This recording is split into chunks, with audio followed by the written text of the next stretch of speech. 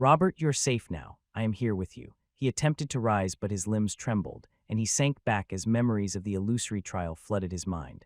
The vivid images of clashing swords and glowing runes felt all too real. His heart pounded with the residue of battle, and a cold sweat clung to his skin as if he had truly died in that ascension ritual. The sensation of defeat and rebirth lingered, but soon the memories started fading, just like the last time he failed to complete his trial. Everything became cloudy, and he could barely remember what had transpired once he went through that door. Breathe, Robert, breathe. Increased heart rate detected. Caution is advised. Lucille gently pressed her hand to his cheek, trying to get him to calm down. Sebastian, on the other hand, was already examining his body through the various sensors inside this underground workshop. Robert's gaze focused on Lucille's gentle, reassuring eyes as his senses slowly returned. The cold stone beneath him and the soft magical light reminded him that he was indeed back in the real world. The vivid memories of clashing swords and glowing enchantments began to recede like a fading dream, leaving behind the raw ache of battle and the lingering taste of defeat. I failed, it's fine, most people fail the first time around. Lucille knelt beside him, her hand warm against his cheek, urging him to take slow, deep breaths. In the quiet of the underground workshop, the rhythmic beeps from nearby display screens offered confirmation that he was right. Sebastian stood there in his new shell to confirm his examination. Heart rate has returned to normal. Rest is still advised. Robert's brows furrowed as he looked up at the strange humanoid golem staring down at him. Finally, he decided to get up from the ground. His body was drenched in cold sweat, and guilt weighed on him for making Lucille worry. However, what concerned him most was the trial he had just failed. He couldn't recall much, but one thing was clear: runes were involved, and the opponents he had faced were anything but normal. I'm fine now. You need not worry. Teleportation gate activated. Please do not enter the gate chamber. Just as he was about to explain himself, he noticed a light emanating from the teleportation gate chamber. At the same time, Sebastian's voice rang out, warning them that someone was coming. Moments later, an armored figure stepped through the gate. His movements were calm, as if he were merely taking a casual walk. His visor tilted slightly toward Robert, who had yet to fully recover from the fake death within the ascension ritual. So you attempted the ascension. How was it? To his surprise, his younger brother immediately understood what had transpired. Before Robert could gather his thoughts and respond, he saw Roland reaching out toward his head. Wait, don't answer yet. Robert stood rooted in place, caught off guard but not resisting. His trust in his brother was strong, as he knew Roland wouldn't harm him. Suddenly, a refreshing sensation washed over his body as an aura of blue and gold surrounded him. The cold sweat that clung to his skin disappeared instantly, and a deep sense of calm settled over him. Even more surprising, the fading memories of the trial resurfaced, if only for a fleeting moment. Quick, tell me everything, the trial, what you did, how it felt. Speak before you forget. Roland's hand moved from Robert's head to his shoulder as he maintained the strange recovery spell. It was clear what he was trying to achieve. After failing a trial, the memories would be mostly wiped to not gain an advantage for the next attempt. However, if he could remember even a fragment before it faded completely, his second attempt might succeed. After closing his eyes, he focused, trying to recall what had transpired. Most of it was lost, but one crucial detail remained: had been forced to choose his runes for the coming battle, and every opponent he faced had wielded runic equipment. Robert told his brother everything he could remember, including the existence of other runic doors he could enter, and a detailed description of his ascension ritual space. I see this must have been caused by the rune vassal title or the rune mastery skill. Perhaps both at once. Once Robert had listed everything he knew, Roland's hand left his shoulder. He seemed about to say something when Lucille suddenly pushed herself between them, her eyes gleaming with excitement. What was that runic spell? I have never witnessed such a combination. How did it restore Robert's memories of the ascension trial? I've never heard of such a feat. Roland flinched slightly but quickly composed himself, as if knowing that avoiding the question would only make Lucille press him further. It's a special runic spell, yes. I developed it to restore memories after I failed my Tier 3 ascension trial. It seems to have worked. Seemed. Robert narrowed his eyes at the wording, as it sounded as if his brother had just used him as a test subject. Before he could question him further, Roland continued, shifting the discussion to speculation about the ascension ritual's true nature. This new class seems to revolve around rune knowledge, and not just selecting the best runes for yourself, but also countering the runic equipment of your opponents. It didn't take long for Roland to identify the hidden pattern within the trial. He looked at Robert with steady eyes as he explained that the ascension ritual was designed not only to test physical prowess, but also to awaken a deeper understanding of runic magic. Robert absorbed his brother's words, realizing that the lingering ache in his body had almost entirely faded.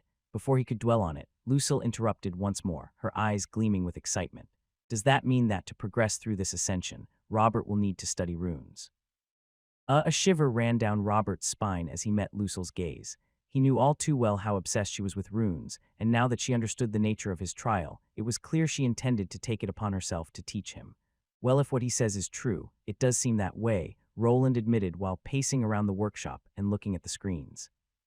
He might have to try out various runes to find those that best complement his fighting style, while also learning to anticipate the combinations his enemies will use against him. Otherwise, he risks being caught off guard when the battle starts. But in the end, Roland trailed off, his glowing visor now fixed on Robert. He needs to make the choice for himself. This new class seems promising, but do you truly wish to master it? What do you mean? Roland took a breath before he continued. You see, if you choose to embrace this new class, the runic equipment you wear will dictate much of your abilities. Without it, this class might not be able to reach its full potential. You will be at the mercy of the runesmith that creates your equipment. Robert nodded, but deep down, he knew that if Roland were to craft his armor and weapons, he would become much stronger. A knight class that could harness magical runes more effectively sounded powerful. Even if he had to rely on runic enchanted equipment, it was the best way to bridge the gap between himself and those with Aura Knight classes warriors far stronger than a regular champion. Is it truly a bad idea? It depends, Roland said, crossing his arms. If this class is what I suspect, then it might not be limited to just runic equipment.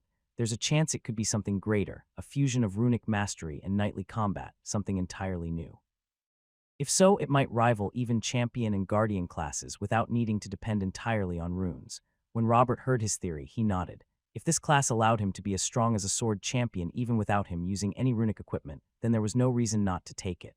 The magical equipment would just be there to give him an edge over prodigies which were able to achieve prestige classes, so there is no reason not to get it, potentially. Roland nodded. But that would mean developing your understanding of runes far beyond just using equipment. You'd need to wield runic magic as naturally as an aura champion wields their aura. The question is, are you ready to take that path? He glanced at Lucille. The excitement in her eyes had faded, replaced by a more serious expression.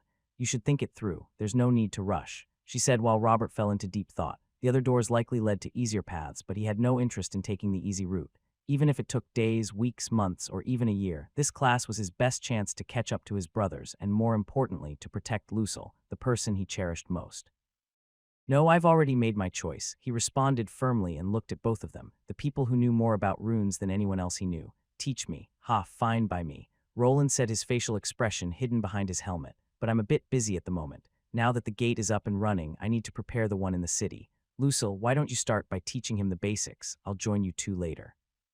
He paced around the workshop, clearly preoccupied with his own work inside the dungeon. Still, he had agreed to help in his own way. Robert nodded at his words, and Lucille soon followed. Now, it was up to him to learn as much as possible before attempting the trial again. A rune champion, Roland clasped his hands together in a cross pattern over his chest as he scanned the data projected onto his helmet display. He had just returned from the dungeon expedition after assembling the teleportation gate. While Agni, Armand, and the rest of the group remained in the dungeon, he was here to ensure the gate in the city was functioning properly. He did not want people traveling directly into his underground workshop, so the Union had been tasked with assembling one within Albrook. At the same time, he descended into the dungeon to serve as the main defender. The monsters there had mostly been defeated, and as long as no one entered the elemental temples, everything would be fine. Once he returned, Roland encountered his brother, Robert, undergoing his Tier 3 Ascension trial. In one of the levels of his workshop, he had created a special area for skill training, which Robert had been using to level up his Tier 2 skills. Roland wasn't sure what to expect from his older sibling, but he was pleasantly surprised by his unique class, which seemed to be a type of knight class focused on runic equipment. The trial description suggested that Robert would gain the ability to use runic equipment more efficiently. Roland knew well how powerful such equipment could become, especially if the user possessed the skills to reduce the mana required to activate runic components. He might be expecting a lot from me, would be best not to disappoint him. As he rode the elevator up, he thought about how his brother focused on this new class. It was clear that Robert only received it due to the vassal title, and that he was expecting custom-made equipment in the future, something he would need to tackle if he made it through. I suppose I will need to step up to that challenge. What type of runes are best for dueling that will fit him? Though he couldn't directly assist his brother during the Ascension trial, he could still guide him through it. His mind held the knowledge of a vast array of runic spells, along with techniques to customize them for more effective results. If he were the runesmith in the trial, he could likely craft something to overpower his enemies, but that wasn't the point. The trial required Robert to master the right combinations himself, and teaching him those would be no easy task. Robert was a traditional carrier knight, accustomed to relying on others, like his squire, or whatever the military personnel had available, for his equipment. Only knight commanders enjoyed the privilege of requesting custom gear, and he hadn't yet attained that rank. The elevator doors slid open with a soft hiss, revealing a sprawling view of wind turbines scattered across his backyard. Without hesitation, he stepped out, heading into his home to grab a pencil and a notebook before making his way toward the city. As he walked, his hand moved swiftly, scribbling runes, sketches of armor, and designs for rune-covered swords. This should be helpful. His wrist moved rapidly as it became a blur as he tried to compile a guide. Every rune, every intricate curve had been painstakingly rendered on the pages of his notebook. He had to think from the perspective of a knight, not a runesmith. There was a certain macro pattern to runic spells, and knowing the larger runic symbols would help Robert to identify what the enchantment was. It was clear that if he wanted to achieve that new class, he would need to know what he was dealing with during combat and be able to devise strategies to go against enchantments. This should do it, you there. Sir High Commander, take this to my estate. It has to reach Sir Durendal's hands, as you command. He had taken a walk to the city, and within half an hour filled out the 60-page notebook with all sorts of basic rune combinations and explanations. He could still do more, but this would be enough to keep Robert busy for a few days. Once done, he handed it over to one of the soldiers who sped off into the distance, as if his life depended on it.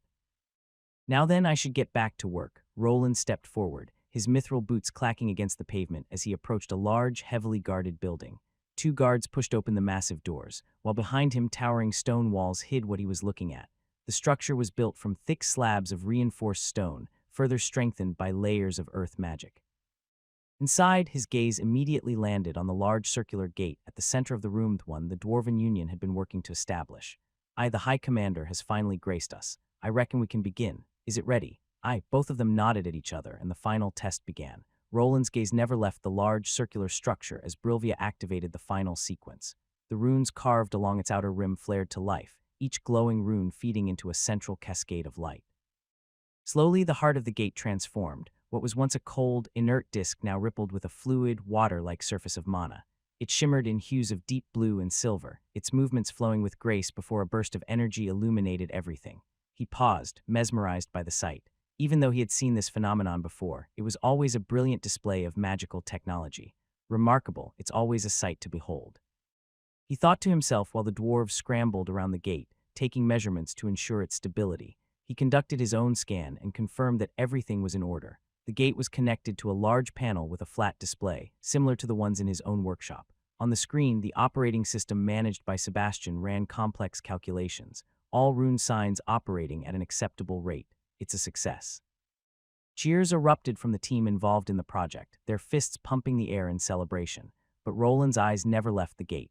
The massive circular portal pulsed before him, signifying that a major phase of the project had been completed. Though this gate had been constructed from lesser materials and had a limited range, it was enough to initiate the second phase of their plan. Send the signal. His voice cut through the cheers, booming with authority.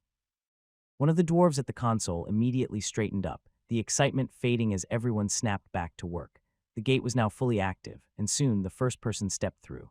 Why do I have to go first? I always lose to her. She must be cheating, but how? It was Armand, grumbling as he unwillingly tested the teleportation system. His presence on the other side confirmed their success. They could now transport people back and forth without leaving a trace. Without a visible trail of miners leading into the dungeon, no one would suspect what was happening. Now then, how much should we siphon without reporting it to the Duke? Arthur had grown comfortable living on the edge, knowing that to win the culling competition he would have to be discreet. Technically, the underground dungeon belonged to the Valyrian estate and the Adventurers Guild, meaning any operations conducted by the book would require splitting profits with both entities. However, with the Guild Master's cooperation at a much smaller price, they could withhold a portion of their earnings, best to spread it around, some to trusted merchants, others to the Thieves' Guild. They have plenty of things we could trade for. Once we have enough, then we can start taxing it properly. This was a risky move, and they would need to remain vigilant against potential spies. Fortunately, the entire dungeon was under his control, as was the city itself. While he was not particularly fond of monitoring the entire territory along with its residents, he saw it as a necessary evil. Only through careful oversight could they protect everyone from spies and the abyssal cultists. Armand, there is more work to do. I need you to safeguard the next shipment.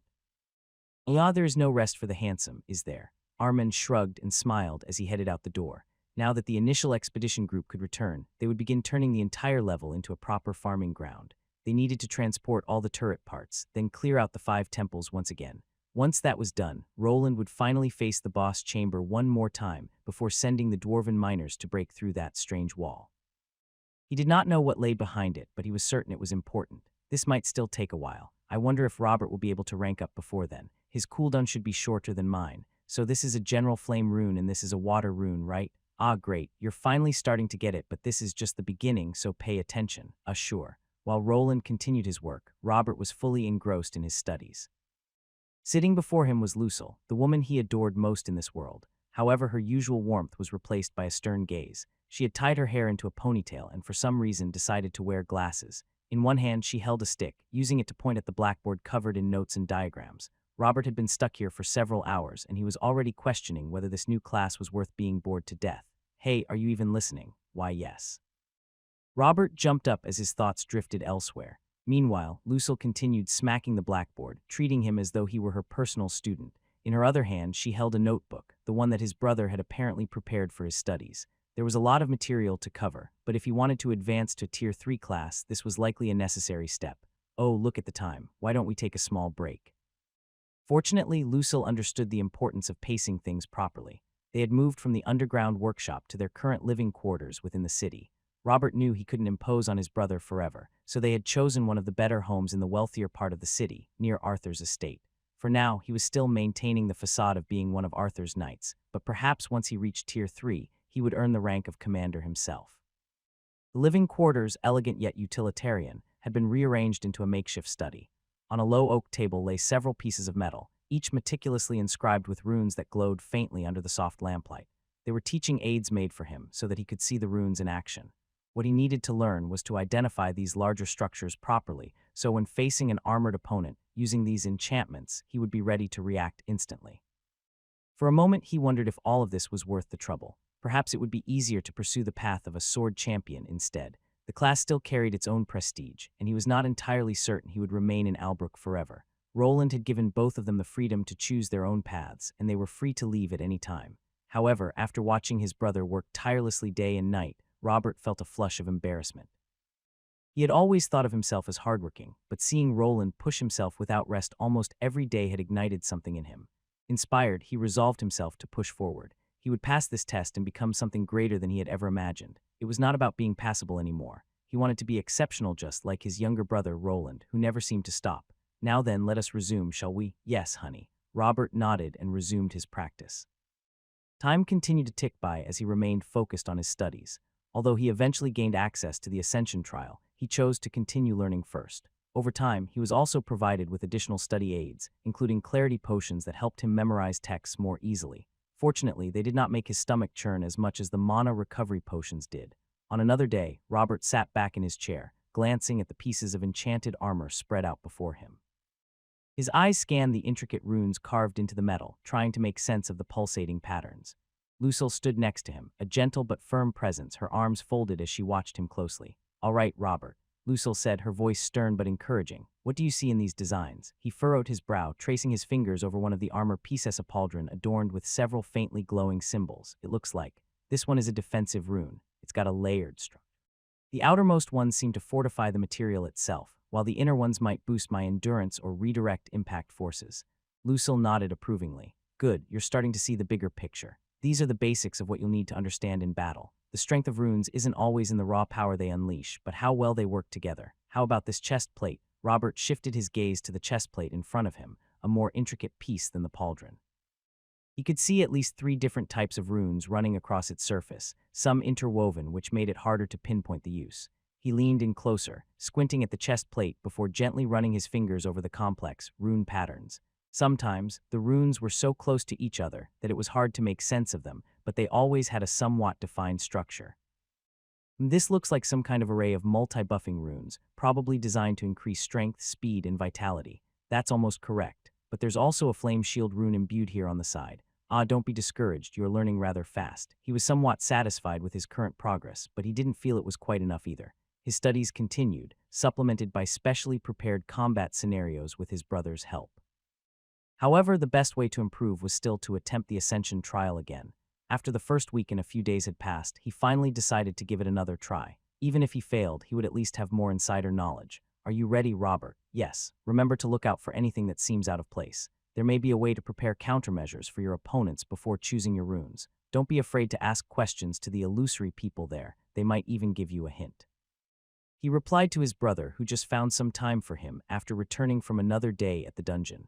Finally, the time came to resume the trial. Roland and Lucille were with him as he sat down and activated the ascension crystal, transporting him back to the usual training area.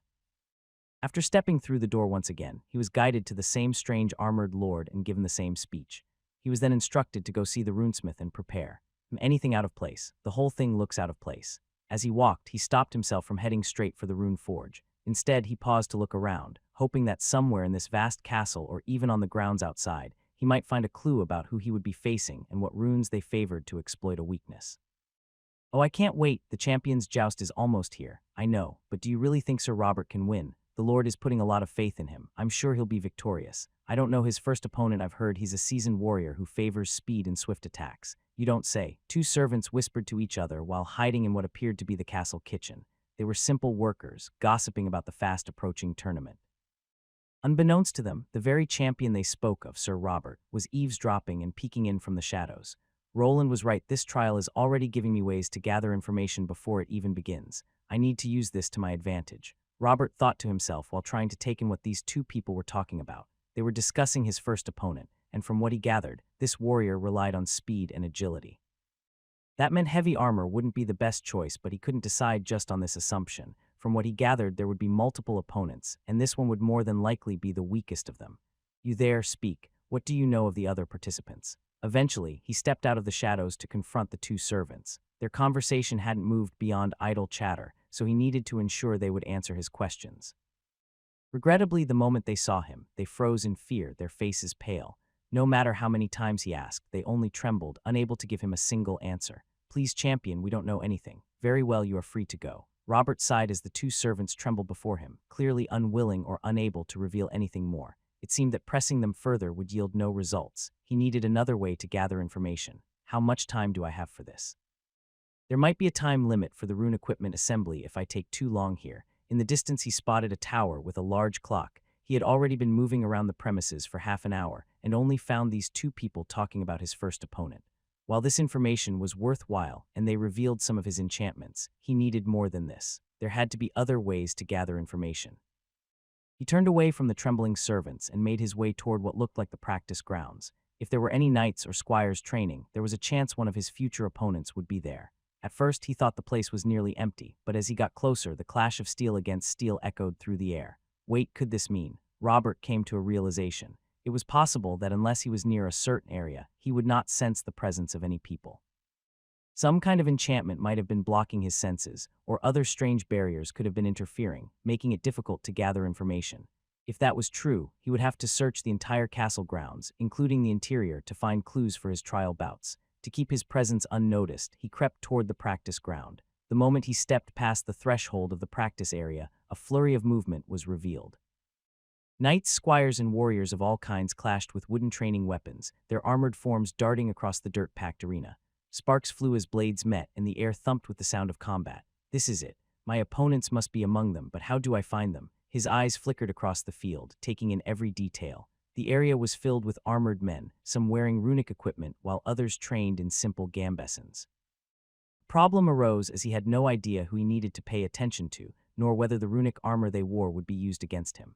My opponents should be the more skillful ones, right? Robert's gaze darted across the training grounds as he tried to single out his opponents from the mass of knights and squires. There were close to 100 people scattered across the area, some training, others talking, and a few simply resting. He couldn't afford to waste time watching random sparring matches. Instead, he focused on those who stood out, those with precise movements, refined technique, and confidence in their steps. A clash of steel nearby drew his attention. Two knights were locked in a fast-paced duel, their strikes sharp and unrelenting. One of them wielded two massive swords, more akin to cleavers than traditional blades. His fighting style was brutal, relying on overwhelming offensive force with reckless abandon when it came to defense. The sheer weight of his swings sent shockwaves through the air, and Robert noticed glowing runes inscribed along the length of his weapons. Impact runes. Each time the blades collided with his opponent's shield, sparks erupted, and the force of the impact seemed to grow heavier with every strike. To counter an impact rune, it's usually best to avoid it or use an impact dispersing rune to halt the momentum and catch them off guard. Robert narrowed his eyes. If this knight was one of his future opponents, he would need a plan. Facing someone with such raw, crushing power head-on would be a mistake. However, he was not sure if choosing a rune to counter the heavy blades was the best idea. It was probably better to study his movements and look for an opportunity to counterattack. Warriors who relied purely on overwhelming offense could be taken down easily if their attack was timed against them at the right moment. After spending some time observing the man fight, he eventually moved on with his research. Not far from the duel, another knight stood at the sidelines, holding a heavy dueling rapier. His armor was light, and the runes on his equipment clearly enhanced his speed. The rapier likely had increased penetrative power, something Robert would also need to watch out for. He had now identified 3 potential enemies, each one vastly different from the others.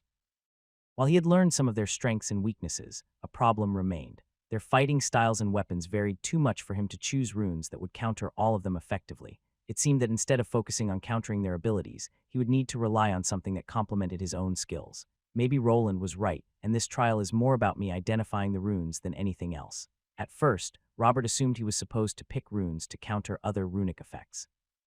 But now, standing in the practice grounds, watching the knights clash and trade blows, he realized the trial was not just about reacting to others. It was about understanding his own capabilities and knowing which runes would enhance his personal strength. Nevertheless, knowing beforehand what these champions were good or bad at would give him an advantage, so he continued moving through the grounds. Many knights were using various bladed weapons, and time passed until he heard a loud bell ringing. The clock tower in the distance was doing something. Robert barely had time to process what was happening before the ringing in his ears intensified. The world around him shifted, the colors blending together like ink spilling across parchment. He felt the pull of an unseen force, his body weightless for a brief moment before he was suddenly grounded again. The air smelled of burning metal and magical energy. He recognized the scent immediately. He had arrived at a rune-smithing forge. "Ah, so you must be the one," the runesmith revealed himself. His resemblance to Bernier, Roland's assistant, was uncanny. "About time. The tournament waits for no man. Now, what do you wish to use?" A sense of déjà vu washed over Robert as he heard the man speak. He was certain he had this same conversation before, but the Ascension trial had erased his memories of it ever happening. With one glance, he understood why he was here, and that was to choose his runic enchantments, along with the equipment he would use as the champion. It seemed that there was a time limit on the research period. He had spent a few hours going through the illusory space to research his opponents, but only managed to find information for 4 of them. There was no going back now, and he needed to make a choice again. Soon he went around picking up his armor along with the sword that most fit him. Just like before, his left hand was occupied by a heater's shield. Now the real question, Sir Knight, what enchantments do you desire? As for the runes, could you make hybrid ones? Like melding them together. The runesmith resembling Bernier crossed his arms together and started thinking. "Ah, you wish to blend the runes together, lowering the number of charges in favor of using your mana." Robert quickly nodded as that was just what he wanted. "Yes, is that possible? Of course, I am the best runesmith in these lands." For a moment, Robert was unsure if it could be done, but Roland had instructed him to try something he called hybrid rune structures. These runes combined both types, ones that used charges and those powered by mana. The drawback was that the enchantments became slightly weaker due to the exchange of components, but in return, he would be able to use both at once, his mana along with a few charges to be used once he was in trouble. That's quite an interesting assortment of runes, champion. I can't wait to make them." Soon, Robert explained which runes he wanted on his armor and sword. Lucille and his brother had drilled into him what he should aim for, and he had done his best to relay that information. The runes were not much different from his first attempt, but this time, he instructed the runesmith to place them in specific positions on his armor, determine the number of charges they required, and make some custom changes to the runic components within. The man seemed to react favorably to this adjustment, something he had not done before. "I think I got all of it right." He was not sure if he had misremembered some of the component placements, but just like with the clock bell, he would not have the chance to correct himself. The world shifted once more, and in a matter of seconds, the runes were inscribed. Just as in his first attempt, a squire approached him and guided him to the arena for his first bout against the man who resembled his old instructor. His victory was met with the cheers of the crowd, and he was given a brief moment to rest before facing another opponent. The cheers faded into a distant hum as his focus narrowed on the battlefield ahead. He had won the first bout, but the true test was just beginning. His squire approached him, handing him his weapon as the tournament resumed. "I think these knights are different than before. 1, 2, 3, and then 4 opponents fell before his blade and runes." Finally, a man in darkened armor appeared. His blade was massive, something that could only be wielded with two hands, yet he somehow held it in one as he approached. The runes on the large blade glowed with a strange intensity. This seemed to be his fifth and final opponent. He could feel that this person was strong. His hands trembled slightly, not only from exhaustion but also from fear. He could tell that, in the previous trial, he had fallen against this very same opponent.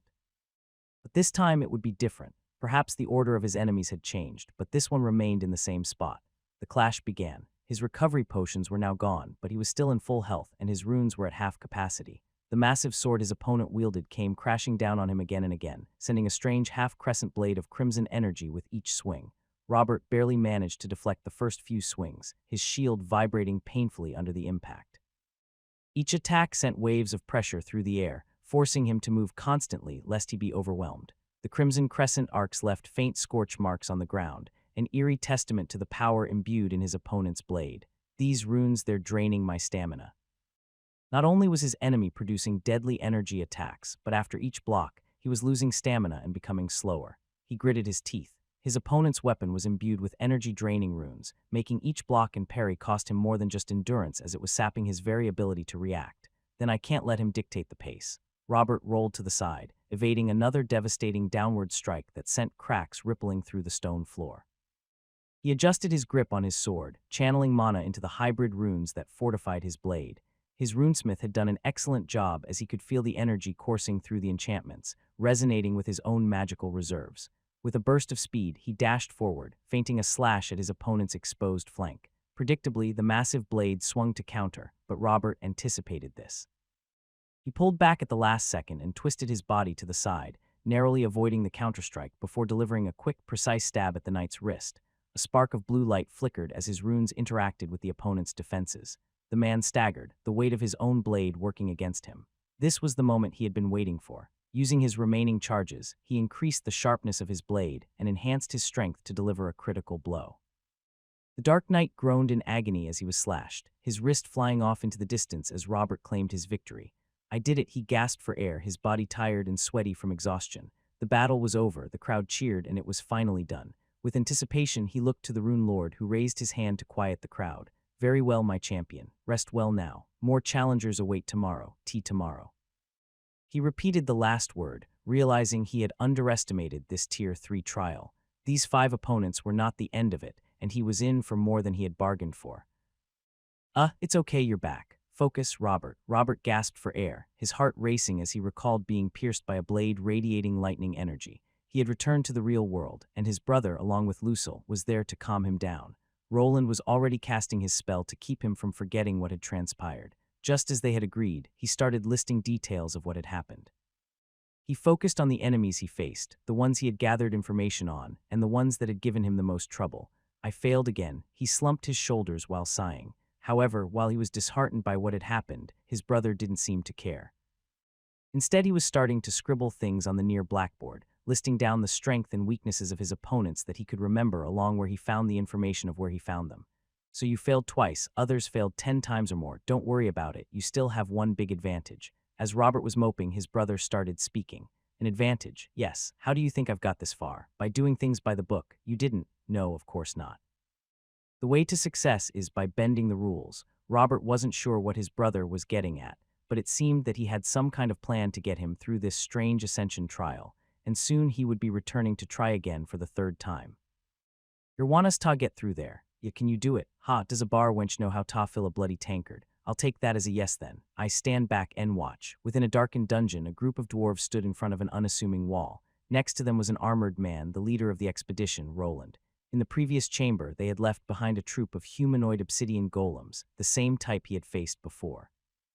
However, the previous main boss was missing, and had been replaced by a standard large-sized humanoid golem that had fallen to him with little effort. Afterward, he had guided the dwarven workers to the wall, the same with an unusual mana flow behind it. Now they were swinging their pickaxes against the stone. They were made from dwarven steel, the same material he used on Robert's runic exo armor, and it wasn't going too well. "By Tha Old One's beard, what is this made o'?" To his annoyance, they could not make it budge. Even with the high-quality tools they wielded, they left behind only small marks. He had hoped they would be able to break through eventually, but this would clearly take longer than expected. Then there was the issue of depth, which was entirely unknown. They might need to tunnel through tens of meters or even 100. Roland crossed his arms, deep in thought as the sound of pickaxes striking stone echoed through the dimly lit chamber. The dwarves grunted and cursed under their breath, their normally unshakable confidence beginning to waver as their efforts barely scratched the surface of the strange wall. "Bah, I ain't never seen rock this tough," one of the dwarves spat, wiping his brow. "It's like hittin' a bloody mountain's bedrock. We might ave ta get tha golems down, ireth is one ain't goin' down easy." Roland knelt beside the wall, pressing his palm against its surface. He could feel mana pulsating through it, an energy that almost made his fingers tingle. It was certainly different from the other dungeon walls, which were usually easy to get through. It was as if the dungeon had reinforced this section specifically, ensuring no one could pass. But what was it trying to hide? Is it really just the dungeon core, or could it be something more? The other core wasn't this well defended, but not all dungeons are the same. Roland watched as the dwarves struggled to break through the wall, their progress painfully slow. After 30 minutes of effort, they had managed to create only a tiny hole, but at a cost. Their pickaxes had bent out of shape, their tips worn down to uselessness. Yet the workers remained undeterred, pressing on without hesitation. The damaged tools could easily be reforged by the blacksmiths accompanying the expedition, and if necessary, mining golems could be deployed through the teleportation gate now stationed here. Robert was supposed to attempt the Ascension trial again, maybe this time he'll succeed. After ensuring the workers were managing well, Roland turned and made his way back to the main chamber. Inside, he found other members of the expedition, along with his golems, diligently gathering obsidian stones that were the remnants of defeated monster golems. There was still an abundance of them, and once reforged, they would strengthen their forces once more. The boss chamber reset every 2 weeks, meaning they would have to withdraw before then, only to return when it was time to clear it again. Despite knowing this, neither Roland nor the others were willing to take unnecessary risks. He was the only one here capable of safely clearing out the boss chamber. While Armen, Lobelia, and a few other Tier 3 class holders were present, none were as powerful as he was at the moment. To mitigate this risk, they had put a safeguard in place. A series of wedges would keep the massive boss chamber door from fully closing. As Roland moved toward it, several dwarves worked alongside him, driving metal bars into position to hold the door open. Even if they had miscalculated the reset timing and the boss attempted to respawn a few days early, this precaution would ensure a safe retreat. Now that his primary task was nearly complete, it also guaranteed that he could leave without issue. This sure has become a grand operation, hasn't it? Roland strode through the center of the chamber, and everyone who saw him bowed their heads in respect. When he set out to free himself from the noble life and build something of his own, he never expected to find himself in a position like this. He almost felt like the head of a construction firm, inspecting the progress of his workers. Stepping outside the boss chamber, he saw even more people hard at work, assembling upgraded turrets along the dungeon ceiling. There were at least 100 individuals involved in this project, one that he had proposed and was funding alongside Arthur. It was a massive undertaking, and somewhere deep inside, he felt a sense of accomplishment. However, he did not have time to stop and admire their progress. There were still many other matters to attend to, one of the most pressing being his brother's Ascension trial. It had already dragged on for over a month. Robert had failed twice and continued to struggle, though he was making slow progress. With each failure, he regained fragments of his lost memories. This knowledge allowed them to prepare countermeasures for his future opponents and refine the rune composition of his weapons and armor to maximize his chances of success. At first glance, the test seemed simple. In reality, it was anything but easy. Each iteration of Robert's trial introduced subtle variations, making absolute preparation impossible. While the enemies remained the same, their order shifted. Some were left out entirely, while others appeared in later stages, stronger and more skilled with enhanced runes. It was as if the trial itself recognized that Roland was helping his brother retain more information than he was supposed to. The shifting conditions made it clear that this challenge was not just about strength, but also adaptability and perseverance. Agni, keep everyone safe until I get back. All the monsters on this floor had been cleared, but that didn't stop some infernal skeletons from respawning on a timer. Agni was still their best weapon against the undead. The wolf whimpered slightly when he noticed Roland moving toward the teleporter. However, after a few reassuring words, he turned back and perched on a higher ledge to oversee the assembly. The gate, built into the dungeon wall, shimmered to life as Roland linked it to his workshop and stepped through. On the other side, Robert and Lucille were already waiting for him. Are you ready? Yes, this time for sure. At first, Roland thought his brother was in low spirits, but even after failing for the 6th time, Robert still wanted to try again. If he failed now, the wait for his next attempt would stretch to 32 days, double the 16-day wait after his last failure. The longer one failed during the Tier 3 class trial, the longer the wait time became. It was a trap that many fell into, eventually forcing them to settle for a lesser class. As the wait time increased, people often reconsidered their goals, but Robert remained determined to pursue this elusive class, even though Roland had tried to dissuade him after the last failure. Each time, he seemed to get closer and closer to victory. If Roland were in Robert's shoes, he would probably do the same, as giving up now, so close to the end, would be maddening. We adjusted the rune configuration to fit the new parameters as well as we could. Now it is all up to you. Good luck. Robert nodded at Roland's words and grasped the ascension crystal with his hand. Each time his brother returned, he analyzed his memories to prepare runes that fit his needs. He even gathered some skill books to boost intelligence and others to help him remember rune structures. Still, he had to be the one to describe everything to the runesmith within the ascension trial and be able to identify his opponent's rune combinations to achieve victory.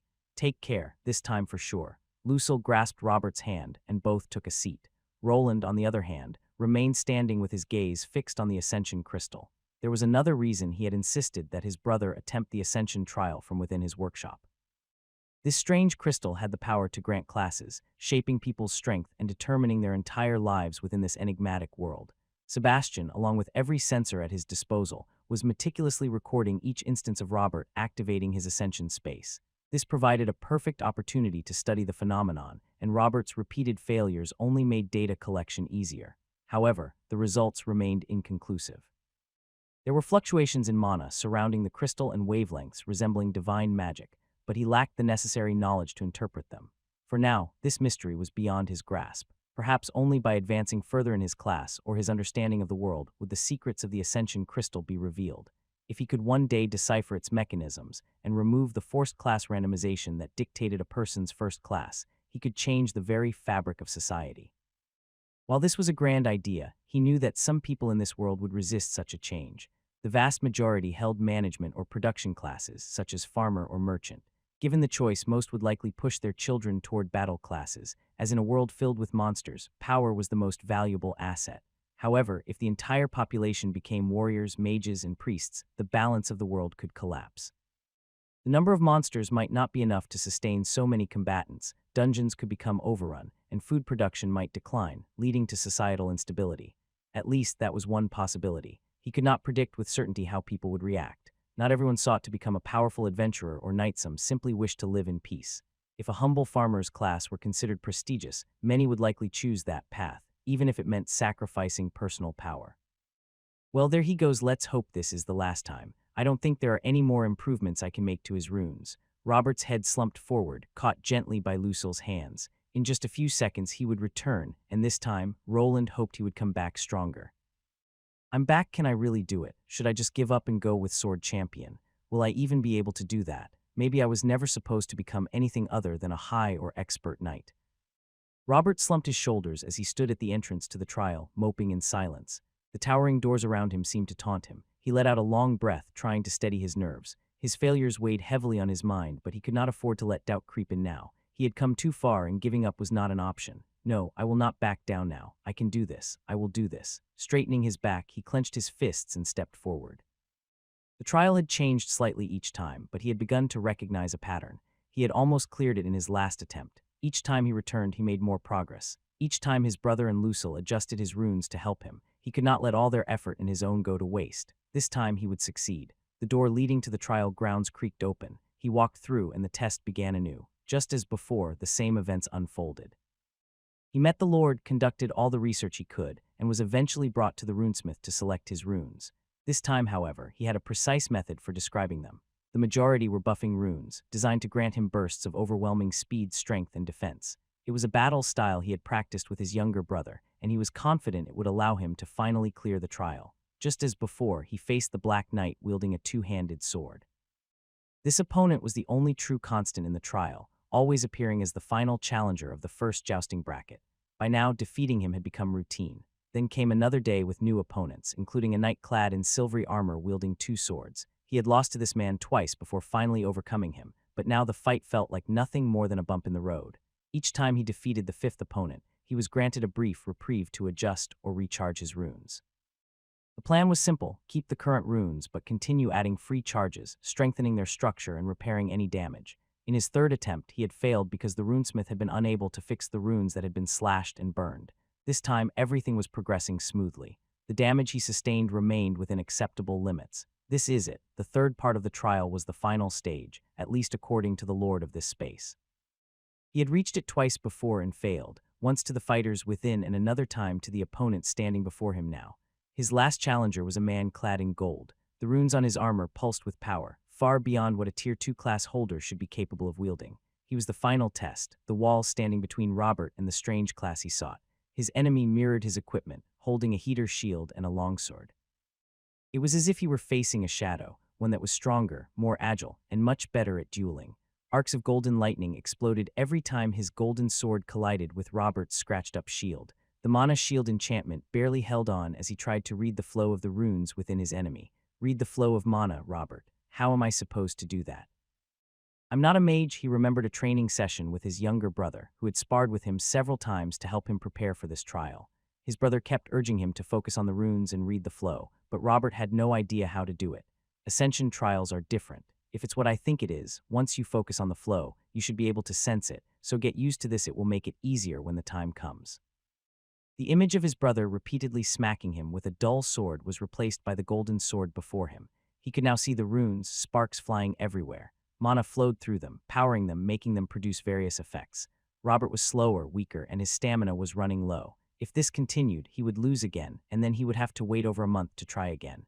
His body sped up as the runes on his armor flared to life. The lightning sword nicked his helmet, sending it flying off into the distance, where it collided with the wall.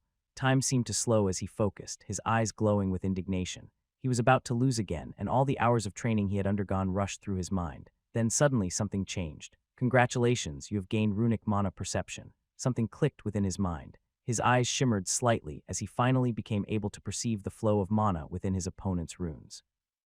They resembled tiny capillaries flowing through his entire armor, and he could see the larger runic structures flare up each time his opponent was about to activate one of their effects. Robert's breath steadied as the world around him seemed to slow. For the first time, he wasn't just reacting, he was anticipating. The golden knight before him shifted his stance, his sword pulsing with power, but now Robert saw the mana flow before the strike even happened. There it is. A surge of golden lightning coursed through the runes on the knight's blade, forming a pattern Robert now recognized. It was a high-speed thrust technique that had caught him off guard before, but now he saw its activation. There were several patterns he could previously not predict, but by seeing which runes were starting to activate, he knew exactly what the knight would do. His opponent pushed forward, the blade blurring in the air, but Robert's body was already moving. With a sharp pivot, he sidestepped just enough to let the blade pass by. The crackling energy grazed his shoulder but did not land a decisive blow. His own runes flared as he brought his longsword down in a counter-strike, his perception allowing him to adjust his aim at the last moment. His blade struck the enemy's shoulder plate, right between some critical points of the golden runes.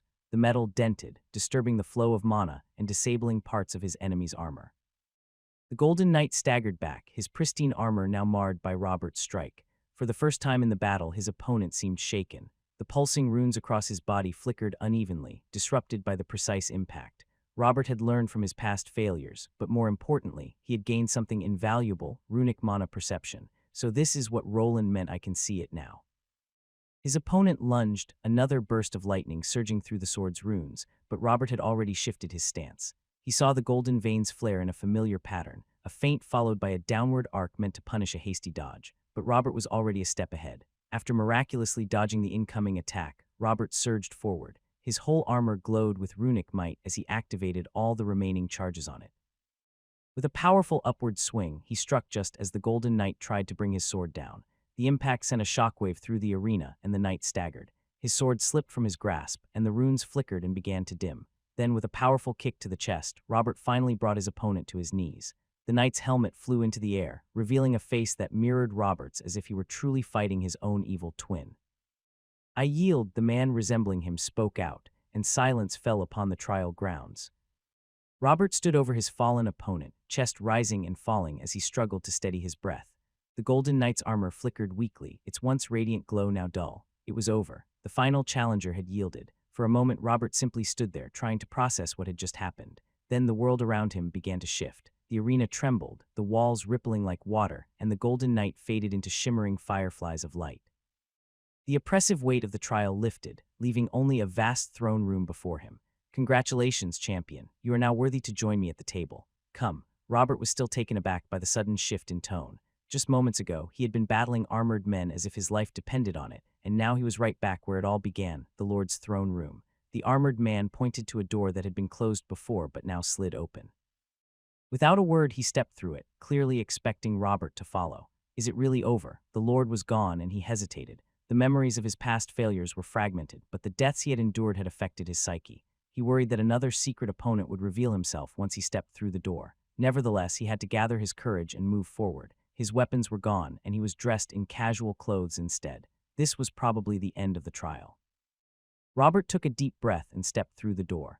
As he crossed the threshold, he felt a strange sensation as if he were shedding the weight of the trial itself. The air was lighter here, the ever-present pressure of combat gone.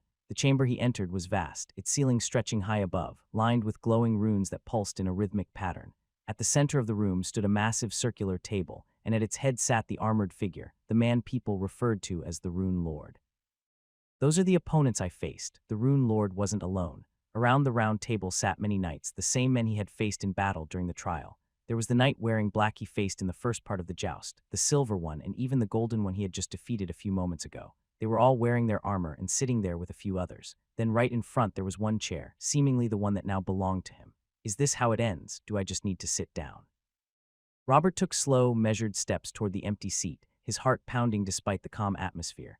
The knights around the table observed him in silence, their expressions hidden by their helmets. It was as if they were judging him not only for his performance in the trial, but for the choice he was about to make. Sit, my champion, my arch-knight, the Rune Lord commanded. Robert hesitated for only a moment longer before lowering himself into the chair. The instant he did, a pulse of energy surged through his body. His vision blurred, and his entire being felt as though it was being rewritten. For a fleeting moment, he thought he was about to be thrown into another battle, but instead, knowledge flooded his mind. Complex runic structures, battle techniques, the very foundation of the power he had just gained. He gasped, gripping the armrests as a blue glow surrounded him. The knights around the table remained silent, watching as his body absorbed the knowledge. His vision swam with patterns and symbols, his runic mana perception surging to new heights. He could see the flow of energy around the runes in the chamber, as if the very fabric of the world had been laid bare before his eyes. Then, as quickly as it had come, the sensation faded. Robert exhaled sharply, his body drenched in sweat, as everything went dark and the scenery shifted again. His ears started ringing, and he found himself unable to move, but suddenly, he heard a voice call out to him. It was a soft and familiar voice, one that cut through the darkness like a guiding light. Robert, Robert, wake up. His vision slowly returned, the blurred outlines of a room forming before him. The dim glow of Rune-infused lamps flickered above, and Lucille's worried face hovered over him. His brother stood to the side, arms crossed, as if he already knew there was no need to cast the memory recovery spell on him anymore. His body felt sluggish, as though he had been submerged in water and was only now rising to the surface. Bear with it. Roland spoke, and in an instant he understood what he meant. He had passed the trial and returned to the real world. His ascension trial was complete, and now it was time to receive his rewards. You have gained the Rune Arch-Knight class. You have gained the Arch-Knight's organs passive skill. You have gained the Arch-Knight's muscles passive skill. You have gained the Arch-Knight's skeleton passive skill. You have gained the Arch-Knight's tendons passive skill. A tingling sensation spread through his body before it turned into searing pain, as if he were on fire. The agony was immense, like 1,000 needles piercing his muscles at once and tearing him apart. Tier 3 class holders were known to undergo a transformation, and depending on the rarity of their class, the pain could be magnified. This should help, and once the nervous system gets enhanced, you should be in the clear. You have gained the Arch-Knight's nervous system passive skill. Even with the help of the spell, the process was quite uncomfortable. However, just like his brother had proclaimed, once the next system message appeared, it started getting better, and he was even able to move his body. Does it still hurt? Maybe you should lie down. Lucille asked him, worry written all over her expression. No, I am fine now, Robert exhaled as the last remnants of pain faded from his body, leaving behind a newfound strength he had never experienced before. Every fiber of his being pulsed with vitality, his senses sharper, his muscles denser, his very bones feeling unbreakable. He clenched his fists, watching as the veins on his hands glowed faintly with residual energy. The transformation was complete, and he was no longer just a knight, but something beyond, something more. Lucille knelt beside him, her hands still gripping his shoulders. Robert, are you sure? He nodded slowly, still adjusting to the overwhelming sensation coursing through him. I think so. I actually feel great. His voice came out steadier than he expected, filled with a power that hadn't been there before. The body he had once known had been transformed into something more, and it had something to do with the strange new class he had received, Rune Arch-Knight, something he had never heard of before. Lucille smiled at him and reached out her hand to help him up from the chair. Robert smiled back and reached out eagerly, but before their hands could touch, he felt his wrist being grasped by his brother. That's not a good idea. You're probably not used to your new strength.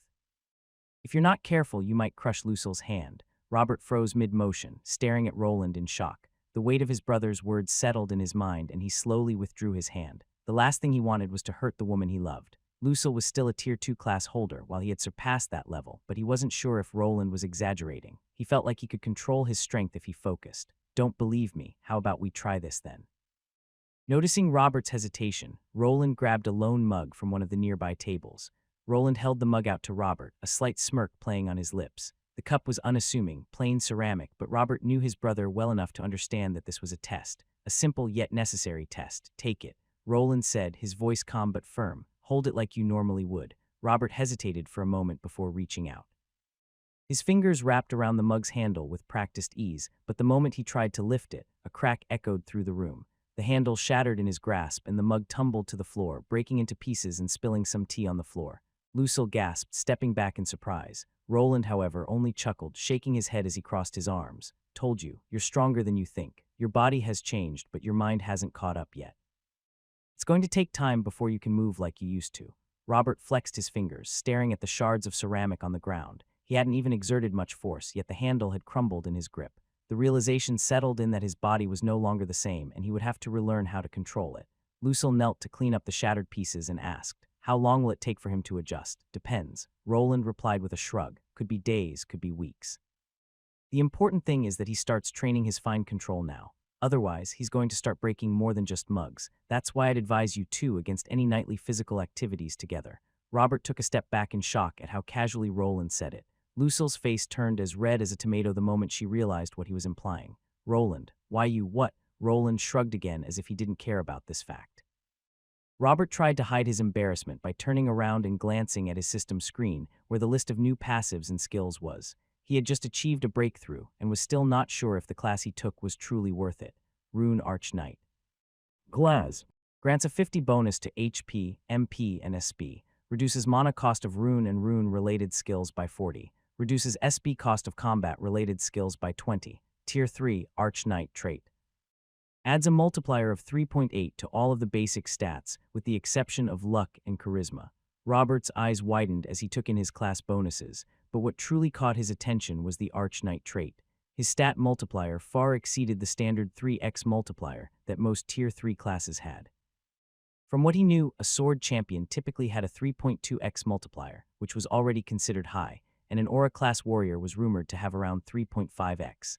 That meant in terms of raw stats, he now surpassed even warriors who wielded aura, something he had once thought was nothing more than a dream.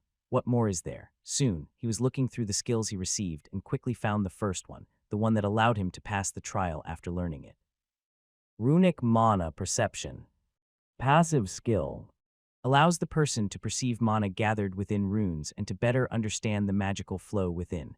This skill was the first one on the list, and it was quite self-explanatory. However, it wasn't the only skill he received, as there were more. Rune Arch Knight Vow. Active skill.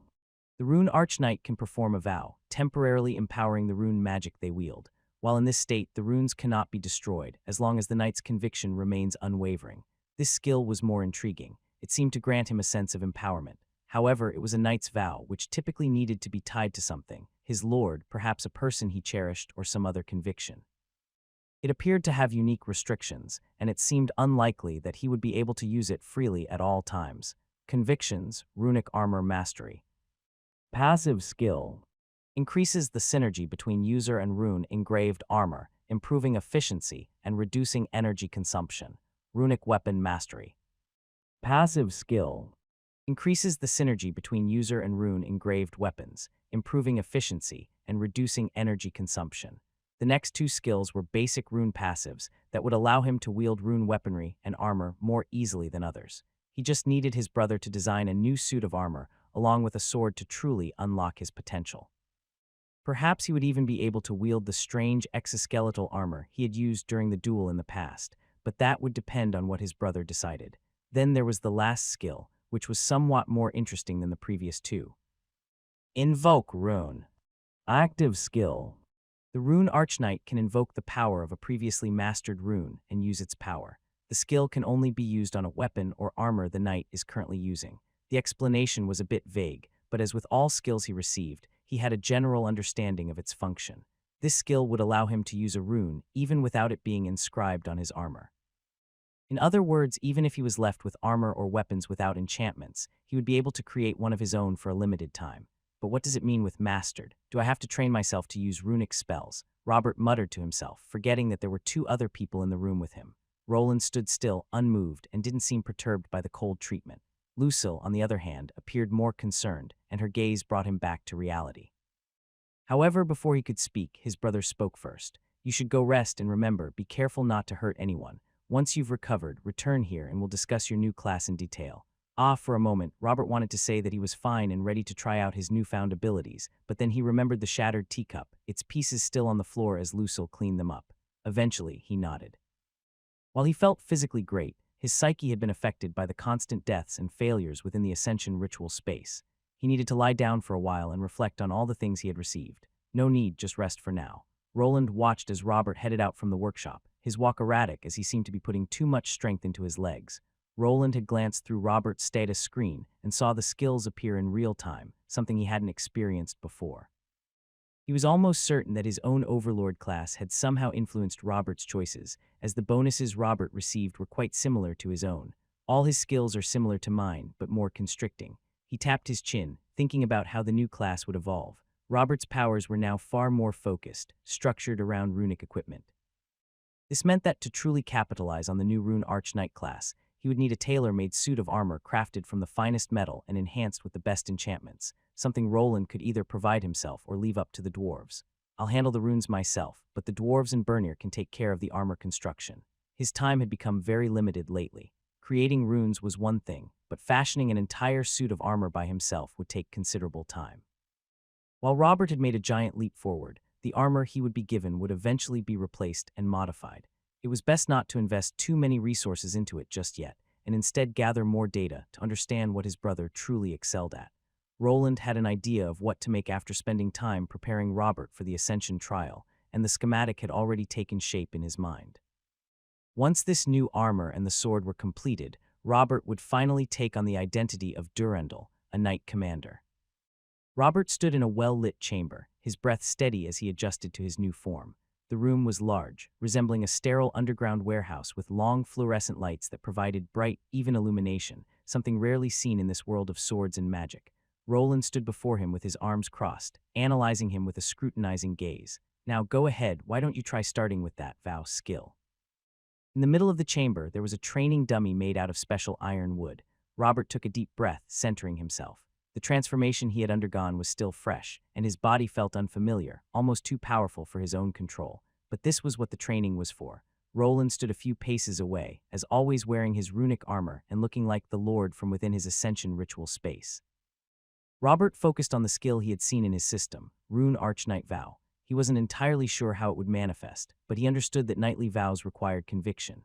He thought back to the battles he had fought, the struggles he had endured, and the promise he had made to himself to protect those he cared about and grow strong enough not to be a burden. I swear upon my blade and my strength that I will never falter in my duty to protect the ones I hold dear, something like that. Skills became ingrained into the very being of those who possessed them, so he had a general sense of what he was supposed to do. However, the vow had to be spoken aloud, with real emotion and conviction behind it. If he simply muttered random words without meaning them, the skill would not activate. The moment he spoke, something within him clicked. A surge of energy coursed through his body, and he was suddenly bathed in a soft, ethereal glow. Runes covering his armor, as well as those on his practice sword and shield, began to shimmer and pulse. The energy coalesced around him in the runes, enhancing their power exactly as the skill had described. I see, interesting. Roland nodded, his arms still crossed. Robert wasn't sure what his brother saw on that visor of his, but it was probably important information. Roland wanted to create a new suit of armor for him, and for that, he needed to understand all of his new skills. Good.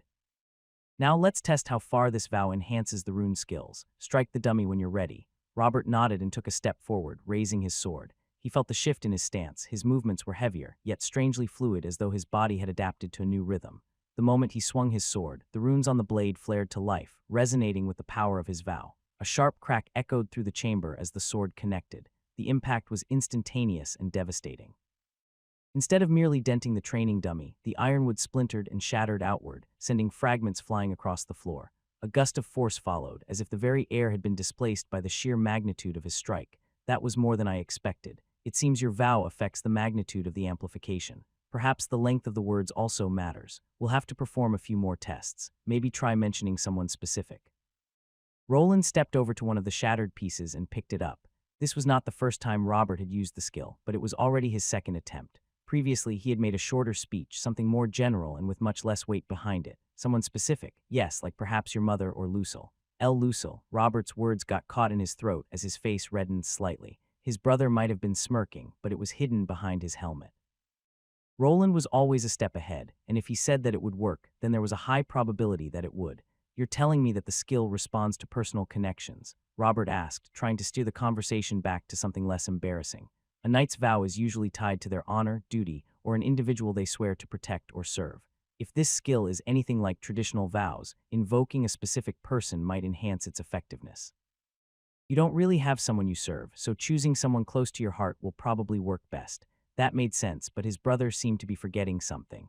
A vow of vassalage already existed between them, so in theory, he should be able to direct the skill at his brother. However, if this skill reacted to emotions, then perhaps his one true love, Lucille, was the best choice. The only problem was that she was right there with them, watching from the sidelines, and using her own skills to study examining magic. Go ahead, Robert, don't mind me. Robert swallowed hard, feeling the weight of his brother's words and Lucille's presence to the side. He took a deep breath, focusing on the surge of emotions within him. The vow skill had a short cooldown but burned through half of his mana. Only through the use of mana potions could he realistically use it multiple times. I swear upon my blade and my strength to stand as Lucille's shield, to never waver, to protect her from harm, no matter the cost. The moment the words left his mouth, something inside him ignited. A surge of energy rushed through his veins, stronger than before. His armor and weapon flared brilliantly, the runes pulsing with an intensity that surpassed his previous attempt. The glow from his body shifted, becoming steadier, more resolute, as if it had found its true purpose. I was right.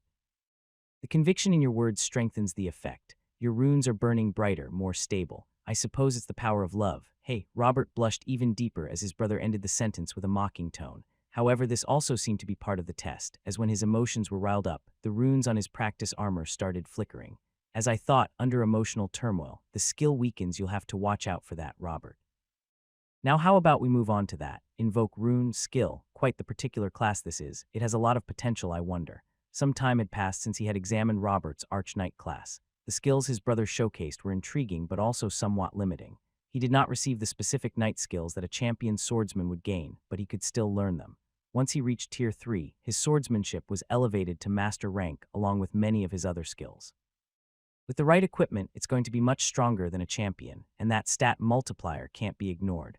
Roland started typing. Before him was the monitor in the lowest level of the workshop.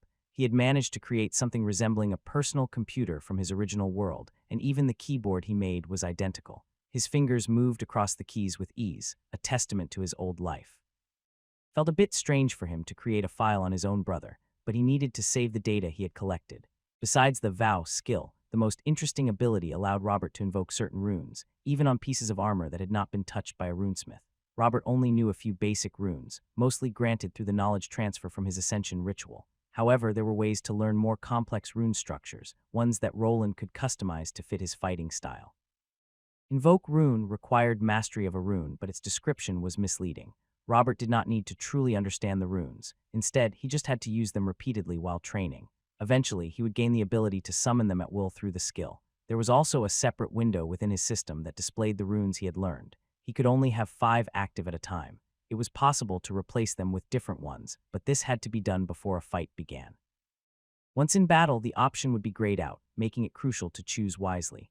Now then, is there anyone that is worth it? Before him was a window displaying his brother's picture, along with the most important skills he had now and before the Ascension trial. After minimizing his profile, a few images appeared on the right side, showing members of the Albrook troops. They were all men under Arthur's and his supervision, selected for their potential to obtain a unique class like Robert's. One of them was Finn, but he still needed many years of training before reaching a high enough level. Would it be possible to start early? And what will I do about the vow? Can it be substituted with anything else? Roland pondered. The Rune Arch-Knight was an excellent class, but he was uncertain about its restrictions. Robert had the blood of Wentworth Arden, a man from a prominent family of knights and a noble. Blood ties were not just cosmetic in this world, and they might have been a requirement for achieving this class. I could try with them and see if the path can be expanded to regular soldiers. Even if they don't obtain the Arch Knight class, something like Rune Champion or Rune High Knight might be enough. There were few high-level Tier 2 class holders among the knights in their territory, many of whom were drawn by the high pay and the promise of a fresh start. There was a reason they had ended up here, and it was not a particularly great one. Their classes were fairly ordinary, and they were clearly not prominent enough for other lords to consider them worth the price or commitment. To some extent, they were below average prospects, simply looking for an easy life in a small but growing city. Normally, no one would be willing to invest in their growth. Their skills were lacking, and their levels had stagnated. This was where the training facilities he had built would prove useful. Fully leveling up their skills would not be difficult. Robert had already demonstrated that before his attempt. The only requirement would be for them to swear a vow of vassalage to him and Arthur. However, he was still uncertain whether his overlord class influenced class selection.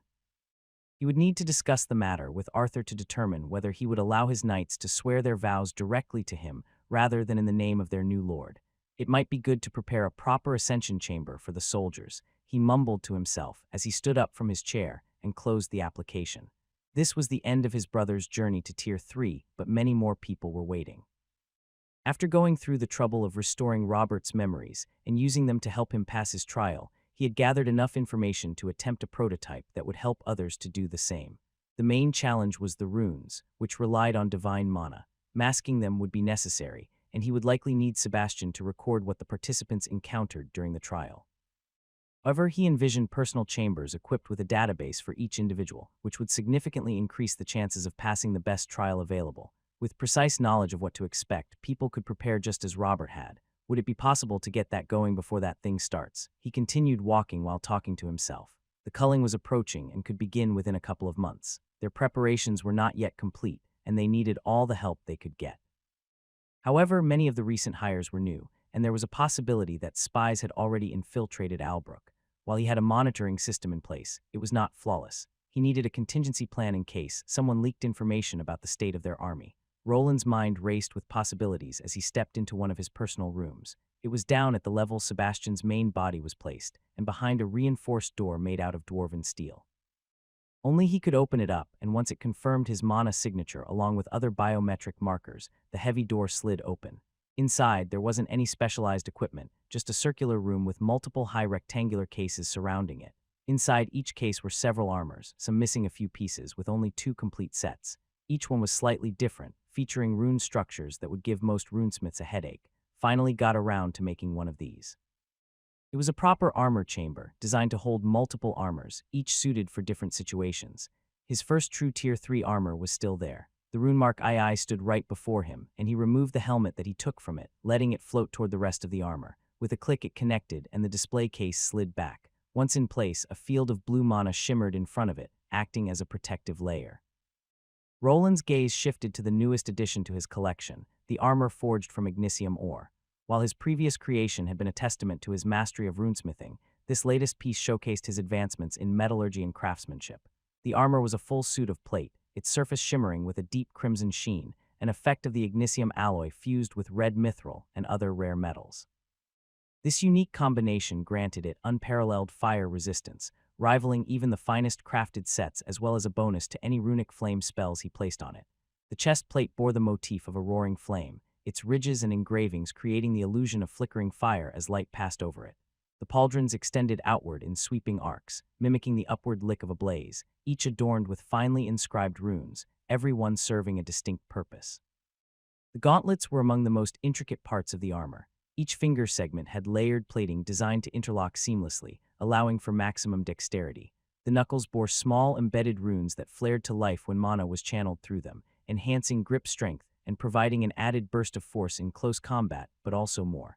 Once he looked at the vambraces, the scale-like pattern came into view. When he made this armor, the image of salamanders and dragons entered his mind, and when looking at it, he almost wondered if he didn't overdesign it. The greaves and sabatons followed the same motif, and it all came together at the chest area, with the breastplate containing a hidden compartment for his rune beam hidden within.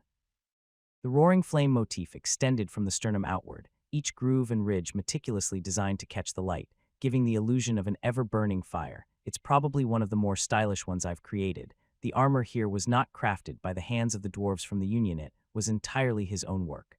Bernir had assisted, but Roland had handled most of the heavy lifting himself.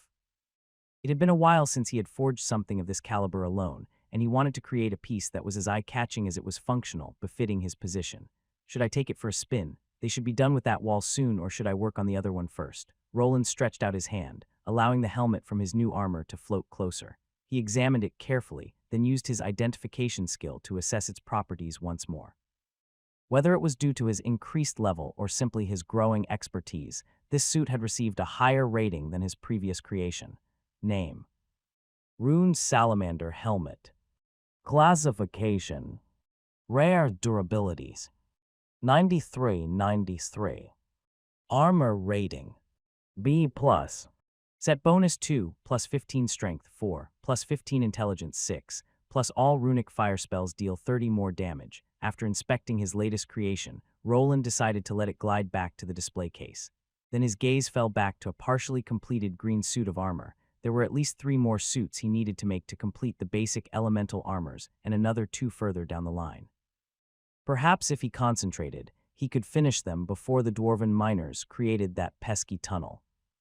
Roland stood before the collection of unfinished armor sets, his gaze shifting from the fiery crimson of Rune Salamander to the partially completed green suit before him.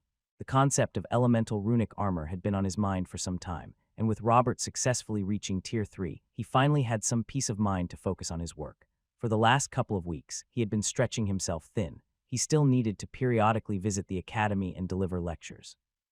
While this allowed him access to the headmistress's private library, his progress was slow.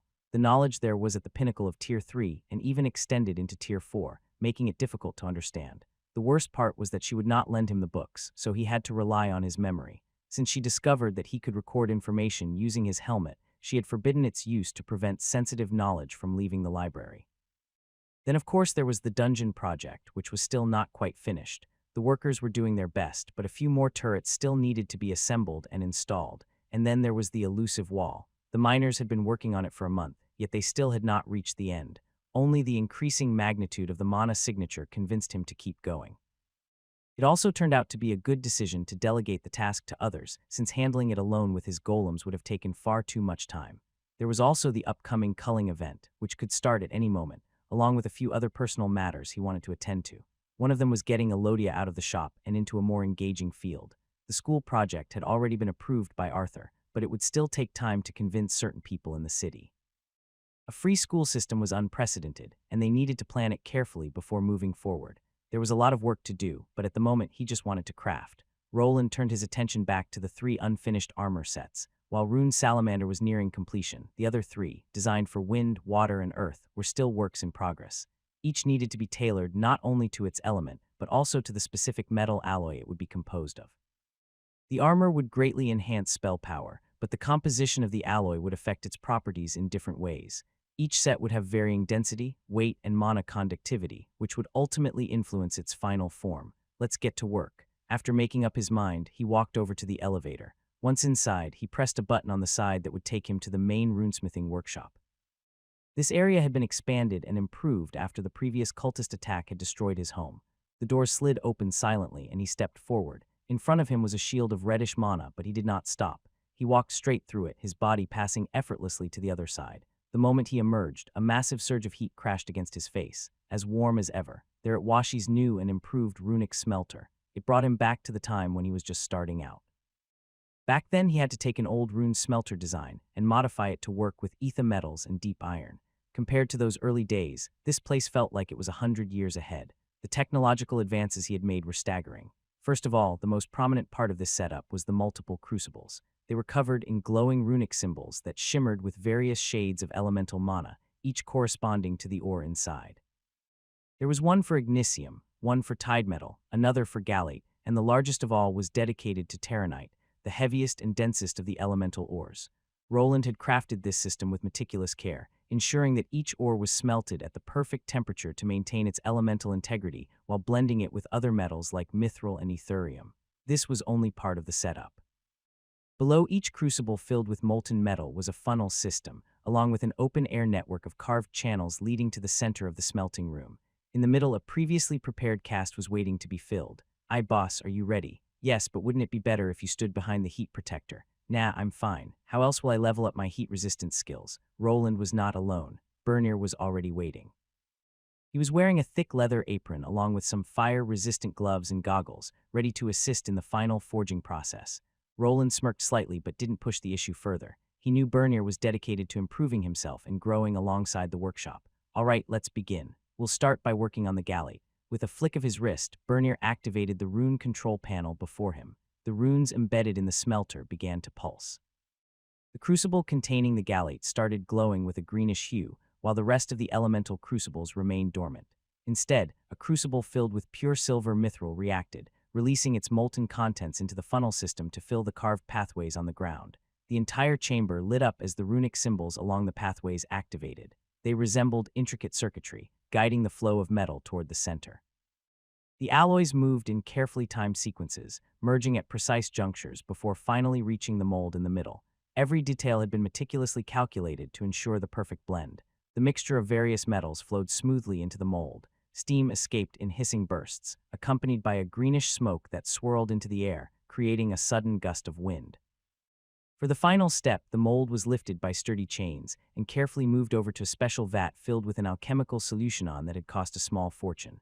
As the mold was submerged, it reacted instantly, sizzling and bubbling as if dropped into boiling oil. The process took about a minute, and once complete, Bernier hoisted the mold back up and carried it over to a large slab of granite-like stone. "Let's see how it turned out. Open it up." Bernier stepped forward, resting the heavy sledgehammer on his shoulder before taking aim. With a powerful swing, he brought it down onto the mold, shattering it into fragments. A rush of green vapor escaped from within, swirling around the newly revealed armor piece. The gallate alloy shimmered faintly under the light, its ethereal glow accentuating the sleek contours of the metal. Roland stepped forward, brushing away the residual dust with his gloved hand before carefully lifting the piece. It was still warm to the touch, but the heat did not bother him. The base structure was solid, and its aerodynamic design was immediately apparent. Unlike the thicker, flame-forged rune salamander armor, this piece was much more lightweight, with plating shaped into subtle curves. The gallate alloy required a relatively thin construction to maintain its wind-enhancing properties. Making it too thick would diminish its natural buffing effect. This armor was built for agility and was barely classified as plate mail. It was probably ideal for aerial maneuverability. "Looks good so far," Roland said, inspecting the surface for any imperfections. "No major cracks or deformities. The mithril blend held up well. We'll let it cool completely before proceeding." The piece he was holding was part of the cuirass, which protected his thigh. The mold had come out almost perfect, needing only some smoothing in a few places before being polished. This process was similar to bronze smelting, but required much higher temperatures and extensive magical preparations. Normal tools could not handle the hardness of a mithril-enhanced alloy, and the elemental mana it produced could make regular smiths ill. Only magical craftsmen like him, who could shield themselves from such effects, were allowed to work with these materials. He chose this method because, when working with Tier 3 materials, shaping parts from ingots by hammering was nearly impossible and unsuitable for many alloys. They were no longer dealing with steel or iron, which could be easily heated and forged into any shape. These higher-tier metals were far too hard, and once extracted from the ore, any further processing would only weaken their internal structure. "Good, let's put on the finishing touches." Although the mold had been prepared to produce an almost perfect piece, it still required further processing. To refine it, he could use various tools to cut away excess material or polish it to a smooth green sheen. Roland had even created something resembling a lathe machine from his original world, but this particular thigh piece for his armor did not require it. Instead, he had Bernier carefully position the piece onto a runic workbench, where Roland could refine its shape further. The bench featured adjustable clamps that held the metal steady, while the runes inscribed on it helped manage the mana within. Roland picked up a specially designed chisel and used it to remove any protruding deformities, focusing mainly on a small section where the metal had entered the mold and was still jutting out. As he worked, flecks of green-tinted metal dust floated into the air, along with small chunks that Bernier carefully collected and saved for future use. After finishing the initial refinement, Roland moved the piece to a secondary station where he polished it with something resembling a grinding wheel, though this one was infused with runic energy to handle the hardness of the material. The wheel spun rapidly, while dispersing faint sparkles of green with each pass over the armor piece. Roland applied just the right amount of pressure, making sure not to compromise the structural integrity of the alloy. Although he could skip much of the hammering and shorten the production process, he still needed to stay focused. If he cut off even a millimeter too much or ground it down too thin, he would create weak spots in the thin sheath of metal, potentially affecting the runic conductivity of the final product. After careful refinement, the result was a sleek, aerodynamic piece that would fit seamlessly into the rest of the armor. That went smoothly. Now for the initial rune structures. What do you want me to do with these shavings? Save them. If we smelt them quickly enough, we can preserve most of their wind elemental properties. We'll use them to forge weapons for the soldiers. Knight commanders could use better ones. Sure thing. Roland set the refined thigh piece aside and moved to a separate workstation where the first layer of runes would be inscribed. A variety of runesmithing hammers were laid out before him. Even though he had used runic variants of tools from modern times to speed up the process, runesmithing still required him to strike the piece with a hammer and channel his mana into it. It was the most effective way to use the skill, and attempts to build custom engraving tools had always failed. The hammer remained the runesmith's best tool. After selecting one of the hammers, he placed the green metal onto an anvil and began swinging. The rhythmic sound of the hammer striking the metal filled the air, each blow releasing a burst of mana, imprinting intricate runes onto the smooth surface of the armor. Roland's focus sharpened as he channeled his energy into each stroke, his skill as a runesmith evident in the precision of his movements. The first layer of runes was crucial. These foundational runes formed the framework of the armor. They were like the circulatory system of a human body, required to pump blood throughout. In this case, the rune traces and pathways would transport mana most efficiently. His mind was empty, completely focused on the runic structures. This allowed him to forget about the problems he was facing, if only for a moment. He was at peace. The weight of the world seemed to fade away from his shoulders. The rhythmic clang of his hammer striking the metal was like a heartbeat, steady and soothing. Each hit formed a delicate rune, and the progress in his craft provided comfort. But even here in the midst of his work, Roland couldn't escape the feeling of being pulled in too many directions at once. He set the hammer down, wiping his brow with the back of his hand, and gazed at the intricate pattern of runes slowly taking shape. It was the only time he felt truly at peace, yet it didn't last long. The thoughts crept back in like unwanted shadows. The dungeon farm isn't done yet, the same with that wall and many other things. His mind quickly shifted back to the upcoming culling event. It was a reminder of the ever-looming dangers that could disrupt everything. Roland had always prided himself on staying ahead of the curve, and this would not change. Soon, he increased the pace of his work, his hammer striking fiercer than before as the gentle crafting session was sped up. "Boss, you all right there?" Bernier's voice broke through his thoughts, pulling him back to the present. He was generating quite a bit of sparks while hitting the new alloy. "Yes, I'm fine. This piece is finished, let's move on to the next one." "If you say so," Bernier nodded, although his expression remained uncertain. They brought out another mold and repeated the process several times. Over time, the second armor began to take shape, and once all the pieces were assembled and the runic structures combined, he was able to name this set as well. Name: Rune Zephyr Helmet. Classification: Rare Durabilities 90/90s. Armor Rating: B+. Set bonus 2, plus 15 agility 4, plus 15 intelligence 6, plus all runic wind spells deal 31 more damage. I'm getting better at making these. The wind suit was ready, and at least 2 more remained. The next one would either be made with tide metal or terranite, 2 metals with opposite qualities. One was heavy and unyielding, while the other was soft and malleable. However, before he could continue with his work, he received a message from Sebastian. "Sir." "What is it, Sebastian?" "A message from the dwarven miners has arrived. They wish for you to return to the dungeon." "Did they manage to get through the wall?" he asked while putting the Zephyr set away, placing the helmet he had taken back into the now assembled display case. He wasn't sure what to expect from that tunnel attempt, but whatever lay behind it had to have some significance. They didn't say. Of course they didn't. The green runed helmet stopped moving as he called it back. Along with all the other pieces of the new runic armor, it flew in his direction. He was already wearing his old rune mark II, which was close to becoming a mark III due to all the modifications it had undergone. Along with Zephyr, the salamander armor also moved into his spatial storage before he stepped toward the teleportation gate chamber. Now he had 2 elemental armors with him, ready to use if he encountered enemies weak to those elements. Roland took a deep breath as he approached the teleportation gate, its swirling blue energy casting an eerie glow over the chamber. He could still feel the residual warmth from the forges clinging to his armor, but that was quickly replaced by the cool air of the dungeon as he arrived there in just a moment. "Sir, welcome back," came the voice of one of the dwarven supervisors. "The miners are waiting for you at the excavation site." He nodded without asking. His armor connected to all the turrets and cameras inside the last dungeon level, and there didn't seem to be any trouble, or at least not yet. He moved forward and sidestepped the attack from Agni, who launched himself at him the moment he emerged from the dungeon teleportation chamber. Agni, stay here. Awo, with a disappointed whimper, Agni remained in the main dungeon area while he made his way toward the boss chamber. Once inside, he saw some dwarven workers hauling sharp rocks out into the open, but most of them were gathered around the newly created tunnel leading to the strange mana signature he had discovered. I wonder what's on the other side. He wondered to himself as he quickly shuffled forward. Whatever lay beyond that wall was a mystery, but he could already feel it as the mana readings were off the charts. There had to be something big there.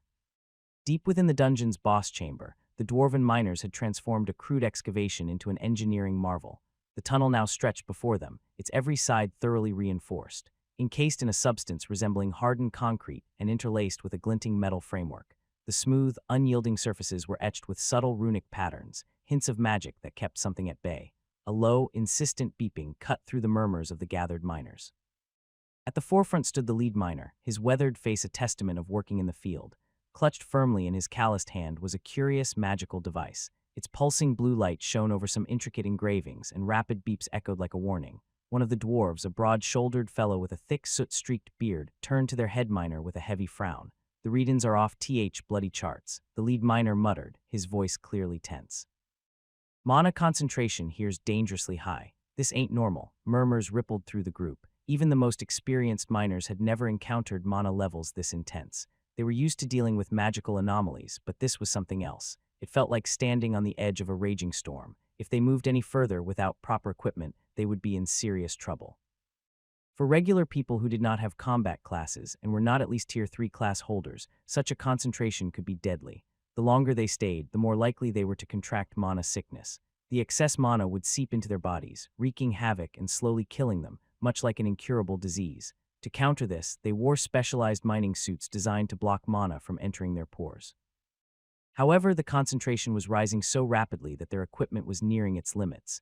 That ain't normal, boss. Ne'er seen mana concentrations this high before. If we keep pressing on, this whole damn tunnel might turn into our graves. The worker repeated himself again, his face looking pale under all the dirt it was covered with. The lead miner grunted, glancing at the reinforced walls around them. I figured as much. This thing's going crazy. He held up the device, its glow now almost blinding. Mana's poolin' up ahead like a dam ready to burst. Whatever's lurkin' behind that last layer, it's deadly. But the old dwarf licked his lips. He knew the risk, but something about that unbroken wall before them hinted at something big. In his humble opinion, it could be a massive mine filled with mana stones or other rare, mana-rich minerals, one far larger than anything in the Albrook dungeon. He could already picture the sparkling stones and the fortune he could make selling them. It was dangerous, but greed was beginning to outweigh his caution. He had to see what lay on the other side. It won't hurt to take a wee peek right. Just as the lead miner was about to give the order to proceed, a new presence entered the tunnel. Heavy, armored boots clanked against the reinforced stone floor, cutting through the tense murmurs of the gathered miners. The air started to shift as some unseen force pushed the mana polluting this place away. Step back. Roland's voice rang clear and firm through the well-lit passage. The dwarves turned as one. Some looked visibly relieved, while their leader seemed displeased, a deep frown settling on his face. Their eyes quickly fell on his new armor. His usual gear had been red as well, but this was different. It was as if they were looking at something forged from the body of a red dragon, the scale pattern unmistakable. The miners hesitated but ultimately obeyed, stepping back from the last unbroken wall. Roland examined the reinforced tunnel, noting the layers of runic protection and the way the stone itself seemed to ripple with energy. Dark cables ran along the walls, supplying power to the runes, a technology he had helped develop. These runes aren't enough to stabilize this area. It would be best if I got these miners to step away for now. Roland had completed 2 of his armors and chose to wear the rune salamander variant for now, while storing his other elemental armor in one of the spatial runes. The tunnel he had ordered to be constructed had been in progress for over a month and was quite an undertaking. He was glad he had never attempted to handle this task alone, as it was far better managed by the mining company. However, it seemed he had arrived at the perfect moment, as they were right before reaching the end. The mana before him was almost as thick as water, a massive mist of blue seeping from the wall ahead. It was fortunate that he had arrived before the miners attempted to breach it, as they might have suffered from whatever lay beyond.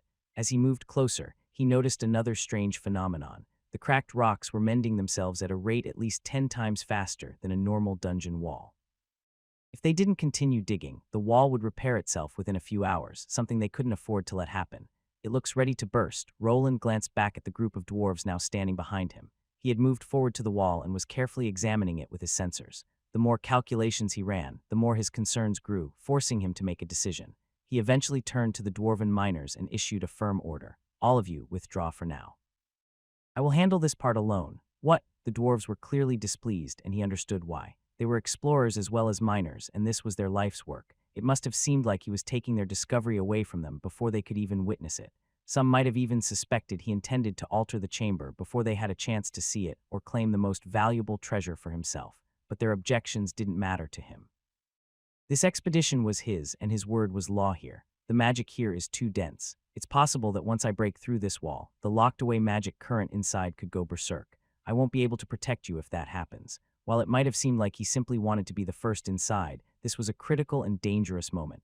Everyone needed to understand that there was a real possibility the entire tunnel could explode. With so many reinforced walls, all that mana would have only one way to escape, and it would incinerate the dwarves.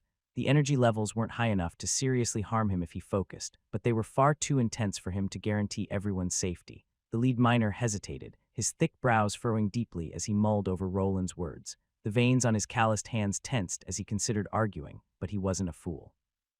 The man before him wasn't just some noble overseeing their work. He was a craftsman, a warrior, and someone who had repeatedly proven himself. More than that, Roland was the one funding this operation, and his orders carried weight. "Aye, lads," he heard him. The dwarf finally relented, turning to his men. "Pack it up. We're clearing out." Roland nodded as the miners grumbled but didn't argue. Instead, they began backing away from the tunnel, gathering their tools and ordering their mining golems to retreat.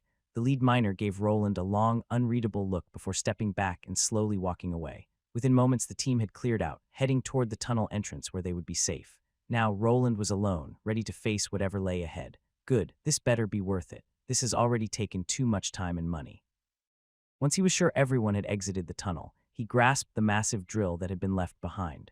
The runes on his gauntlet began to glow as thin threads of energy extended from it, linking to the runic device. In an instant, he had taken control of the machine and lifted it onto his shoulder. Something that normally required a mining golem to carry was easily held aloft by his own physical strength. He considered blasting through the wall, but decided against it. The risk of triggering a magical explosion was too high, and he couldn't afford to push his luck. Instead, Roland supercharged the settings on the drill, modifying its speed and pressure to account for the dense magical resistance ahead. He soon braced himself and pressed the spinning drill bit against the wall. Sparks flew as the enchanted machinery bit into the stone, and the vibrations traveled up his arm as he applied steady force. The dense rock resisted at first, but as the runic energy of the drill pulsed in synchronization with his own mana, the resistance began to wane. It didn't take long before the first fissures spread across the surface like lightning bolts, and a high-pitched screech echoed through the tunnel. The wall buckled under the pressure, and he could feel it beginning to give way. This was it. He was almost through, perhaps moments away from triggering a reaction. He didn't step back. Instead, he surrounded himself with a thick veil of his own mana and pressed forward. With a final shriek of metal against stone, the wall collapsed. A powerful gust of mana erupted from the opening, nearly strong enough to knock Roland off his feet. But his defensive enchantments held steady. The entire corridor trembled as the surge of mana rushed in. When it collided with his enchantments, a spark of magical energy ignited, overloading the chaotic currents and generating a massive torrent.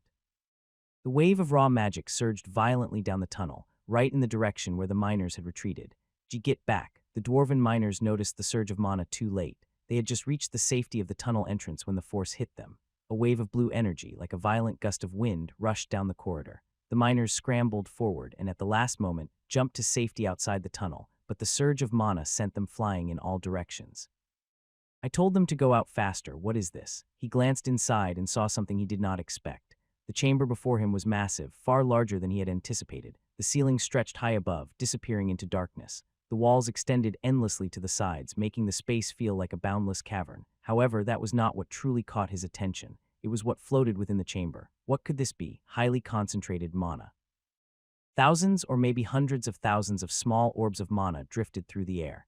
They filled the space, their sheer numbers illuminating the entire chamber. He watched as they bumped into one another and against the walls, triggering a strange phenomenon he had never seen before. It was as if they were consuming the stone, expanding the cavern and carving new corridors as they moved. Could this be dungeon expansion? This was not what I expected. Roland had come here to find something that could push him past his current level without the need to venture into other territories. He still hoped to discover a hidden entrance to the super dungeon, which would allow him to fight higher tier 3 monsters and gather even more valuable materials. Instead, he had stumbled into a part of the dungeon that was still in the process of assembling itself.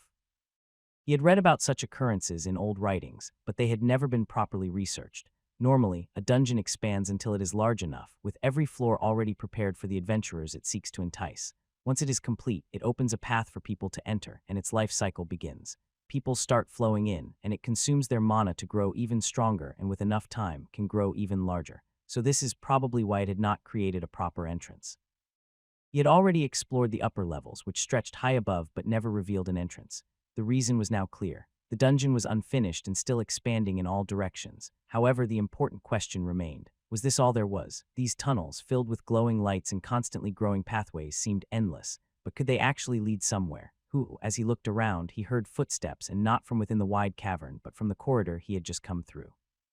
It was the dwarves he had ordered to stay back. They had recovered quickly from the mana surge and were now cautiously approaching the new opening.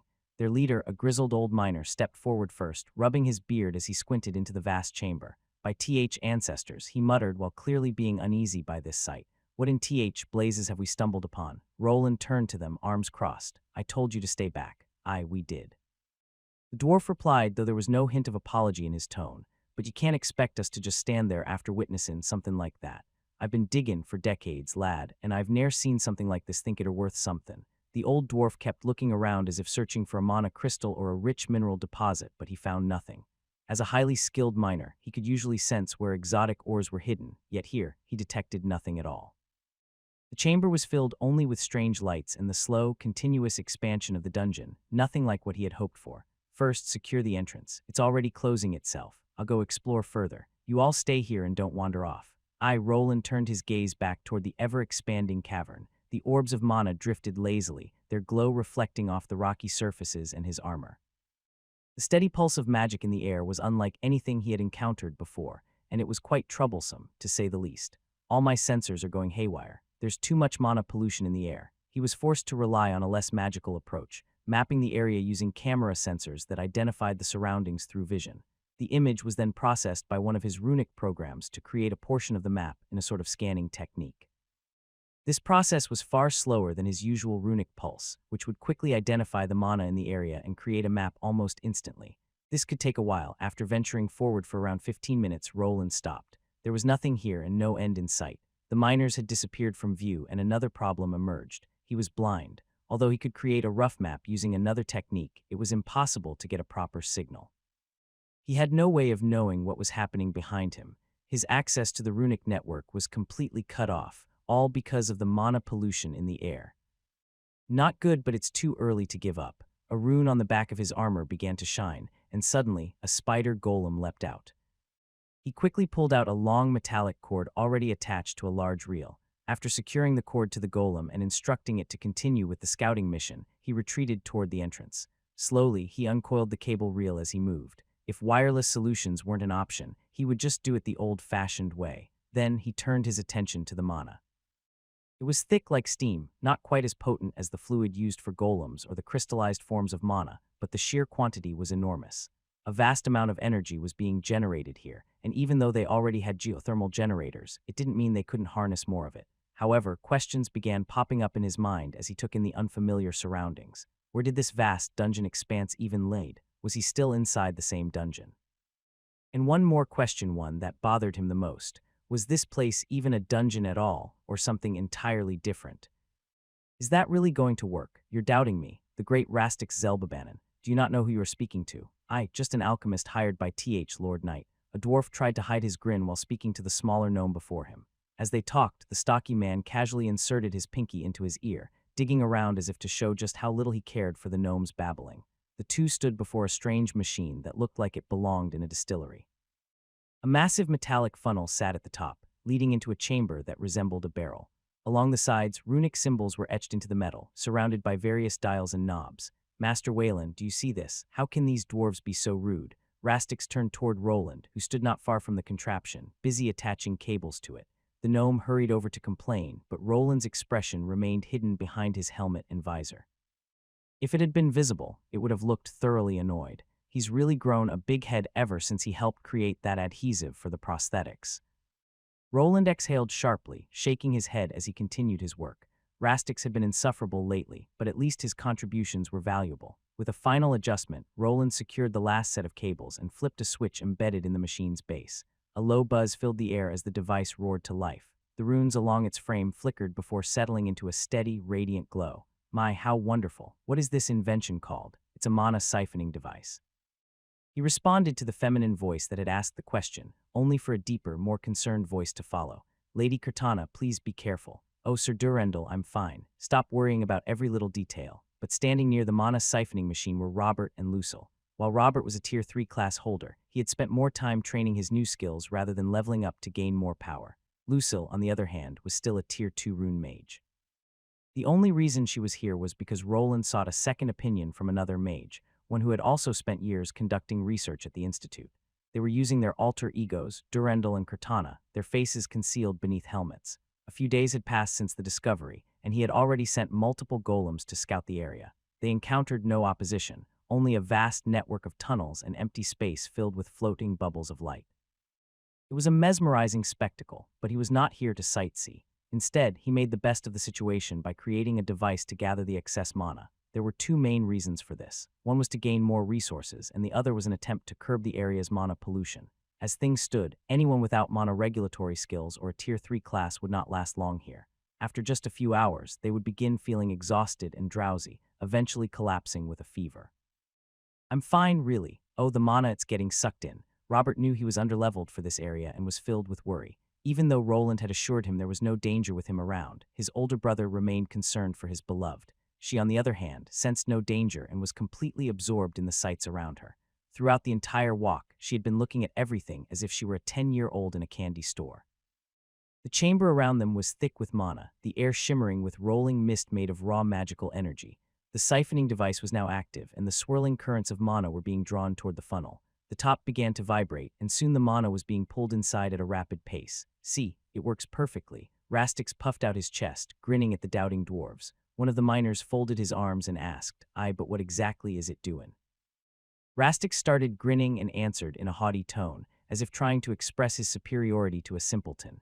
It's filtering the raw mana particles from the air and condensing them into a more stable liquid form. The process ensures that none of it is wasted. I am also certain that we will eventually be able to crystallize this liquid mana, making it much more potent.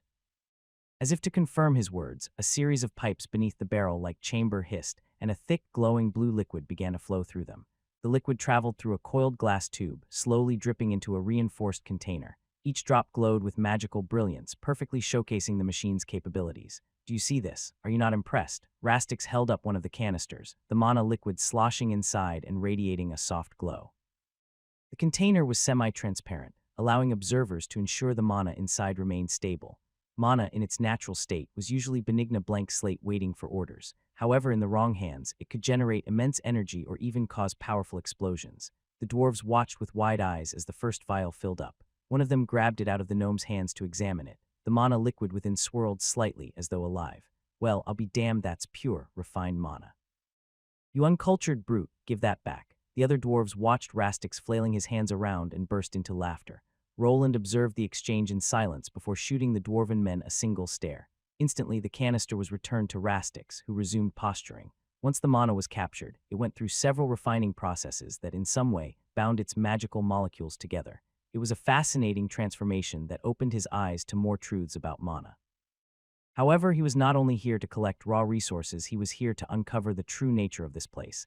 Lady Cortana, what do you think? Finally, he posed the question to Lucille. He had brought her here to confirm some of his theories. Ah yes, Sir Wayland, this place is truly intriguing. As for your thesis, I believe it might be correct. I don't think this place is part of the dungeon.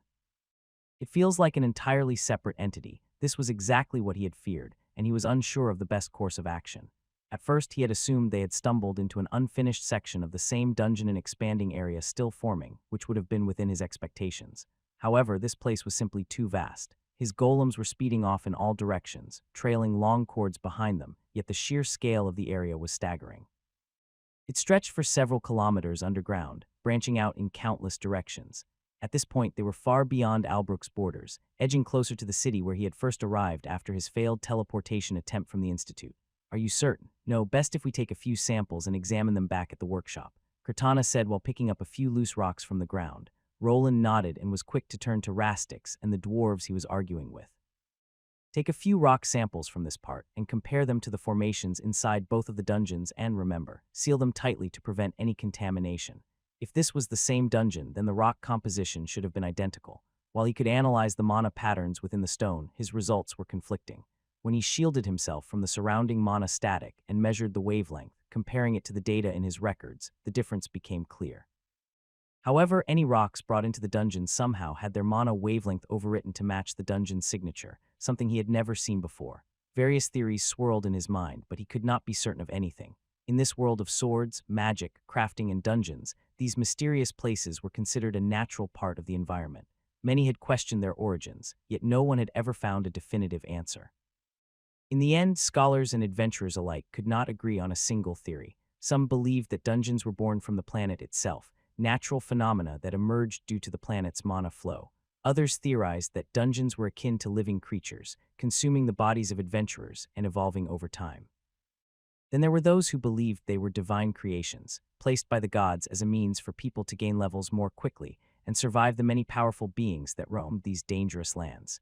Even if one of those theories was true, no one had ever documented the actual creation of a dungeon. Roland wondered if this tunnel filled with mana was somehow related to dungeon formation, or if it was something else entirely. Perhaps it was a third dungeon, or even the super dungeon spreading its tendrils across the island. If that were the case, they had a serious problem. All these tunnels might run through the entire island. For a moment he froze, a foreboding feeling washing over him. His gaze shifted toward one of the tunnels leading in the direction of Albrook, then to another heading the opposite way. Without hesitation, he turned and moved swiftly to escape the heavy mana pollution. His brother and Lucille immediately noticed something was wrong and hurried after him. "Sir Wayland, is something wrong? Give me a moment." He did not answer directly. Instead, he activated his runic magic, projecting a holographic image of Albrook and its surrounding areas along with Aldbourne, the city where he had last encountered Vico. His golems had not mapped much of the underground yet, but the tunnels seemed to follow distinct paths. One clearly led toward Albrook, while another stretched toward Aldbourne. These tunnels, are they deliberately expanding toward populated settlements? Oh, now that you mention it, it does seem that way. Lucille was impressed by the mapping technology and how precisely Roland could overlay their location onto it. The holographic projection made it alarmingly clear. The magically expanding tunnels were not spreading randomly. They had a purpose, and he had a sinking feeling that that purpose was nothing good. Once he saw this, things started clicking in his mind. It all began to make sense, why this place was so strange and why the culling games were said to start sooner than expected. All the mana swirling around was all the proof he needed, and perhaps he had underestimated the challenge they were about to face. "We will need more siphoning units. This would be too much, even for us." "Too much?" Robert asked, but Roland didn't respond. He simply nodded before stepping forward and raising his voice so that everyone could hear him. "Everyone, we are changing our plans. Rastix, you will return to your workshop and focus on creating as many parts for the siphoning devices as you can." Roland's voice cut through the thick, mana-saturated air. The urgency in his tone silenced the bickering dwarves, and even Rastix, ever prideful of his inventions, nodded without complaint. "Of course, but how many do you need?" Roland looked at the dense magic fog around them and wondered if it wasn't already too late. Perhaps it would be better to focus on placing sentries and more golem turrets here before the process began. For now, though, the tunnels still hadn't fully formed, so they had some time to lower the mana density and make things easier for themselves. "As many as you can. We might even have to commission the Alchemical Guild to help you." "Those morons." Roland didn't reply, not wanting to argue. Instead, he continued issuing orders to secure the area before returning to the proper dungeon. This was all the information he needed. Now, he just had to prepare everything before it was too late.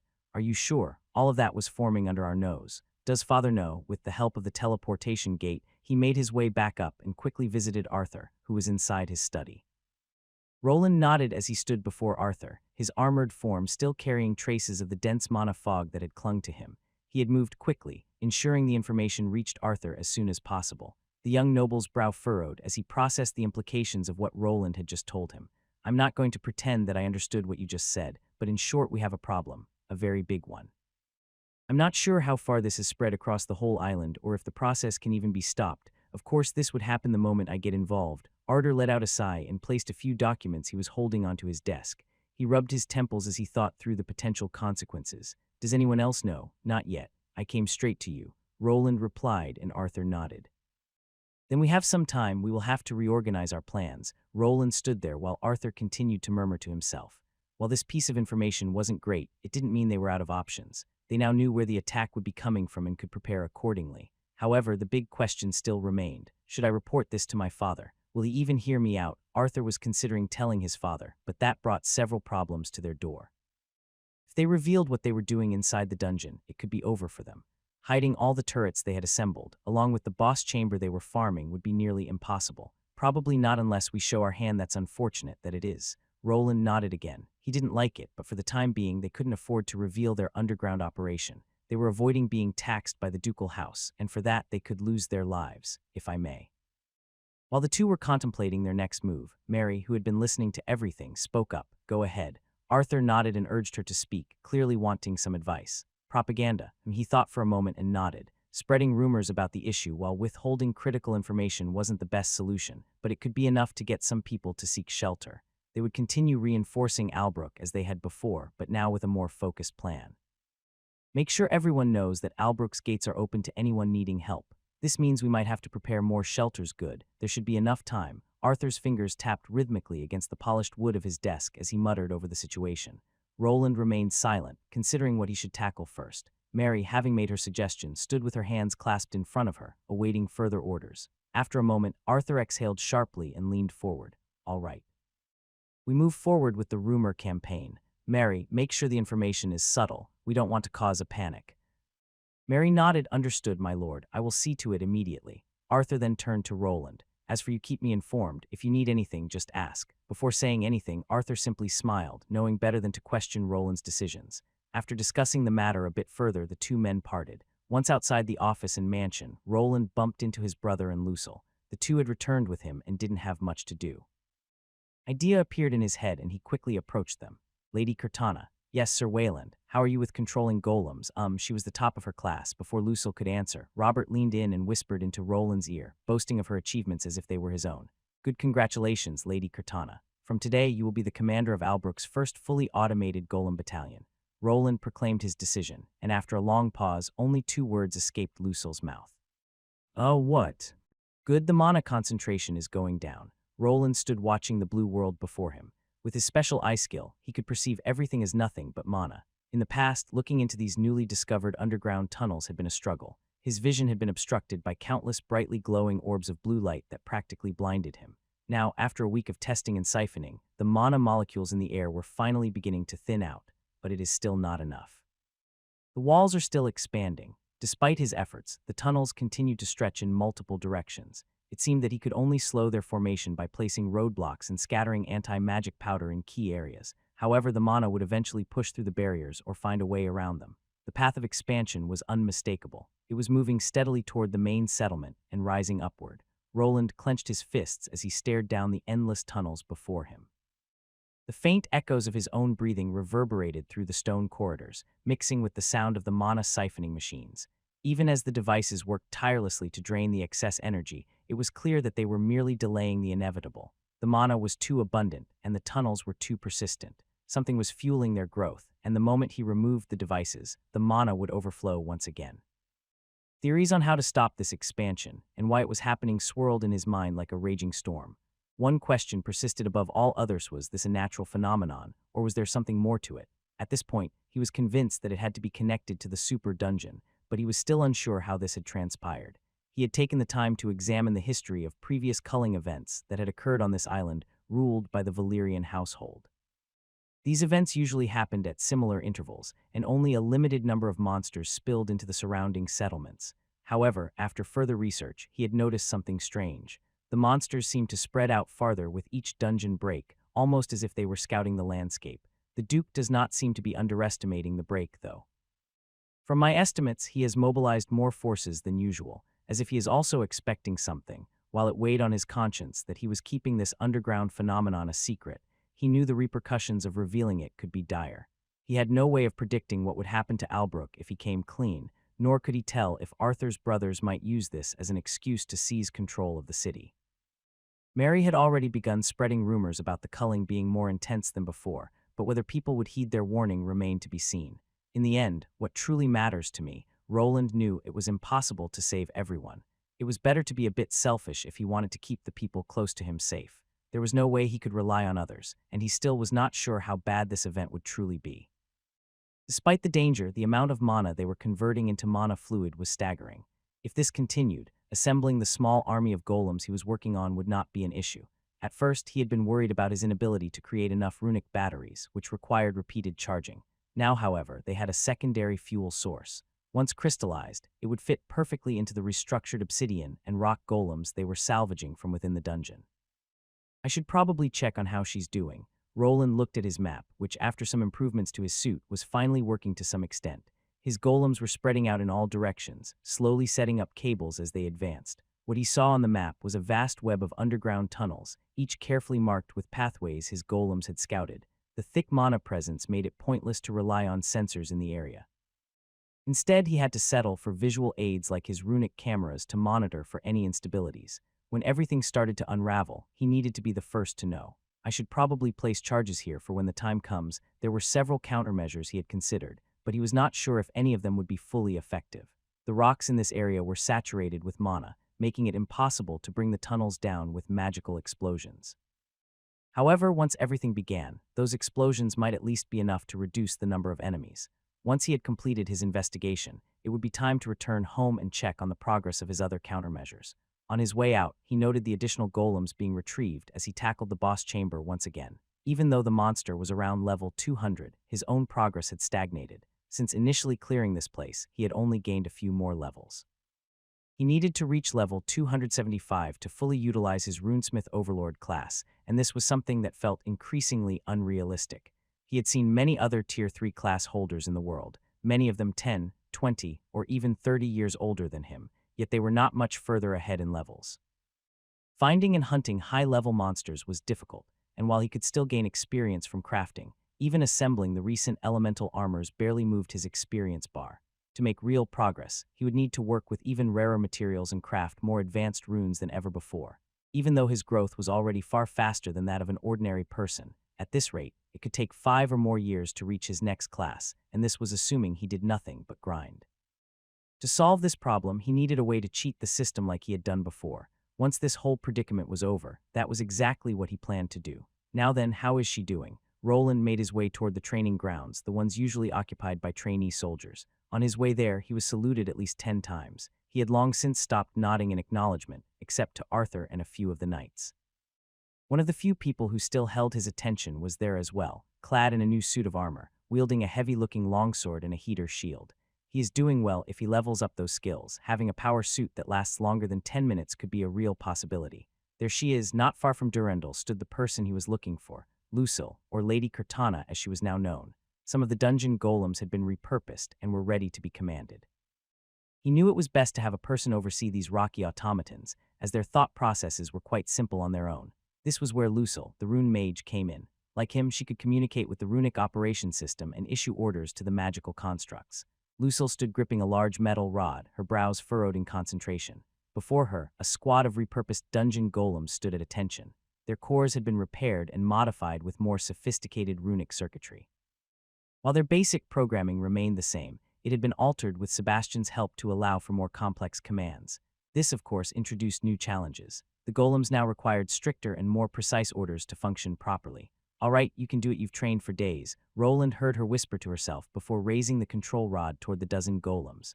The runes along its length flickered to life, and the nearest golem shuddered before stepping forward. It moved stiffly, a sign that the control sequences still required fine-tuning. "All right, steady now," she muttered again as she commanded the small group. "Advance in formation. Maintain 5-meter spacing." The command rod pulsed again and the golems reacted, albeit clumsily. Some hesitated before moving, while others advanced a step too far before adjusting themselves. Lucille frowned, clearly displeased with the lack of fluidity. Roland eventually stepped closer, arms crossed as he evaluated her progress. "You are quickly adjusting to the command sequence, but you're being too forceful with the mana conduit. Try to relax or you'll lose focus." Roland would be able to control these 12 golems even without the help of the runic control rod. However, even he had his limits, as controlling hundreds of these golems would be impossible. Instead, they focused on creating a few captain golems. These would be more sophisticated than the others, just like these 12. Lucille would give orders to them, and they would relay the information to the rest, allowing them to move as a larger unit. With such a system, she would be able to act as a commander, but her biggest limiting factor was her current level and Tier 2 rank. She simply did not have enough mana or specialized skills to fulfill this duty for the time being. There was also the issue of her lack of spatial awareness. Even after he moved in so close, she did not notice he was there. In the future, she needed to be placed in a battle-filled environment, something she was not yet accustomed to.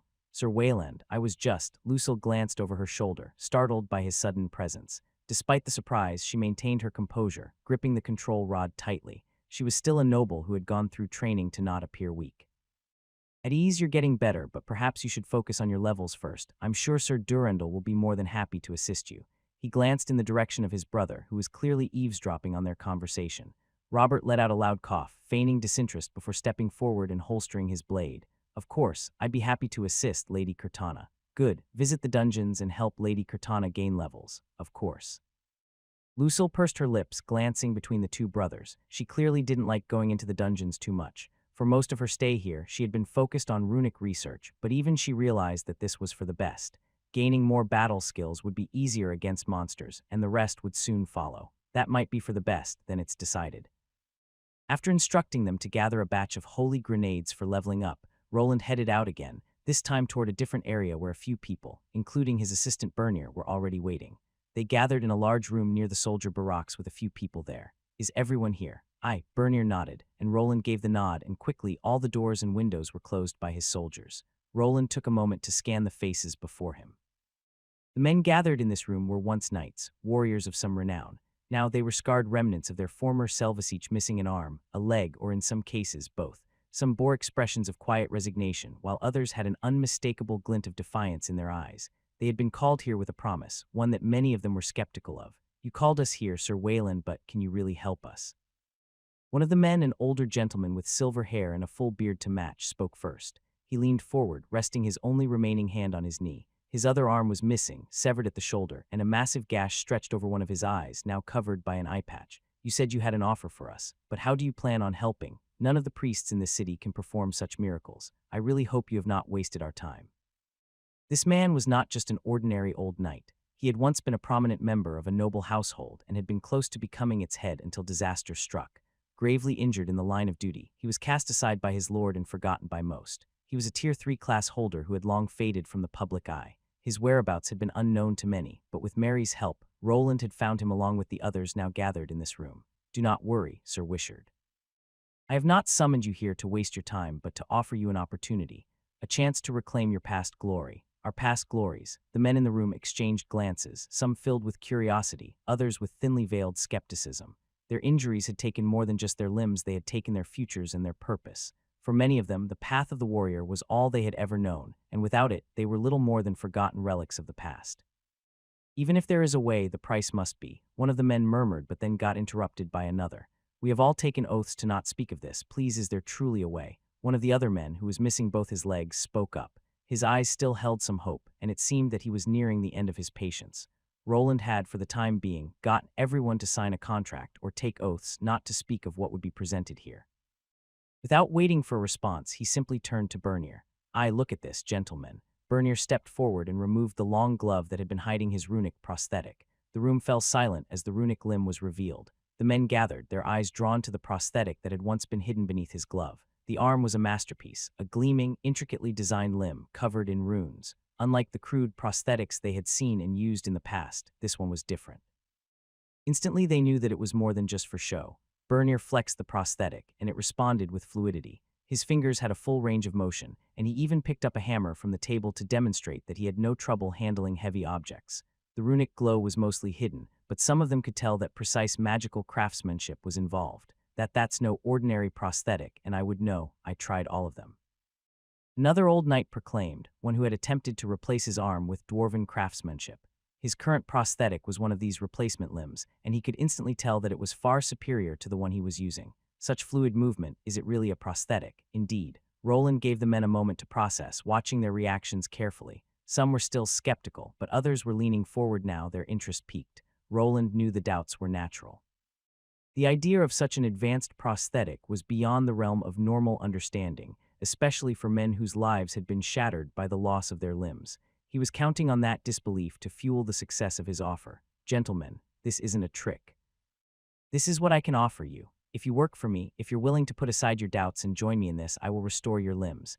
They will not be just simple replacements, but true marvels of runic engineering, better than the originals. The room buzzed with murmurs. Some men exchanged glances, uncertain but intrigued. Others, like Sir Wishart, seemed to want more proof before they would commit. Nevertheless, it was clear that with a few pushes, he would have experienced officers in his midst, something his newly established army desperately needed. Ugh, congratulations, you have gained a level. I did it. That was rather fast. No wonder so many people flocked to this place. A woman, her face concealed, observed the defeated undead monster. Its body had mostly turned to dust after being struck by her spell scroll. The divine spell it contained was remarkably effective at dispatching Tier 3 monsters, something that should not have been so easily achieved. She examined the inscribed runes on the parchment, and despite all her current knowledge, could barely comprehend how such a feat was possible. Blending divine energies without a priest's involvement contradicted everything known about magic in this world, and she could not wait to uncover more. Name: Lucille de Vere L. 150. Classes: T2 Rune Mage L50. T2 Ice Mage L50. T1 Mana Scribe L25. T1 Mage L25, that's great. Are you going to attempt the ascension now? Robert stood beside her, keeping watch for any potential threats. He seemed even happier than she was that her journey to level 150 had finally come to an end. Though his helmet concealed his expression, the tone of his voice carried unmistakable joy. She, however, was not as ecstatic. Her life had changed so much, and she was not sure if she truly deserved all of this.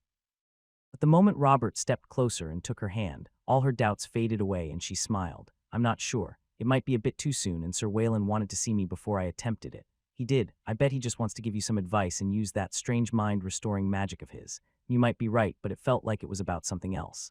Well, I'm sure he has something planned, Robert said, his voice filled with admiration for his brother. Lucille couldn't help but chuckle, recalling how strained Robert's relationship with his younger brother had once been. He had confided in her many times about his past mistakes, carrying a heavy conscience over how he had treated Roland in their youth. Ever since Roland disappeared, Robert had been searching for a way to make amends. Now, working alongside the long-lost prodigy still felt like a dream she never wanted to wake up from. This life was far better than the one her family had forced upon her. If not for the Arden siblings, she would have been trapped in a loveless marriage to an underage noble, her future dictated by duty rather than choice. Instead, she had found a life filled with adventure and excitement. She could study runic diagrams and schematics to her heart's content, working alongside some of the finest dwarven craftsmen she had ever met. And then there was Roland. He felt like a runic savant, someone capable of ushering in a new age of runic magic. She wanted to witness that transformation, to be part of it. But to do so, she needed to make herself useful. Shall we leave? Yes, let us. With her decision made, Lucille and Robert began their ascent toward the surface. They were on the first level of the second dungeon, not far from the mining area and the checkpoint leading outside. Robert, ever the vigilant protector, kept his hand on the hilt of his sword as they walked, his eyes scanning their surroundings. It's fine. There aren't any monsters here, Lucille said, hoping to ease his tension. But he would not relax. The armor she wore was equipped with technology from their benefactor, displaying a map of the area along with the exact locations of all the monsters on this floor. There was no chance of being ambushed, yet Robert refused to lower his guard. I heard a lick escaped from this dungeon. There's always a risk. We can never let our guard down in a place like this. You're probably right, but we are almost there. Sir Durendal, Lady Cortana, one of the soldiers greeted, stepping forward. The gate has been calibrated for your return. Robert gave a firm nod, then turned to Lucille. Are you ready? This gate had recently been established at this location. It was a miniature pathway, too small for large groups to pass through but sufficient for her training. The old entrance through the lava lake had been completed and was now used by the miners, while the teleportation gate was reserved for high-ranking members from Albrook. This gate was of lower quality and could not be used frequently, so traveling back and forth once per day was usually the limit. I'm ready. They approached a hidden area carved into one of the dungeon's walls. Inside was the gate they would be using. The runes flared brighter and the space within the small archway twisted, forming a shimmering portal. Without hesitation, both of them stepped through and emerged on the other side in Roland's underground workshop. Welcome back. A familiar voice greeted them. Roland stood before a massive and intricate runic schematic, something she could only dream of understanding. The runes were drawn with precise detail, but she had no real grasp of how to read them. Despite being given numerous research papers, she struggled to visualize these runes in a three-dimensional state and comprehend how that form influenced their internal operating system. I see you've completed your training. Lucille stepped forward, nodding hesitantly as she studied Roland's expression. It was one of those rare days when he wasn't hiding behind a helmet. The one she wore came off rather quickly even after months. She still hadn't gotten used to it. Yes, I have. My level has reached 150. She nodded again, confirming his question. But you're still lacking in your skills, as I recall? That's true, but it shouldn't take much longer. Their conversation felt somewhat awkward. He wasn't truly looking at her, his gaze fixed on the intricate schematic in front of him. Sometimes it felt as though he had eyes in the back of his head, always aware of his surroundings. While her levels and battle skills had all been maxed out, some abilities that couldn't be improved through combat alone were progressing more slowly. Then there was the new skill she had acquired upon reaching level 50 in her Rune Mage class, one that would likely take time to develop. Rune Comprehensions L1. Active skill, passive skill. Allows the Rune Mage to comprehend the inner workings of a previously unknown rune. Fully comprehended runes require less mana to use and have increased potency. Her new skill was a rare dual type, both passive and active. It allowed her to expend mana to analyze complex runes, but also increase their power. The Rune Mage class revolved around controlling and enhancing runes through magic. If she already understood a rune well, this skill would make it easier to use enchanted equipment, but as a Rune Mage, she still couldn't create her own runes. Perhaps that would change once she reached Tier 3. Higher tier Rune Mages were said to be capable of invoking runic symbols and forming temporary spells from nothing. That was her ultimate goal, to become an Arch-Rune Mage, someone who didn't rely on cumbersome metal to wield runes. However, achieving this was easier said than done. Her current class setup wasn't ideal. She was both a Rune Mage and an Ice Mage, a combination that might lower her chances of acquiring a powerful advanced class. Aiming for the Master Rune Mage class, Roland's voice pulled her from her thoughts as he finally turned away from the schematic. Ah yes, that would be splendid. Professor Arian, her former teacher, was a Master Rune Mage. She wished to follow in his footsteps and had gathered all the necessary skills to qualify for the class. Now all that remained was to enter the Ascension space and undergo the class change. I see. Is there something wrong? Is that a bad choice? Roland seemed to hesitate for a moment before shaking his head. Not necessarily. The Master Rune Mage is a powerful class. It's excellent for controlling runes and manipulating the internal components, but there could be other options waiting for you. Better options. She asked, unsure whether there were better options available, or if she could even qualify for something superior. Even now, she wasn't certain she could attain the Master Rune Mage class, as it typically required 2 rune-based classes. Arian had chosen Rune Mage as his first Tier 2 class and had followed it up with another rune-focused class, likely Rune Enhancer. She wasn't entirely sure, but if she could turn back time and start over, that probably would have been her choice as well. Perhaps I'm not sure yet, but it's worth a try. Roland replied while glancing toward Robert, as if this had something to do with him.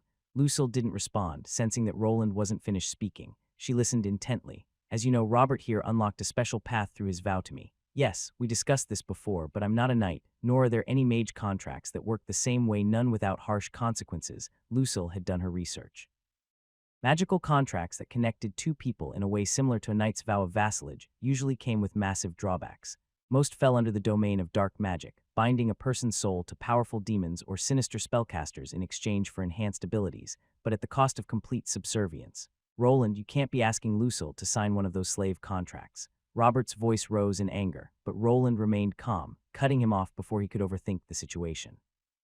Calm down, I'm not. It's not a contract or anything like that. It's more of a persistent buff that could perhaps function similarly. I'm not sure I understand. Could you explain? Robert asked, and Lucille leaned in to listen. This seemed to be some new development that Roland had in mind.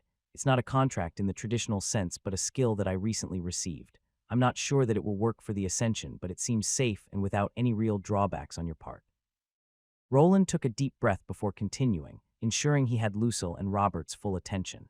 This new skill allows me to register up to 3 individuals as my vassals. Those who accept gain some buffs, enhanced mana regeneration, increased resilience, and a boost to their overall abilities. The effect is strongest when they are near me, but remains even when they are farther away. Lucille tilted her head slightly, her analytical mind already dissecting the implications and the drawback.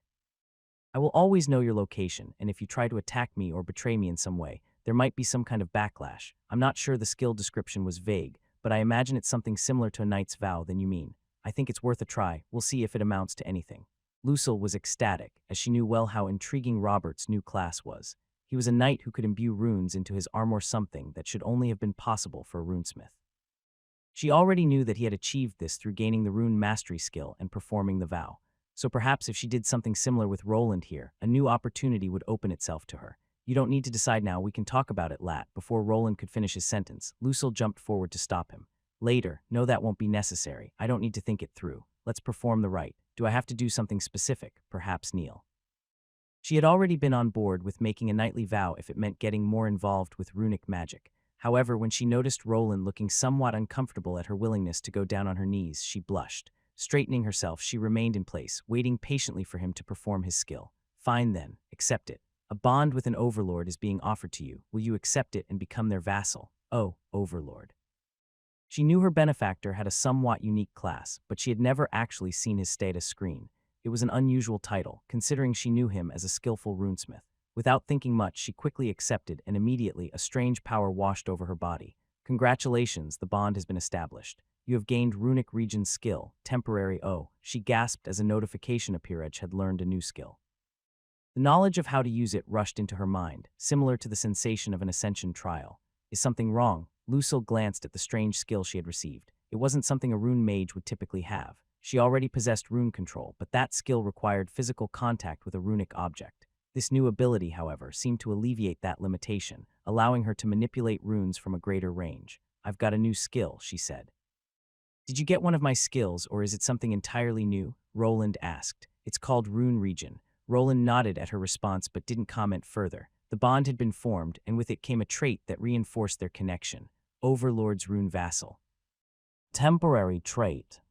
Through the bond with the Overlord, the user receives a 15 boost to mana capacity and regeneration.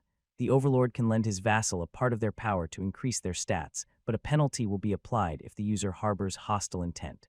Lucille felt the rush of mana coursing through her veins, an invigorating sensation, unlike anything she had ever experienced before.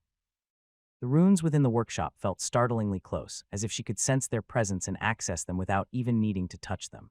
This was truly a magnificent feeling, something she had long yearned for. Incredible, I can feel the runes, she whispered in awe as her fingertips tingled. I take it you approve of this change. Approve? Yes. If you wish, I can always remove the skill if you change. Before he could finish, Lucille interrupted him again. No, please, never remove it. This is too grand of a gift. I'm not sure I'll ever be able to repay you for your generosity. You've already done so much for me, how could I ever hope to repay you? She spoke quickly, shaking her head as if Roland had given her something invaluable. Then out of nowhere, she raised her head, clenched her fists, and proclaimed with fiery passion. This is it. Sir Roland, I'll make sure to get a great class and take control of those pesky golems. Don't worry, I won't disappoint you. I'll surely gain the Master Rune Mage class. No, something even better. With that, she stormed out of the workshop toward the training area, her eyes ablaze with passion. She was eager to test her new skill and refine the one she had just received. Well, at least she seems enthusiastic about it, Roland muttered. Robert chuckled before following Lucille to see what she was up to. Time was running out, but there was still an opportunity for one more person to reach their Tier 3 class. Ah, this brings me back. Life was so much easier back then. Lucille picked up the teacup from the table and took a sip. Even though she knew this place was not truly real, she could taste the brew. Around her, a garden stretched out with vibrant green grass, neatly trimmed hedges, and towering trees. It was a perfect replica of the magical garden at the Institute.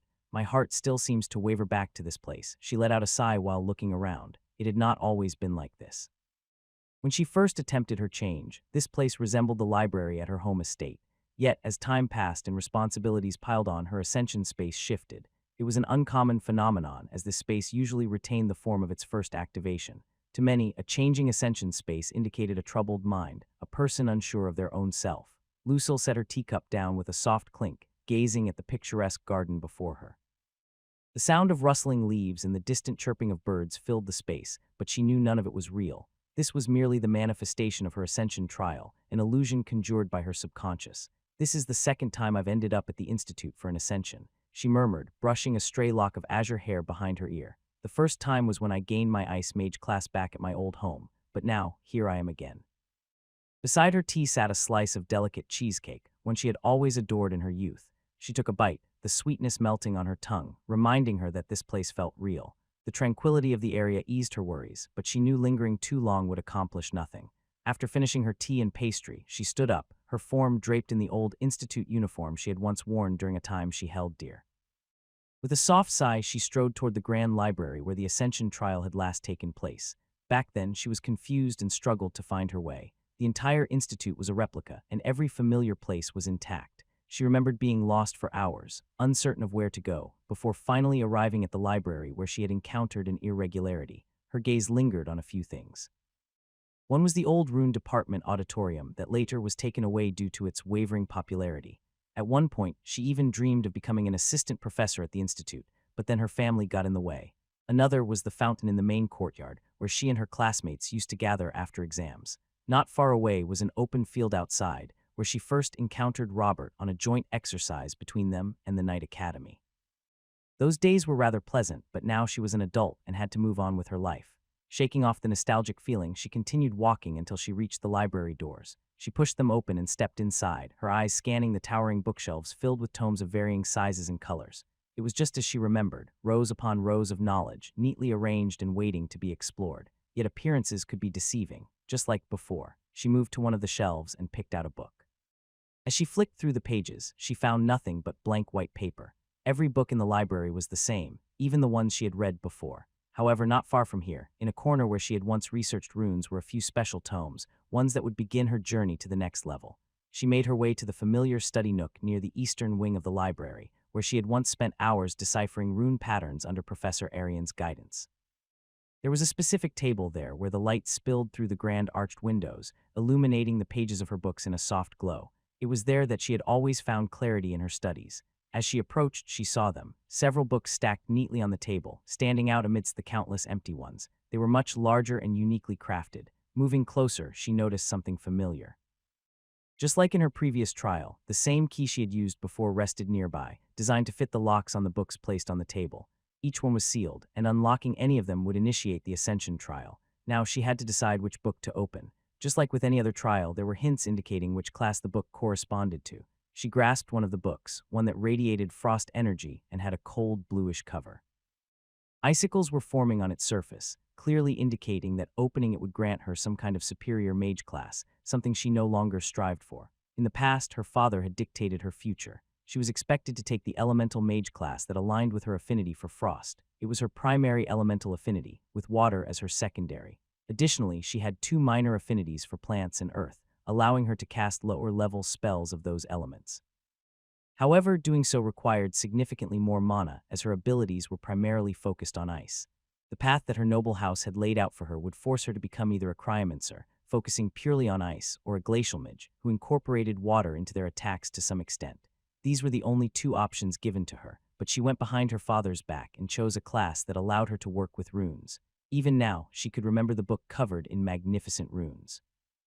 It had called out to her, and in the end, that was what she chose, much to her father's dismay. That was when father started to behave that way. That choice had been the last straw for him. It was then that he decided to use her as a bargaining chip for the other nobles. He must have believed that she would be unable to achieve anything with such an unusual class composition, and that marrying her off would still bring the most benefit to their noble estate. His father worried. Somewhere in her heart, she longed to return. Despite how she had been treated, he was still her father. She still planned to meet him again one day, but only after accomplishing something he could not deny. Only after achieving something great would she show herself again. But before that could happen, she needed to decide what her future path would entail. Now then, there are a lot of tomes this time. This won't be easy. Lucille stood before the collection of locked tomes, each radiating a different magical energy. The sheer variety this time surpassed her previous ascensions, making it even harder to choose. She ran her fingers along the ornate bindings, feeling the chill of the ice tome, the earthy sturdiness of another, and the flowing water-like sensation of yet another.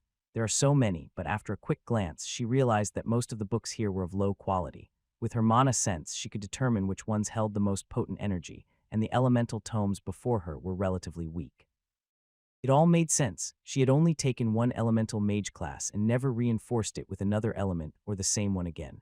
To become a cryomancer, she would have needed to take a higher tier ice mage class, and to become a glacial mage, she would have required a water mage class. However, she had chosen to become a rune mage, a class that did not align with high elemental power at all. One by one, she began setting aside the weaker tomes, ensuring that only those with the highest concentration of magical energy remained. These were the ones that would grant her the most powerful Tier 3 class. Soon most of the books vanished off the table, and only 3 remained behind, all which contained runes on their exterior. The first book bore an intricate cover of shimmering silver runes, etched deeply into its dark leather surface. These runes pulsed faintly in rhythm, as if responding to Lucille's very presence. The book radiated control, order, and powerful rune magic. It would most likely grant her a basic upgrade to her current rune mage class, probably advancing it to master rune mage or a lesser version of it. Her gaze soon shifted to the book in the middle, one that and a different kind of aura about it. She ran her fingers over the spine, feeling the energy beneath her fingertips. The title, though partially obscured by the runic etchings, seemed to hint at mastery over constructs. This became even more obvious with the depiction of a runic golem at the bottom of the cover. Choosing this path would grant her the ability to create and control golems far beyond what a master rune mage could. It was the perfect choice for her current position, where she commanded a small army of golems. Logically, it was the best option if she considered her role as a member of Arthur's Knights.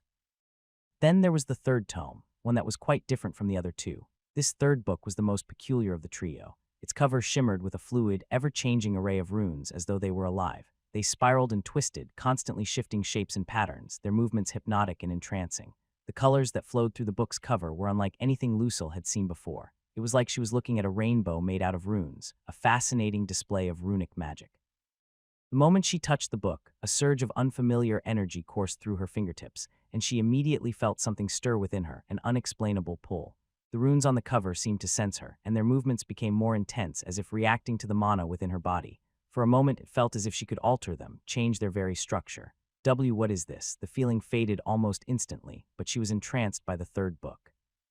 It was different, and it seemed to allow her to do something that shouldn't be possible for a rune mage, to change runes at a more fundamental level. Normally, she was limited to working within the confines of a runic system. She could not add to it or remove it directly. At most, she could direct resources from one place or alter the internal core of the spell, but she could never affect the components directly. That was the domain of runesmiths. Lucille's mind raced as she analyzed the possibility. Could she really gain the ability to alter runes in a similar fashion to a runesmith? The likelihood was low, but perhaps to some extent, this new class would allow her to do something with the runic structures. But at what cost? Her gaze fell back to the tome containing the class focused on controlling constructs, and the one that was a direct upgrade to her current class, two safer choices. I should probably go with one of these two, but... She had been fascinated with runes for a long time, not just controlling them or the intricate ways of changing the matrix to form better spells, but also with the craft of runesmithing. While she had never wanted to hold a runesmithing hammer, the thought of being able to transform runes into different ones on a more fundamental level had always been a dream, one that could perhaps become a reality if she picked this tome. Her hand shook as she placed the book down and looked at the three possibilities. One was her old dream, the Master Rune Mage class. The other was probably something like a Rune Golmancer, which would be the best one for her current situation. Then there was the third one, an unknown, strange path, a class that could possibly allow her to transcend the boundaries of a typical rune mage, enabling her to manipulate the very essence of runes themselves. Lucille's heart raced as she gazed at the three books. The time to choose had come, and her hand trembled as she picked up the middle one for golem control. This would be the most useful of them all. She would likely gain many skills to enhance the power of constructs. She had seen Roland use strange floating golems, and perhaps she could start controlling and mastering them as well. However, she placed it back down and turned her gaze to the last one, its runes still shifting into strange, unknown patterns. Sir Roland did say that I should choose a class that is the most fitting, or unique. Her hand grasped the ever-changing tome as her mind was set. She was allowed to get a temporary skill along with many other skill books for rune-related skills to catch up. She was certain that Roland had predicted she would be allowed to take a more unique class, just like Robert did. Every part of her being urged her to pick this over the other two. If she didn't, she knew she would regret it for the rest of her life. Lucille took a deep breath and slid the key into the lock of the ever-shifting tome. The moment the mechanism clicked, a surge of energy pulsed through the room, and the book's runes glowed with an ethereal light. The shifting symbols on the cover expanded outward, lifting off the tome as if they were living entities. The pages flipped open by themselves, releasing a burst of radiant energy that enveloped her entire being. The entire library around her wavered before dissolving into shimmering fragments, and within moments she found herself standing in an entirely different space. The world around her was vast and endless, filled with floating runes of varying sizes and colors. Some pulsed with gentle golden light, while others glowed with deep crimson or brilliant azure. They shifted continuously, rearranging into patterns before breaking apart and reforming once more. She was standing on an enormous circular platform that hovered in mid-air. The runes coalesced upon it, forming intricate geometric patterns that pulsed with a rhythmic energy. At the center, a grand obelisk stood tall, covered in runic writing. Lucille stepped forward cautiously, her eyes darting around as she took in the sight. This was far more elaborate than any ascension trial she had experienced before. No instructions. While she had expected the Tier 3 trial to be much more difficult than the last one she took, this was just confusing. There wasn't much to work with. The sequence of runes on the large obelisk seemed to be a clue, but she wasn't sure what kind. After circling the platform, she noticed that besides one table next to the obelisk, there wasn't anything else substantial. However, once she started interacting with the many floating runes around her, things began to make sense. Wait, could this be? She reached out toward one of the floating runes, and as if responding to her call, it drifted down into her hand. This didn't make much sense to her. Runes shouldn't be able to take form in thin air, yet this one was still functioning. As she examined it, she realized it was only a lesser componenta rune that wasn't quite complete. For it to work, it needed more parts, all of which seemed to be floating around her. Lucille furrowed her brows, her mind racing as she examined the floating rune in her palm. It pulsed faintly, as if awaiting completion. Around her, countless other runes drifted aimlessly, forming temporary patterns before dissolving once more. The obelisk at the center remained unchanged, its intricate script glowing in soft hues of blue and gold. So this is the trial. She took a deep breath and let her instincts guide her. Reaching out, she grasped another rune from the air. The two runes were then brought together, and just like she expected, a reaction between the two components occurred. The two runes fused for a brief moment, then repelled each other with a sharp crackle of magic. I see, this one needs one more. She glanced around, searching for the correct runic symbol that would connect the two pieces.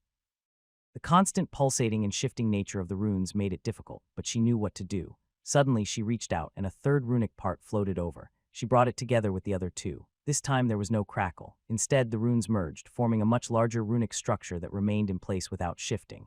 Now she understood what needed to be done. But could she finish before time ran out? In the distance, she noticed something else, a giant hourglass. Its sand had just begun to flow downward. The trial had begun, and she needed to hurry. Lucille's lip quivered as she realized the trial had officially begun. The massive hourglass in the distance trickled fine grains of luminous sand, each one marking the precious seconds she had left to complete this intricate puzzle. She had no doubt that failing to finish before the last grain fell would result in her rejection from the ascension, and that was not an option. She hurriedly reached for another floating rune, analyzing its shape and structure. It was another part of the puzzle, and needed to be combined with two others to form the correct runic structure. It seemed that at least this part of the ascension trial was focused on testing her knowledge of runic components and how they interacted with each other. She was unsure if there would be a later stage where she would need to apply this in battle, as Tier 3 trials usually consisted of multiple tasks. To make things even more interesting, the rune that she previously created started floating towards the obelisk in the middle. It slowly merged with the runic writing there and combined with the first rune. It was now clear to her what she was to do, and before the sands on that hourglass ran out, she had to finish the whole runic passage. Lucille's pulse quickened as she gathered more floating runes, her mind racing to piece them together in the correct sequences. Each rune had a unique shape, glowing with distinct hues, and she quickly discerned their functions. Some were foundational, serving as the base for larger constructs, while others were modifiers, altering or amplifying effects. If she made a mistake in assembly, the unstable magic crackled and forced the components apart. She took a deep breath, forcing herself to remain calm despite the pressing time limit. As she carefully selected and merged the next sequence of runes, she realized that this was more than a simple memorization test, as it was also about intuition, adaptation, and mastery over the very nature of runes. This trial was tailored for someone willing to push the boundaries of rune magic itself, something she always wished to achieve. The obelisk in the center pulsed with growing intensity, absorbing each successfully crafted rune cluster. With every addition, the runic script filled out and glowed with increasing brilliance, indicating that she was nearing completion. The more runes she combined, the clearer the pattern became. Yet time was running out, and only a few minutes remained. Her eyes darted between the floating runes and the obelisk, assessing the patterns as she worked. Each completed sequence resounded with a strange chime before being absorbed. Sweat formed on her brow as she struggled to recall her past lessons under Professor Arian. She had fallen in love with runes the moment she discovered the vast possibilities of their applications. Many dismissed them as mere enchantments and favored elemental magic instead, but she was determined to prove that runes were the most superior form of magic this world had to offer. Runes can adapt to anything. They can be anything you wish them to be. That is their strength. They are only limited by one's imagination and knowledge. Just as the last grain of sand fell from the hourglass, Lucille brought the final sequence of runes together, her hands steady despite the pressure weighing on her. The moment they fused, a blinding pulse of energy erupted from the obelisk, sending a wave of power cascading through the space. The completed runic inscription glowed brilliantly, the shifting symbols settling into a final, perfected form. For a breathless moment, silence reigned. Then the obelisk trembled, the runes upon its surface unraveling and began spiraling through the air like celestial constellations. The platform beneath her feet rumbled, and the entire trial space quivered as if acknowledging her success. Lucille shielded her eyes as the luminous script formed something resembling steps, each one consisting of a rune that she had just assembled. Not over yet, Lucille hesitated for a moment, staring at the floating stairs before her. Each step was made of radiant runes, glowing with an energy that felt both ancient and new, as if they were alive. The moment she stepped onto the first one, it hummed beneath her feet as if her presence was awakening the magic within it. The instant her foot left the step, it froze over, activating a freezing spell. How magnificent. The spell has some kind of delayed frost effect. It's so beautiful. She couldn't help but marvel at the frost particles swirling through the air as she ascended. With each step she took, more frost appeared behind her, erasing the stairs she had already climbed. It was clear that this was a one-way journey, and she wondered what awaited her ahead. As she climbed higher, she arrived at another platform where a much larger obelisk stood, adorned with an even more intricate network of runes. The runes pulsed with a crimson glow, indicating the type of runic spell she was about to work with. Fascinating this time, it's some kind of flame spell. Lucille stepped onto the second platform, her eyes darting around. The frost-covered stairs behind her had dissolved completely, leaving only the path forward.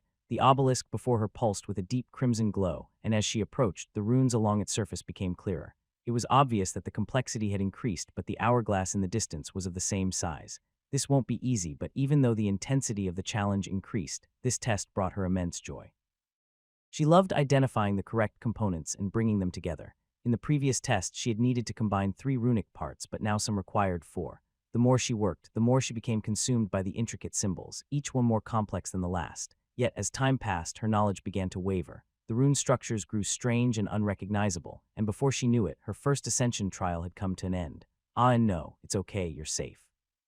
A soothing voice called out to her, but she had different things on her mind. No, let me study more runes. I wasn't finished. Lucille opened her eyes and found Robert standing before her. His confused gaze made it clear that her outburst was unexpected, especially for someone who had just failed their first Tier 3 Ascension trial. Did you enjoy yourself that much? First, focus on the trial. Recall what happened, Roland called out, his gauntlet hovering over her head, glowing with a golden hue as he cast the same spell he had used on Robert.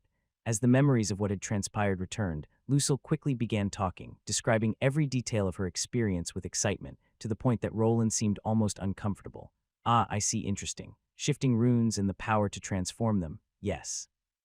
Lucille's chest still heaved from the excitement of the trial, her eyes glowing with the lingering energy of the runic forces she had worked with.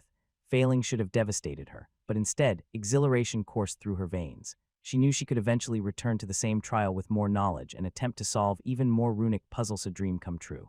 I must return, I should be able to soon, right? As she stood up, she heard Roland chuckling strangely. Robert, meanwhile, watched her with a concerned expression, glancing at Roland as if to confirm that everything was truly fine. She is fine, I suppose. It was an interesting trial, but you won't be able to retake it for at least the next 12 hours. How about you rest for now and we'll talk about it tomorrow? They had started the trial late at night, intending for her to rest if it proved too taxing on her mind, but she wasn't tired at all. Instead, her thoughts raced with new ideas, fragments of runes and structures swirling in her mind. She had no intention of resting. What she needed to do now was research the runes and write down everything she remembered before the details faded. Yes, I need some paper. Lucille shot upright and sprinted out of the workshop's resting area, where a comfortable leather couch sat untouched. She didn't care about rest as her mind was too alive with ideas. She rushed to the nearest desk, her hands trembling with excitement as she grabbed a fresh stack of parchment and a quill, dipping it hastily into ink. The torrent of ideas in her mind felt like a puzzle she had to solve before the intricate details faded. Her quill danced across the parchment, sketching the shifting runes she had encountered, trying to replicate their complex transformations. Every now and then she would pause, staring at the patterns she had drawn, as if expecting them to come alive on the page as they had in the trial. Interesting, she had been so absorbed in her work that she completely lost awareness of time and of the 2 people standing behind her. The sudden sound of Roland's voice startled her so much that she nearly fell out of her chair. Fortunately, Robert caught her before she could hit the ground. I see. Wait here for a moment. Roland, more interested in the runes she had sketched than her near fall, studied the parchments briefly before disappearing from the room. When he returned, he carried several notebooks that looked familiar. She recognized them immediately. She had gone through many of Roland's notes in the past, but she hadn't fully understood them at the time or had chosen to focus on different aspects of rune research, particularly the inner workings of individual runes. Use these, Roland said, handing her the notebooks. They'll teach you the logic behind rune component placement and help you get past that trial. Lucille eagerly took the notebooks from Roland, ones she had gone through before. However, now that she had endured that trial and remembered some of the floating runes, the small components neatly drawn and explained here made much more sense than before. The system was logical, simple in design, but difficult to master. There were many combinations, and for her to pass that test, she would probably have to go through all of them. Don't worry. Now get some rest, you're making my brother worry. I wasn't worried, Robert, who was standing nearby, blushed and turned his head away as Roland pointed it out. Soon, Lucille was left alone with him in the room, and she smiled. Sorry for worrying you. Let's go home. The two returned to Albrook in their home, but instead of sleeping, Lucille stayed up the entire night, poring over Roland's notes with an insatiable hunger for knowledge. Every page she turned sent a rush of exhilaration through her veins, each diagram unlocking a deeper understanding of rune structures. She scribbled her own thoughts in her personal notebook, copying his old schematics and expanding on them with her own ideas. Her mind burned with possibilities. What if she could modify the structures mid-formation? What if she didn't just complete runes but created entirely new ones? The shifting runes from the trial had been alive in a way she had never encountered before. Was it possible to replicate that effect and make it her own power? The thought of not having to rely entirely on runesmiths was exhilarating, pushing her to work late into the night until exhaustion overtook her and she slumped forward, finally succumbing to sleep. When morning came, Lucille felt something soft against her face. Someone had left a pillow for her while she slept at her desk. Blinking groggily, she struggled to shake off the lingering haze of excitement from the previous night's research. Scattered notes and open notebooks surrounded her, proof of the hours she had spent immersed in her studies. Robert, she called out but received no response. Instead, her gaze landed on a single leftover note, the handwriting unmistakably his. I've left to train with the knights. A smile crept onto her face as she read. He had draped a blanket over her and placed the pillow beneath her head after she had passed out from exhaustion. Please get some rest, he says. I should probably stop making him worry. After finishing the letter and stretching, Lucille exhaled deeply, staring at the golden morning light filtering through the window. The world outside was waking, but her mind was already racing ahead. She had tasted something in that trial, and she now wished to complete it. Only then would her life as a true rune researcher begin. Lucille's research consumed her to the point that she neglected her golem control practice. Fortunately, Roland allowed it, knowing she wouldn't be able to focus on anything else until she made a breakthrough. A second trial arrived a few days later, bringing with it another failure. She had made progress, pushing past 3 obelisks, but more remained, so she continued. On her third attempt, she finally succeeded. 5 obelisks were needed to complete the first part of the trial. To no one's surprise, it was more than just a simple runic puzzle. When the last obelisk was activated, another set of stairs appeared, leading to an unknown area. As the blinding light faded, she found herself standing at the entrance of a vast maze, another test she would have to overcome. The maze stretched before Lucille, its walls containing swarms of glowing runes. It was a work of art and magic, but also a puzzle in and of itself. Each turn held secrets, and each corner could lead to either further obstacles or the exit. The runes ignited on the walls as if waiting for her to study them and alter their composition. It's another trial. This side looks like it has a trap, but that one is a dead end. It quickly became obvious to her that this was going to be difficult. A rumbling sound resounded behind her as the path constricted. She had a limited amount of time to get through here, and she would need to decode the runes on the walls to get through. Soon she appeared before the seemingly blocked wall, only to discover a hidden passage that would lead her to a safer location. This was what this next test was about, to manipulate runes while facing death. Her struggle continued, and failure followed. Just like before, she found herself unable to press on, suffering another mistake when she misinterpreted some runes while frantically evading the ever-closing walls lined with spikes. Yet all of this was worth it. With each failure, her understanding of runes grew deeper, and the longer this continued, the more she realized how little she truly knew. Though the failures persisted for weeks, she didn't mind. Each one was an opportunity to learn and uncover more about the world of runic power. On her 5th attempt, she finally succeeded, and a third trial awaited her. This one involved a giant automaton resembling an obsidian statue of a hero, strangely resembling a certain armored benefactor. It was cracked and fragmented in several places, and her task was to restore it. At first, it seemed like a strange challenge for a runic mage who couldn't truly mend runes or metals together, but the test granted her an intriguing new ability. Congratulations, you have gained Transmute Rune. Through her understanding of the runic structures, she was able to grasp the method, though whether she would retain it for long was yet to be seen. The new skill was amazing. It allowed her to change and reshape the very runes she loved. It was a dream come true, but required a lot of concentration and mana. It seemed that this part of the trial was about being resourceful, as her mana had its limits. Lucille stood in the middle of the trial's potentially final stage, her heart racing as she focused intently on the ancient obsidian automaton before her. Her fingers twitched as she surveyed the cracks and fragments, the metallic surface gleaming faintly in the dim light of the trial chamber. I can do this. I can reshape the runes to my will. Her attention on a part of the golem before her. A lone cracked rune flickered and shifted there.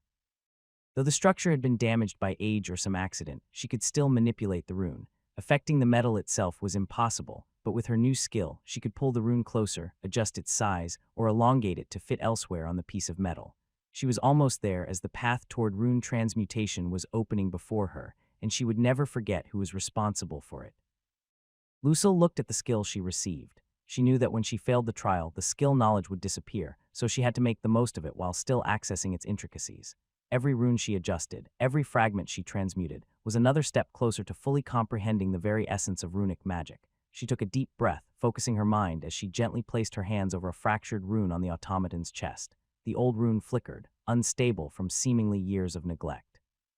She channeled her mana to activate her new skill to transmute the rune, to change it back to what it used to be, something that should be only in the realm of a runesmith. It was a fascinating feeling. She could sense the rune shifting under her influence. The edges expanded, merging with a nearby unused runic component to restore this part of the automaton's integrity. The moment she let go, the rune stabilized before her and reintegrated into the golem's structure. How magnificent. Her hands trembled slightly as she gazed at her handiwork. Most of the rune was intact, and she had only needed to recreate a few parts, yet this was beyond what a rune mage should be capable of. She could not stop her eyes from sparkling. She had seen runesmiths use their hammers to shape runes onto metal before, but now she could do something similar. However, she immediately noticed a glaring weakness in this skill. To transmute a rune, one had to be there in the first place. She spotted several dead spots on the automaton before her, areas she could not affect with this new ability. It was impossible for her to create a rune from nothing as the skill only worked on pre-existing runic structures that were not too damaged. It seemed that to pass this trial she would need to not only restore the damaged runes, but also modify them enough to make the golem function with fewer. Lucille steadied her breathing as she moved her hands across the automaton's fractured surface, her mind rapidly analyzing each broken rune. The transmute rune skill pulsed through her fingertips, allowing her to reshape the old symbols, but she knew she had to be precise. Every alteration drained her mana, and she could already feel the strain creeping in. She selected the most salvageable runes first, modifying their structure to compensate for missing components. Where an entire rune had been lost, she adjusted the surrounding ones to create a functional approximation.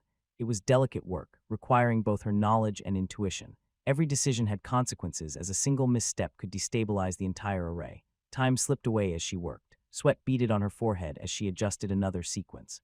Her mana reserves were depleting at an alarming rate, but she could not rest as, just like with any of the other tests, there was a timer. The automaton's chestplate held the most complex runic matrix, and she hesitated before making the final modification. A flicker of doubt entered her mind, but when she remembered all the knowledge and help she received recently, it faded away. No, she muttered under her breath, shaking off the thought. I've come too far to fail now. Gathering the last of her energy, she pushed forward, transmuting the final sequence. The moment her hands left the automaton's surface, a bright light filled the chamber. The runes blazed to life, spreading in deep blue arcs across its body. The once broken lines now shone brilliantly, seamlessly interwoven into a new, functional design. Lucille took a step back, her heart pounding in her chest. The automaton's fingers twitched, then its eyes ignited with a deep crimson glow. With a metallic groan, it straightened, dust falling from its immense form as its systems fully activated. The chamber trembled as the obsidian construct took its first step forward, the runes along its surface shifting slightly as if adjusting to its restored form. The weight of its movement sent vibrations through the ground, but Lucille stood firm, her exhaustion momentarily forgotten in the face of her triumph. I did it, those runes were made by me, she whispered, hardly believing her own words. The golem was proof that she could create her own runic structures, shape them to her will, and achieve something that would normally require a runesmith.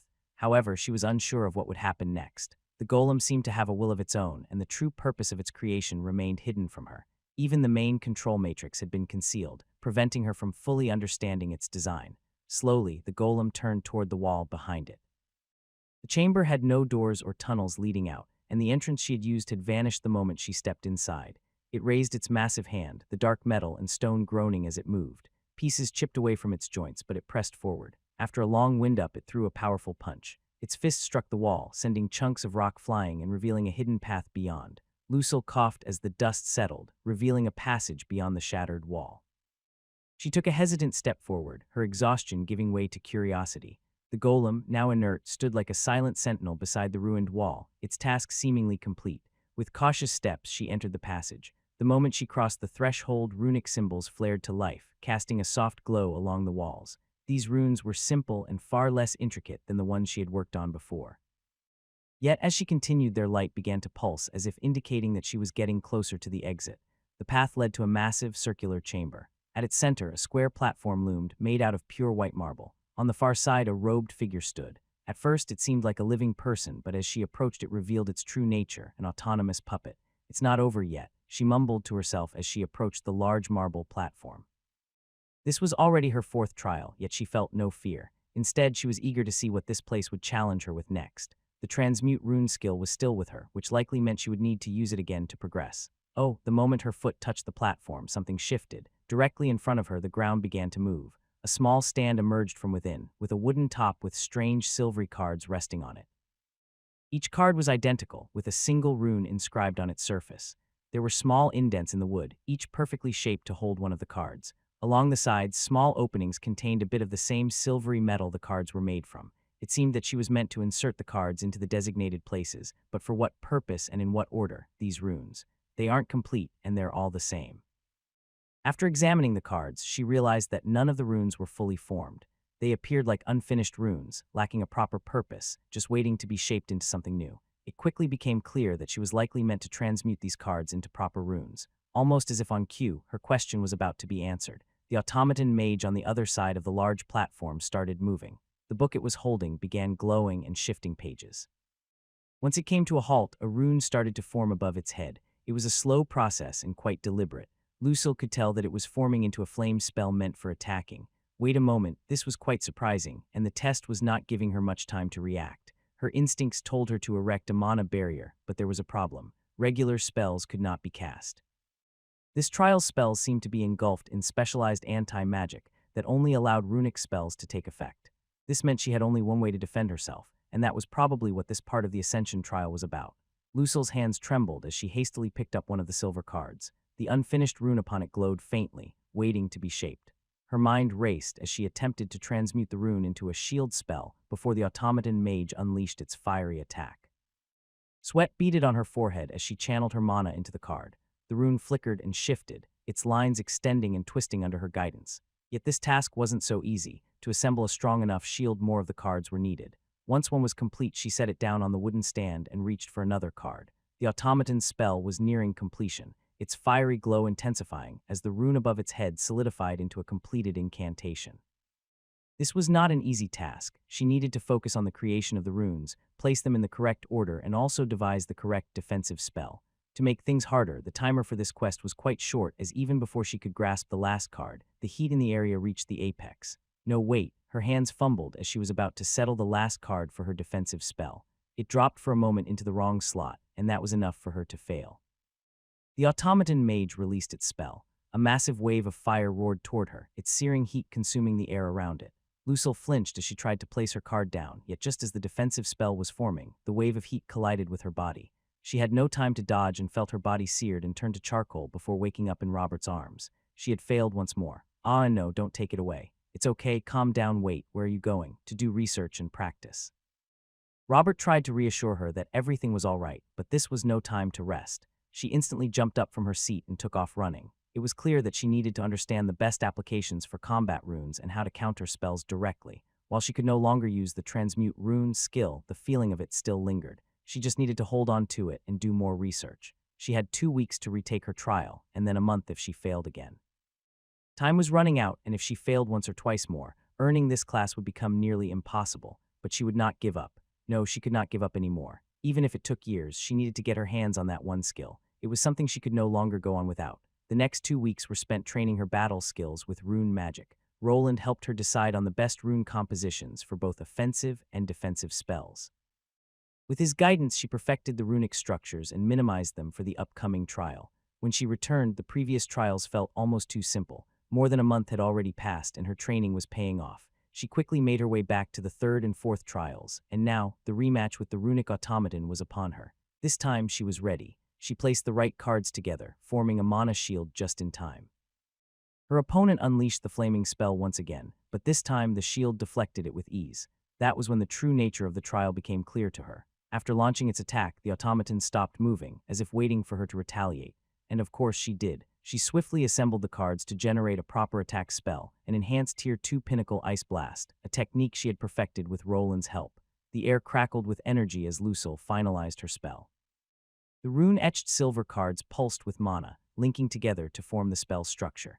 The effect materialized above her head in a manner similar to the runic construct, and soon the spell surged forward. The hit connected, freezing her opponent solid. However, this was not the end. A glow flickered over the automaton's body, and within moments the ice dissolved. Then, a new development caught her eye. Behind her opponent, an entrance appeared adorned with glowing runes.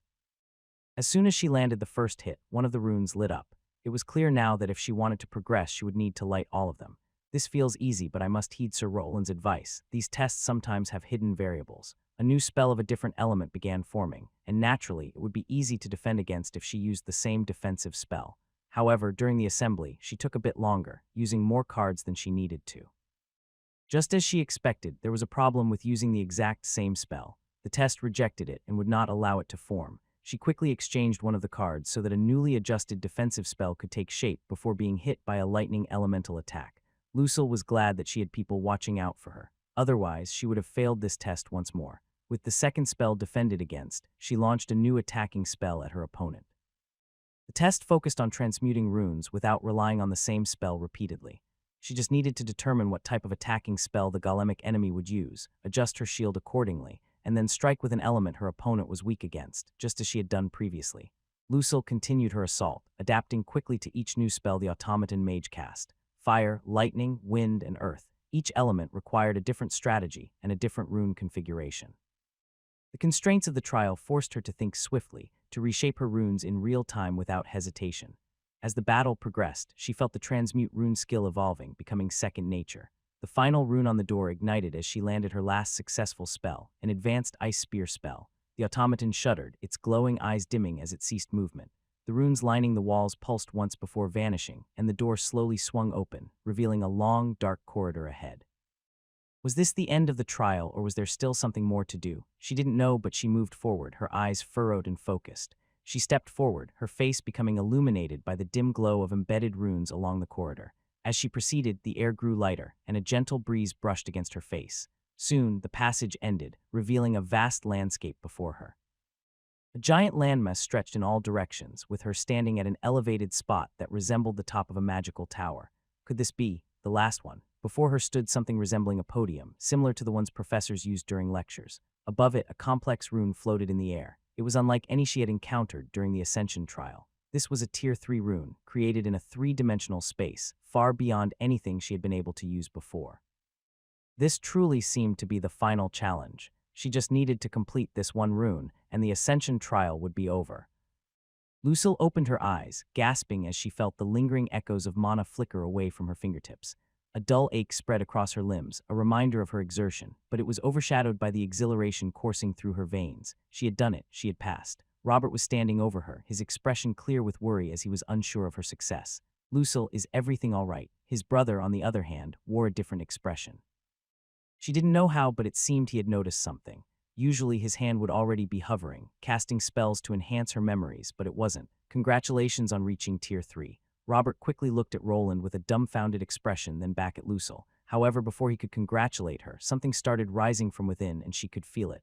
Now then, try to bear with it. This should lessen the pain. She had witnessed the process when Robert achieved his Rune Archknight class, and it looked painful. Now it was her turn. A cold sweat covered her body, and it felt as if 1,000 needles were pressing into her from all directions. Luckily, her brother-in-law was there, and it seemed he had figured out a way to alleviate the pain. After a few seconds, a golden aura surrounded her, and she felt more at ease. However, her mind was preoccupied with something else. The runes glowing on Roland's gauntlets no longer felt so unfamiliar. Her transformation into Tier 3 had begun, and she had already grasped the basics of greater runes, an ability granted to her after completing the 5th and final stage of the trial. Lucille, how do you feel? I feel great. Robert helped her up by taking her hand, his grip firm yet careful, as if still expecting her to falter from exhaustion.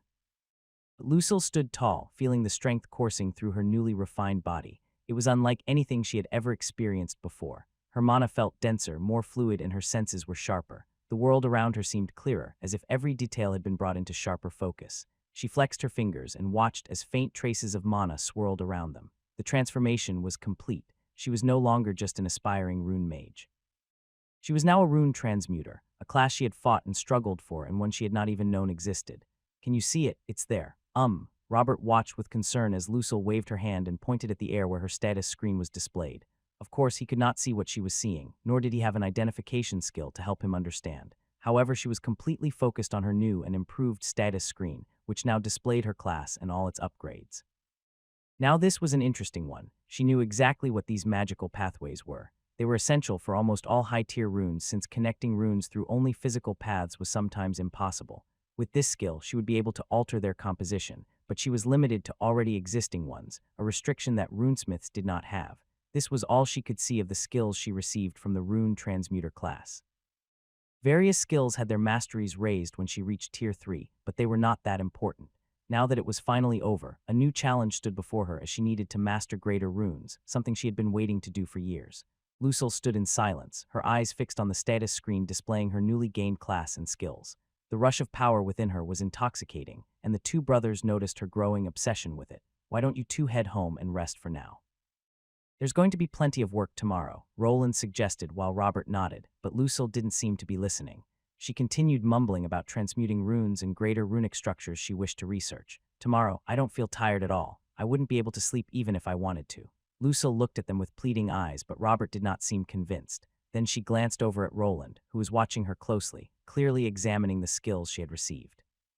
If it was him, then perhaps he would allow her to test her new abilities and study some of the old Tier 3 rune schematics she had never been able to fully grasp.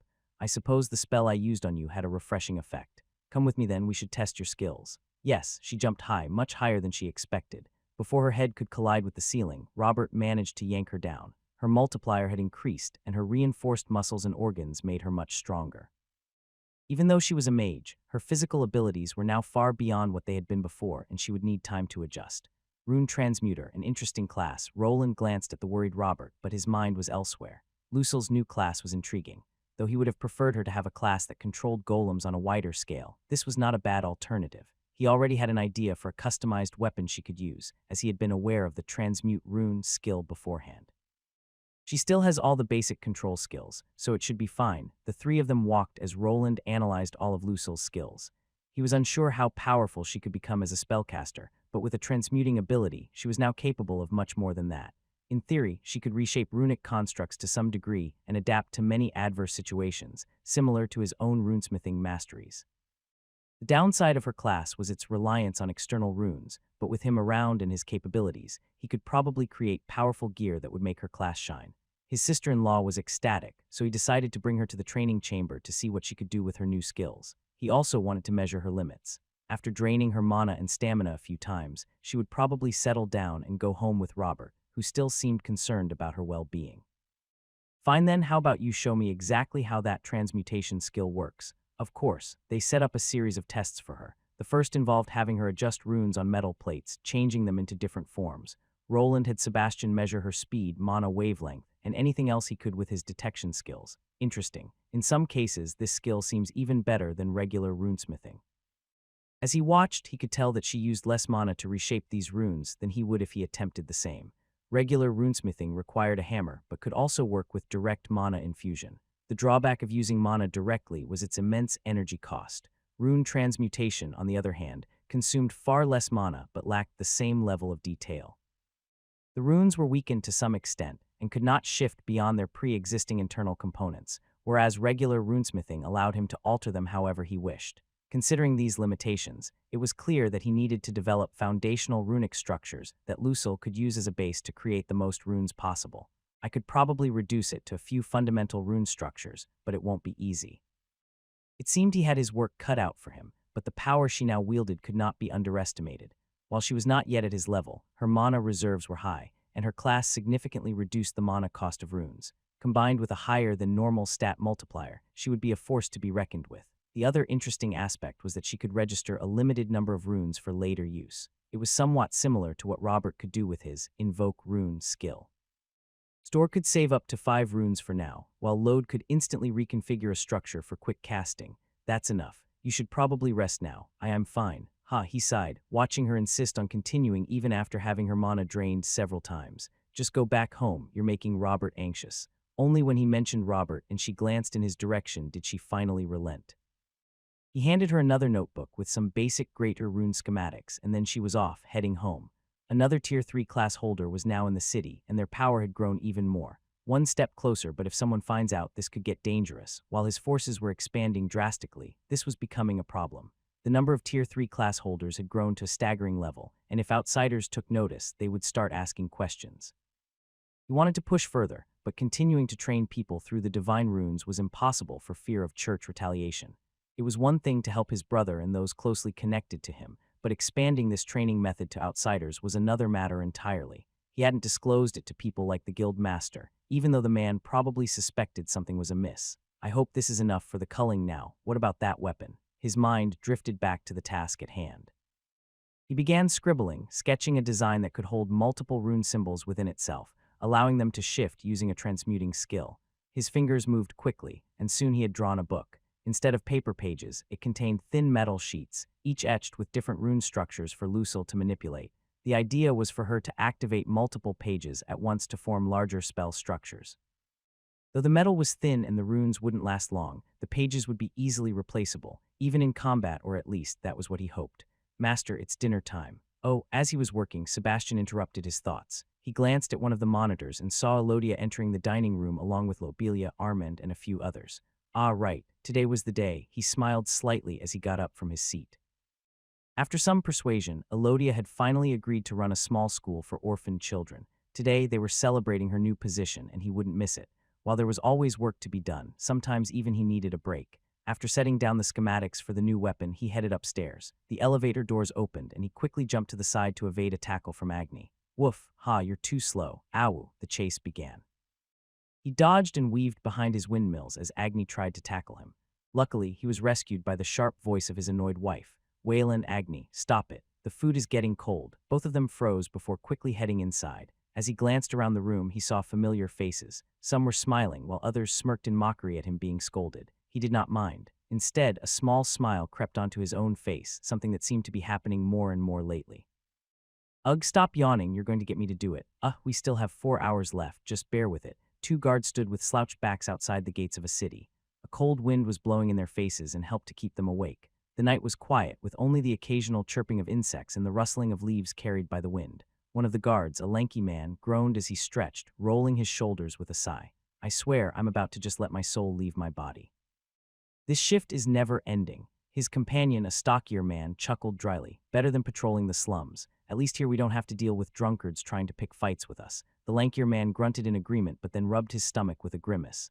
Yeah, well, I had too much of that stew earlier. Gotta go take a piss before I explode. Great, just don't wander too far. One of the guards muttered, adjusting his stance and leaning against his spear. The other waved him off and walked a short distance away, stepping past the low stone perimeter and into the cover of the trees. The cool night air sent a shiver down his spine as he unbuckled his belt, sighing in relief as he handled his business. But then something shifted beneath him, a faint tremor, a soft crunch. He furrowed his brow and stepped back just as the ground ahead of him began to crumble. Dirt and small stones tumbled down into a dark, gaping hole that had not been there before. He swore under his breath, stumbling backward. What the hell? He cautiously stepped closer and peered into the newly formed sinkhole. The edges of the earth still crumbled inward, revealing a deep cavern beneath. A faint, almost unnatural glow pulsed far below, sending eerie shadows flickering across the rough walls. And then he saw them, a pair of inhumane eyes. Is there something on my face? No. You sure? You've been staring for a while, just taking in the view. I didn't know you were such a flirt, Mr. Wayland. Only with you, Mrs. Wayland. Elodia laughed softly as she sat up in bed. Roland watched her, though his eyes flicked to the system message lingering in the corner of his vision. He'd tried before, but it seemed impossible to grant someone vassal status without a battle class. It was just another rule of this world he'd have to accept. Oh, look at the time. Just as their lips were about to meet, Elodia pulled away, her eyes darting to the clock. There should be some leftovers from yesterday. Just heat them up, I have to go. We're having our first extracurricular activity today. Oh, that was today. Roland felt a flicker of disappointment, but when he saw the excitement on his wife's face, he held back any complaint. Instead, he got ready to tackle the day himself. A lot had happened recently, and the formation of the school for children was just one part of it. As Elodia stepped outside, 2 guards approached her. A carriage waited nearby to take her back to the city, along with the orphans who were still living at the estate. The scene reminded Roland of his past life, as he also rode the bus to get to school on time, always rushing to avoid being late. Things have been going smoothly lately. With the house now empty, he decided to check on what was happening in the city. Nearly a year had passed since he rescued his brother and Lucille, his brother's wife. It had taken a few months for them to settle in, but now both served as respected knight commanders in the Valyrian army. I'll just grab a few sandwiches, should be enough for now. After grabbing some food from his version of a refrigerator, Roland headed down into his workshop. Rows of screens lit up to greet him, the sterile overhead lighting reminding him of the kind of office spaces people spent their lives trapped in. As he munched on his breakfast, his eyes scanned the screens, monitoring the movements of his allies. Durendal had become one of the leading knight commanders in Arthur's army. Robert now acted as his right-hand man, handling most of the logistics and responsibilities that came with the role. With them managing the military side of things, Roland had been free to focus on leveling his own skills, though progress had slowed lately. While he'd managed to keep leveling, the pace had dropped off sharply. The main issue, a lack of proper monsters to hunt. Combat-based advancement was becoming inefficient, forcing him to lean more on the craftsman side of his class. Thankfully, the elemental armors had given him a significant boost. But assembling the resources and finding the time to craft them had taken months. Should I take a trip to the super dungeon once all of this is over? Roland leaned back in his chair, finishing the last bite of his sandwich. He knew he was much stronger than the average adventurer. With his current strength, he could hunt monsters well above his level, making it relatively easy to progress. The only thing holding him back was the weight of his responsibilities in Albrook, along with the need to wait for the upcoming culling event. Once that was out of the way, he would finally be free to focus on his growth again. However, venturing into the super dungeon was a different matter entirely. It was dangerous. From what he could gather, most of the creatures inside were Tier 3, and there were even reports of Tier 4 monsters lurking deeper. The main boss was said to be a Tier 5 creature. At least that was the rumor. Hard evidence was scarce since few ever dared to approach the creature's territory. Most adventurers kept their distance, afraid it might awaken and attack without warning. The dragon was unique, a slumbering beast said to rest in the heart of a volcano. Challenging it without permission from the Duke's house was forbidden. Doing so would bring condemnation from the entire island. Roland was far from being ready to face something of that scale.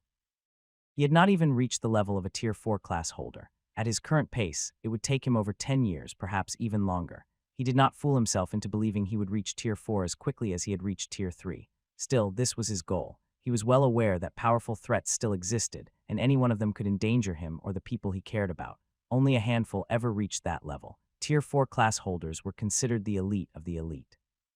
Each country or empire treated them as living weapons, valuable enough to change the course of wars. Tier 5 class holders were rarer still. They remained within their own territories, acting as symbols of power and deterrence. They rarely moved unless another of equal strength appeared. When they did, legends were born, and the world around them was forever changed. The loan Arthur had been so concerned about was quickly paid off after they discovered the long, winding tunnels filled with mana. Using their specialized filters, they could liquidate the mana. Besides powering their golems, it could be sold for a considerable profit. Coupled with the resources they were gaining from monster farming through the runic turrets, they had cleared the debt a few weeks ago and were now beginning to turn a profit. If this continued, they would catch up to Arthur's brother in no time. Roland's gaze swept across the training grounds, where several golems moved in perfect formation. Lucille led the group, but she couldn't control them all at once. To solve this, they had implemented a command unit within their forces. Only those units were directly under her control, and they relayed orders to the lesser intelligent golems. Her runic magic had grown stronger after numerous upgrades to her gear, equipment she had a hand in assembling. I wonder how Lucian is doing. Seeing Lucille always reminded him of his younger sister. He still visited the institute every week, sometimes even conducting lessons in the nearby dungeon. This time at least, no one was trying to kill him, but his sister never returned. Their father had apparently decided it was too dangerous for her to continue studying there. It was a decision Roland agreed with. Viola Castellane had also stayed away, but the power of her house still stretched across the region. It was probable that some assassination attempts would be carried out against his sister. Wentworth was powerful, but he had few retainers strong enough to protect her outside their territory. Instead, she had a private tutor and remained within the Arden estate. It was the safest option, but it also meant Lucian would suffer for it. Without the Institute's experts and facilities, it would be much harder for her to develop her skills and gain levels. Her growth would slow, and Roland couldn't help but wonder if there was something he could do about it. He was a respected professor now, but even that was not enough to guarantee her safety. Soon, his gaze shifted to another point of interest, Arthur Valerian. His noble friend had made significant progress, but he had not received a vassal skill. It would have been unusual for the son of a duke to become his vassal, even if it meant gaining a powerful skill and a rare class. Instead, Arthur had chosen to walk his own path, a decision Roland respected. However, this also meant he had to postpone his Tier 3 ascension. He had been training rigorously, pushing his skills and levels to their limits, but the right moment had yet to come. It was unknown to Roland what class Arthur was aiming, but it seemed to require some skill books that were hard to come by. A wise choice. He can't keep relying on outside forces, and he probably isn't sure if I'll remain in his service forever. It was the most logical decision. If Arthur obtained a rune-related class, he would always be dependent on Roland or other runesmiths. What he truly needed was a class he could rely on without outside help. Runic classes were not the only prestigious options available. Just as Roland had received his Overlord class, there were likely other rare classes reserved for a chosen few. Unlocking them would require unique skill combinations, and perhaps even a special bloodline or rare artifacts. With their current earnings on the rise, this possibility was becoming more realistic. Arthur had already been making several interesting purchases, no doubt in preparation for what was to come. Roland's eyes flickered to the screen, drawn to the orange flash that pulsed insistently in the corner. His fingers moved instinctively, bringing up the alert window. One of the perimeter sensors had detected something, an anomaly within the underground tunnels. That strange Sebastian. Yes, master.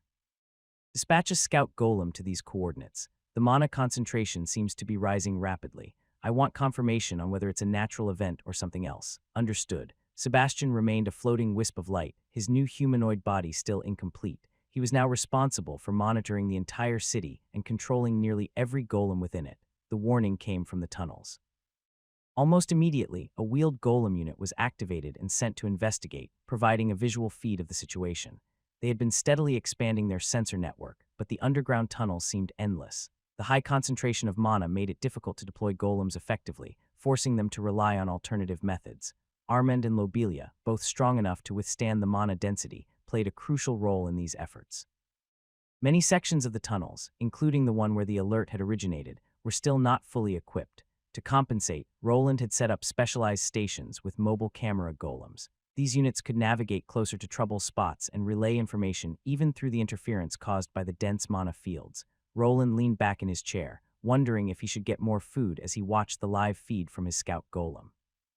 The dark tunnels stretched endlessly, twisting and turning like a labyrinth, with glowing crystals embedded in the walls providing some light.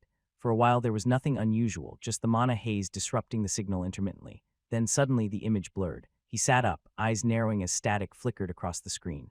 The golem's vision distorted for a moment before stabilizing. A figure loomed ahead, barely discernible in the shifting light. Before the golem could capture a clearer view, something moved fast. The screen flashed violently before cutting to black. Unit lost, Sebastian informed him about the obvious, and a grim expression crossed Roland's face. Whatever had destroyed the golem had done so with alarming efficiency. He rewound the feed, slowing it down frame by frame. The last clear image showed a silhouette. It wasn't clear if it was humanoid or beast, but one thing was clear: the time had come. These coordinates, Roland placed his hand on the keyboard, linking with the runic console. Within seconds, a holographic image flickered to life, displaying the underground caverns they had managed to map. The anomaly was deep within one of the furthest sections. It's still far away, we have some time. Sebastian, initiate Code Orange. Evacuate all non-combatants from the dungeon. Anyone below Tier 2 needs to leave immediately. Yes, Master. The order was given and the evacuation process began. The underground dungeon, usually bustling with miners and soldiers, was now in a state of controlled chaos. Low-tier combatants and civilians rushed toward the teleportation gate while the first response teams mobilized. Inform Arthur. We need to assemble the commanders. Roland wasted no time. He moved quickly, making his way to the armory. After passing several security checks, he entered a room lined with suits of armor, each glowing with its own unique energy. First was Flame Salamander, followed by Wind Zephyr, the second armor he had built. His third, made from Terranite, bore the name Onyx. Two more suits stood beside them, each representing another elemental metal he worked on. With a flick of his hand, he called his armor over. the parts quickly connected to his silver-gray suit. Once his helmet was on, he activated his spatial storage, sucking in all his creations as he was unsure what troubles he would be facing. Time was of the essence as what was likely the beginning of the culling unfolded. While the sirens blared throughout the dungeon, the regular citizens of Albrook remained unaware. Roland had refrained from alerting the populace. This responsibility lay with Arthur. As the lord of the city, it was his duty to take charge and defend it. Roland, though considered Arthur's right-hand man or even his partner, had no authority to command the city's residents to return to their homes. That responsibility belonged to the city's ruler, not to him. Instead, he headed toward Arthur's estate to inform him of what was happening in the dungeon. I can't use the gate. It needs to be ready for the evacuation, he thought to himself as he stepped into the elevator and ascended to the top floor. There was only one gate in the city, and he could not afford to clog it up when people needed it to escape. The gate had a limited number of uses per day. If overused, it would overheat and break beyond repair. For this reason, he chose a different approach. He would use the new flight unit he had designed. Once he was outside, he activated his spatial storage. Runes on his back started glowing, and from within his armor, a metallic contraption unfolded. Segments of polished metal clicked into place as the flight unit emerged, seamlessly integrating with his runic mithril armor. With a sharp hiss, the wings extended. They were broad, sleek, and lined with shimmering runes that pulsed in sync with his breathing. They resembled the wings of an airplane, made of reinforced alloy and layered with runic circuitry. Soon a surge of energy was sent to the thrusters. His previous design was better suited for both combat and flight. It allowed him to stand on it while casting spells and even wielding his weapons. However, it was too distinctive and closely tied to his past crime of aiding Robert and Lucille's escape. To avoid drawing attention, he had created an alternative device. This new model resembled a jetpack with wings, making it far less recognizable. Looks like the calibration is perfect, let's go. Without hesitation, Roland engaged the flight runes fully. A powerful burst of wind erupted from beneath him as he shot into the sky, leaving a faint contrail of blue mana in his wake. The city of Albrook stretched beneath him, its buildings and streets bathed in the soft morning light. He angled his wings slightly, adjusting his trajectory toward Arthur's estate. The unit responded instantly, shifting his flight path with minimal effort. This was the culmination of months of research, refinement, and testing, his very own jetpack, but powered by pure runic engineering. As he soared above the rooftops, the urgency of the situation weighed on him. Whatever had taken out the golem had done so with terrifying speed. The tunnels were a known danger, and this confirmed what he had been afraid of. Luckily, the constant siphoning of mana for many months would give them some time to prepare and defend their region with minimal casualties. We don't have much time. Arthur needs to mobilize the knights, and I need to prepare the defenses. His wings adjusted once more, sending him hurtling forward at breakneck speed. The battle was coming, and Roland intended to meet it head-on. Look up in the sky, is that a bird? Is it a wyvern? Not, it's its Lord Wayland. Roland cut through the sky, his runic flight unit muffled by a silencing spell as it propelled him toward Arthur's estate. The people below raised their heads and shouted, many waving energetically. It was still something that he was getting used to, but his reputation with the population was rather good. Many of them attributed the current state of the city to his presence. As he whizzed by, he took a moment to look at Albrook below him. It had been many years since he arrived here, and the city was almost unrecognizable. What was once a settlement devoid of proper infrastructure had transformed into a thriving hub of innovation and prosperity. The roads were paved, the markets bustling, and stone buildings lined the streets, many of them enhanced with runic technology. Defensive walls were lined with automated turrets, all powered by runic generators. On the streets, various golems strolled around, some part of their military unit and others just assisting people with their work. Roland exhaled as he increased his speed. This was his home now, and he wasn't about to let anything threaten it. After around a minute, he reached Arthur's estate, his arrival heralded by a gust of wind as he slowed down and descended. The guards barely had time to react before recognizing him, stepping aside to let him pass. He landed smoothly on the main grounds before Arthur's mansion and deactivated his flight unit, which was retracted back into his spatial storage. Mary, along with Arthur, were exiting the estate as they had already been alerted of the issues. Sir Wayland. Arthur called out to him first, his expression serious. Sebastian sent word. The culling, it started, hasn't it? Roland nodded. The culling. It's coming, we need to call all the commanders together. Arthur nodded back and then quickly asked, how bad is it? How much time do we have? By my and Sebastian's estimations, we should have until nightfall. Roland could see Arthur exhale, his shoulders easing slightly, but his expression remained tense. Nightfall gives us some time, but not much. We need to act fast. Yes, we should follow the plan. Indeed, I should go make the speech then. Is that device ready? Roland nodded. Luckily, we managed to assemble it a few weeks ago. It's ready. Great, gather the commanders then. I will be with you shortly, my friend. Both men nodded at each other and headed in different directions. Arthur moved back into the estate, while Roland headed to a specially prepared war room for such an occasion. With his rank as High Knight Commander, he could call all the officers there and inform them about the current situation. Arthur, on the other hand, needed to inform the populace about what was coming and enforce martial law. Arthur strode through the halls of his estate with purpose, his mind already formulating the words he would need to reassure his people. The device Roland had mentioned was a relatively new addition, something they had been testing in secret. Now, it would serve its true purpose, to deliver a message to the entire city at once. As he entered the designated chamber, a team of technicians was already making final adjustments to the runic device. The large circular platform pulsed with energy, its surface carved with intricate symbols that shimmered as they activated. The device was connected to a large runic console, one that would transmit his image directly to the city square, where a large holographic projection would appear above the fountain dedicated to his family. One of the people, a person wearing a butler uniform, turned to him and nodded. "Lord Valerian, everything is ready. You may begin when you're ready." Arthur inhaled deeply, then stepped onto the platform. As soon as his boots made contact, the runes flared, and a soft light filled the room.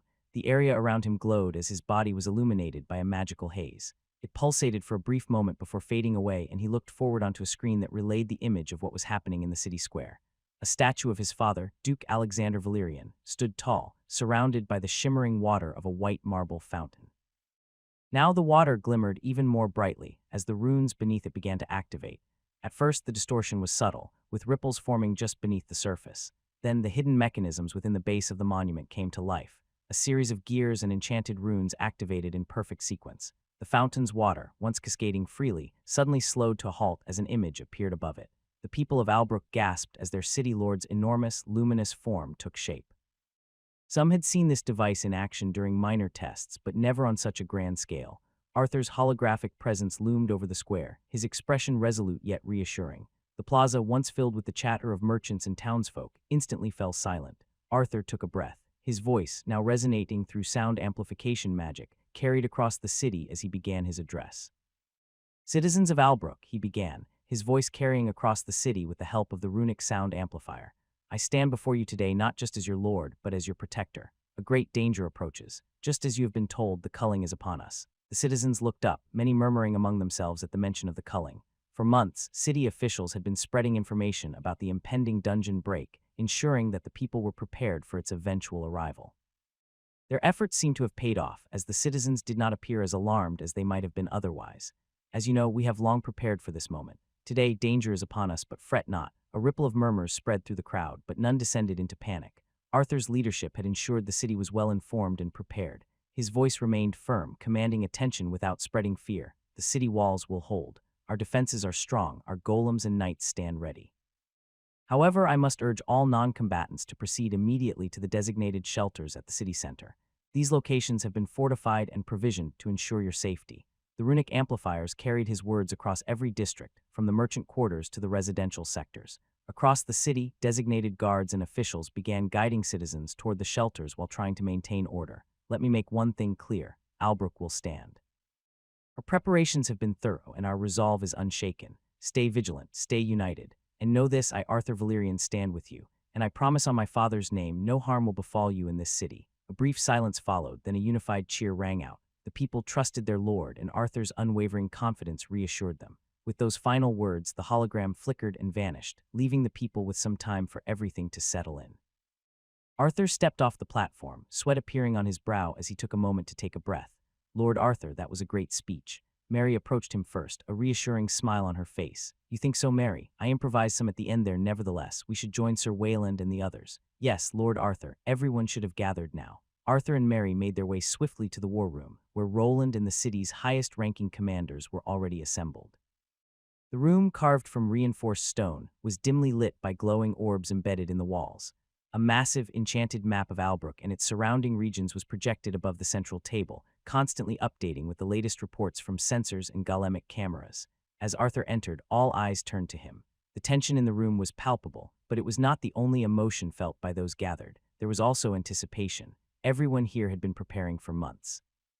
Their forces had grown steadily over the past year, and now the time had finally come to reveal what they had been hiding from the world. Roland and the others knew that once the culling was over, Albrook would finally be recognized. With that recognition, however, would come its own set of problems. All the knight commanders from Albrook were here. Just as we predicted, the monsters are beginning to form. Roland, standing at the head of the table, wasted no time. Durendal and Cortana stood beside him, both glancing at the magical representation of the city. Their armor bore clear signs of runic enchantments. Durendal's was much thicker than the lightweight suit Cortana wore, but each served a different purpose. On the other side, Sir Gareth and Sir Morian waited. Both wore knightly suits of armor inscribed with runic symbols, a seemingly common feature. All held the rank of knight commander, but a new presence was among them, a man named Wishard. He was at least twice the age of everyone gathered. His hair had turned gray long ago, and a thick beard covered the lower part of his face. However, what stood out most was the large, golem-like hand of runic dwarven steel attached to his right shoulder.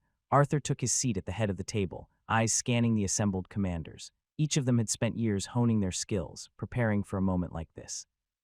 They had been through countless drills and war games, but nothing could fully prepare them for what was coming. Roland wasted no time, activating the projection table in the center of the room. The runic interface flickered to life, displaying a detailed topographical map of the dungeon beneath Albrook. Red markers pulsated within the caverns, indicating areas of intense mana concentration. This was where the creatures of the culling would likely emerge from. This was the truth Roland had discovered many months ago. The tunnels were connected to the super dungeon, and he was certain of it. They spread out underground like arteries in all directions, likely covering most of Dragny's island. It had been a shocking discovery, but after further investigations, it became undeniable. These tunnels had not formed overnight. They had been systematically created by the dungeon over many years, perhaps even centuries. Roland had no idea how it had started, but after analyzing past culling events, he became convinced that the dungeon had been expanding beneath the surface all along. It had existed on this island for hundreds of years, and now it seemed ready to attack. He was unsure of the strength of the monsters that would emerge, but he expected many Tier 3 creatures to appear. Do we know where they will emerge from? Arthur posed the question, and Roland was quick to reply. There are a few points here, and here. As he pointed out, the map expanded and shifted to a few parts outside of the city. Where Roland pointed, a bright red dot appeared to display areas where the dungeon's mana was at its highest concentration. These would be the primary emergence points for the large dungeon break that was called the culling. Arthur quickly studied the map closely and noted something that he observed. All of these areas are outside our walls, and that is rather splendid. Roland nodded, knowing well that many runic turrets lined their walls, with even larger ones positioned on each tower. If everything went according to plan, the turrets would handle most of the work. However, they were still uncertain about the strength of the monsters or how long the attack would last. The strategy was to rely on the magical defenses to eliminate the majority of the threat before sending in their army to finish the job. What about our friends from the Adventurers Guild? Are they ready? Eager and ready, the culling event was widely known within the whole kingdom. Adventurers from across the region had been gathering on Dragny's island. While most of them were drawn to the main city or the larger settlements around it, a good chunk of them were also here. Some came for glory, others for gold, but all knew the stakes. The Adventurers Guild had already set up a command post within the city, working alongside the knight commanders to coordinate their efforts. Ordhin, the guild master, had been earning quite a fortune this year. A significant amount of coin had found its way into his pockets for withholding information about the last level of the dungeon, which was now under their control. Only those directly approved by him were allowed to venture into that level and face the final boss. Even then, most of the area was used by his people for resource gathering and training, leaving the adventurers with a dungeon that lacked a proper boss. Good, now let us discuss. The meeting continued for another 10 minutes where Roland along with Arthur and the assembled commanders went over troop deployments, fallback points, target prioritization, and reserve placements. They strategized with brutal efficiency as time was of the essence. As the meeting concluded, the magical map slowly dimmed, retreating into the runic table. People began standing, some exchanging quick nods or final notes before departing to their assigned roles. The mood was tense, but there was no panic instead, only a resolve to achieve victory.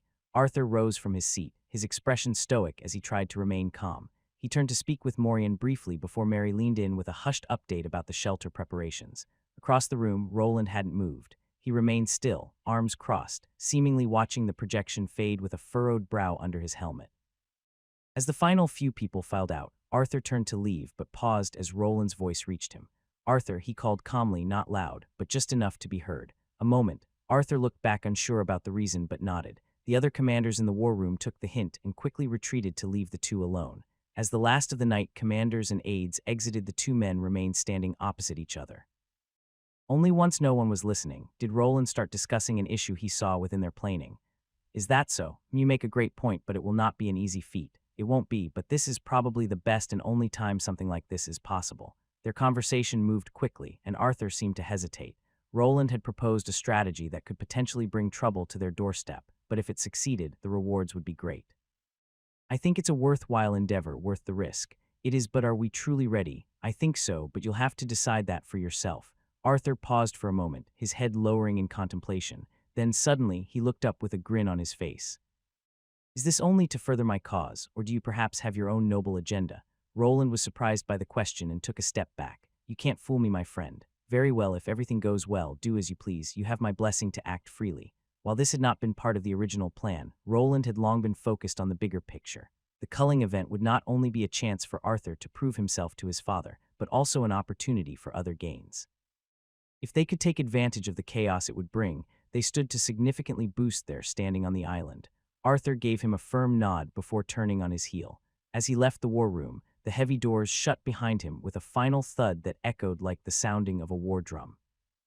Roland remained still for a few moments more, staring at the dimmed runic projection table, now only reflecting the glimmer of the runes buried within the metal. A lot will change after this, he murmured to himself before heading out. The display on his helmet showed him everything he needed to see, and it was time to prepare. If what he had discussed with Arthur came to fruition, he would need to take a far more active role than he had initially anticipated. Step back, it's closing. A heavy metallic groan echoed through the dim tunnel, followed by a deep vibration that rumbled through the stone beneath their feet. Sparks shot from the walls as runic mechanisms pushed a massive steel frame forward. It was a solid slab of metal, at least a meter thick. I wish I were on the other side. Armin stood just beyond the threshold, eyes fixed on the towering wall of dwarven-forged steel. He let out a sigh of disappointment as strange clasps on the sides locked into place. A series of bolts began to spin, slowly driving themselves into the tunnel wall, likely added reinforcement to keep the monsters from breaking through. If Wayland was right, we'll get our chance. For now, let's get back to the portal and make sure everyone gets out. Lobelia leaned against the wall, the bow Roland had crafted for her resting across her back. Bah, fine. Armen kicked a loose rock, sending it tumbling down the now mostly empty corridor. Aside from a handful of remaining adventurers, the place had been cleared out following the evacuation order. He and Lobelia walked alongside a few dwarves who had stayed behind to help operate the closing mechanism. Some of them pushed heavy carts loaded with metallic canisters, each one filled with mana fluid harvested from the area. I never could have imagined this, Lobelia said, breaking the silence. Her voice carried a hint of admiration. Huh, what do you mean? Armin, lost in thought about the monsters that might appear, turned to her with a curious glance. This whole thing, she replied while gesturing around. Big sis getting married, Albrook becoming. Whatever it is now, and look at us. We're rubbing shoulders with nobility. If we really wanted to, we could probably end up as knight commanders, just like Wayland. Ha, I knew from the start there was something different about that bastard. Armin puffed out his chest, boasting as if everything had gone according to his grand plan, but Lobelia cut him off before he could get too carried away. She remembered all too well how his first encounter with Roland had gone. You didn't you attack him and get your ass handed to you? That was different. It's a good thing Wayland's so open-minded. Otherwise, you'd probably be dead by now. Haha, I would have found a way to escape. You're underestimating the great Lord Armand, Lord.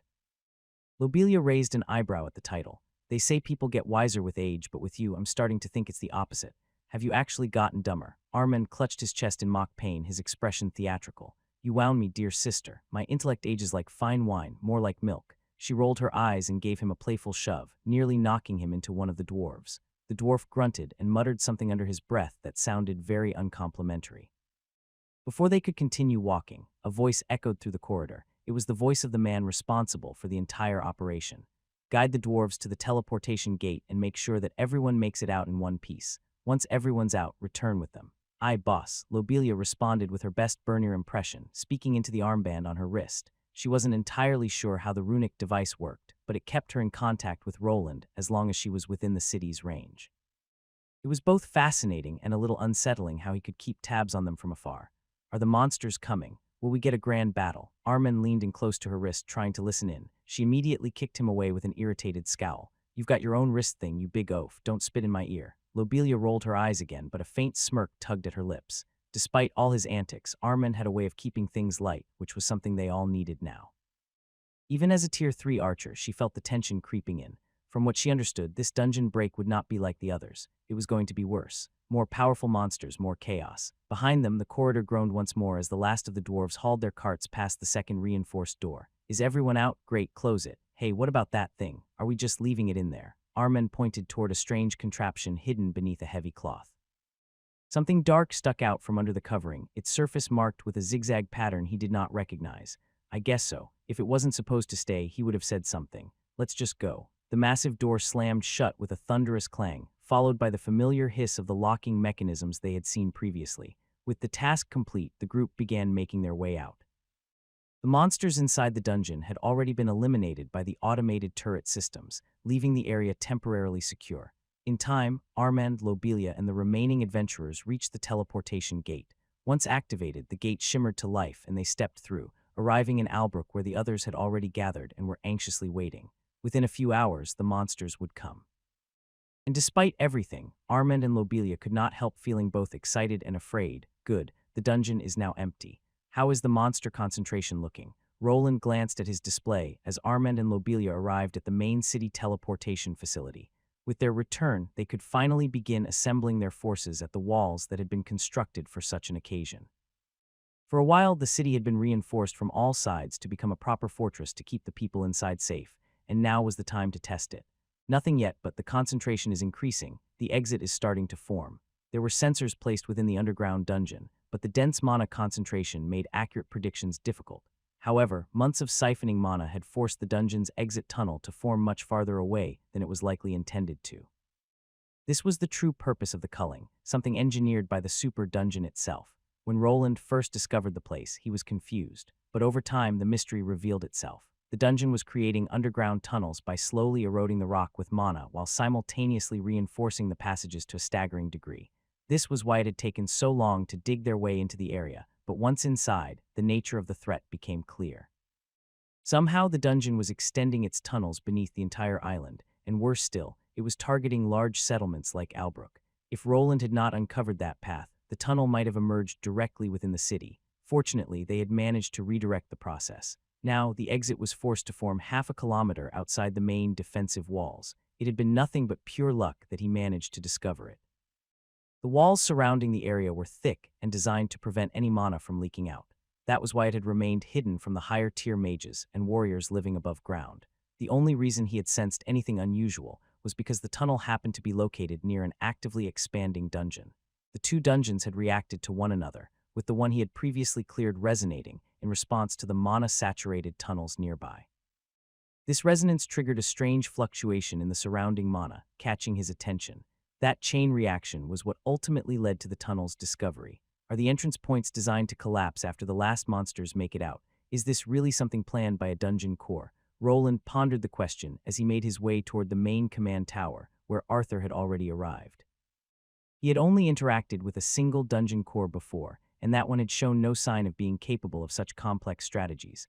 What he was facing now felt entirely different. This dungeon had crafted a plan so elaborate that it had fooled everyone for hundreds of years. And the worst part was, he still was not sure if this was the final stage or just another part of a larger test. Perhaps the true goal was not just this island.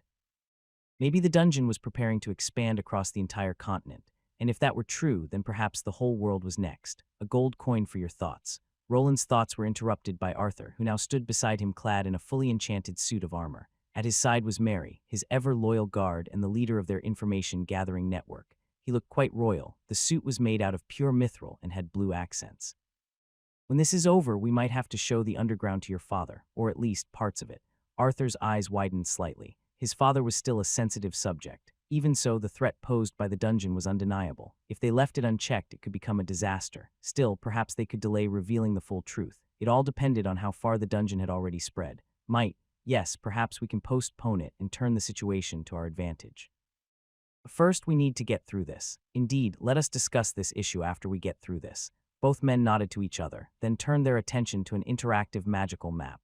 It resembled the one in the Valyrian estate, but featured an additional function. It could project troop placements in real time. Their soldiers were marked by green spheres, while any detected monsters appeared as red. To make things even clearer, commanders were represented by blue markers, allowing for quick and efficient coordination on the battlefield. Now then, I hope our friends from the church don't cause us too much trouble. Did they complain about their arrangements? Somewhat. The new paladin leader isn't as easy to talk to as those gentlemen from the Inquisition, Arthur replied as Roland studied the interactive map. In addition to the standard colors, there were two others displayed. Gray indicated common civilians, while yellow represented individuals affiliated with the Solarian Church. After the wedding night incident, the church had taken up residence in Albrook. They had established a small training facility for their holy warriors within the city. The members of the Inquisition who had been present at first had departed to respond to cult activity reported elsewhere in the kingdom. In their place, a new leader had taken command of the Paladins, someone far less cooperative. I see. So what did they decide? Roland's gaze lingered on the yellow markers glowing faintly on the map. His research into elemental mana had made it relatively easy to detect individuals with priestly or divine energy-based classes. Most of the yellow orbs were gathered at the church inside the city, while only a few were gathering with their forces. They agreed to heal our soldiers if they get injured, but they refused to participate. Roland nodded and quickly asked a follow-up question. What if the monsters make it into the city? The same, all they care about is their precious church and followers. They will defend anyone that gathers there, but they won't lift a finger beyond that unless they absolutely have to. Arthur's voice was laced with quiet frustration, but not surprise. Roland exhaled, his eyes narrowing slightly as he studied the yellow markers clustered like a shield around the central church building. Typical, Roland muttered. They always protect their own first, can't say I blame them, but I think we can make them move if we have to. Roland expected this behavior, but he had an ace up his sleeve. Your wolf, precisely. If they see their holy beast in trouble, even those paladins will act. I just hope he follows the plan. What was that? It's nothing. I'll head out then. Go ahead, I'll be here. Arthur suddenly fell silent, his eyes fixed on the map with an intense focus. Roland wasn't entirely sure what the young noble was thinking, but he could tell that he was nervous. This culling event was Arthur's opportunity to prove himself. If he could show the other nobles that he was a capable and worthy heir to his father, the Duke, then he might earn a place in the succession competition, something that would no doubt bring him closer to whatever goal he had been quietly pursuing. The High Knight commander turned and marched toward the balcony of the command tower. Beyond it, the massive walls of Albrook stretched out in all directions, standing like silent guardians over the city. He moved with a steady stride, his eyes scanning the many defenses they had spent months preparing. Every section of the wall was manned by at least Tier 2 archers, each one strategically placed to complement the automated turret systems. These defenses would finally be put to a test and, if successful, give them another bargaining chip. His gaze swept over the landscape beyond the outer wall. The open fields they'd cleared over the past few weeks were eerily still, the horizon distorted slightly by the warping mana pressure bleeding in from the emerging dungeon exit. With his skills he could see it, the current was increasing, and a fog of mana was starting to gather in the distance. Then his gaze shifted further, toward the direction of his own home. Fortunately, the exit point this time was nowhere near it. Even so, Elodia and the others had already been evacuated to the inner city, where the entire army was now stationed. While his estate was well defended, the chances of survival were far greater within the fortified heart of Albrook. Without Agni or himself present, he could not bring himself to leave anyone behind. Everyone, including Rastix, had been moved to secure shelters within the city. His wife had been placed in the safest location available, close to Arthur's estate. We have a few hours left. As he moved along the rocky walls, Roland glanced down at the forces he would soon command. Rows of soldiers stood at attention, their eyes steady and full of resolve. To them, he was their superior, and he had every intention of keeping them alive through the battle ahead. Still, he understood the reality of war. Danger was everywhere, and no matter how well they planned, there would always be risk. Lives could be lost. Long live the High Commander. It's Commander Wayland. This brings me back if those monsters turn out to be wooden puppets with slow steps. He reached the center of the wall facing the thick haze of mana. Robert and Lucille were already there, waiting for him.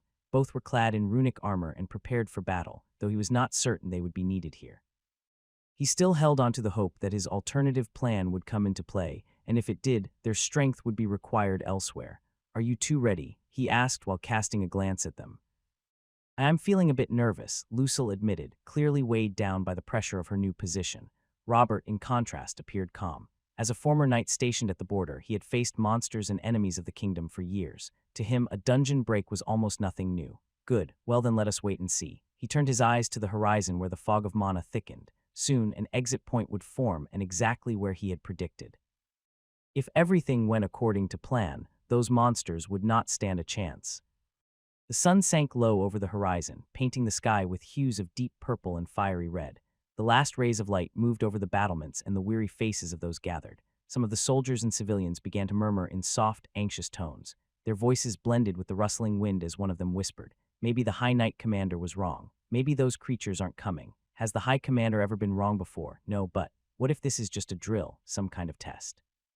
They shifted uneasily. They had been standing there for hours. The threat of a dungeon break had loomed for some time, but no one could ever predict exactly when it would happen. Yet their leader had gathered them here as if they had known almost the precise moment it would begin. As the final sliver of sunlight faded, a heavy silence settled over the defenders. Then, suddenly, strange and distant sounds broke through the still air. A low, rumbling vibration trembled beneath the ground and rippled along the fortified walls. Hesitation turned to alertness as the watchman strained to identify the source. CRK, CRK, SHHHK. A sound like bones splintering echoed across the open field, followed by a piercing wail that brought every soldier to a standstill. The fog beyond the walls churned as if something massive moved within it. Something's coming. Look, scouts in the towers pointed toward the distance.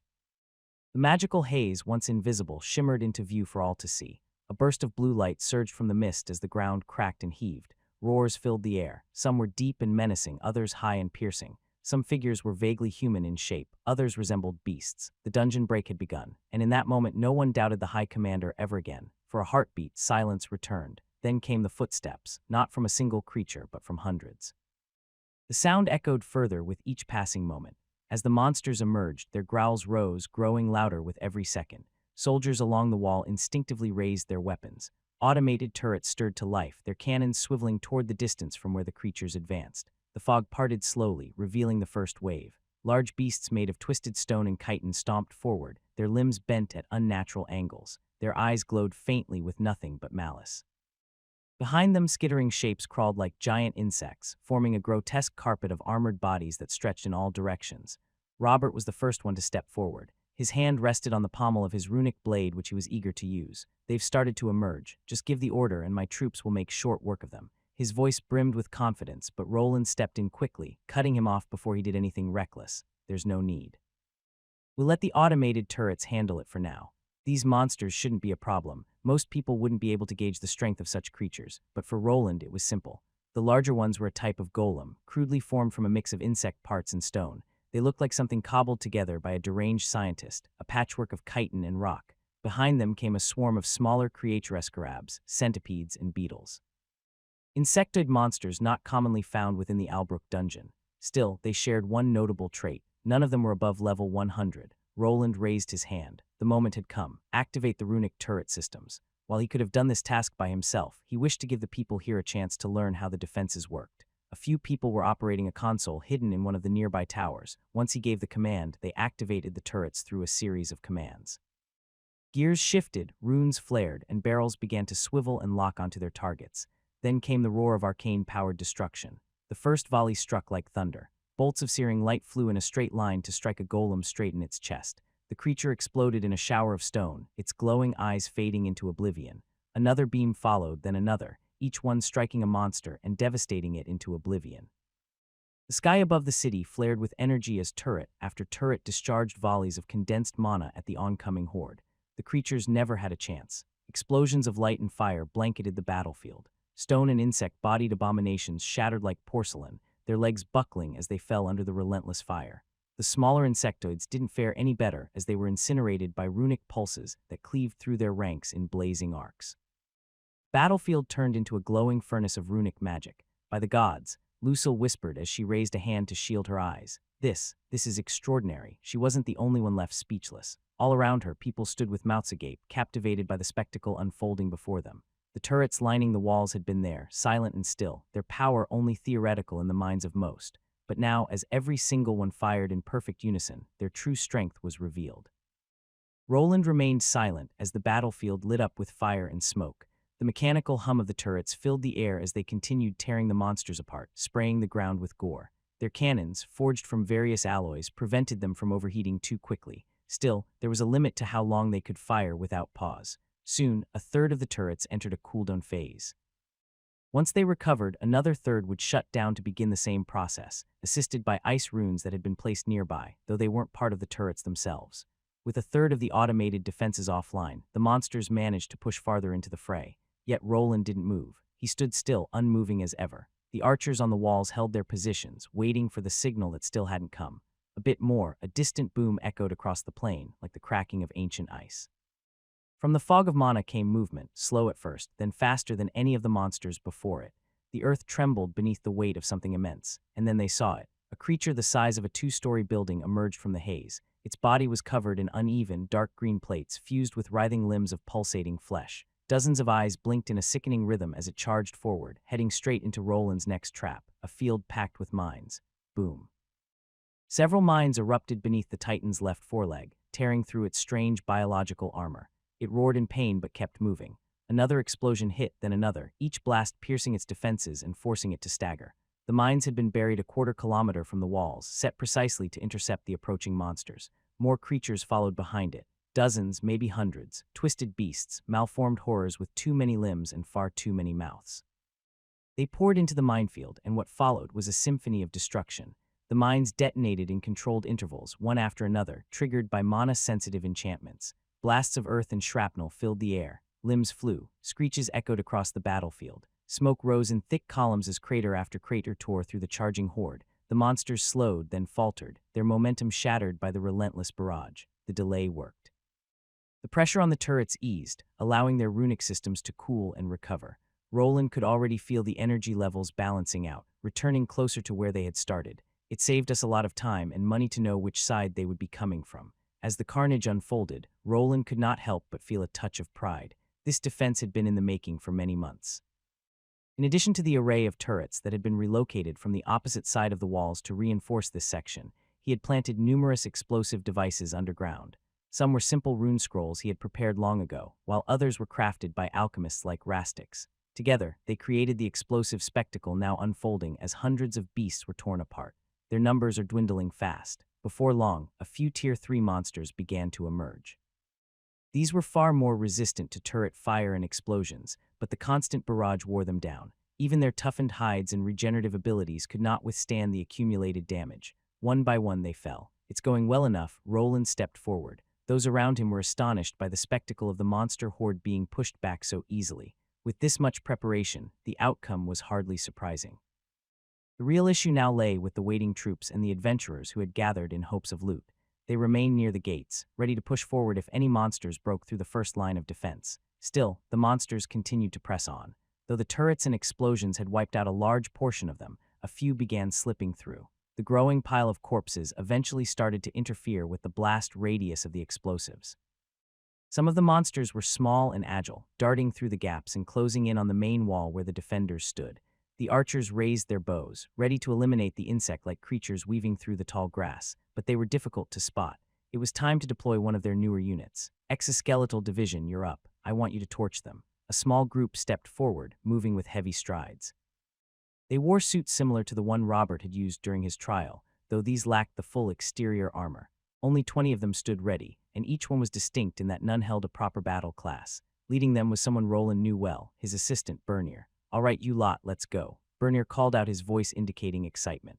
The group in exoskeletal armor responded with a synchronized hiss of pressurized pistons and the low hum of runic circuits activating. Their armor, unlike traditional knight plating, was sleek and angular, covered in engraved runes that pulsed with a dull orange light. Cables along their spines connected to tanks containing mana fluid on some units and rune batteries on others. The 10 units advanced to the edge of the wall, their towering forms making the pilots inside appear small by comparison. Instead of hands, each unit featured a cylindrical extension covered in glowing runes that were now beginning to activate. Through mana phantom technology, the pilots controlled these limbs with precision, guiding their movements as if they were their own. As the mechanisms came to life, the cylindrical arms began to radiate intense heat. Within moments, bursts of flame erupted from them, sweeping across the battlefield below. Fire rained down, engulfing the monsters that had slipped through the outer defenses. The insect-like creatures screeched in agony as the flames consumed them. They writhed and thrashed, the fire clinging to their limbs and burning through their shells and joints within seconds. This was no ordinary fire. Each burst latched onto their bodies, immune to water and unaffected by a lack of air. It would continue to burn indefinitely unless extinguished by magical means. None of the creatures attempted to flee. Their instincts were not their own, guided instead by the will of the dungeon. They behaved more like mindless golems than living beings. That made things easier. They simply hurled themselves into the inferno until nothing remained but ash. "Burn, you crawling bastards." Bernier shouted from within his unit, which stood out from the others with its superior design. His morale was high. He wore a custom silver-gray suit, complete with a helmet to shield him from the rising heat. Behind the wall, the soldiers could feel the temperature spiking on the other side, but nothing was breaking through. Not a single monster had managed to scale the walls. It was beginning to seem like they had overprepared for this assault. That's enough. I mean High Commander. A few of the nearby soldiers glanced at Bernier with wide eyes. Many of them were wary of him and wouldn't dare speak so casually. But because of his familiarity with Roland, they viewed him in a different light. Bernier wasn't just another officer, as he was the High Commander's personal assistant, someone who had stood beside him for years. That connection alone earned him a level of respect and reverence few others enjoyed. Roland gave Bernier a nod, and with a quick flick of a switch inside the exosuit, the magical flames ceased. Within the large arms of the exoskeleton were several switches, each corresponding to a different spell. Fire wasn't the only element they could unleash, as the suits were also capable of producing ice and discharging bolts of lightning. Is this enough? He asked himself as he observed the field littered with scorched and broken monsters. None had managed to breach even the first line of defense. Their forces, along with the hired adventurers, remained ready, but given how things were unfolding, they might not be needed at all. Time was ticking, and Roland had other missions in mind, but the safety of the city and the people close to him took priority. Still, he couldn't help but feel his skills could be put to better use elsewhere. It's the Lord. As he stood deep in thought, Arthur arrived, clad in a full suit of gleaming mithril armor. His long white hair fell over his half-elven ears, and paired with his vivid green eyes, it gave him an ethereal presence. The crowd instinctively lowered their heads, and even Roland had to act as though Arthur were his superior. "How is it?" Arthur asked, his gaze fixed on the ongoing spectacle of light and fire. The runic defenses were still firing relentlessly, and the screams of the monsters echoed without pause. "Their numbers are dwindling, same with the concentration of mana." As expected, Roland nodded. Everything was going according to plan. Months of siphoning mana from the dungeon tunnels had weakened the dungeon break significantly. The number of Tier 3 monsters was minimal, and even if a few managed to reach the city walls, they would be swiftly dealt with by the defenders. "I see. Then go, leave the rest to me. Once this is over, I'll join you as we discussed. Is there a problem?" "No, it should be fine. It's just..." Arthur chuckled. "Don't worry, trust in your plan. And even if something goes wrong, look." He turned his head, gesturing toward the large crowd gathered behind them. Soldiers stood ready, including Mary, the two knights Roland had helped reach Tier 3, and a host of experienced adventurers prepared to defend the city. Roland knew there was little to fear. The preparations were thorough, the defenses strong, but still he couldn't help but worry. "As you wish, Lord Arthur." After confirming that nothing unusual was occurring on the battlefield, Roland turned his attention to Robert and Lucille. "Yes, High Commander." They responded in unison, already briefed on the plan ahead. This mission wasn't one he could carry out alone. Besides these two, he would be gathering 3 more individuals. Some soldiers looked on with mild confusion as their High Commander began to walk away, but none voiced a word. They simply watched him head toward the adventurer encampment. "Come with me, you two." Armand blinked, clearly puzzled by the sudden order, but Lobelia quickly smacked him on the back of the head. "Don't question the High Commander. Just move your ass, idiot. Don't call me an idiot. Then stop acting like one." Guild Master, High Commander Wayland. The Guild Master, a mountain of a man with arms thicker than most men's torsos, crossed them over his chest and let out a low grunt. The runic lights above cast a sharp gleam across his bald head, emphasizing his imposing presence. Strapped to his back were 2 massive axes, each too large for an ordinary man to wield even with both hands. His brow was furrowed as he stared down at Roland, who stood before him. "When I signed that contract, I never thought you'd use it like this. Do you really expect me to go with you? Isn't there someone better suited, like that Knight Commander with the metal arm? Someone of his caliber needs to stay behind and protect Lord Arthur. I can't trust you with that kind of responsibility, Guild Master." "How you think I'm that cold-hearted?" Odin asked, barely moving from his stance. "Yes. Heh, well, at least you know me," Odin said, his tone softening slightly. "So where are we going, and what about that vixen? Shouldn't she be here too?" "She was smarter with her contract. Took a bigger pay cut to leave that clause out." Odin went quiet. Roland almost let out a sigh of relief as the Guild Master's intense stare finally eased. The man had signed several contracts with both him and Arthur. Through them, he had become their partner, not just in moving goods through unsanctioned channels, but in far more delicate matters. Alongside the leader of the Thieves' Guild, Odin had been helping them launder money. Surprisingly, the woman, despite being a known thief, had proven herself less greedy than the Guild Master of the Adventurers Guild. Her contract lacked the critical clause that now bound Odin. In exchange for large sums of money, he had agreed to assist them in times of crisis. He couldn't refuse when called upon unless the task was highly unreasonable. This was the easy part. Roland had gathered 5 people so far. Robert and Lucille stood beside him, with Odin now part of the group as well. Armand and Lobelia were already en route. leaving only one person left to recruit. Where they were going demanded highly experienced fighters with powerful abilities. They needed to keep the team small, just a handful of elites as time was critical. Go to the teleportation gate and wait for me inside the dungeon. I'll be there shortly. Yes, High Commander. Robert gave a respectful nod, maintaining the illusion that Roland outranked him. Odin, along with Armand and Lobelia, weren't aware of the truth about Roland's brother, so for now it was safer to keep up appearances. To them, Robert was just another knight commander serving under Lord Arthur. The group departed quickly, leaving Roland alone. Without wasting time, he turned toward his next destination, the Church of Celeria. They really invested a lot into this church, can barely recognize it. The grand archway leading into the current Church of Celeria loomed ahead, its ornate structure flanked by towering marble statues.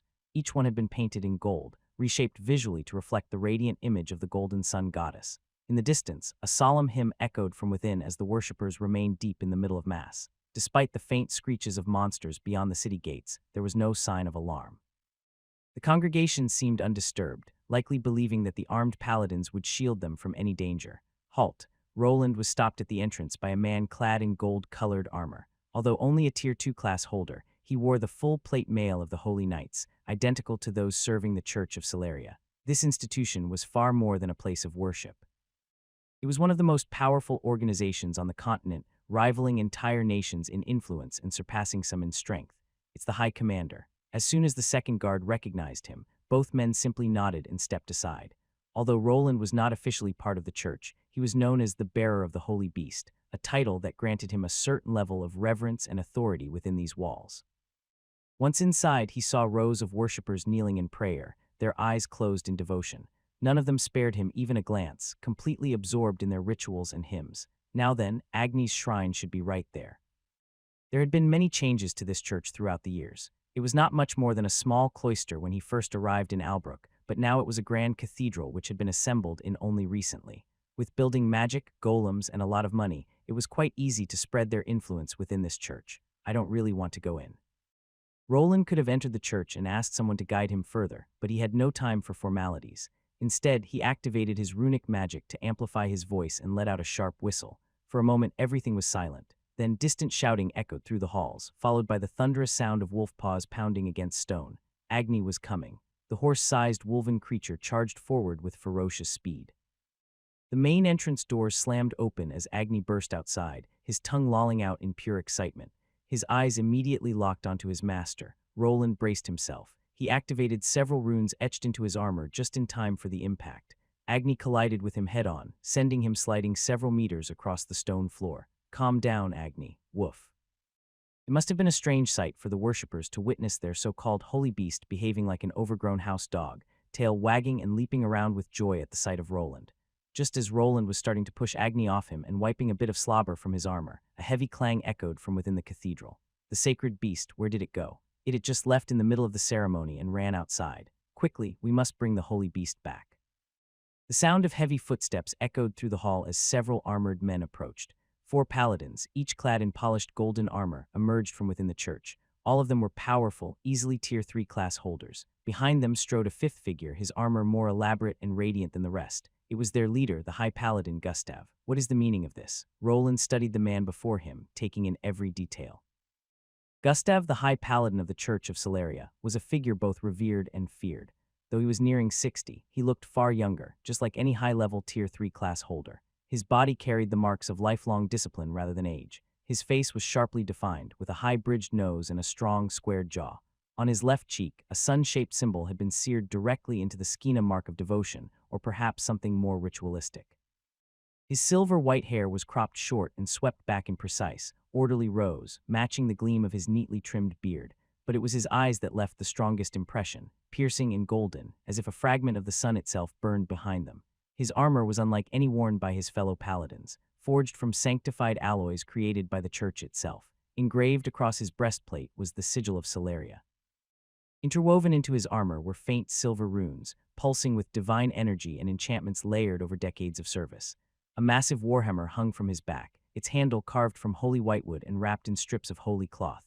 The head of the weapon, almost absurdly large, bore the etched likeness of the sun, its rays spiraling outward in swirling, flame-like patterns. Despite its weight, Gustav could wield it in a single hand. Those eyes are unsettling, must be some kind of after effect of using holy energy.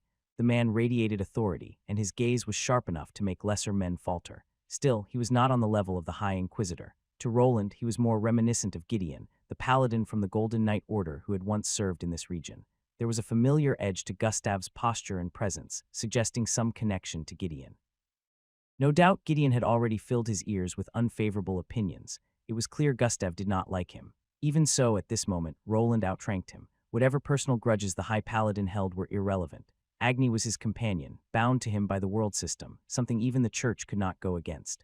The game-like system was considered a god in itself, a force of nature that dictated how the world operated. Greetings, High Paladin Gustav. I have come to retrieve my companion. Roland had Agni settled down near his side while he conversed with the man in front of him. Gustav did not respond immediately. Instead, he studied Roland in silence, as if weighing whether it was worth clashing with the High Commander here and now. Around them, the other paladins remained motionless, their gauntlets clenched tightly against the hilts of their weapons.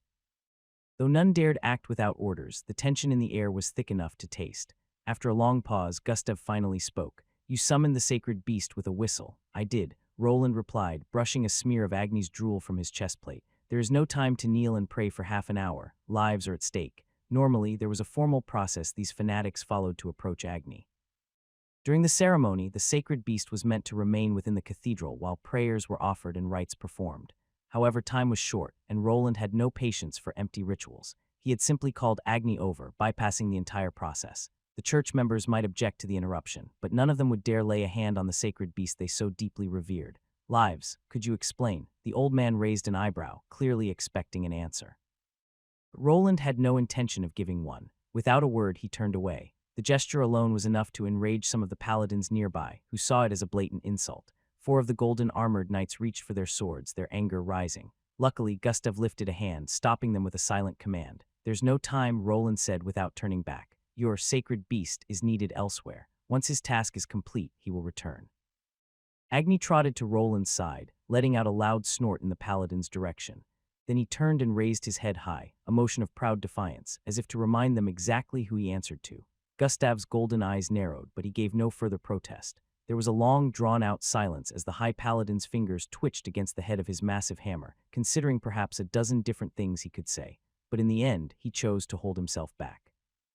Yet his gaze remained on the slow-walking beast, and remained there until it vanished around the corner. "That went better than I expected." Roland glanced at Agni, who trotted happily beside him, clearly just thrilled to be out for a walk with his master.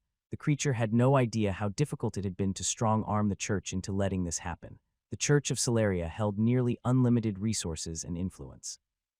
If they truly wanted to, they could make him disappear under the guise of divine intervention, all to reassign Agni's bond.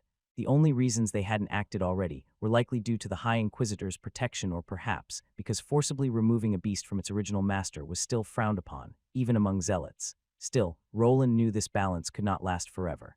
He had already sensed the Church's growing displeasure with him constantly taking Agni away.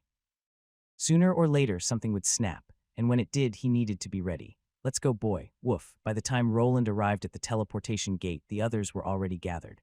Robert stood quietly in his own runic armor. Beside him was Lucille, cradling a large, oddly shaped tome under her arm. It looked uncomfortable to carry, but she held it tightly. Across from them stood Armand and Lobelia, both clearly bored. Armand was mid-yawn, while Lobelia leaned against the wall off into the distance with a dull expression. In the center of the group stood the guild master, Audhin, and he did not look amused. "So mind telling me where we're going? You'll see once we're in the dungeon." A thick vein pulsed on Audhin's forehead, but he managed to swallow whatever string of curses he was about to unleash. With that, the group of 7 stepped through the teleportation gate together. In the distance, runic turrets continued to fire relentlessly, cutting down waves of monsters. The screeches of the dying echoed across the battlefield, but it was clear the beasts would not be breaking through any time soon. They finally arrived inside the dungeon and made their way toward the cleared boss chamber. Only once they were safely within its sealed walls did Roland decide to reveal their destination. Even though the city fell within his sphere of influence, there were still factions, like the Church, that had their own methods of acquiring information. It was safer to keep everyone in the dark until the last possible moment. Every minute of the plan mattered. "We're going to Aldbourne?" Audhin asked, furrowing his brow as he walked beside Roland. Armand, on the other hand, didn't seem to care. He barely even seemed to remember the name as he strolled along with casual disinterest. The others, however, exchanged knowing looks as they had already been briefed on the preliminary details. Yes, but through here, Odin asked, glancing around the dungeon chamber with visible skepticism. Before long they reached the once sealed entrance to the deeper, excavated part. Guildmaster Roland said, turning to him, "You're already familiar with the tunnels beneath this place, right?" "Yes, I am, but what about them?" "Wait," Odin's eyes widened as realization hit. "You want to enter them now?" "A massive dungeon break is happening above us. Are you insane?" The large man looked genuinely stunned, his voice echoing in the chamber.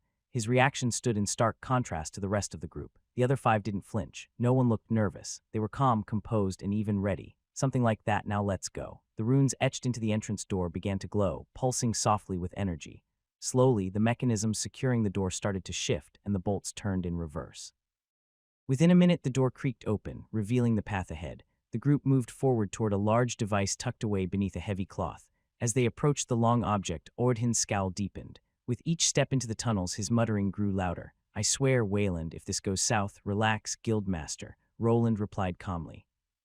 "Everything's under control. The outer tunnel hasn't filled with monsters. The constant siphoning of mana down here prevents them from forming anything too hazardous." Ordhin didn't look too convinced. "But why use these tunnels at all?" "Because it gets us to our destination faster," Roland said, glancing over his shoulder as they conversed. "And more importantly, no one will know we went there until we complete our mission. If Theodore notices and sends out troops before we can finish, it will be all for nothing." The large man still didn't understand what any of this was about, and once Theodore Valerian's name was mentioned, he wanted nothing more than to run away. However, he had already signed a contract, and if he left now, he would lose more than he was willing to risk. Roland quickly stepped forward, grasped the edge of the cloth, and gave it a single, firm pull. The cover fell away, revealing something quite strange. At first glance, it looked like a kind of metallic carriage or chariot, but it had 6 wheels along the sides, wheels unlike anything he had ever seen before. The outer shell was thick and covered with runes. With a flick of Roland's finger, something activated, and where there had been no visible opening, a door suddenly appeared. "Now then, get in." "Lord Valerian, speak." A man with a large metal arm knelt before Arthur Valerian. As he rose, another oddity came into view, a glowing artificial eye, its surface laced with fine runes that pulsed in a slow, steady rhythm. Was it wise to let the High Commander leave? What if the monsters break through? "If that happens, Sir Wishard," Arthur replied calmly, "you'll finally get a chance to test that new arm of yours. But even if not now, be ready. The real battle is coming soon." "Yes, Lord Valerian." Sir Wishard gave a short bow and turned to leave, his face without emotion. All around him, controlled chaos unfolded. Runic turrets fired in carefully measured bursts, cutting down waves of monsters as they surged toward the outer defenses. Mines detonated with fiery violence, shaking the ground with every explosion. The exoskeletal units bathed enemies in flame, clearing entire clusters in moments. The archers had yet to be called, waiting patiently on the walls, and despite the monsters' advances, the tide seemed to be slowing. If things go as Roland predicted, it shouldn't take more than a few hours. Arthur's gaze wasn't on the battlefield anymore. He looked far beyond the dying monsters toward a distant city, a place that would become his next opportunity to prove himself. "You want me to get in that?" "Yes." The large, bald man rubbed the back of his head as he stared at the strange mechanical contraption in front of him. His expression made it clear he wasn't exactly thrilled. "It looks like a coffin with legs." Roland didn't bother to argue. The prototype was rough and bulky. The angular armor plating gave it a crude, blocky silhouette, somewhere between a box and a wedge. 6 thick black wheels lined its sides, each crafted to resemble the tires he remembered from his original world. They weren't inflated with air instead. They were made from a layered rubber-like substance in a flexible pattern designed to compress under pressure. It wasn't perfect, but considering the limitations of this world, it was a remarkable feat. The vehicle ran on a custom-built runic engine, capable of drawing power from either mana fluid or Roland's original runic batteries. "Think of it as a mobile golem," he said, stepping toward the open door. "It'll get us there a lot faster than walking." "Haha, I didn't know you were such a coward, Guildmaster." Before Ordhin could respond, Armin stepped forward with a smug grin and casually shoved past him. A thick vein on Ordhin's forehead bulged even more, his jaw tightening as he was brushed aside by his former disciple. Roland watched the exchange with mild curiosity. He wasn't entirely sure, but it seemed Armin still harbored some resentment over the past. After all, Ordhin had cast him out following his defeat to Roland years ago. Now, having risen to Tier 3 class, Armin might finally feel bold enough to push back. The fear that once kept him in line seemed to be fading, replaced by something like pride or maybe even spite. "Aren't you overthinking things again, Guildmaster? When has our Wayland ever let us down?" Lobelia stepped in right after her brother, tossing a glance over her shoulder with a slight grin. The mobile golem, bulky as it looked from the outside, had a surprisingly roomy interior. It was wide enough to fit all 7 of them without much trouble, even Agni. Soon 4 people were seated inside, leaving only the guildmaster and the massive wolf still standing outside. Ordhin crossed his arms and muttered something under his breath, but in the end, the weight of collective social pressure wore him down. He entered with the others, taking a seat next to Robert, who sat in the middle. Robert acted as a barrier between the guildmaster and his former disciple, while the 2 women sat opposite them. Agni, no, you're not sitting there, Awo. Agni froze, ears perked and confused. He had started to move toward the main seating area like he belonged there, but Roland cut him off. Agni was still as large as a horse. The seats were not made for someone of his size. You've got your own spot. In the back, go on. The sunlight wolf gave an unhappy snort, clearly unimpressed with being separated from the rest of the group. Roland gave him a few nudges, and eventually Agni gave in. With a reluctant shuffle, he climbed into the rear compartment designed specifically for him. A moment later, a pair of wolfen eyes peeked through a small opening between the cabins. Lobelia leaned forward and gave him a scratch behind the ears, which made his ears perk up and his tail thump against the metal floor. Haha, you look funny like that, Agni. Lucille shifted slightly to the side to make room for Agni's head, which was now resting comfortably through the small opening between compartments. She looked like she wanted to reach out and pet him, her fingers twitching in hesitation. In the end, she resisted the urge, clutching her large tome tighter and turning away. A faint blush crept up her cheeks, though it was hidden beneath her runic helmet. With everyone gathered inside, Roland remained the only one still standing outside the vehicle. He didn't step in right away. Instead, he lingered beside the front of the machine. There was a third cabin located at the front, designed for a driver, but he didn't need to occupy it. The vehicle could be controlled remotely just like any of his other runic creations. He glanced at the group, their voices muffled behind the armored walls. Then he looked ahead, toward the dark path leading through the tunnels. It was time to move and fulfill the next part of the plan of getting to Aldbourne. Roland placed his hand against the metal plating of the vehicle, and the runes etched across its surface began to glow with a soft, pulsing light. It wasn't subtle. This machine hadn't been designed with discretion in mind. Arcs of magic traced intricate patterns over its frame as power surged through the runic network. The engine came to life with a faint crackling, the sound not unlike static electricity building in the air, until a silencing spell kicked in, muting it entirely. Despite its bulk, the construct now gave off no more noise than a whisper. Good, everything seems to be going well. The runes are stable, and the mana is flowing through correctly soon. He began walking, his metal boots echoing through the tunnel. The vehicle rolled forward behind him in perfect synchronization, its heavy frame gliding smoothly over the uneven terrain. Dust shifted beneath its wheels as they pushed the dirt aside. The weight was substantial, leaving distinct marks on the hard, rocky ground as the mobile golem, and more precisely, the runic combat transport vehicle, moved forward. This book's true home is on another platform. Check it out there for the real experience. After a few minutes, the tunnel began to widen. Up ahead, a second massive door blocked their way. It was identical in construction to the first one they had passed through earlier. Rune sprawled across its surface, flickered faintly as he had already activated the unlocking mechanism. The lock was disengaging, and soon he and his companions would be in the tunnels the dungeon had created for the break. The massive bolts retracted, dirt puffing outward as the door slowly creaked open. Beyond it lay the exit tunnel, long, straight, and quiet. Roland stepped forward, scanning the area. He listened for the telltale growl or clicking of monsters, but there was nothing. Just as expected, it's clear. Hey, Waylon, what's happening out there? Though Roland had stepped through, the people inside the mobile golem couldn't see what was happening outside. The vehicle had been built for maximum protection, heavily armored and sealed against outside disturbances. It had no windows, nor a standard ventilation system. Instead, runes etched into its frame slowly produced oxygen and filtered out the used air. Roland waited for the vehicle to pass through the door while he kept watch. Once it was out, he directed the runic door to shut itself again. This time, the bolts shifted slightly before plunging into fresh sections of the rock wall. Everything is fine, but the ride might get bumpy from now on. If you look up into the sides, you'll see handles, Roland said, responding to the guildmaster, who seemed unable to stay quiet. Yes, I see them. Good, hold on to them and don't let go. There had been no time to prepare proper seat belts for everyone, and they likely wouldn't have helped much anyway. Everyone inside was a Tier 3 being and fairly resilient. Even if the vehicle picked up speed, serious injuries were unlikely, or so he hoped. Finally, Roland entered the forward cabin, which was designed for a single occupant. He floated above it briefly before dropping down. As he settled in, the screen on his helmet lit up, displaying the outside view through one of the golemic eyes he had installed. Now then, let's get moving. Roland tapped a glowing rune on the panel in front of him. As soon as his gauntlet made contact, the panel began to slide open, revealing something that resembled a steering wheel. The surrounding runes pulsed with light, signaling that it was time to move. Although he could control everything using his runic abilities, gripping a physical wheel felt more natural, more responsive. It reminded him of the day he took his driving test. He could still picture his 18-year-old self nervously switching places with the instructor, only to fail the exam after nearly forcing another car to stop abruptly. It took him another attempt to pass, but he eventually got through. This vehicle didn't feel like a typical car. The steering was too rigid, more like something designed for an armored transport. Still, it brought back those long-buried memories. Slowly at first, the massive vehicle rolled forward, its 6 wheels compressing and expanding over the uneven floor of the dungeon-formed tunnel. Then, bit by bit, the speed increased. Dust kicked up in swirling gusts behind them. The golemic transport moved faster, gliding sedately through the rough terrain. At the same time, inside the cabin, people started speaking.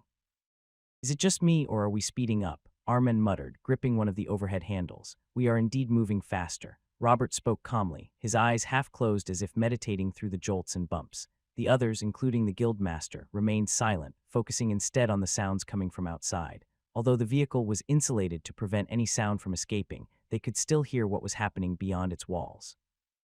Faint at first, the cries of distant monsters soon reached their ears. The vehicle surged forward, vibrations rattling through its frame. The tunnel ahead twisted and widened unpredictably, shaped by chaotic mana surges during the dungeon break. Uneven stones jutted from the walls, but they crumbled beneath the weight of the behemoth forged from thickened dwarven steel. "Brace yourselves, monsters ahead." Before anyone could respond, the golemic vehicle lit up, its outer runes flaring to life in a brilliant blue blaze. A spherical barrier of translucent mana erupted outward, encasing the entire construct. It shimmered like crystallized moonlight before thinning into a protective coat around the vehicle. Dozens of monsters poured into the tunnel ahead, twisted, half-formed abominations of flesh and bone, spawned by unstable dungeon magic.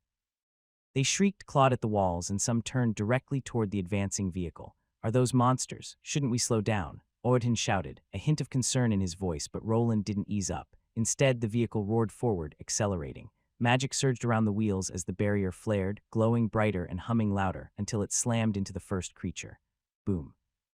Didn't stop. The beast's body crumpled under the reinforced frame, exploding into black mist. More followed, but the vehicle didn't so much as stutter. The shield flared with each impact, burning away flesh with holy flames and reducing limbs and torsos to smoldering ash. The machine bulldozed through the chaos, an unstoppable force of metal and runecraft. "Whoa, Og, I can't hold it, don't you dare." The ride inside was not going smoothly. Even the Tier 3 class holders were rocked in their seats. The floor trembled with every collision. Agni whined briefly, bracing himself in his rear compartment, tail tucked tightly, but even he seemed to understand. This was necessary. Armin braced himself with one hand while the other clutched his mouth. His stomach wasn't handling the ride well. "I told you not to eat that second helping of lava boar stew before a mission. And didn't you also down 2 whole tankards of dwarven ale?" Lobelia hissed, leaning as far away from her brother as the cramped compartment allowed. "I didn't think we'd be launched through a monster-infested tunnel at this speed." Armin groaned, squeezing his mouth shut with his hand with all his might. "That's exactly why I told you to listen to me, you damn idiot." Lucille muttered something under her breath but didn't complain. In fact, she seemed to be enjoying the bumpy ride as a quiet giggle escaped her lips. Robert, on the other hand, leaned as far from Armand as possible, clearly debating whether to switch seats and take his chances beside his wife if Armand couldn't keep it together. Odin looked moments away from snapping, but instead clenched the metal handle beside him. His grip tightened until the steel bent under the force of his strength. "I'm never signing a contract with this madman again." He muttered a few words under his breath, and the rocky ride continued. Roland glanced at the display in front of him, now swarming with red dots.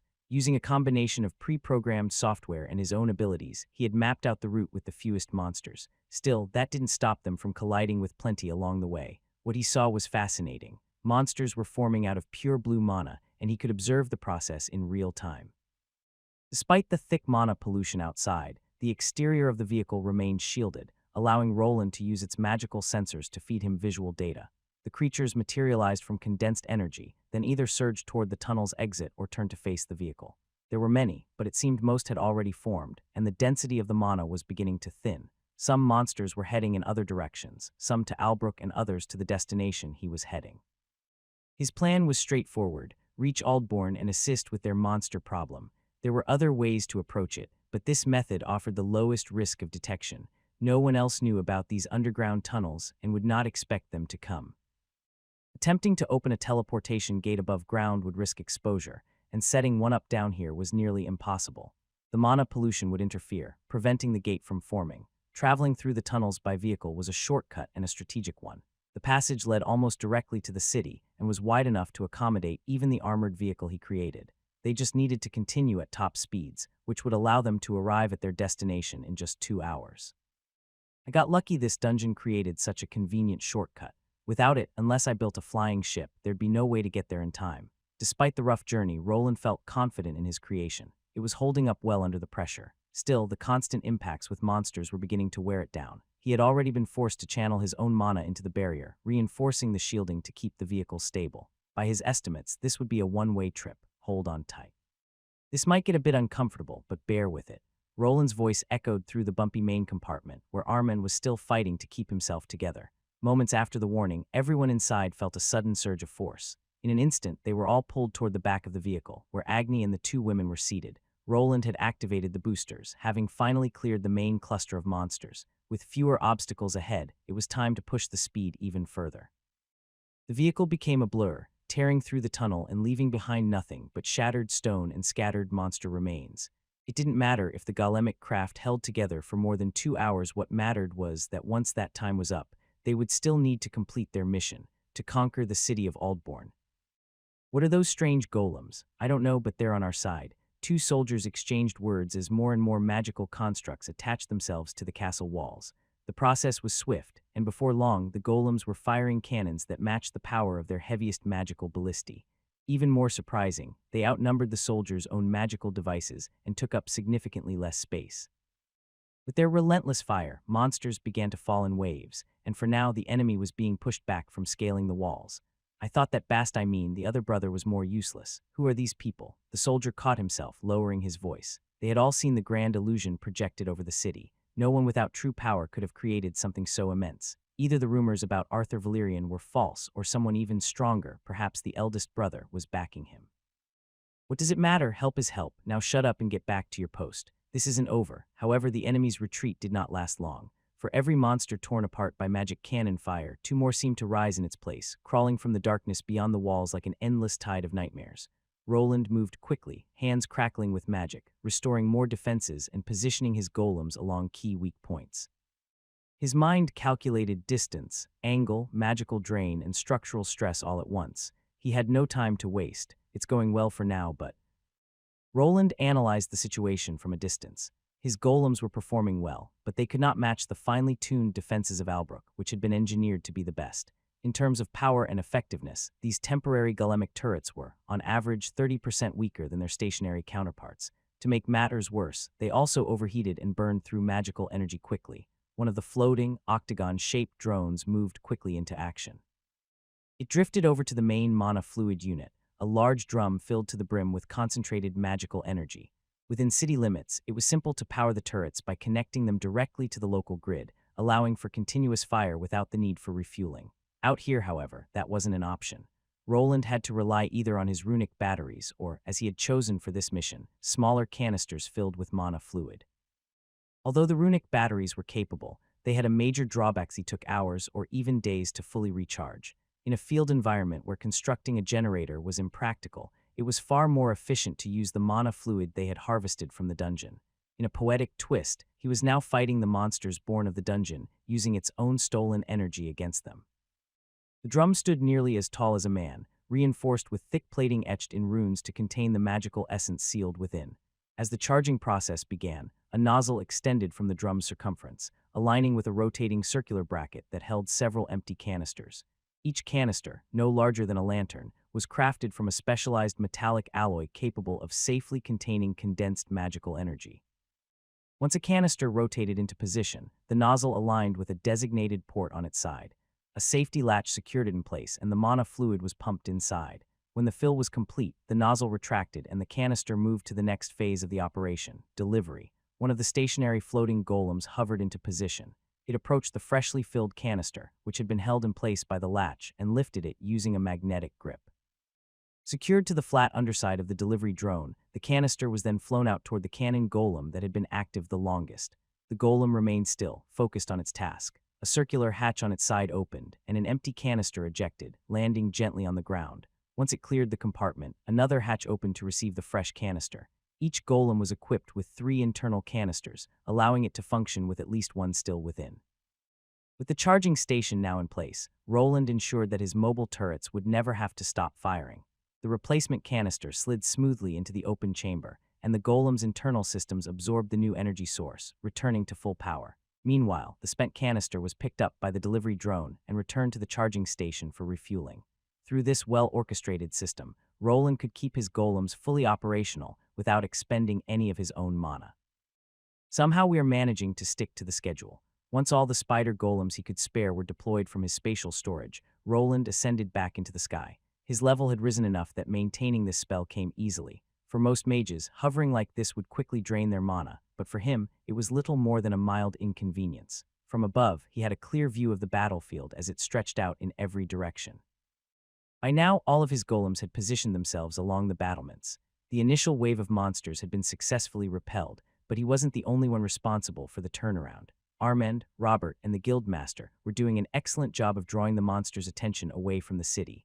Lucille, Lobelia, and Agnes supported them from behind with powerful ranged attacks. Meanwhile, the golem army they had brought from Albrook had secured a foothold at the city gate. Together, they held one side of the city, while Roland's constructs defended the other. Everything seemed to be running smoothly, but Roland knew better. This wasn't over. The gamble paid off for now, but will it be this easy? He hovered silently above the chaos, the faint glow of his armor flickering in the dim light. Below, his drones continued their relentless defense, working in unison with his companions. He spotted Agni unleashing a torrent of fire, his breath attack sweeping through clusters of enemies. The Tier 2 monsters stood no chance, incinerated in seconds as they bunched together, making themselves easy targets. Fortunately, these creatures lacked any real combat strategy. They charged forward blindly, relying solely on their overwhelming numbers. But numbers alone were not enough. With so much magic concentrated on the battlefield, it became a blazing inferno of raw mana. Monster after monster was obliterated, vanishing beneath the unrelenting waves of magical firepower before they could even reach the walls. Then it happened. A sound rolled across the battlefield, low, deep, and thunderous like the grinding of distant mountains. The moment it reached the city, all cheer vanished. A sudden silence fell over the defenders. Soldiers froze, their eyes wide, weapons half raised, caught in a moment of paralyzing dread. The cannons continued to fire, their rhythm unchanged. But the sound had already signaled a shift. Something is approaching a city-scale monster. Roland turned sharply in the air, his senses stretching outward like a net. There it was again, a rumble deeper this time. The ground shivered in response, and the faintest crack split through the earth beyond the northern ridge. Out past the tree line, the horizon shifted. Trees were torn from the ground like weeds. Earth buckled and snapped as something enormous pushed its way forward. The first thing visible was its shell, an uneven, moss-covered dome so wide it looked like a moving hill. But it was not the shell that silenced the entire battlefield. It was what rose above it, a serpent's head, and not just one but 3. They stretched skyward, impossibly long and scaled with dark crimson armor that shimmered like wet stone. The mouth was lined with needle-pointed teeth, too many for any natural creature, and its eyes glowed a sickly yellow. One of the necks coiled once in the air, then snapped downward with an audible crack that split several trees into pieces without even touching them. If I'm not mistaken, that thing is a Hydra tortoise. Volcanic Hydra Tortoise Titan L252. It was quite the mouthful of a name, but it suited the creature perfectly. The Volcanic Hydra Tortoise Titan. It towered over the forest with ease. Its shell alone rose nearly 20 meters high, and the writhing Hydra heads extending from it added another 20 on top of that. But even more terrifying than its height was its sheer bulk. The creature was massive, wide enough to flatten trees in every direction as it advanced. Each step it took sent tremors through the earth, the ground quivering beneath its weight. It moved slowly, but there was an unstoppable momentum behind it, like a mountain deciding to walk. To make matters worse, the creature's massive shell was covered in small, cone-shaped openings that looked eerily like miniature volcanoes. From within these vents, smoke billowed in thick plumes, glowing with the heat of red-hot magma. The smoke pulsed in sync with the creature's slow, rumbling breaths, as though each time it inhaled it built pressure within its armored body. Then, with a loud growl that rippled across the battlefield, the volcanoes erupted. A storm of molten fire shot into the sky, arcing high above the treetops before crashing down in wide, indiscriminate bursts. Entire sections of the forest were consumed in flame. Nothing was spared. Smaller monsters were either trampled beneath the beast's colossal feet or incinerated in the blazing downpour. The Titan moved at a crawling pace, but its presence alone brought devastation. Its 3 Hydra heads twisted and turned, each moving with eerie independence, scanning the battlefield with a predatory awareness. They had not attacked yet, but they were watching. One of the heads turned slightly, its gaze settling on the city walls with what could only be described as curiosity. If that thing reaches the city, hundreds will die. To Roland, the creature looked like a living siege engine. Although it was not classified as a Tier 4 monster, it was clearly an elite variant. Most would call it a boss entity. It was far stronger than others of its class, likely enhanced by the same kind of stat multipliers that made Roland himself so dangerous. And worst of all, this was not their only problem. While the initial waves had been repelled, more Tier 3 monsters were beginning to rise and press forward. As Roland had feared, the attacks were coming in waves. They had arrived during the second one, and this was the third one. This was very different from what he had witnessed during the attack on Albrook. Based on the data he was receiving from his external sensors, no creature of this scale had appeared there. It was clear that the mana siphoning process had ensured their victory in that battle. However, this city and many others would not be so fortunate. If monsters like this one are beginning to form, the island is in more trouble than I anticipated. Roland bit his lower lip. He had not foreseen such a massive assault. When he had made his preparations, he had never expected a dungeon break of this magnitude. The situation was rapidly escalating beyond the scope of his original predictions. It was becoming clear that many of the lesser defended cities would likely fall. The thought weighed heavily on Roland. Perhaps he should have revealed the existence of the underground tunnel system he had discovered, but out of fear for his own safety, he had chosen to remain silent. Now, he was beginning to regret that choice. Still, there was a more immediate threat that demanded his attention. The situation before him could not be ignored. There were not many cities on the island, and it seemed the dungeon prioritized its attacks based on population density. Smaller villages appeared to be ignored. Only larger settlements, those with at least 1,000 inhabitants, were being targeted. Fortunately, most of those cities had some form of defense and established evacuation protocols. They were not entirely helpless, and adventurers played a critical role in their defense. Even here, many had joined the soldiers on the walls. Arrows flew and spears struck down from above as fighters, driven by coin or duty, helped repel the climbing monsters. This was not the time to doubt himself. He could not protect everyone, and he had long accepted that reality. The people in other cities were the responsibility of their own lords, and Roland had done his part by spreading rumors of increased monster activity. That alone had likely helped some prepare. What reassured him slightly was the fact that the dungeon appeared to be focusing more on the city than any other. He suspected it was reacting to the high number of monster casualties in the area, or perhaps it possessed some mechanism to detect powerful foes. If that was the case, then the dungeon had identified him as the primary threat. The arrival of the giant tortoise-like monster could very well be its attempt to eliminate him. Roland quickly assessed the creature. From its appearance and aura, it was clearly attuned to the fire element. Its body radiated heat, glowing with unstable fire mana, and the volcanic structures on its back erupted rhythmically with bursts of molten energy.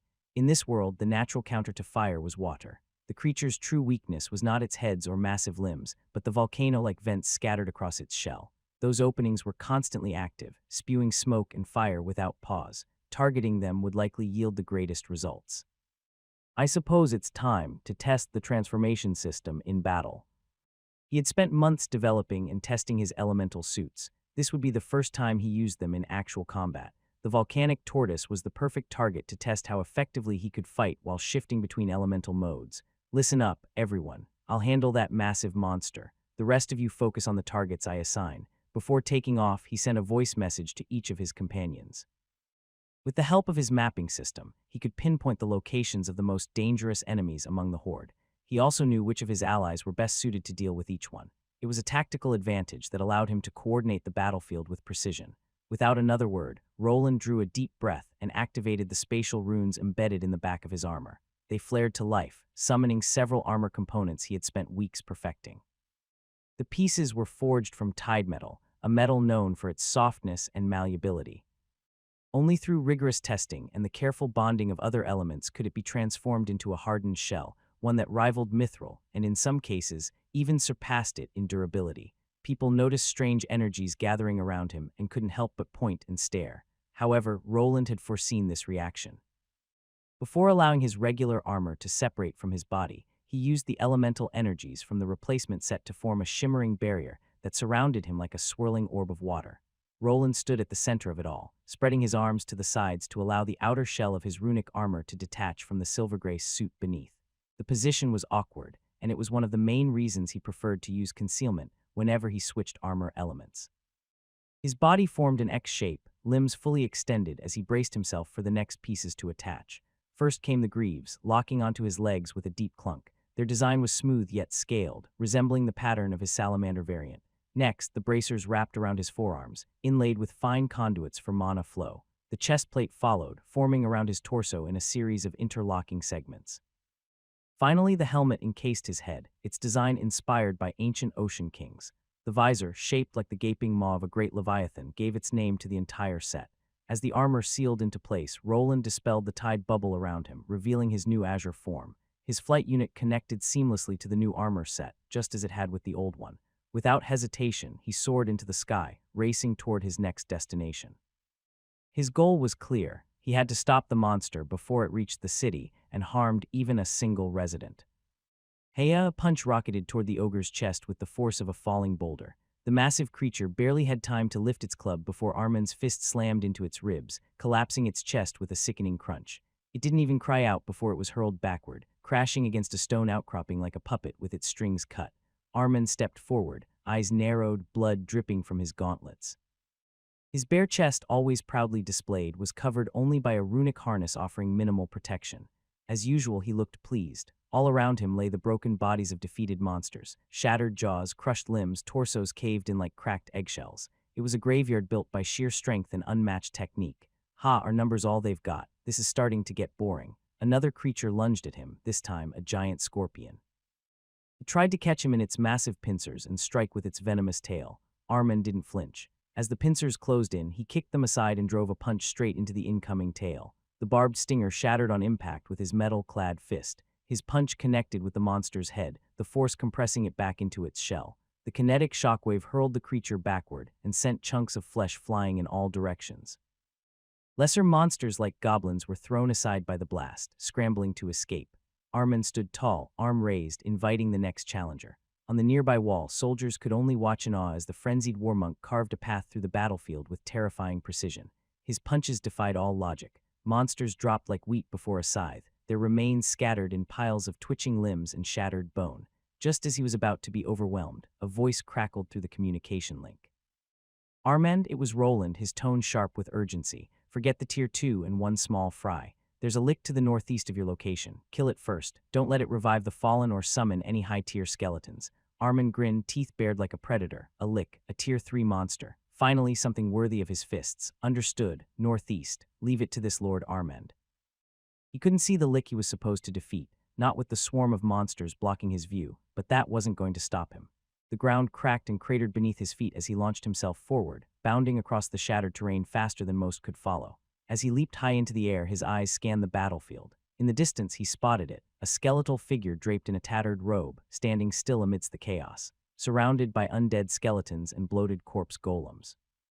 The lick raised its staff, chanting in a language that gnawed at the edges of sanity. Dark necrotic energy swirled around its bony form as it continued to use the defeated monsters around the battlefield to create its undead army. Armand's heartbeat quickened. The thrill surged through him, not just from the prospect of battle, but from the moment he'd been waiting for. The time has come. This is what I've been waiting for. His skin flushed crimson, and muscles bulged unnaturally as though he were swelling from within. Blackened tattoos erupted across his arms, chest, and face like molten scars carved by infernal fire. Horn-like ridges formed along his brow and jawline, while his eyes burned with a demonic glow. His canines lengthened, his fingers ended in claw-like nails, and his voice dropped as if he had turned into a red ogre himself. This was one of his skills as a frenzied war monk. It allowed him to take on the form of an oni, drastically increasing his combat power, but the technique came with a steep cost. The blank expression in his eyes said it all. His sanity was slipping away. A frenzied roar tore from his throat, sending a shockwave outward that knocked back the monsters closing in around him. For a moment, his gaze drifted from the lick in the distance. His focus shifted to the nearest enemy, instinct taking over. He was ready to charge in another direction when a rune on his harness lit up. The golden symbol pulsed with light, and a radiant glow spread across his body. Tiny golden particles flowed into his reddened form. Moments later, Armand felt his mind clear. His senses were returning. That was close. For a moment, he stood still, his mind dazed. He had used this skill a few times before, but the transitional phase always disoriented him. Without the harness and the runic devices Roland had crafted, he would have become a mindless beast, lashing out at anything nearby. Though the power boost was immense, it was completely unsafe around allies. Thankfully, the runic device embedded in his body cleansed the frenzy effect automatically. In time, he might develop a natural resistance to it, but for now, he didn't need to worry. Now, where was I? Ah, yes, the runes embedded in his harness shimmered, locking his consciousness in place. Armen stood straighter now, crimson energy still radiating from his skin. His fists clenched and unclenched with anticipation. The monsters surrounding the lick began to react, forming a defensive line. Bloated corpse golems surged forward, their stitched-together forms reeking of rot and malevolence. Skeletons drew rusted blades and raised cracked shields, but it didn't matter. He launched himself like a cannonball, crashing into the first corpse golem with enough force to vaporize its upper body. The impact left a smear of corrupted flesh and bone on the ground. A follow-up spinning backhand bisected two skeletons trying to flank him, their bones exploding into powder from the sheer force. The air trembled with each movement. In this form, his speed defied reason, a blur of red and black that moved through the battlefield with lethal precision. Every swing of his fist sent shockwaves pulsing outward, knocking down the undead like rows of dominoes. The lick noticed him now. It raised its staff and began casting a direct attack spell, but Armen was already closing in. There was a reason Roland had sent him instead of Agni. Before the monster could finish the incantation, a powerful kick slammed into its sternum. No chance I'm letting you finish casting. In many cases, casters could easily defeat warrior types if they kept their distance. But once that gap was closed and they had no time to prepare counterspells, they became little more than targets for fighters like Armend. The lick wasn't dead yet. Even as it tried to rise, the only thing waiting for it was another punch. Armend's gauntlets flared with radiant holy light for a brief moment before his massive fist crashed into the creature's skull, shattering it almost instantly. Oh, not dead yet. That's what I'm talking about. It wouldn't be any fun if you just dropped from that. The lick was not quite dead, and its minions swarmed in from all sides, but Armen didn't let up. With boundless stamina and punches powerful enough to shatter boulders, nothing could stop him. He tore through the encroaching horde, a whirlwind of brute force and relentless motion. From a distance, one of his allies watched the destruction left behind by the frenzied monk. Mr. Armend is incredibly strong, but that's only natural for someone fighting alongside Sir Roland. I have to give it my all, too. In the rear stood one person wearing armor under a dark crimson robe. She was surrounded by a plethora of golemic soldiers, which were used to intercept any monsters that made it through the powerful defenders in the front. Lady Cortana, can you hear me? I can hear you loud and clear, Sir Wayland. Just as she was about to order her soldiers to move forward to aid both Armen and the man called Audhin, she was stopped by the man in charge. Good, remain at the wall. You are our last defense. Use the golems to take out any monsters that make it through. Ah, of course. Also remember, Armend is quite the idiot. He'll probably burn through all his holy charges on that one undead lick. Restore his gauntlets if you have the time. I told him to run back to you if that happens. I will. I mean, yes, Sir High Commander. Once the call ended, the monsters began moving toward her again.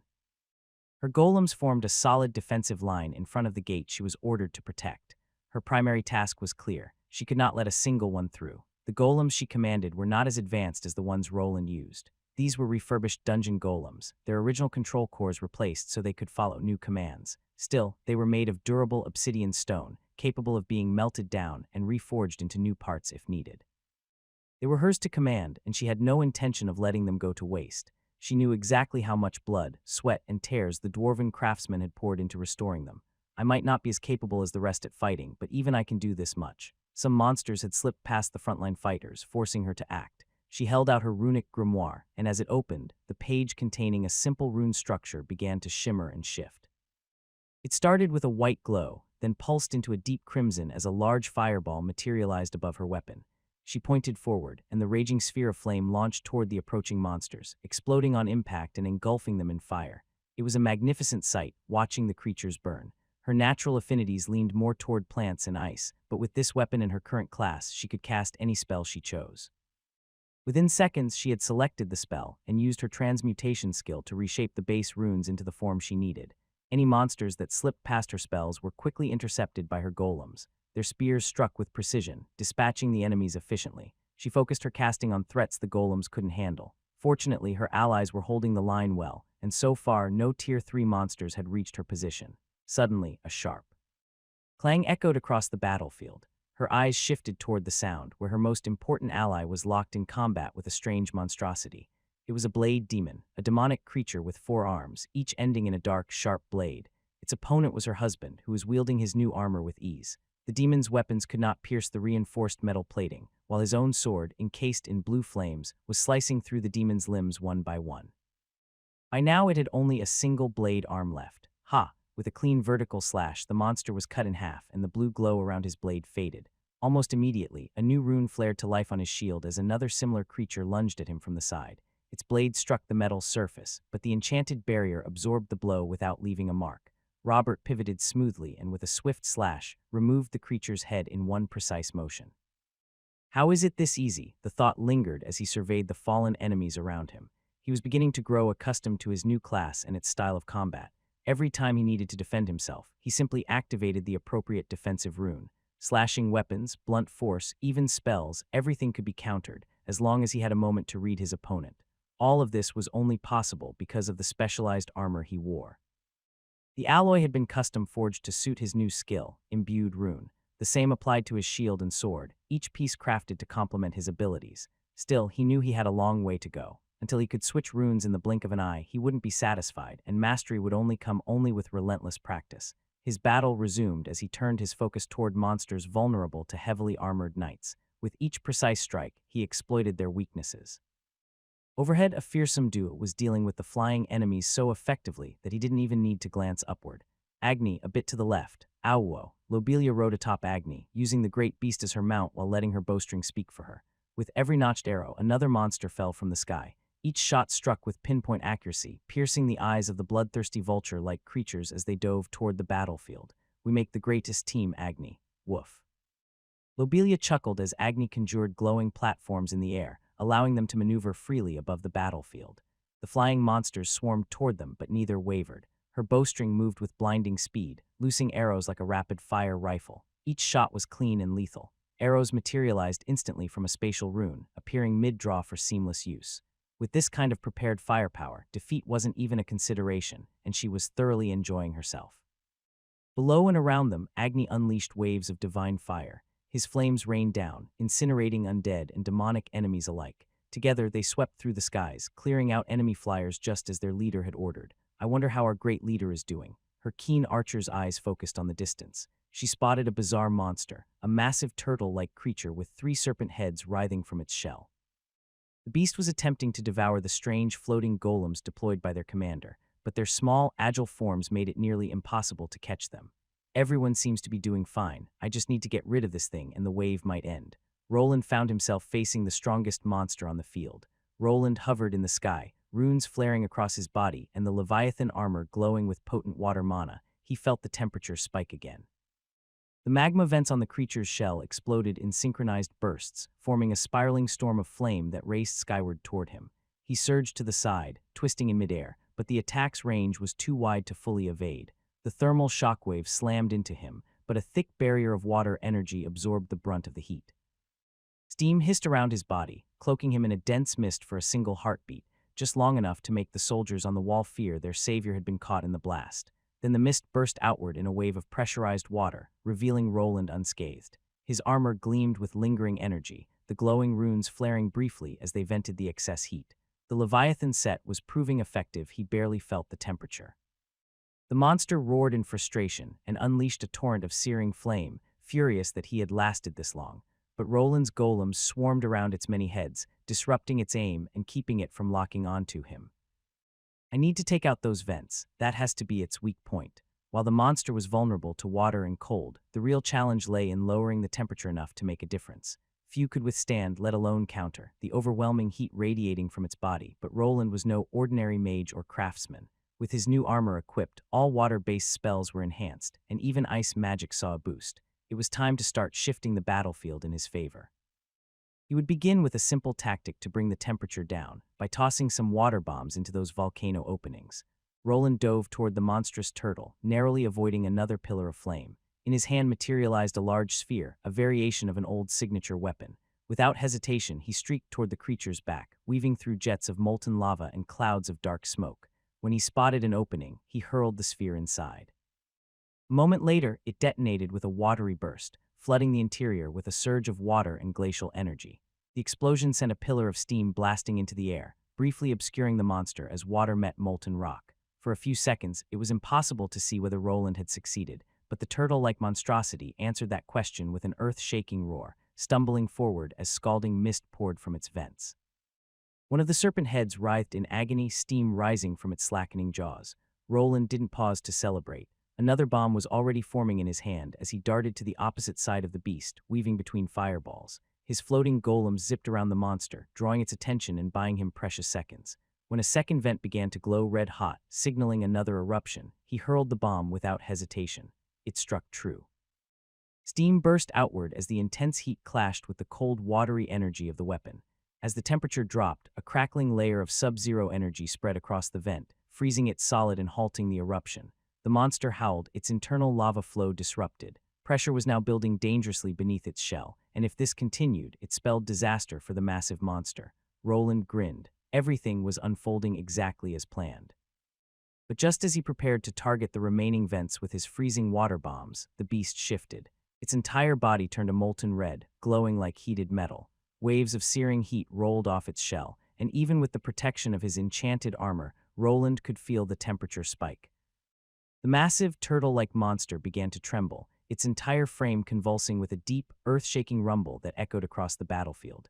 The light in its serpentine eyes flared red with fury. Cracks spread across its shell, revealing glowing veins of magma beneath, like a forge on the edge of eruption. Its transformation was violent and unnatural, more a forced mutation than an evolution. The three serpentine heads shrieked in unison as their scales blackened and flaked away in molten chunks, exposing glowing muscles that writhed like living lava. Each mouth stretched wide, fangs lengthening into obsidian blades wreathed in flame. Even its legs split and cracked, reinforced by bone like plating infused with fire, glowing as veins of lava surged through them. The ground around it began to melt, bubbling into pools of liquid fire. Volcanic vents on its back flared brighter than ever, no longer erupting in bursts but sustaining a constant blaze like infernal engines. Fire and ash poured from its shell, cloaking it in a storm of destruction. What had once been a heavy, defensive carapace now glowed a molten red, its surface alive with heat and flame, like a walking mountain ready to explode. It was no longer just a monster, it had become a walking cataclysm. Worse still, instead of continuing its battle with Roland, it suddenly turned away, as if following a command or pursuing a mission. With an ear-splitting roar, it charged. The creature was no longer slow. Lava splashed with every step, and the earth cracked beneath the force of its renewed momentum. It was burning through every last reserve of mana and stamina, its own life force driving a final, suicidal rampage. It's forcing a transformation beyond its limits. It won't last long like this. Roland, watching from above, narrowed his eyes and muttered grimly, but it'll be enough to reach the city walls, and once those walls are down, Roland's jaw tightened. He couldn't let it reach the city. Too many civilians were behind those walls, craftsmen, healers, children, and soon, people who would be his responsibility. Although he had secured his golems along the battlements, some monsters still managed to reach them. If a giant hole was blasted into the wall, there was a high chance others would get inside and cause chaos.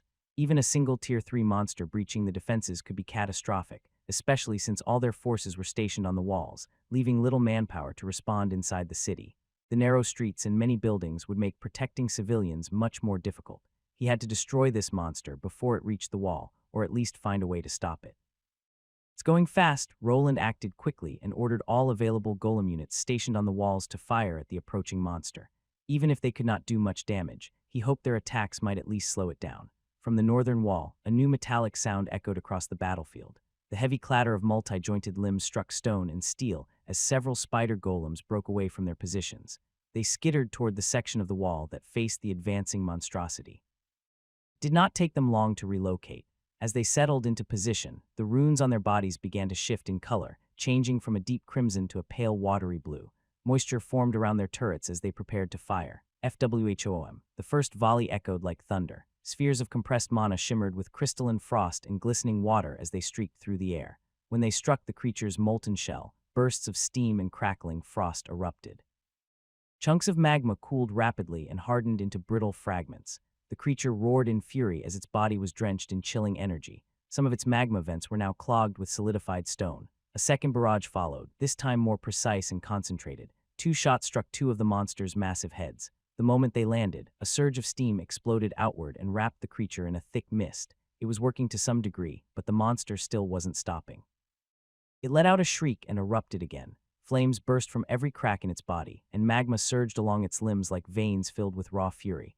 Its momentum had slowed somewhat, but the golems were still not enough to bring it down. For Roland, this was enough. The creature's speed had dropped by 30%, and it was burning through its stamina even faster. That gave him an opening. He surged forward, cutting through the night sky as he flew back toward the city. As Roland ascended sharply into the air, the heat from the monster's molten form followed him like a rising inferno. For a brief moment, the creature slowed, its steps growing heavier as the sudden clash of heat and cold weighed it down. But then several small molten rocks erupted skyward. At first, they blasted off in random directions, but then, as if guided by magic, they all turned toward him. What are those? Some kind of volcanic magic missiles. He could tell this was no random effect. The fiery projectiles were clearly tracking his movements through the air. It was as if the monster had identified him as the true threat and was trying to distract or eliminate him before it reached the city walls. Even as he veered off to the side, the creature stayed its course, charging straight toward the city. The missiles continued to pursue him relentlessly. With the help of his flight unit, he twisted and darted through the sky, narrowly avoiding each fiery blast. Explosions lit up the air behind him as he bobbed and weaved, keeping just ahead of the burning storm.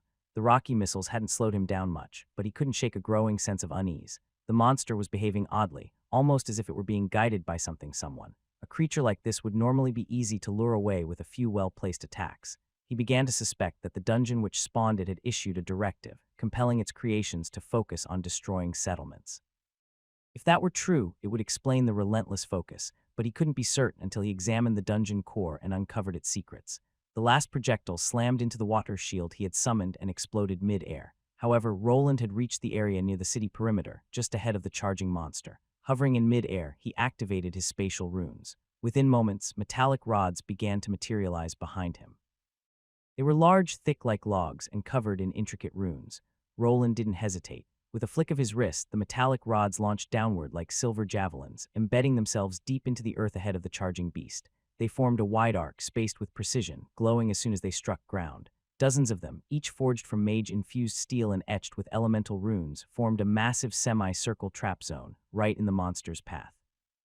A mana pulse spread through the soil, followed by a series of muffled tremors. The rods activated in sequence, their runes flickering to life in waves of pale blue and grassy green. The ground began to shimmer, then churn as if the very earth was rejecting its own solidity. The terrain shifted rapidly. Grass and stone gave way to bubbling mud and churning currents. The soil softened, then turned to sludge. Within seconds, the ground inside the trap had transformed into a vast watery quagmire, a liquefied marsh of enchanted water and dissolving stone. It spread outward like a creeping infection, stretching across the path of the charging monster. The beast did not slow. Too massive and too focused, it remained unaware of the transformation beneath its feet. It barreled forward, either unaware of the danger or unable to stop. As its massive limbs struck the edge of the trap, the ground collapsed beneath them. One leg plunged knee-deep into the mire, then another. Its own momentum dragged its towering form deeper into the muck. With a pained howl, it thrashed violently, struggling to break free. But the more it fought, the further it sank. It was not yet fully submerged. One leg still found solid ground, and the creature tried to pull itself out. Roland responded immediately. He activated more of the silvery rods, completing the half-circle and unlocking the full potential of his greater quagmire spell. He had carefully modified the spell to cover wide areas and either trap or bury monsters. With the formation complete, the spell surged to full strength. The trap deepened into a pit nearly 50 meters deep, more than enough to engulf even a creature of this size. Steam hissed violently as the monster's molten limbs met the enchanted water, sending jets of scalding mist into the air. The liquefied terrain was working as intended. The creature's intense heat was being drained, and the glow of its volcanic vents began to fade. It let out a furious scream as its final leg slipped into the churning pit. The swamp writhed with magical energy, tugging at the monster's limbs like invisible chains. Roland's runes flared brighter as he reinforced the binding, locking the creature in place.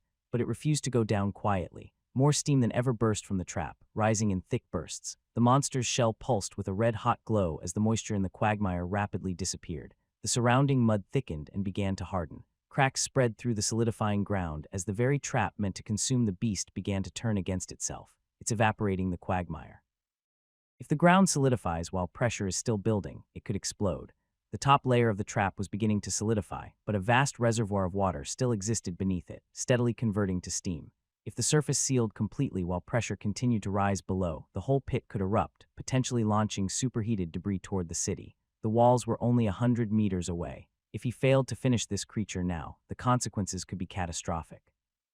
The quagmire had failed to fully submerge the monster or extinguish its flames, but it had succeeded in trapping it. The creature's massive shell was submerged, locked in place, but its three elongated heads still thrashed above the surface. From high in the air, Roland watched as it unleashed streams of molten breath in all directions, searching blindly for its attacker. I need to take out all 3 heads at once, or it will keep moving. With no time to cast another large-scale spell, Roland reached for a newly crafted tool strapped to his side. It resembled a large rectangular device centered around a prominent crystalline orb. Shaped like the hilt of a blade but lacking a physical edge, it was smooth, marked only by enchanted metal. The moment he gripped it, threads of blue mana spiraled from his fingers, intertwining with reddish streams of raw aura. He had tested many energy types in the past, divine, necrotic, and warrior aura among them. While each had proven powerful on its own, he had discovered that certain combinations, especially those involving contrasting forces, could produce far greater effects. Aura, in particular, reached its peak when enhanced by specialized warrior skills. Through careful practice and refinement, Roland had learned how to merge several of these energies into one devastating force. His body was first engulfed in blue light, then red, and within seconds the two merged into a vivid purple as he activated a sequence of powerful skills. Raising the bladeless hilt above his head, he assumed a classic overhead striking stance. A sudden surge of energy erupted from the hilt. Blue and red intertwined to form a blade of pure force, one that pulsed in harmony with his violet aura. But the transformation was not yet complete. A shimmering haze of watery energy flowed over the purple blade, enhancing its power even further. His armor, forged from rare tide metal, amplified all water-based spells and effects, allowing this new infusion to bond seamlessly with the weapon. There were limits to how many energy types and enhancements could be condensed into a single spell effect, but with the right skill and preparation, he could push those boundaries even higher. This was why he had devoted time to mastering physical techniques. Through training and discipline, he had developed a way to merge physical prowess with the magical arts, creating attacks capable of reaching enemies far beyond his own level of power. Roland exhaled slowly, allowing the overwhelming energy to settle into his limbs. The air around him shimmered with raw power, and even the sky seemed to fall silent, as if holding its breath in anticipation. With the force blade humming above his head, he angled his body downward. The runes along the hilt pulsed once more, resonating in perfect harmony with the enhancement crystal at its center. Finally, his flight unit flared, releasing a sudden burst of energy that launched him downward like a falling star. Agni, Armin, Lobelia, and everyone else present paused in their tracks. Even the guards stationed along the city wall stopped fighting, drawn by the immense shift in pressure. No words were exchanged, but everyone on the battlefield felt it. Something immense was about to happen. The very ground seemed to tense in preparation for the blow. The monster's 3 heads reared up at once, sensing the threat.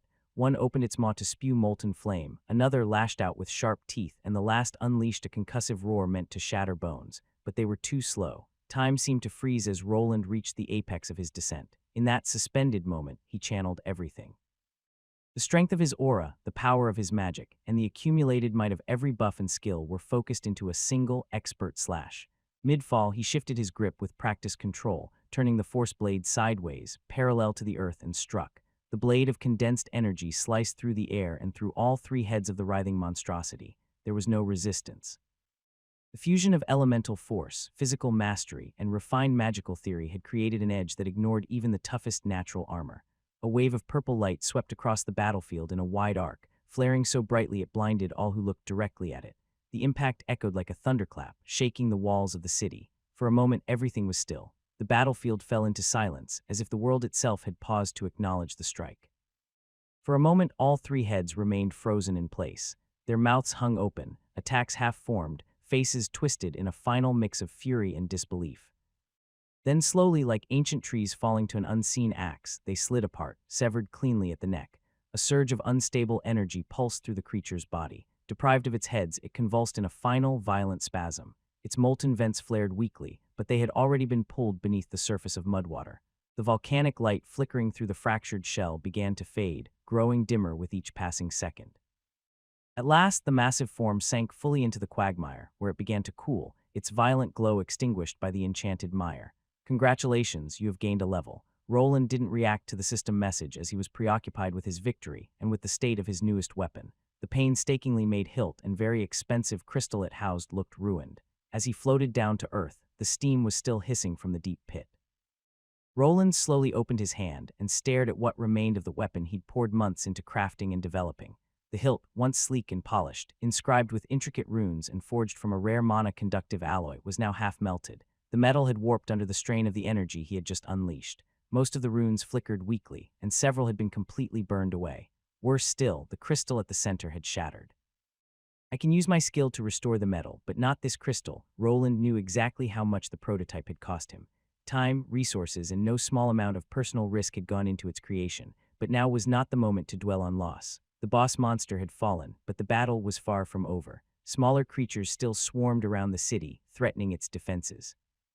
Based on his calculations, this assault was likely to last much longer than the one in Albrook, which now seemed to be drawing to a close.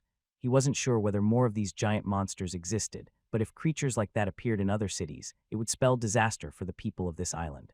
At the same time, it presented new opportunities for people like him and Arthur, who were beginning to rise in influence, and any loss in the lands of their enemies was a boon for them.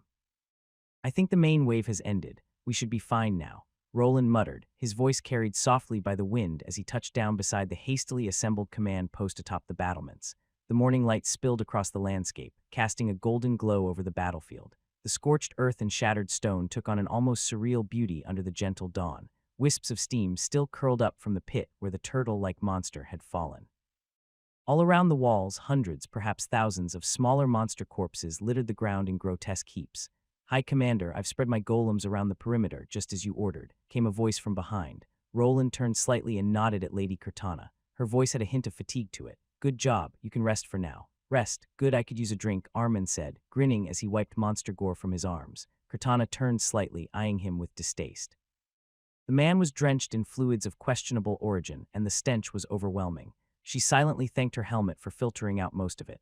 "Not you," Roland said, shaking his head. "We need someone here in case anything goes wrong." "Me? Why do I have to be the one who stays?" Armand protested, his smile fading. "You won't be alone. The guild master and Sir Durandal will be with you."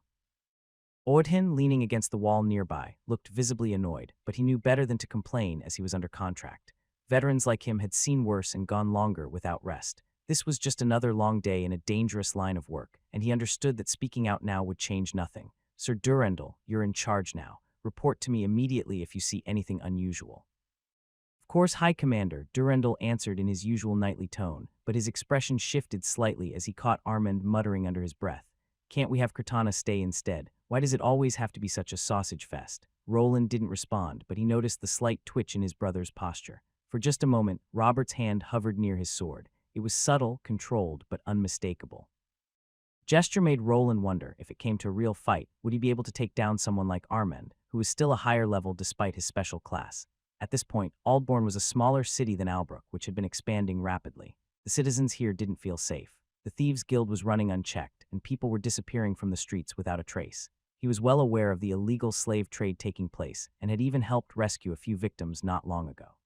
"So where are we going, High Commander Wayland?" "Awu, we're going to meet one of our allies." An ally? There was no one littering the streets. The houses stood eerily silent. The cobbled roads were stained with soot, but the buildings were intact. Windows had been nailed shut hastily, and the planks were put in place unevenly.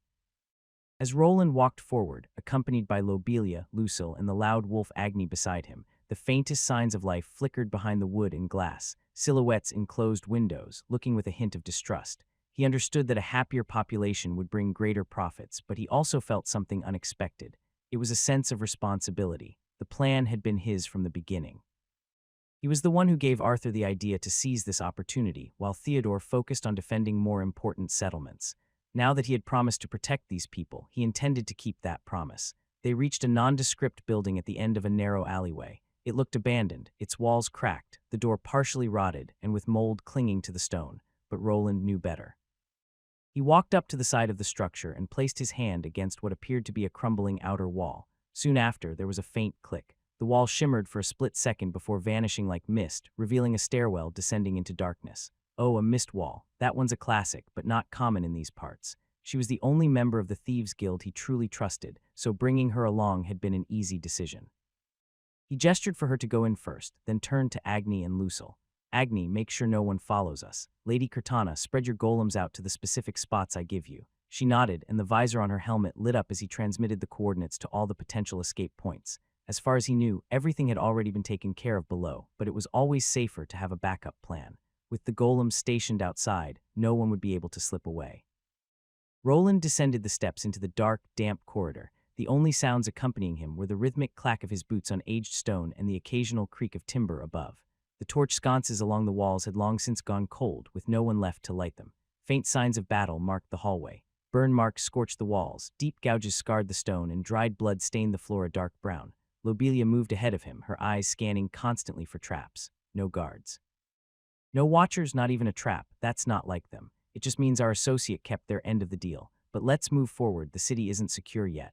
Once they were deep enough into the tunnels, he allowed his floating golems to emerge. Their runes lit up the passageway, casting a pale glow over the stone walls as they drifted ahead, scanning for traps or anyone lying in wait. He was not expecting much resistance. When he had arrived in the city, he had already been briefed on what had taken place in these tunnels. Now, he was here simply to confirm it with his own eyes. The map on Roland's display pulsed gently, leading them deeper into the subterranean maze of the Thieves' Guild. These tunnels were unlike typical sewers or smuggling routes. They had been built with purpose and precision, reinforced with hidden alcoves, cleverly concealed kill zones, and false walls designed to mislead even experienced intruders. But with the guidance of his map, Roland knew the most direct path to the heart of the guild's hidden den. As they moved forward, signs of conflict became more apparent. Shattered blades lay scattered in dried pools of blood. He paused beside a blackened section of wall, examining the distinctive mark of a magic blast and the unusual scorch pattern left behind. Eventually, the corridor narrowed, ending at a heavy iron door concealed behind a secret panel. After scanning it for traps, he turned to Lobelia. "Stay behind me and keep your bow ready." She gave a quick nod, and he stepped back as the door creaked open, pushed forward by Roland's magic. The metal groaned in protest as it slid inward, its concealed hinges moving only under the force of his spell. A faint breeze greeted them, carrying the scent of blood, sweat, and alcohol. They had arrived. This was Aldbourne's Thieves' Guild. The chamber beyond was dimly lit by enchanted lights, which Roland quickly brought under his control. He made them flare brightly, both to announce his presence and to expose any threats that might be lurking in the shadows. Although the associate stationed here was supposed to be an ally, Roland did not fully trust them. Their capabilities were formidable, likely on par with the Adventurer's Guild Master. The room bore signs of recent chaos. Tables lay overturned, scorch marks scarred the walls, and tankards of ale were scattered across the stone floor. This chamber served as a tavern for the city's thieves, fulfilling a role similar to that of an adventurer's guild, a gathering place for those who operated in the shadows. Several passages branched off from the main hall, leading deeper into the underground network. One of them likely led to the black market. That was his destination now, where the illegal slave trade had taken root. When he arrived, he took note of the overturned stalls. They resembled those used by ordinary merchants, though their contents hinted at less lawful business. As the lights flared to full brightness, a shadow shifted in the corner of his vision. A figure stepped forward from a dark side passage. Lobelia raised her bow, a silver arrow already notched, but Roland held up a hand to stop her. This was the person he had come to meet. From the darkness, his associate emerged. The figure wore a tightly woven outfit of black leather and cloth, built for stealth and speed. Their face was entirely concealed by a soft wrapped mask, and a voice modulator distorted their speech into something hollow and androgynous. It was impossible for most to tell whether they were a man or a woman, but Roland knew exactly who it was. "Hanako, the Thieves' Guild Master from Albrook. You're punctual. I like that." She called out to him, and Roland gave a brief nod, his eyes scanning the area. His mapping device displayed numerous life signals. People were hiding throughout the space, though a large number were clustered in just a few locations, likely the holding cells where survivors of the hostile takeover had been imprisoned. "You cleaned up well. Do you have what I asked for?" Roland walked toward her, his gaze locked on the monitoring device in his hand. The small dots representing hidden thieves shifted ever so slightly, as if waiting for a signal to strike. His golems had already spread out through the black market area, each one charged with magic and ready to respond if necessary. "High Commander Wayland." The voice that emerged was rasping, steady, and completely neutral in tone. It gave nothing away. There was no ambush, no sudden movement. Instead, the thieves remained still, and a few stepped into view after Hanako gave a silent nod. She turned sharply and began walking, her steps soundless despite the stone floor beneath her. Roland followed her through an arched passage that curved away from the main chamber of the market. As they moved deeper, the air grew colder. The scent thickened into something more pungent, a mixture of stale sweat and old blood. The walls became rougher and the stone less polished. Whatever care had once been given to this part of the structure had long been abandoned. The deeper they went, the more it felt like a place used for storing people, not goods. The scent was now bordering on putrid, hinting at the conditions of the prison below. "Just as you instructed, we found the slaves and moved them to safety. We also captured the ones responsible. Their leader is among them." This was exactly what he had hoped for. The one they had caught was someone he had dealt with before, someone he had not forgotten. Seeing that person again might bring closure to more than just this mission. As they continued walking, Roland glanced into the iron-barred cells along the corridor. Inside were hardened criminals. Many were known thieves, killers, or traffickers. These were not people he wanted back in the city. Still, he knew better than to believe the guild could be wiped out completely. A figure like Hanako, though shadowy and secretive, at least maintained a level of order. Under her rule, the worst crimes were forbidden. Murder, forced slavery, and other atrocities were not tolerated. And most importantly, she answered to him. Finally, they arrived at a thick, reinforced door guarded by two individuals in similar black garb to Hanako's. They said nothing, only stepped aside at her approach. She gestured to the door and then it opened. Inside, there were a couple individuals waiting for them, slave traders, and among them, one person in particular, Albert Abrams, the merchant who had dealings with Theodore and ran this whole operation. We have stored all the ledgers, correspondence, and identifying marks on the merchandise. Everything ties Abrams to that bastard Theodore's network. You'll find it all inside. She handed him a spatial pouch, heavy with its contents. Inside was a collection of evidence, not only detailing Abrams's crimes, but also containing anything that could be used to damage Theodore's reputation. This was all part of Roland's larger plan to take control of the city. Before the conflict began, they had slowly embedded members of Hanako's guild within Aldbourne. A few weeks before the actual outbreak, Hanako herself arrived under the guise of routine business. That gave her enough time to investigate thoroughly, uncover hidden operations, and secure critical information. She had even captured the wealthy merchant Abrams and his accomplices before they could flee beyond the city's walls. Roland's expression remained unreadable beneath his helmet.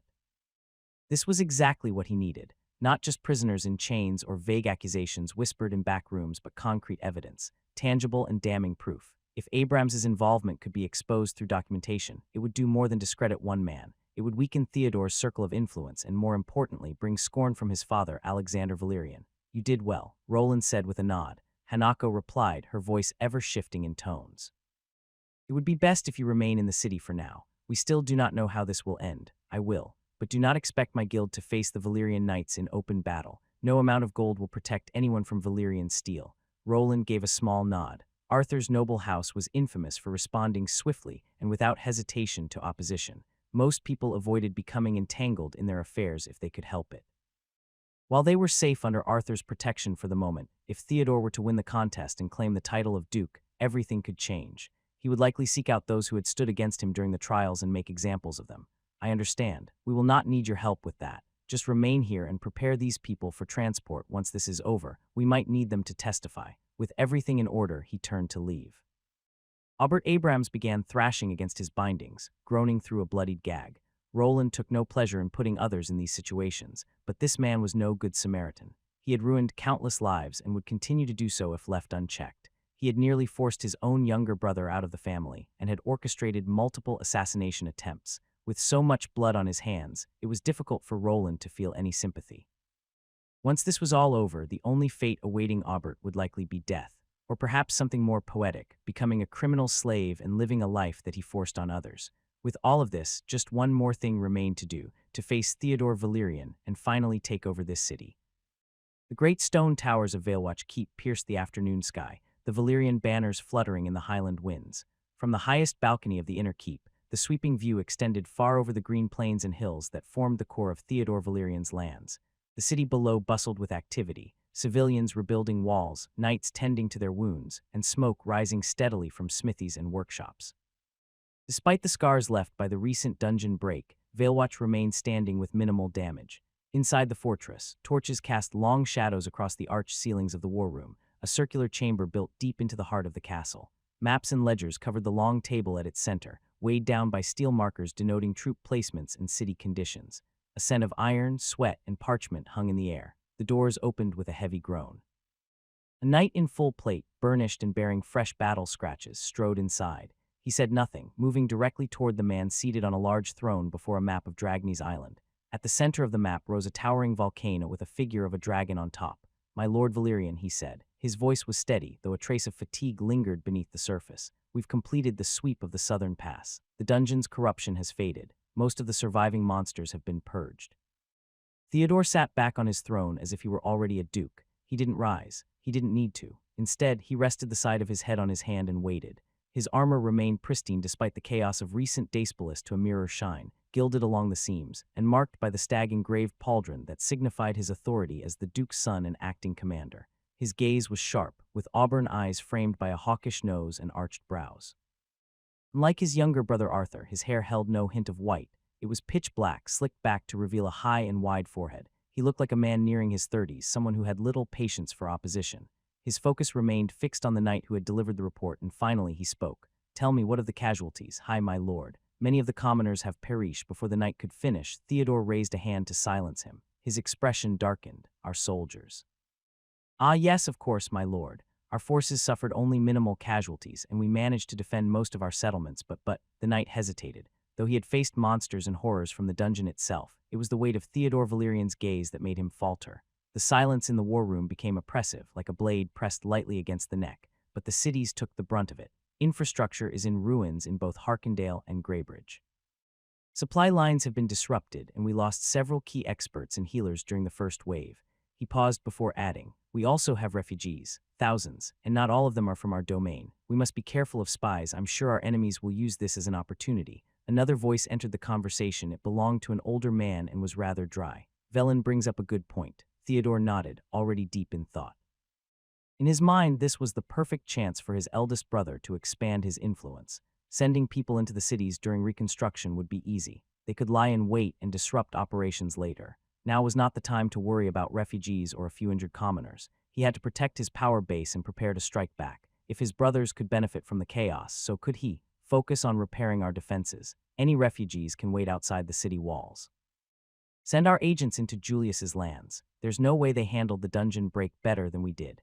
As the orders were being handed down and scribes rushed to record Theodore's commands, the discussion shifted to less significant locations. His domain included a mix of major and minor settlements, but his eyes lingered on one spot near the city of Albrook. Just as he was about to ask about the city closest to it, the doors to the war room flew open. "My lord, news from Aldbourne." "Aldbourne. What about it?" Velen, his chief advisor, turned to the man who had stormed in. He was a member of their intelligence unit, authorized to deliver sensitive reports in times of crisis. Judging by the sweat on his brow, Theodore was already expecting the worst. "We've lost contact with our forces stationed there. No signals have come through for 2 days." The man handed over a sealed report. Velen took it and scanned the contents quickly, his expression tightening with concern.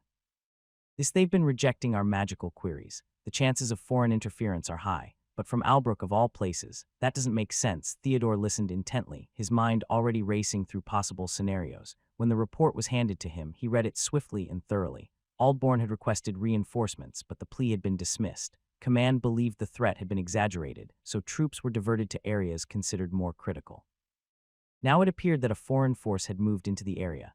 According to intelligence, that force operated under the banner of his younger brother, Arthur. "What is that bastard doing? Do they take me for a fool?" He wouldn't be deceived. It was clear to him that Arthur was not acting alone. Someone else was pulling the strings, most likely Julius, the most powerful and dangerous of his brothers. Theodore saw through the ploy. This wasn't about Aldbourne. That city was the distraction. He would not waste his forces trying to reclaim a city already lost. Instead, he would reinforce the other flank, where the mines, grain stores, and key trade routes lay. That was where the real prize was, and he was certain Julius knew it too. Aldbourne was not the goal. It was the opening move in a larger game, and Theodore had no intention of playing it on someone else's terms. "Alphonse." "Yes, Lord Valerian." The knight commander stepped forward and knelt before his lord. Theodore's eyes narrowed as he studied the man. Aldbourne had fallen under Alphonse's area of command. While it reeked of a distraction, Theodore couldn't afford to leave the city in enemy hands. It was too exposed, too close to his borders, and letting it remain under foreign control would send the wrong message. He would not commit to a full campaign. That was exactly what Julius wanted. But he also would not sit idle. A measured response was necessary. Gather a detachment, a modest force. Enough to retake the city and reestablish control, nothing more. We are not walking into their trap. Alphonse bowed his head in acknowledgement. The situation is manageable. Albrook has been expanding, but they still lack the strength to challenge us directly. The recent dungeon break will keep most of their forces occupied. Is it over? I don't see any more. It has to be. The sound of clashing steel, monstrous howls, and explosive magic had faded, replaced by cheering.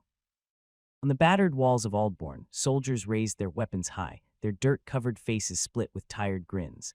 Victory songs echoed across the ramparts, hoarse, uncoordinated, but joyful. The dungeon break was over. The last of the aberrations had fallen, their bodies joining the others that were shot down by magical golem blasts from afar. Among the soldiers, cries of relief and laughter rose into the air. Some dropped to their knees in prayer, others wept openly for the comrades they had lost. In the distance, the bells of the Solarian church began to ring. 3 long tolls echoed through the streets, a signal that it was over, that the city was safe, and its people could finally breathe.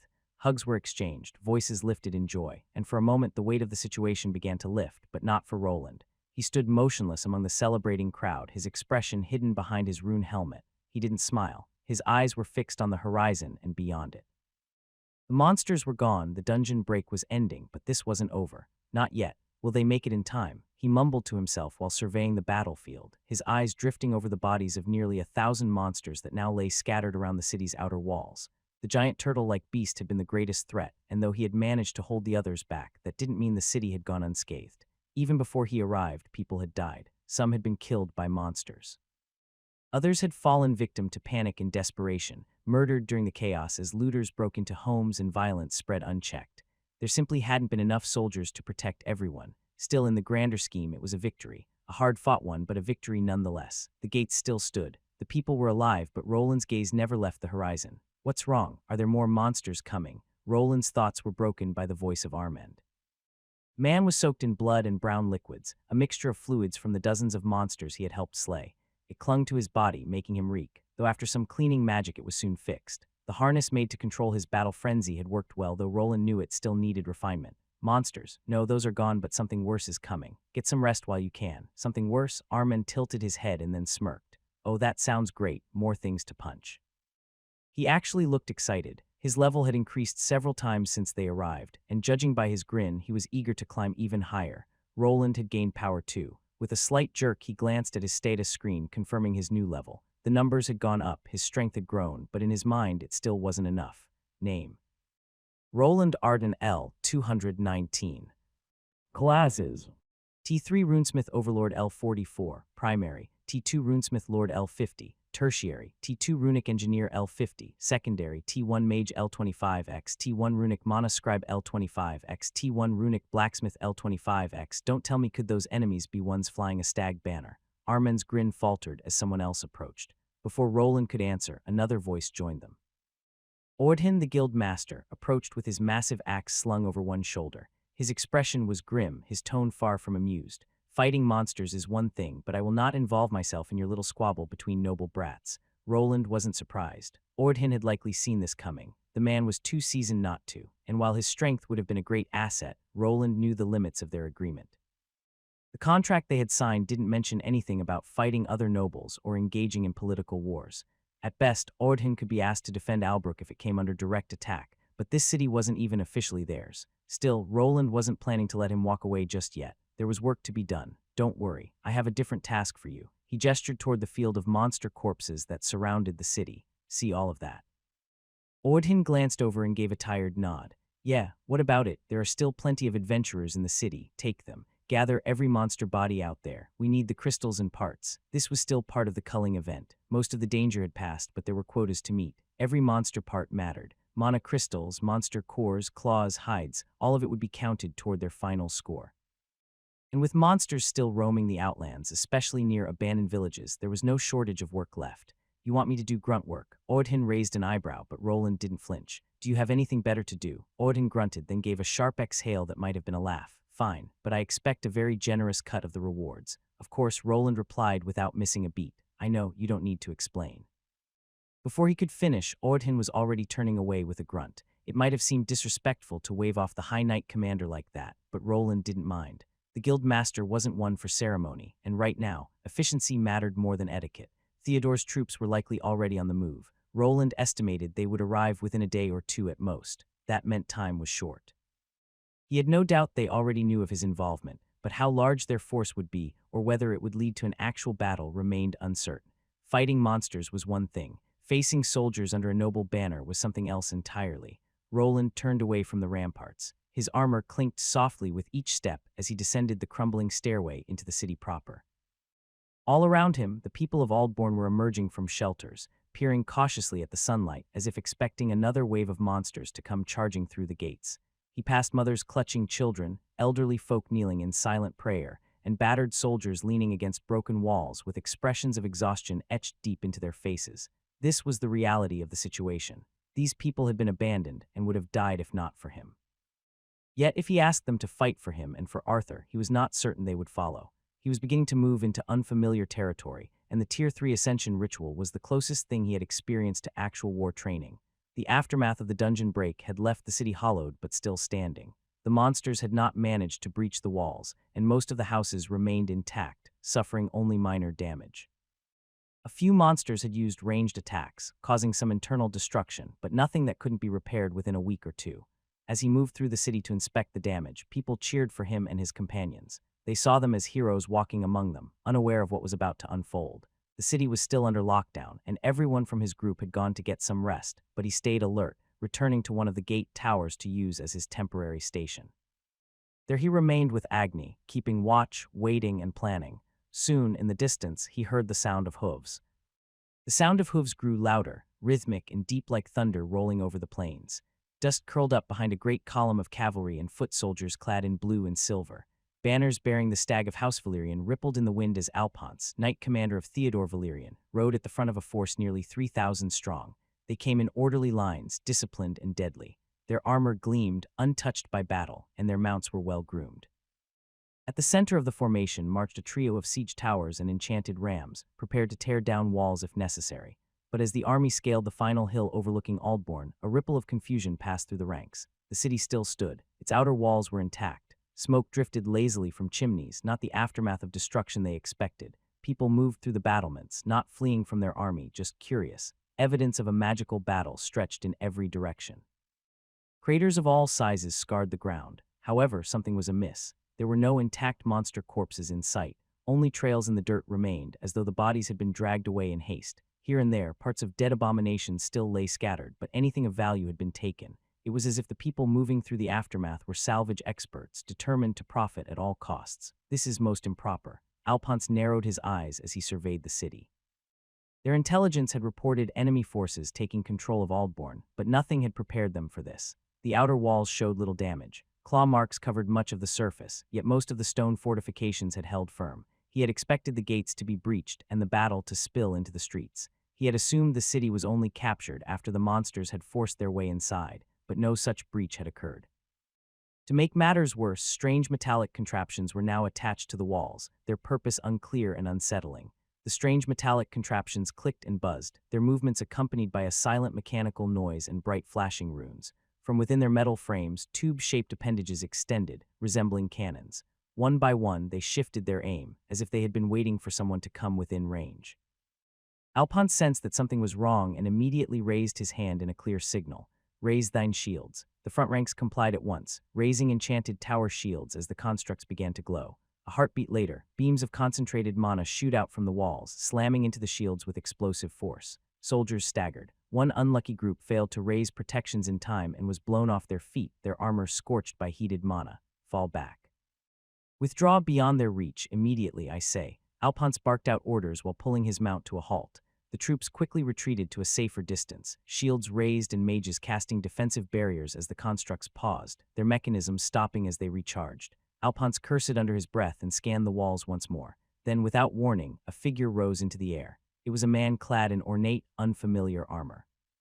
He hovered effortlessly as if the sky itself welcomed him, and a moment later, his voice carried across the entire field. "I am High Commander Wayland of Albrook. It's him." Alphonse looked to his side, where one of his men shouted in indignation. The man floating above the city was the one responsible for this knight's downfall. Not long ago, he had been a promising knight commander, but after suffering a crushing defeat, he was demoted. Despite the disgrace, his strength as a Tier 3 class holder remained unquestioned.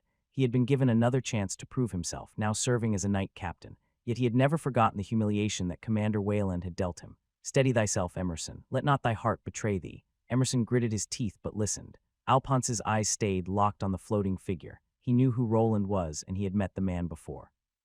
His strength had been confirmed with his victory over Emerson, but he didn't believe that he would lose himself if it came to a proper fair battle. By request of Aldbourne's acting mayor, we responded to the dungeon break. The local forces abandoned the city. Under noble law and the crisis edict, this territory is now under the protection of Arthur Valyrian. A stunned silence fell over the soldiers behind Alphonse. Even Emerson, who seethed with unspoken fury, paused at the boldness of the declaration. "This city did not fall because of our efforts. Theodore Valyrian abandoned it. He has no right to claim it. That is why you should all leave now. You are not welcome in these lands. If you do not retreat, we will see this as an act of war." Alphonse sneered. It was clear the man had come prepared, perhaps even expecting this confrontation. Still, this was not how the world worked. The strong always rose to the top, and from what Alphonse could see, their opposition lacked a proper army. Most likely their own city had been struck hard by the dungeon break, and they could only spare a handful of soldiers to defend Aldbourne. This was the difference between the man he served, Theodore, and the upstart named Arthur. Theodore's forces had been gathering for years, backed by superior resources and planning. Taking this city would not be difficult. Speak not thy justifications to mine ears. I care not for twisted laws nor borrowed banners. This soil is sworn to Lord Theodore Valerian, by blood, by bond, and by birthright. Thou art trespassers all. He raised his arm, signaling to his officers. Mages began chanting, counter-barriers forming to intercept another volley from the wall golems. However, before anyone could attack, something unexpected happened, something not even the man floating up in the sky was counting on. I challenge you to a duel, face me. Emerson's voice rang out over the field, cutting through the rising tension like a blade. All eyes turned to him, his steely gaze locked onto Roland, and his voice was filled with barely contained rage. Alphonse turned, surprised, but did not stop him. I'll settle this with him, here and now. Roland's eyes narrowed behind his rune-etched helm. He had not expected this turn of events, but he saw the opportunity immediately. What he needed was time. The plan had been delayed, but everything was still progressing within acceptable limits. If these people were offering him a reason to stall, he would take it without hesitation. I accept. With that single word, Roland began to descend. He touched down with silent grace on the cracked earth that lay between the city and the advancing army. Emerson dismounted, passing his reins to a nearby knight, and strode forward with his sword already drawn. Behind them atop the city walls, the golemic constructs remained facing the army, their cannons locked in place.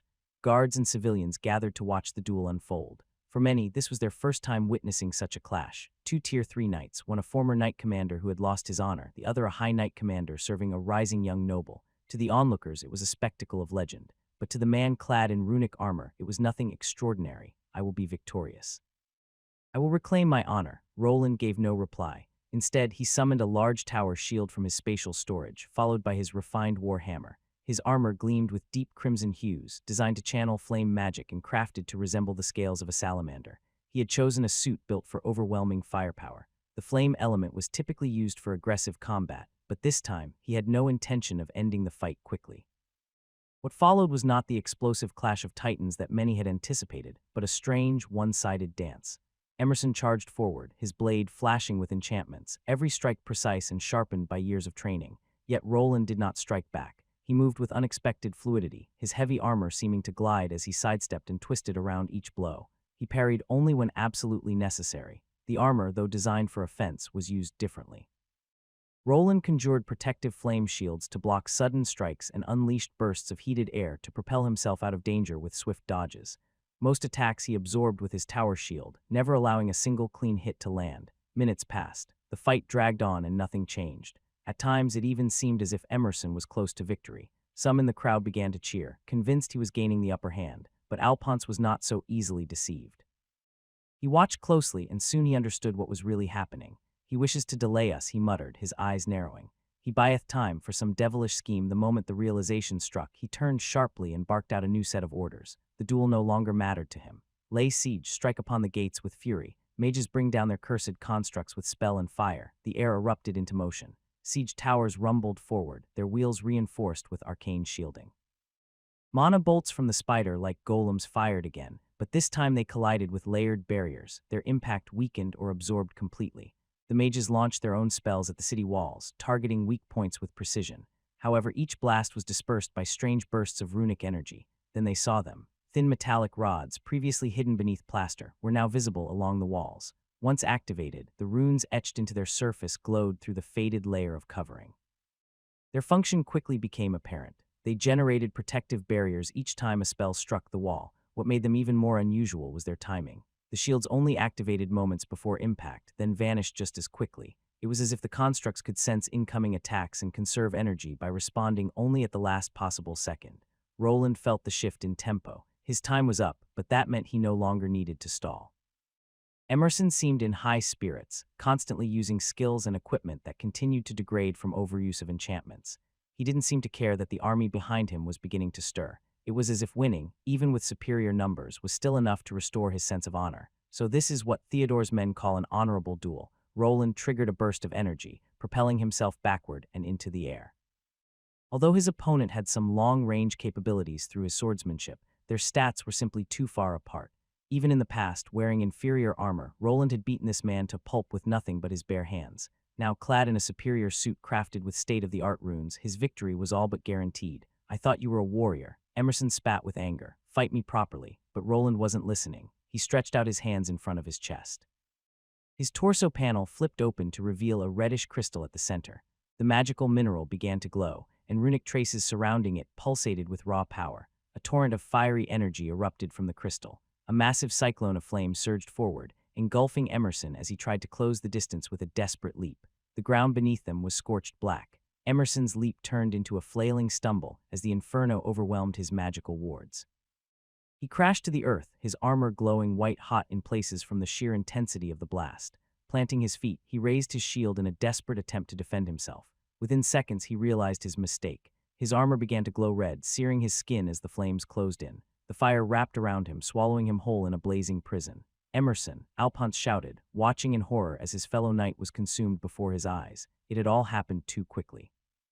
The mages didn't have time to react. Even when they finally cast their water spells and the priests began their recovery chants, it was already too late. Emerson's body had been reduced to charcoal. The fire magic had cooked him from the inside. His heavy armor had only intensified the effect, turning into a molten coffin. His flesh fused to the metal. When he finally fell, he was already gone, lifeless and unmoving. "Thou knave, for that thou shalt pay for that affront with thy life. I shall drag thy wretched corpse before my lord as proof of your folly." Well, good luck with that. Roland didn't stick around to get turned into a pincushion by the wave of arrows flying his way. The mages were just as relentless, bombarding him with a barrage of combination spells. But in the sky, he was untouchable. No one in the enemy force could pursue him there. They had no flying ships, no wyverns, nothing that could keep up with him. After dodging a few homing spells, he circled back and returned to the battlements. "That was incredible. Are we moving in now?" "Moving in? I'll pretend I didn't hear that. Just sit tight and hope we don't have to abandon this place." Fighting a well-organized army was something else entirely. It was easy to lure mindless monsters into his runic traps, but not these opponents. This was a properly trained army that knew how to handle themselves in battle. Their mages could trigger traps from a distance, and their archers used similar tactics. The enemy continued their advance, bringing with them battering rams and siege platforms. To make matters worse, they had begun to flank the city, as if they had seen through another of his tricks. Most of the mana fluid had already been consumed during the defense against the dungeon break. His golems had suffered component burnout, and he had done what he could to either repair them or replace parts when possible. That left him with a difficult decision. He took the remaining functional golems and stationed them on the side of the city where Alphonse's main force was arriving. The other side was left mostly unguarded, and now it appeared the enemy had begun moving in that direction. Roland's eyes darted across the battlefield. From his spot atop the battlements, he could see it now. Alphonse's flanking maneuver was working. The other wall, which he had deliberately left lightly defended to conserve power and focus their fire, was now vulnerable. Enemy troops were beginning to funnel toward it, their ranks breaking into a steady run. "They're going for it, do it now." Although the area was mostly unguarded, one being still stood watch, a massive wolf engulfed in divine flames. As the enemy advanced, the beast leapt into the air, standing atop a strange glowing platform. With a thunderous roar, it unleashed a wave of fire in every direction. The sky lit up as the flames poured down like a blazing curtain, briefly halting the enemy's momentum. But Roland knew the wolf couldn't hold the line for long. Still, he remained calm. A deep rumble rolled across the hills beyond the eastern ridge. It echoed through the valley like the distant footsteps of giants. Their allies had finally arrived. The sound of rumbling grew louder as something massive approached in the distance. A cloud of dust rose behind a dense column of cavalry and infantry, their armor gleaming beneath the sunlight. Banners bearing the stag of House Valyrian rippled in the wind. The sight was unmistakable. It was Arthur, not just the young lord in name, but the true commander. He rode at the head of a force 5,000 strong, his personal guard gleaming in polished mithril, lances held high, cloaks streaming behind them like waves of the sea. Arthur Valyrian was finally making his presence known to the world. Roland let out a sigh of relief as he saw the allied army approaching at last. His efforts to stall the enemy had not been in vain. Now, the momentum was shifting back in their favor, and it was time to end this. Alphonse could not believe it. Even as enemy banners rose on the eastern horizon and thousands of mounted warriors charged into view, he refused to retreat. Pride held him fast. His gauntlet clenched around the reins of his warhorse, and his jaw was locked so tightly that it ached. "Commander, we must fall back," one of his captains shouted in alarm. "Their numbers are overwhelming. Thou shalt be silent." Alphonse snapped at the soldier and raised a hand to signal his troops to halt. His eyes locked on Arthur Valyrian, the young noble leading the enemy charge. A silver cloak streamed behind him, his face hidden beneath a polished helm. The crest of Valyrian gleamed on his chestplate, along with glowing runes that pulsed faintly. Two swords hung at his sides, and he was flanked by knights clad in armor that shimmered with enchantments. The ornate materials were unlike anything they had expected from his forces. "This alters nothing," Alphonse muttered, more to himself than anyone else. In his mind, the size of the opposing army meant little. Arthur had no reputation for tactics or for combat skill. If Alphonse could reach him and cut him down, the rest would collapse. Even with the odds against them, he remained confident. Strength was not measured by numbers alone. In this world, it was levels that determined the outcome. His army, 3,000 strong, was better trained, better armed, and likely more powerful. Even in a full engagement, he saw only one outcome: victory. The only real threat was a man named Roland, who had already defeated Emerson twice. But if Alphonse could delay him for just a little while, the battle would be his. He kicked his steed forward, shouting in anger, "Forward, I say! If none shall breach their line, then by mine own hand shall I sunder it." The drums of war thundered again as Theodore's loyal army surged forward, discipline holding firm despite their commander's enraged state. Roland, still atop the walls, didn't move. His eyes tracked Alphonse like a hawk watching a snake. "Is he aiming for Arthur?" he muttered, watching as the enemy forces shifted. The army turned away from the city and redirected its focus toward Arthur, abandoning the siege entirely. He is not even trying to retreat. Does he really believe he can win just by cutting Arthur down? He might. It is a basic tactic they teach at the Knight Academy. Robert answered as he came to stand beside his brother. It was a common tactic to capture, or even kill the enemy commander. The Valyrian brothers were forbidden from killing one another, even during times of war, but that did not mean accidents were impossible. Roland would not be surprised if Theodore had already given quiet orders to take the opportunity if it arose. He could easily imagine his brother promising protection to any soldier who carried it out, even if he never intended to keep that promise. Yet he isn't committing all of his troops. Although most of the 3,000 soldiers were charging toward Arthur, a portion remained stationed at the city gates.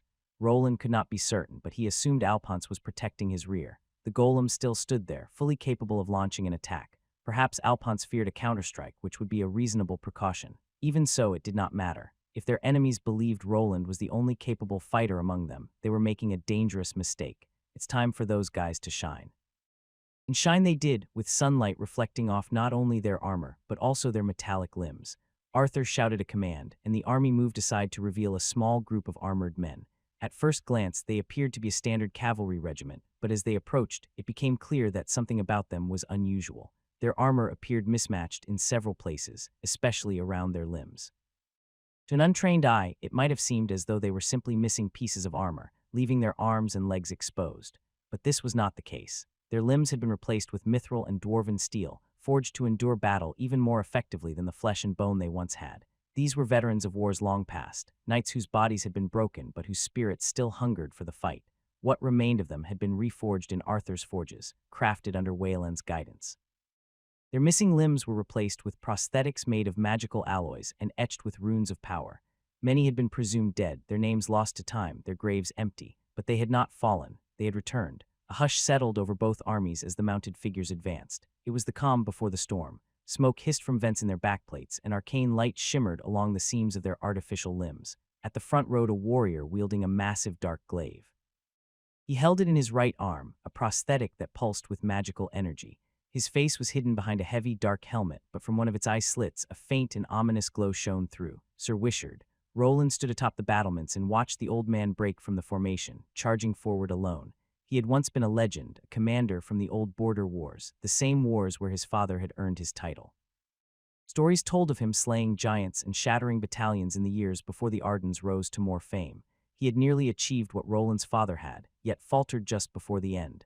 The tale claimed he had died, buried beneath the rubble of a collapsing fortress during a final stand, but that was a convenient fiction meant to preserve his honor. The truth was harsher. He had lost a limb and an eye to an enemy commander in an ambush and barely lived. His own house cast him aside not long after, forcing him into quiet retirement in a small village manor where his name was meant to be forgotten. But now he had returned, his body remade in steel and magic. He rode a warhorse clad in armor thick enough to shrug off artillery fire, no longer an exile but a weapon reborn. He raised his glaive, and the knights behind him followed in perfect unison. Then they charged. The thunder of hooves became a quake that shook the ground. The rune-enhanced knights moved with terrifying unity, breaking into Alphonse's line like a blade through cloth. Sir Wishard struck first, his glaive slicing through a line of infantry like they were made of straw. One man fell with his chest torn open, Another was thrown back 10 meters, armor shattered from the force of the blow. The next few moments dissolved into chaos and bloodshed. Theodore's troops, who had believed themselves superior, were facing a brutal awakening. The company of prosthetic knights carved a path through their ranks. One knight impaled 3 men with a single lance thrust, then slammed it into the ground and vaulted from his saddle. He crashed into a squad of spearmen, swinging a flanged mace that lit up with runes at every impact. Another veteran, with twin prosthetic arms, spun 2 curved blades with inhuman speed. He deflected every strike and cut down all who came near. There were not many of them, fewer than 100, but they still tore through Theodore's forces like a storm. At the center of it all, Sir Wishard was like death incarnate. He's really pushing that prosthesis. I may have to rebuild it after this is over. Roland remained still atop the battlements, eyes locked on the battlefield. He had always considered Wishard to be on par with the guild master, perhaps even stronger. After his injury, Wishard had stagnated, unable to level through battle. But now it seemed he was trying to reclaim lost time, and Theodore's soldiers would be the ones to pay for it. Arthur, are you sure about this? The tide was in their favor, but Roland had stayed behind, not because he couldn't fight, but because he had been asked not to. Through his helmet, he contacted their leader, Arthur, who was riding together with his troops, something he wished he didn't. Yes, my friend, you have to let me do this. Arthur replied, his voice carrying a hint of strain. This was his first true battle, the first time he would stand as a noble commander in his own right. But Roland understood the reason behind it. By now it was clear. Unless Arthur led this battle to victory himself, he would not meet one of the conditions required to ascend to his next class. If Roland intervened too much, there was a real risk that the achievement or the title that came with it would not be recognized by the system. Very well, I hope you know what you're doing. I'll keep them away from the city, just be sure not to overdo it. Don't worry about me, my friend. You've done more than enough already. Leave the rest to me. Ha, leave it to me, I say. He repeated the words in his mind, second-guessing them almost immediately. A part of him wanted to call Roland back, to ask for help, to admit he wasn't ready. Real war was nothing like the training exercises. He had been given bound monsters to spar with, and his retainers had never even let him visit the dungeon for real combat experience. For over a year, he had been preparing for this moment. He had made up his mind to move forward, to take the next step in his life. But despite all that, he couldn't stop his hands from shaking. This was a real battlefield. Men were dying around him, and if he wasn't careful, he would be next. Arthur tightened his grip on the reins and looked to both sides. Sir Gareth and Sir Morian rode beside him. They were his most trusted protectors, now knight commanders, and they would give their lives for him without hesitation. For a long time, Arthur had been completing achievements in pursuit of a unique class. He already knew about the vassalage skill that his ally Roland possessed, but he could never accept it. The honor of a lord would not allow him to become the servant of another man.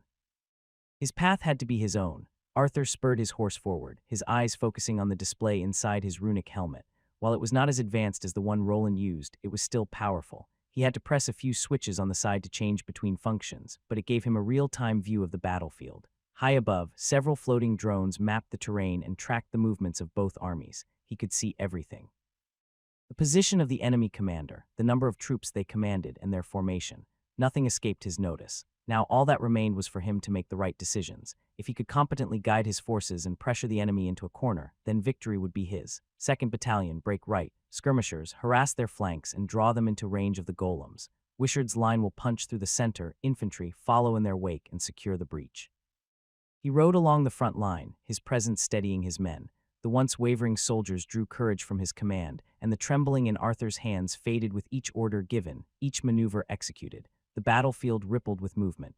Under Arthur's direction, the allied army adjusted like a single living organism. Every shift was calculated, every step accounted for.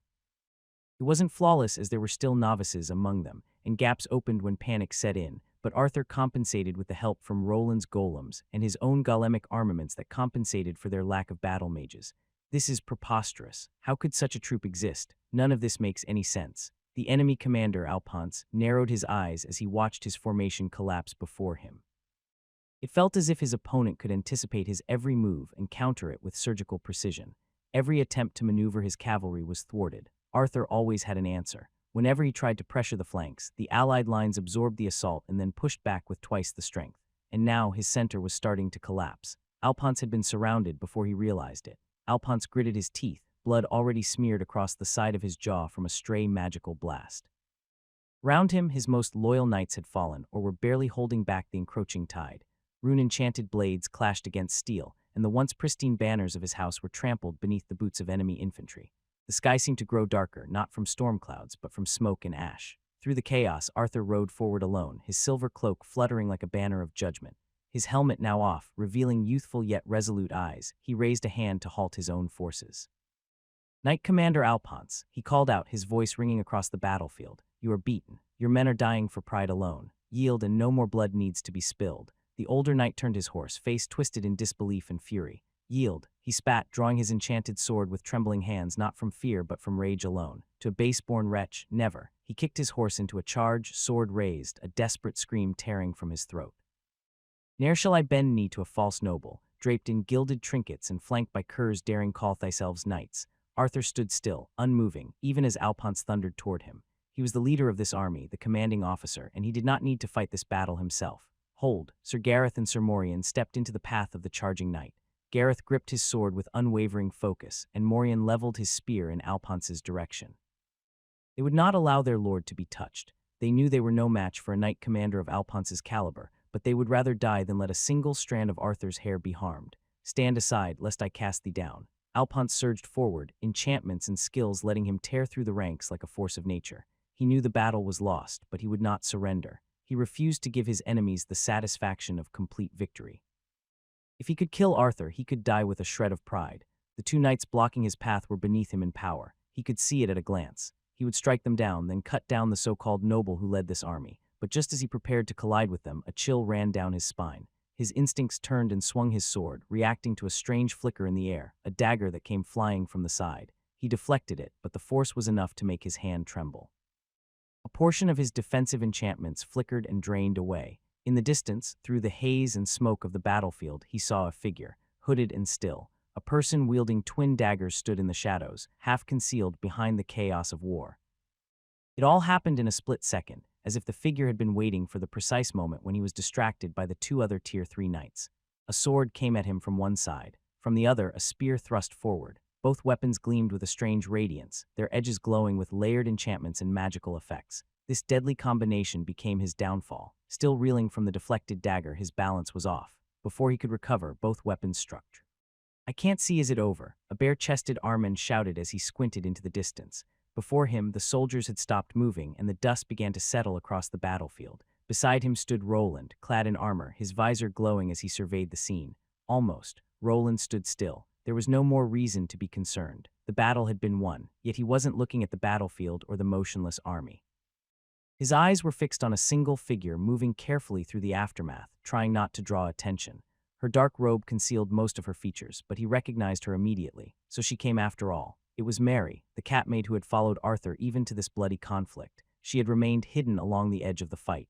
Roland had seen her take down a few enemies and plant explosives that sent horses running to their doom. But more important than any of that was the moment she struck Alphonse. She had thrown one of the runic daggers he had crafted for her. It was a blade designed to dissolve most standard enchantments. That single attack had been the turning point, the move that made their victory possible. The battlefield, once a sea of chaos, was now quiet. The air was thick with the metallic scent of blood with a hint of smoke mixed in. The wounded groaned. Broken weapons and shattered dreams littered the field. But amidst the ruins of battle, a single truth reigned. Arthur Valerian and his forces had emerged victorious. Alphonse lay on the ground, his weapons broken, his armor dented and scorched. His breathing was shallow and blood seeped from a gash in his side. Gareth, Morian, and Wishart stood over him, the tips of their weapons pointing at his neck.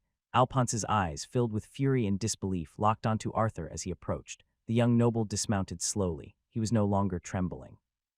His face was calm, his stride slow and meaningful. The weight of command, once heavy on his shoulders, now felt natural. He stopped a few paces from the fallen knight. You fought with courage, Arthur said, his voice neither mocking nor arrogant, only resolute. But this battle is over. Alphonse coughed, blood on his lips. The man was clearly angered by what had transpired and unwilling to admit defeat. Over, mayhap, yet, this war hath but only just begun. Before he could finish the sentence, a heavy blow struck the back of his head. Despite being a Tier 3 knight, he was knocked out instantly by one of Arthur's knights, who didn't appreciate the tone he had taken with their lord. Arthur didn't flinch. He simply nodded, and the man was carried away. His status as a prisoner of war remained unchanged, and the goal was still to earn a reward for turning him in. We made some progress today, but what now? Roland gazed into the distance. The entire scene felt surreal. He had been preparing for the culling for a long time, and now it was finally coming to an end. Yet he couldn't relax. He wasn't allowed to. Although this part of the plan was complete, there was still more work ahead. The city was in their hands for now, but Theodore wouldn't stay silent. They had to move quickly before the enemy returned to their doorstep. "So what do we do now?" asked Lobelia. Her sharp eyes could see the distant soldiers tossing away their weapons and surrendering after most of their Tier 3 class holders had fallen. "For the time being, we have to stay here and keep the city safe," Roland replied while turning around. It didn't seem like he was actually needed to help Arthur tidy things up. "Stay here. Fine, but you know that's going to cost extra, right, Mr. High Commander?" Lobelia grinned, and soon Armand joined her, grinning even more than she was. It made Roland want to smack him. "Take it up with the Master of Coin later. For now, go rest. We need you both to be sharp if trouble arrives." They were still standing upright, but he could tell they were showing signs of fatigue. Even though they had taken multiple recovery potions, nothing could replace a good night's rest. It didn't take them long to disappear from the battlements, leaving Roland alone with his brother and Lucille. "Theodore Valerian won't stay quiet about this." Robert, clad in his runic armor, commented as he and Lucille began walking alongside Roland. Agni was nearby, waiting down in the city since he would take up too much space on the walls, which were already crowded with soldiers and golemic cannons. "I wouldn't be so sure about that." "Oh, what do you mean?" Robert was caught off guard by the response, and Roland quickly explained. "After analyzing Theodore's character, I came to a conclusion. The man has an inferiority complex toward his eldest brother and tends to overthink everything. More than likely, he will assume Julius orchestrated the whole thing and believe it's a trap. Is that so? Then, yes, that means we should have enough time to alert the courts and get everything sorted out before he takes action. But first, let's get ready to accept our lord." Roland turned his gaze back toward the gate. The victorious banners of Arthur's army were already rising above the outer roads, fluttering in rhythm with the soldiers' chants. The city bells rang slowly. Each told a declaration that the battle was over, the enemy defeated, and a new chapter about to begin. "Open the gates." For now, he was the man in charge. The guards who had remained on the wall responded without hesitation, each of them having witnessed him slay the giant turtle beast. Citizens began to gather, emerging cautiously from their boarded-up homes now that the danger had passed.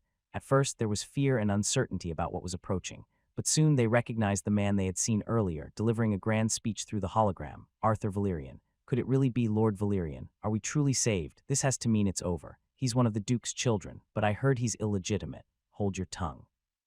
The crowd began to murmur, and a few had the good sense to silence those bringing up Arthur's legitimacy. Yet even amid the whispers, none could ignore what they had seen. A young man, untested until today, had led a force to victory and sent his finest warriors to protect the city from deadly monsters. The walls still stood, and everyone knew who they had to thank for being alive. Roland watched as trumpets and drums sounded to announce Arthur's arrival. Soldiers marched in formation, battered but proud, carrying the sigils of House Valerian and its flag. Behind them came wagons filled with the wounded and captured, followed by armored golems that clanked and hissed with every step. Arthur rode at the front, his helmet removed so that all could see his face. Not a single drop of sweat marked his skin, and his hair looked freshly washed. As he came into view, the crowd was immediately struck by his elf-like features and silvery locks. His unblemished appearance made it seem as if the battle had been nothing more than a game. They would never know that he had used magic to clean and compose himself before entering the city. As Arthur passed beneath the gate's arch, a cheer began to rise. It was hesitant at first, but it grew louder as the people began to recognize the truth. Their would-be savior had not lied to them. The city had never been breached, and they had all survived. Roland stood on the steps of the city square, watching the scene unfold. He had already prepared the platform, and Lucille was beside him, adjusting the runic controls. A glowing panel pulsed to life as the final enchantments activated. The stage was ready. Arthur would soon address the crowd, speak on what had just happened, and make the transition of power clear. The people needed to understand that the city now belonged to Arthur, not Theodore. The square, crowded with soldiers and citizens, continued to fill as Arthur stepped into view. Despite having commanded thousands on the battlefield less than an hour ago, he now faced a different challenge. He had to speak as a noble, presenting himself to his new people. Roland observed closely. Compared to Arthur, he felt unprepared for moments like this, not because he lacked the confidence of a leader, but due to a lack of experience when making speeches to crowds of people. Arthur ascended the platform without hesitation, his movements light. Though his heart still thudded in his chest from the adrenaline of battle, he did not let it show. He stood tall, shoulders squared, the silver mithril of his armor catching the light of the sun. The square had grown deathly quiet. All eyes were upon him, some filled with hope, others with doubt, and a few with defiance. But none could look away. Roland gave a subtle nod from the side, and with a flick of his hand, the hologram shimmered to life. Just like a few days ago, the figure of Arthur appeared above the city, but this time it was no pre-recorded message. Nearly every citizen of Aldbourne had gathered to witness it. "Citizens of Aldbourne, I stand before you not as a conqueror, but as a protector." This city was abandoned, its walls were left to crumble, its people were left to die when the dungeon broke and monsters poured forth. My brother, Lord Theodore, who held dominion here, did not come. He turned away. He left you to fate. The truth rang through the square like a bell. Even those who had tried to deny it found no ground to stand on. They had seen the monsters, lived through the chaos, and knew that no aid had come from the one meant to protect them.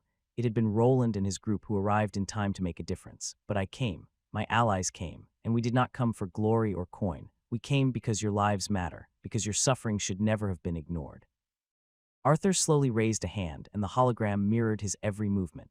His voice grew stronger, his tone no longer that of a young noble but of a commander, a true leader. From this day forward, you will not be forgotten.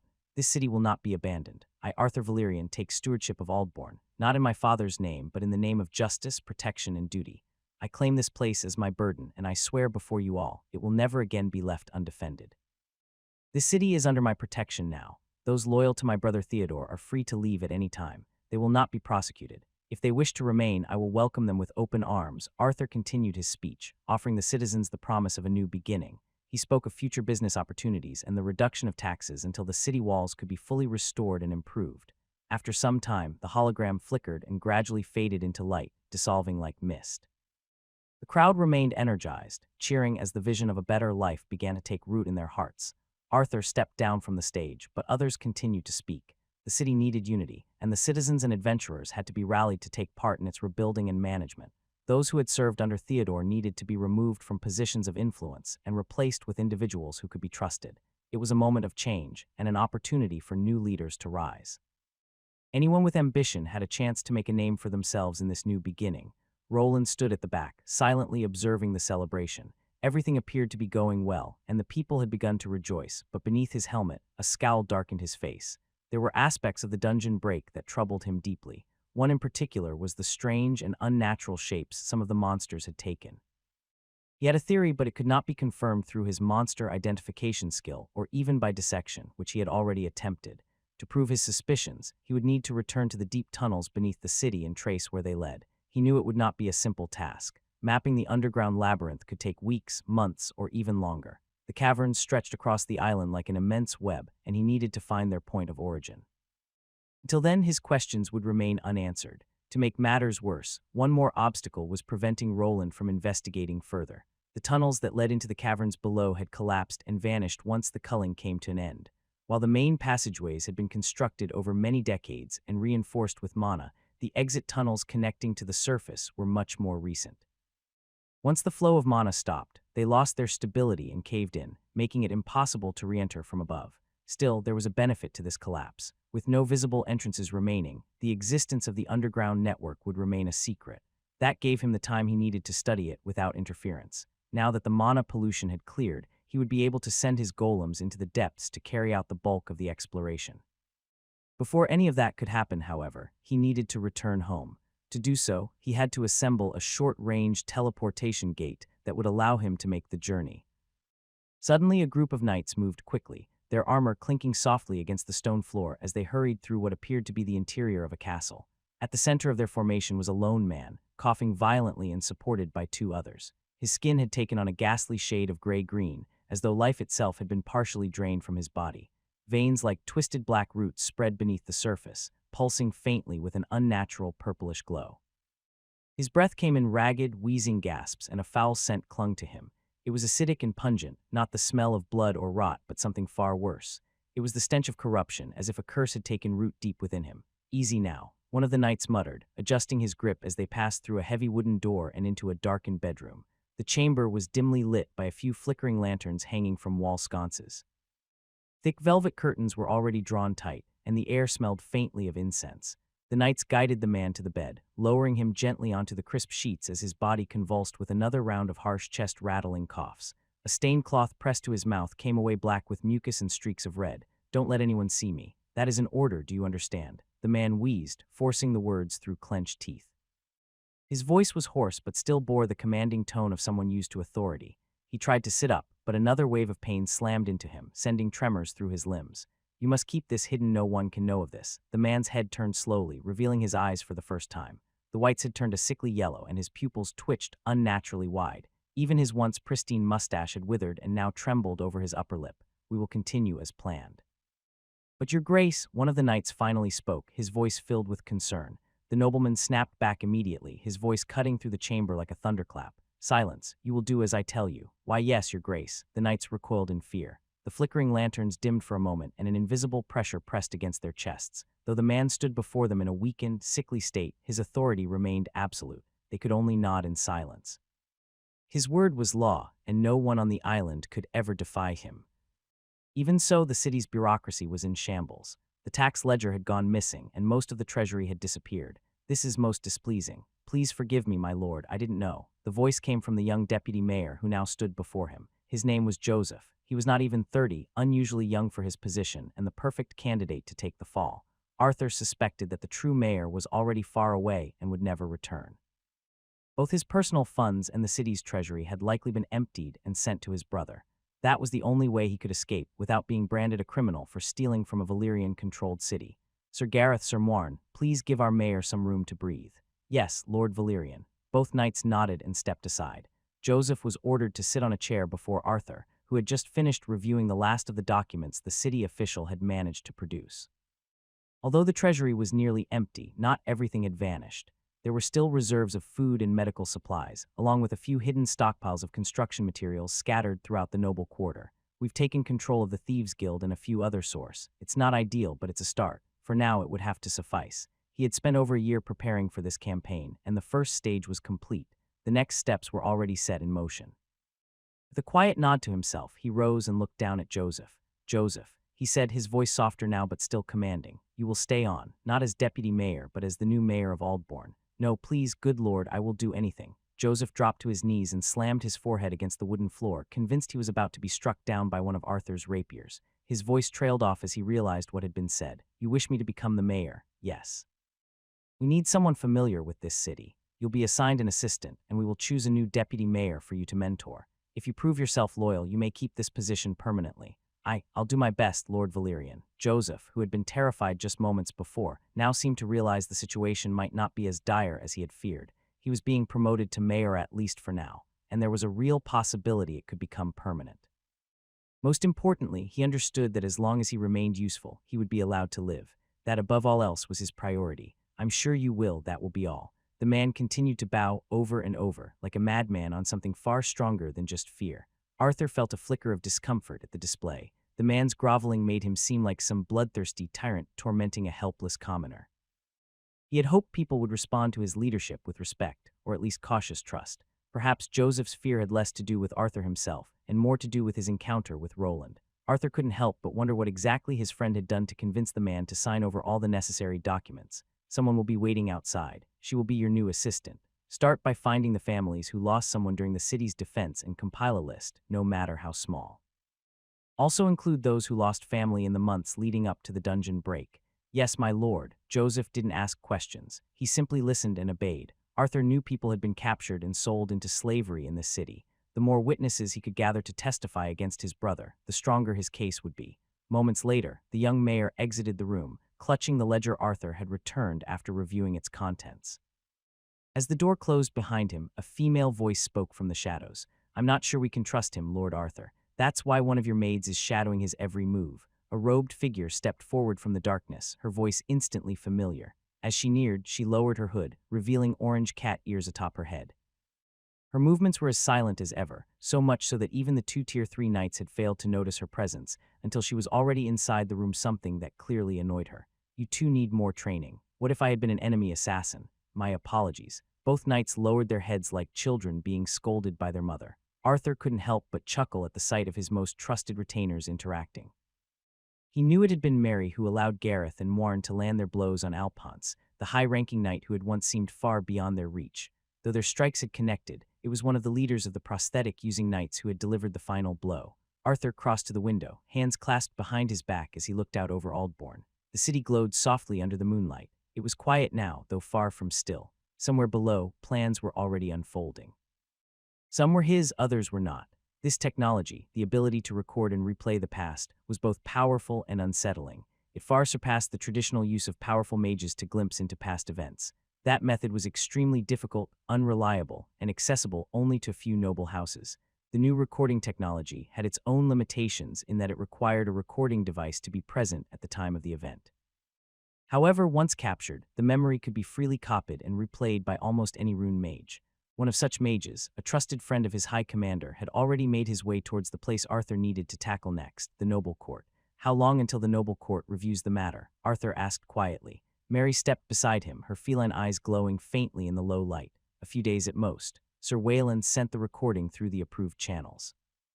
By now, perhaps even the high seat will have seen it. Arthur gave a slow nod. And Theodore, Mary's expression darkened, just as we expected. He's not sending more troops. Reports suggest he's redirecting his forces to the northern passes and the main roads. It seems he expects his older brother to act, but our spies have confirmed that Julius has made no move. On the contrary, Lord Arthur. Mary paused, her expression shifting as concern crept into her features. What is it? Arthur asked while raising his brow. It's better if you read this yourself. She handed him a few pages from a report.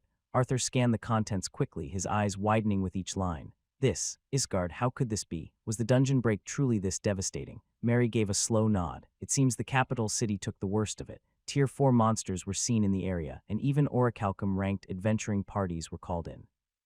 Some of their members fell during the fighting. Arthur's thoughts swirled. He had not anticipated that his father's stronghold would suffer such a devastating blow. According to the report, the monsters had breached the city and caused widespread destruction. Casualties were high, and the fate of many residents remained unknown. The only certainty was that his father had survived, or at least that was what had been reported. Arthur knew that if anything had happened to him, his father would likely go to great lengths to conceal it. Are you all right, Lord Arthur? Yes, I'm fine. In truth, he felt little affection for his father or for the people who lived in that cold and distant castle. He preferred not to recall the years he had spent there. His youth had been anything but joyful. Only his mother had brought light to that place, the one person who could pierce through the constant gloom that surrounded his childhood.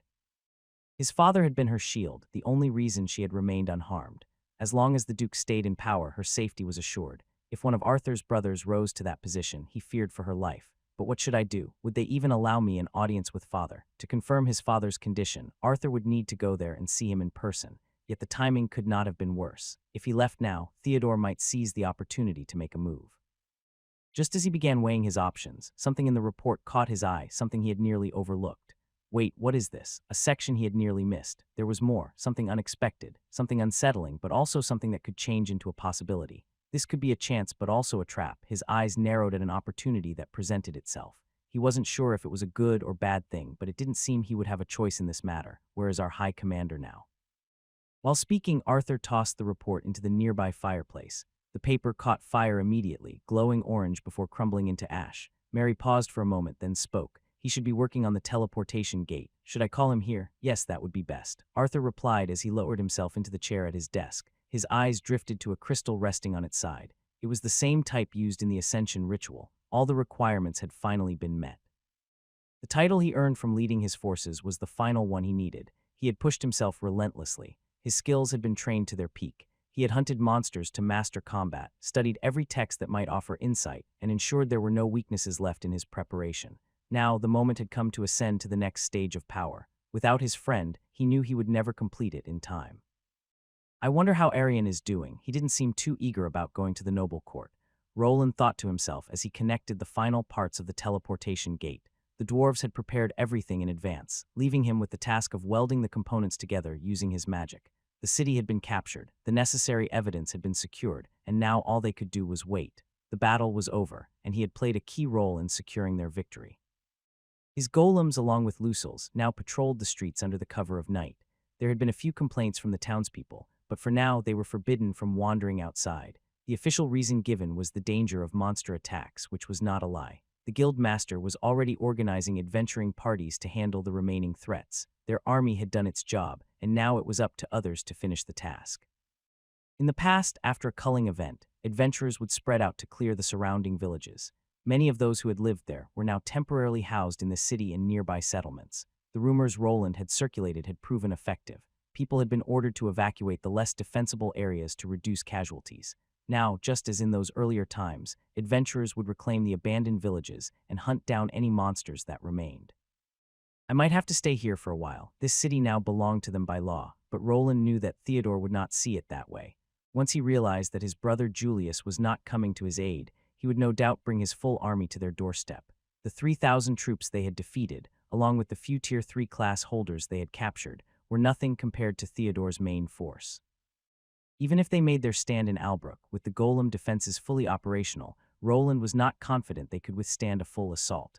Theodore had been building his power base for over a decade. In contrast, Arthur and Roland had only just begun. At least with this, we will have a way to escape if anything happens. The situation was far from ideal, but the teleportation gate gave them a vital advantage. It offered mobility, a way out if things went wrong. Still, Roland saw another problem on the horizon, one that was far less deadly but much more personal. He had no idea how he was going to explain any of this to the headmistress. She had already been reluctant to grant him any leniency, and he had skipped lectures just to be here. I'm sure she will understand. Nothing has been happening at the Institute since then. He had been diligently performing his duties and had equipped the entire facility with a monitoring system. There was little reason for him to remain on site, aside from occasionally giving lectures and explaining rune magic to the students. He had even acquired a personal assistant capable of delivering the lectures in his place. With the learning tools he had developed, the curriculum was now complete. Perhaps the headmistress would be more lenient if he decided to make a request. Even so, he had no desire to stand before a Tier 4 class holder unless absolutely necessary. Still, that woman might be the least of his concerns, as he was suddenly interrupted. Sir Wayland, the Lord wishes to speak with you. I'll be there soon. What is the meaning of this? Wasn't Julius involved in all of this? Who gave me this faulty information? In a dimly lit room, an angry noble with a prominent beak-like nose hurled a stack of papers at the butler standing before him. The man didn't move. He took the blow to his face without so much as a flinch.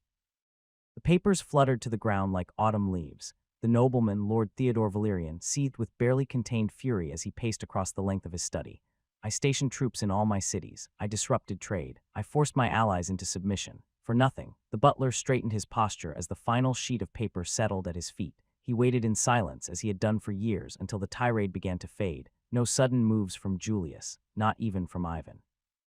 Did that bastard really orchestrate all of this? No, I won't believe it. I was made to look like a fool. And Arthur walks into Aldbourne as if it belongs to him. The noble continued hurling curses and objects around the room before finally collapsing into his chair. He furrowed his brows and leaned back, exhaling through clenched teeth. Only then did the butler speak. My lord, this just arrived. It bears the seal of the noble court. Theodore froze. His rampage came to an abrupt end as he turned toward the butler in disbelief. The noble court. The butler stepped forward and presented a thick envelope, sealed with red wax and a crest inlaid with faint gold. Theodore snatched it from his hands and sliced it open with a flick of his knife. His eyes narrowed as he read. They're summoning me? Preposterous. It now seemed that Arthur had been the perpetrator all along, and Theodore was being summoned to answer for Alphonse's wrongdoings. The veins on his forehead bulged with renewed fury. Yet the butler remained calm, standing silently with another letter in hand. This one bore the mark of the Valerian household, though it was unusual, almost identical to the seal used for the Grand Assembly, the gathering of all nobles from across the island. A letter from Father, Arthur asked with a hint of confusion on his face. He was in his study with two others. One was his trusted maid and bodyguard, Mary. The other was his most capable ally, Roland, known to most as High Commander Wayland. Yes, Lord Arthur. It arrived as soon as we returned from Aldbourne. Mary replied as she handed him the letter bearing the Valerian seal. Do you want me to step out? Roland asked. He had sensed that the matter might be personal. No, stay. It is probably related to the culling, but this seal, Arthur said as he examined it more closely. Something about it felt wrong. It was not just the familiar stag that represented his house. A forest surrounded the emblem along with 4 shields, suggesting something more. This was not a letter meant only for him. Others had received it as well. It was a summons to the Grand Assembly. Arthur turned the letter over in his hand. The wax seal caught the morning light, almost as if daring him to break it. Mary and Roland waited in silence, sensing the weight of the moment.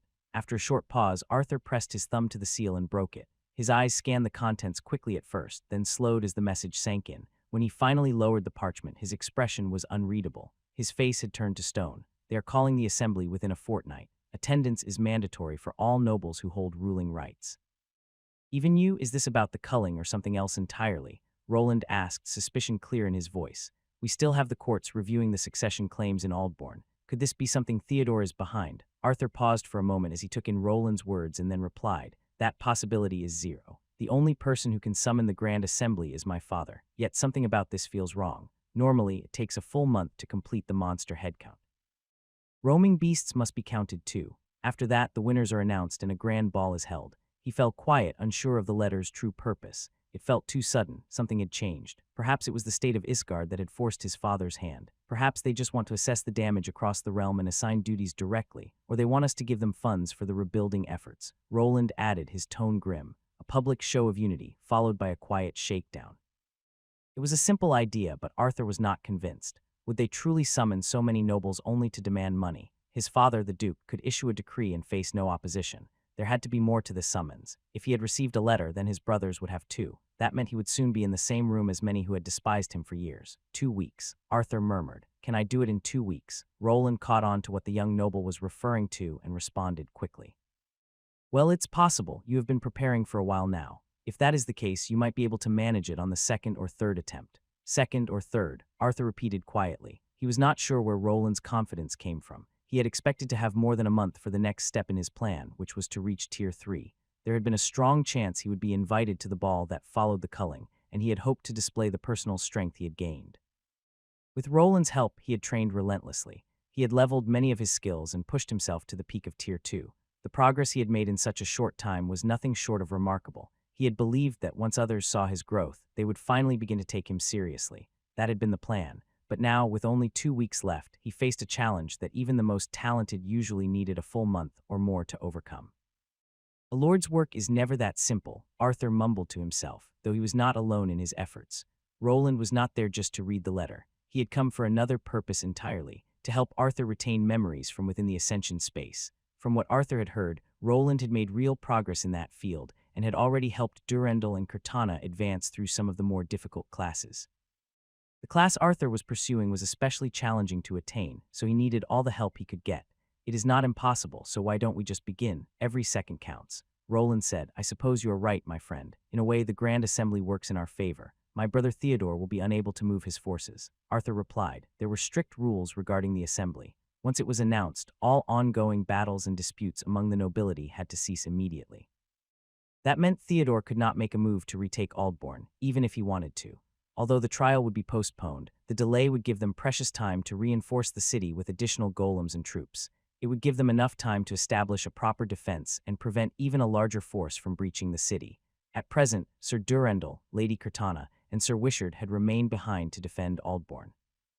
The knights equipped with runic prosthetics had proven to be their most powerful assets. However, despite their strength, the prosthetics required frequent maintenance, as something only Roland fully understood. Even so, Arthur had other matters to focus on. Reaching Tier 3 would finally allow him to step beyond the role of a helpless bystander. It was the only way he could stand on equal ground with the others and defend what was his.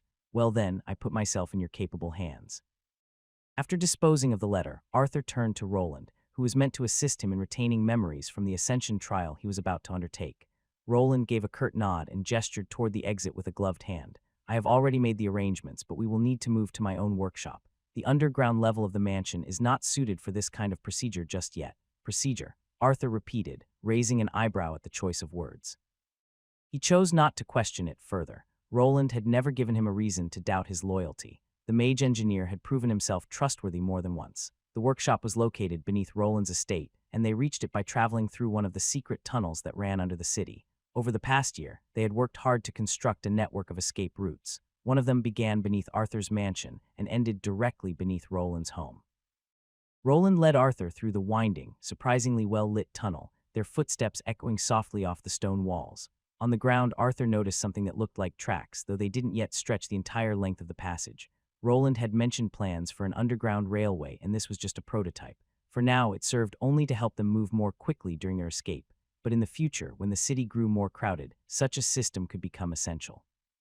The roads above were already choked with carriages, bulky tamed beasts, and a constant flow of pedestrians. Once they arrived, a door stood waiting for them. Arthur still found himself marveling at the magic used in this place. Sections of the tunnel behind them were sealed off by doors that had dropped down, designed to block any pursuers. Along the walls, he noticed runes etched into the stone. According to Roland, these runes would detonate if a retreat ever became necessary. This escape route wasn't just clever, it was crafted by someone who should be working for royalty. He really doesn't belong in a city this small. As Arthur stepped into Roland's workshop, a knot of unease tightened in his chest. His friend was brilliant, perhaps even dangerously so. He was not yet 30, and he had already achieved things that would leave seasoned masters speechless. If he wished, he could easily earn a place in a respected laboratory in the capital. It was certain that the high nobles would take notice, and perhaps even the royal family would seek his skills. Rune craftsmen were extremely rare, and human ones at his level were almost unheard of. That fact alone made Roland stand out. For reasons Arthur still could not fully understand, this remarkable individual had chosen to work with him. I have to rise to this. I cannot afford to fail. I cannot remain a burden anymore. Although he felt the urge to congratulate himself for winning his first true large-scale battle, Arthur knew the truth. He would never have succeeded without Roland's inventions. His current strength, his rapid rise in rank, none of it would have been possible on his own. Without Roland's help, he would likely still be trapped in Albrook, living in obscurity as a nameless bastard no one respected. We're here. Take a seat and try to relax. Eventually, he was led to a room.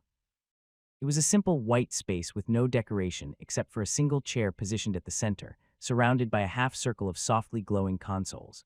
Runes pulsed gently along the walls and floor, casting faint blue ripples that shimmered across the sterile surface. The room was quiet, almost unnaturally so. The only sound came from the low hum of mana coursing through the runic conduits and wires that spread through the chamber. Arthur stepped inside slowly, his eyes fixed on the chair.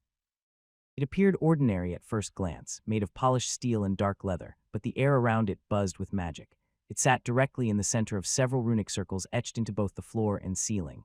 Thick cables stretched from the consoles to the chair, and attached to it was a helmet-like device. The helmet looked simple, more like a metallic bowl, though it was covered in detailed runes. You designed all this just for the memory retention procedure? Arthur asked as he lowered himself into the chair. He tried to sound calm, but a slight tremor in his voice gave him away. Yes and no, Roland replied. It started with that, but I'm also using it to analyze the ascension ritual itself. A lot of people think it's a blessing from the gods and we are taken into their realm, but I'm not convinced yet, Arthur blinked. Oh, probably best not to tell the church about that, I know. They'd most likely try to brand me a heretic, perhaps even you for using such technology. Well, better not say anything then. Roland gave a small nod and activated the chair. It shifted beneath Arthur, slowly reclining until he was forced to lie back. The movement was smooth, but something about it made him uneasy. It reminded him of the old torture devices he had seen in the underground dungeons. Thankfully, there were no cuffs or restraints on it. Just relax and enter your ascension space. Once you're back, focus on the trial. Try to recall the important parts, like what you need to accomplish, any potential shortcuts or hidden loopholes. There's always a simpler way to get through those trials. It's better to find it early rather than too late. Good, then let us begin. Mary nodded and stepped forward, placing the ascension crystal into Arthur's hand. The metallic bowl rested on his head now, and Roland moved away toward the console. Arthur glanced at him one last time, then closed his eyes and gripped the crystal. As the magic surged through him, the room faded. He felt the familiar pull, a gentle shift that drew him away from the present. When the sensation settled, he found himself standing in a place he knew well, the courtyard of his old mansion, the home he had shared with his mother for so many years. The sun hung low in the sky, casting a golden hue across the garden path. The air smelled of lilacs and freshly cut grass. Before Arthur stood the pale marble steps of a villa, nestled atop a gentle hill, half-shaded by towering moonwillow trees. Its architecture was a fusion of elven grace and human practicality, arched windows, ivy-covered balconies, and carved magical characters faintly glowing across the outer wall. He felt the breeze brush his cheek as if it carried a voice from the past. The illusion was perfect, too perfect. Just one person is still missing. Arthur placed his hand against one of the trees in the center of the courtyard. Their faint scratches marked in the bark represented records of his height over the years. His mother had brought him here every birthday to measure how much he had grown. It was a quiet tradition, one that had meant everything to him. But this place wasn't real. It was only a reflection, a projection of safety shaped by his mind. This was the space of the Ascension trial, a familiar illusion drawn from memory. No other beings were present. The mansion, the trees, the quiet breeze were all echoes of something long gone. I only realized it was all an illusion after my 10th birthday. He began to walk, his thoughts drifting back to those early years. There was no sign of danger here. No looming mountains, no volcanic ash, just clear skies and the gentle sound of birds. The courtyard had been a kind of cage, elegant and warm, but a cage nonetheless. A place meant to shield his mother and him from the outside world, and more specifically, to keep others from seeing his half-elven heritage. He remembered the glowing runes that maintained the illusion, hidden in the walls and woven into everything. It wasn't until he received his first class at 10 that he began to understand the truth. What had seemed like a sanctuary was a prison, and his mother had been its quiet prisoner. Arthur's steps slowed as he reached the villa's entrance, a door carved from deepwood and inlaid with silver characters. His hand hovered above the doorknob, hesitant. Beyond that door was where his future waited. He found it a bit ironic to seek future progress while seeing a representation of his past. Just like before, he needed to go to his old bedchamber and chew. With a slow breath, he turned the knob and stepped inside. If he made all the correct steps, then the class that he wished to achieve would be waiting for him. If not, then he would probably need to settle for something lesser as time for him was running out. If he couldn't present himself to his father as someone extraordinary now, he would probably not be taken seriously as a proper candidate. Signs look normal. He should be back in a few seconds, so get ready. I'm always ready. Mary replied, standing calmly beside Roland with a pillow in her hand. Roland kept his eyes fixed on the display screen. He had built this setup after carefully studying the ascension trials of Robert, Lucille, and many others. With each trial, he gathered more data, gradually working to uncover the deeper truths behind the process. His understanding of souls had started with his encounter with the witch. That strange meeting had introduced him to the idea that the soul could temporarily leave the body.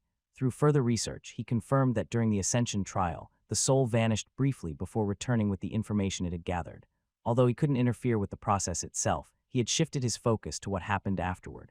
When the soul returned, the experience was stored in the brain, though the memories were fragile and faded quickly. Certain spells could extend the retention period, and with the help of his latest setup, he planned to have Sebastian assist in preserving the excess data.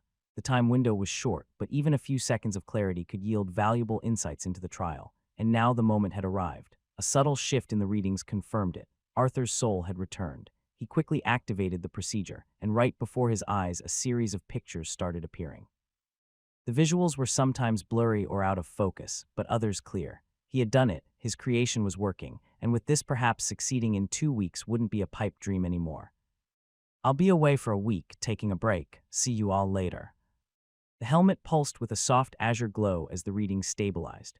Roland leaned in and tapped the panels with his fingers as the process began. The memory transfer is going through. Feed is steady. A dozen screens flickered to life across the console. Each displayed fragmented but vivid image glimpses of Arthur's trial unfolding like scenes from a tale. Mary stood silently nearby, holding the pillow steady beneath Arthur's limp head. Her eyes remained focused on her lord, though she occasionally glanced at the flashing lights around the room. Most of them were in muted shades of gray, offering very little color in between. This looks familiar. A castle appeared, perched on a misty ridge and surrounded by wild, untamed land. It looked half-ruined, with only a single banner fluttering in the wind. The symbol on it resembled Arthur's own crest. It was faded, barely recognizable, yet clearly marked with the emblem of the Valyrian household. This must be what he saw first when he arrived. Then came the rest. The memories appeared fragmented, displayed like a slideshow highlighting key moments. First came a main settlement or fortress, similar to the keep he had once defended during his Tier 3 trial. Back then, he had taken the role of overlord, charged with conquering surrounding lands to secure victory. From what the images revealed, Arthur now faced a similar challenge. Next, a council chamber filled with advisors appeared before Arthur. They wore strange masks that resembled those used in dramatic performances to portray basic emotions. Most of the expressions showed fear, exhaustion, or shame. They were all negative, which made Roland wonder if they were tied to the nature of the trial. Perhaps once the trial concluded, the emotions would shift to more positive ones. Ledgers, maps, and resource tallies were laid out across a large central table, much like the one used in their own war room. A detailed map of the region was spread across its surface, and the settlement where Arthur had arrived appeared to be positioned right at the center. As in Roland's trial, other forces surrounded this location, each holding more territory and possessing greater resources. Will he have to conquer the other places, or is the win condition something else? Roland thought.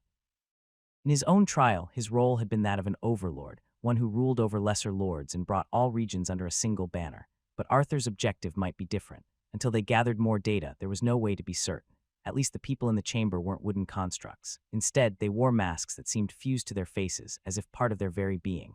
Roland leaned in closer as the view shifted once again. Arthur now stood in the center of a crumbling throne room. Same masked advisors were gathered around him, either kneeling or standing in a wide arc. Although their voices could not be heard, their gestures made their intent clear. They were waiting for instructions. Even more surprisingly, Roland managed to catch a snapshot of the system display Arthur had seen. He had not thought that would be possible. Welcome, Lord of the Hollow Keep. Your trial begins now. Primary objective, sustain and uplift. Survive for 14 cycles and raise your domain to Tier 2 fiefdom. Secondary objective, uncover the true nature of your council. Roland studied the display with a furrowed brow. The system was offering more specific guidance than usual, and this trial appeared to focus more on survival than on conquest. The objective did not mention battle or territory expansion. Arthur was meant to manage and improve his holdings as a lord. The wording left room for interpretation, which likely meant he could succeed through multiple strategies. Trade, diplomacy, and wise governance might be just as effective as warfare. Running a struggling kingdom under pressure with a time limit reminded Roland of his own experience. Building structures, defending key locations, delegating authority, and managing limited resources would likely play major roles in success. Arthur might still need to form an army, but overall the challenge seemed less brutal than the one Roland had faced. With Arthur's natural charisma, he might find more success through alliances and negotiations. The next images reinforced Roland's analysis. Arthur stood in the castle courtyard, examining his surroundings. A few dozen soldiers marched in uneven lines, poorly armed and lacking discipline. Food supplies were dangerously low. The smithy was barely functioning. Most troubling of all were red markers at the edges of the regional map. These signaled the presence of enemy forces. Perhaps they were raiders or maybe rival lords. Each cycle, likely representing a week or a month within the trial, would require Arthur to make important decisions.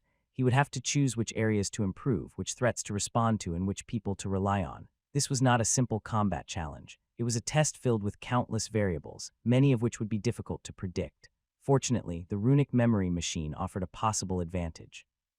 If they could collect enough data, they might begin to uncover patterns hidden within the trial's structure. Roland planned to assign Sebastian to analyze the numbers and track how Arthur's choices affected each outcome. With sufficient information, they could prepare a strategy guide that would give Arthur a large advantage upon his return. Lord Arthur, please don't move." Arthur began to wake, and Roland realized there was little time left to continue the memory storage process. Even so, more information continued to surface, revealing how Arthur had tried to manage the unfolding situation. Numerous decrees had been issued, each one aimed at stabilizing his domain. He had also launched an investigation into his council in an effort to fulfill the secondary objective, which suggested the presence of a possible traitor. It was difficult to determine the exact details of Arthur's orders, but from the available fragments, it appeared that he began by rationing food and deploying his army to stabilize the surrounding regions. Later, he tried to develop farmland and initiated trade with more neutral lords. This effort required travel, negotiations, and the building of alliances, including at least one formed through marriage, something that still haunted Roland in his sleep. Despite these efforts, Arthur always seemed just a little too slow in making key decisions. In the end, he did not survive the trial. The final memory showed him standing at the gallows, while one of the masked men watched from the crowd. This particular mask bore an unsettling grin, and based on his attire, it was clear that he had been a member of the council. He had remained hidden throughout, never exposed as the traitor. That's the gist of it. Mary stayed by Arthur's side and had been given the task of asking him what he could remember. His recollection was limited, mostly fading after the first few cycles and leading up to his eventual death. Still, with the help of the stored visual records, they hoped to jog his memory and piece together more of what had happened during the trial. "How do you feel?" "As if I was gone for a year or more. It wasn't this bad during my last trial." Roland didn't respond right away. His eyes stayed fixed on the final frozen image on the screen, showing Arthur standing tall but clearly defeated, the traitor's grinning mask visible in the crowd of angry masks.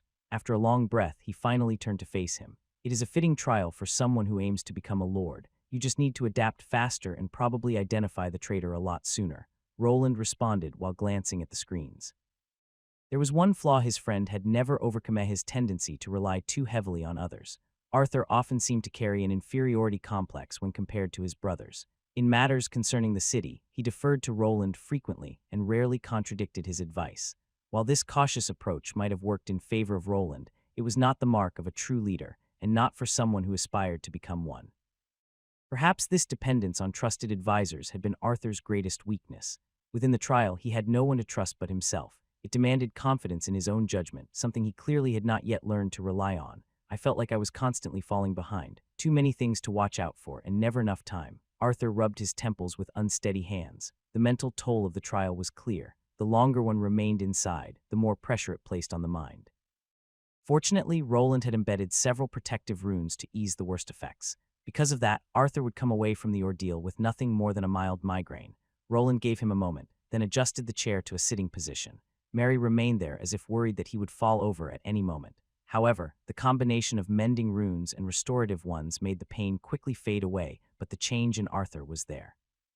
At least for a moment before the memories started to be forcefully erased, something even Roland couldn't do anything about.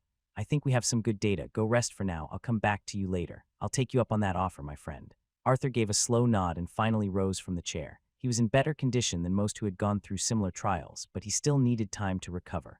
Roland understood the toll well, having endured over a year inside his own trial.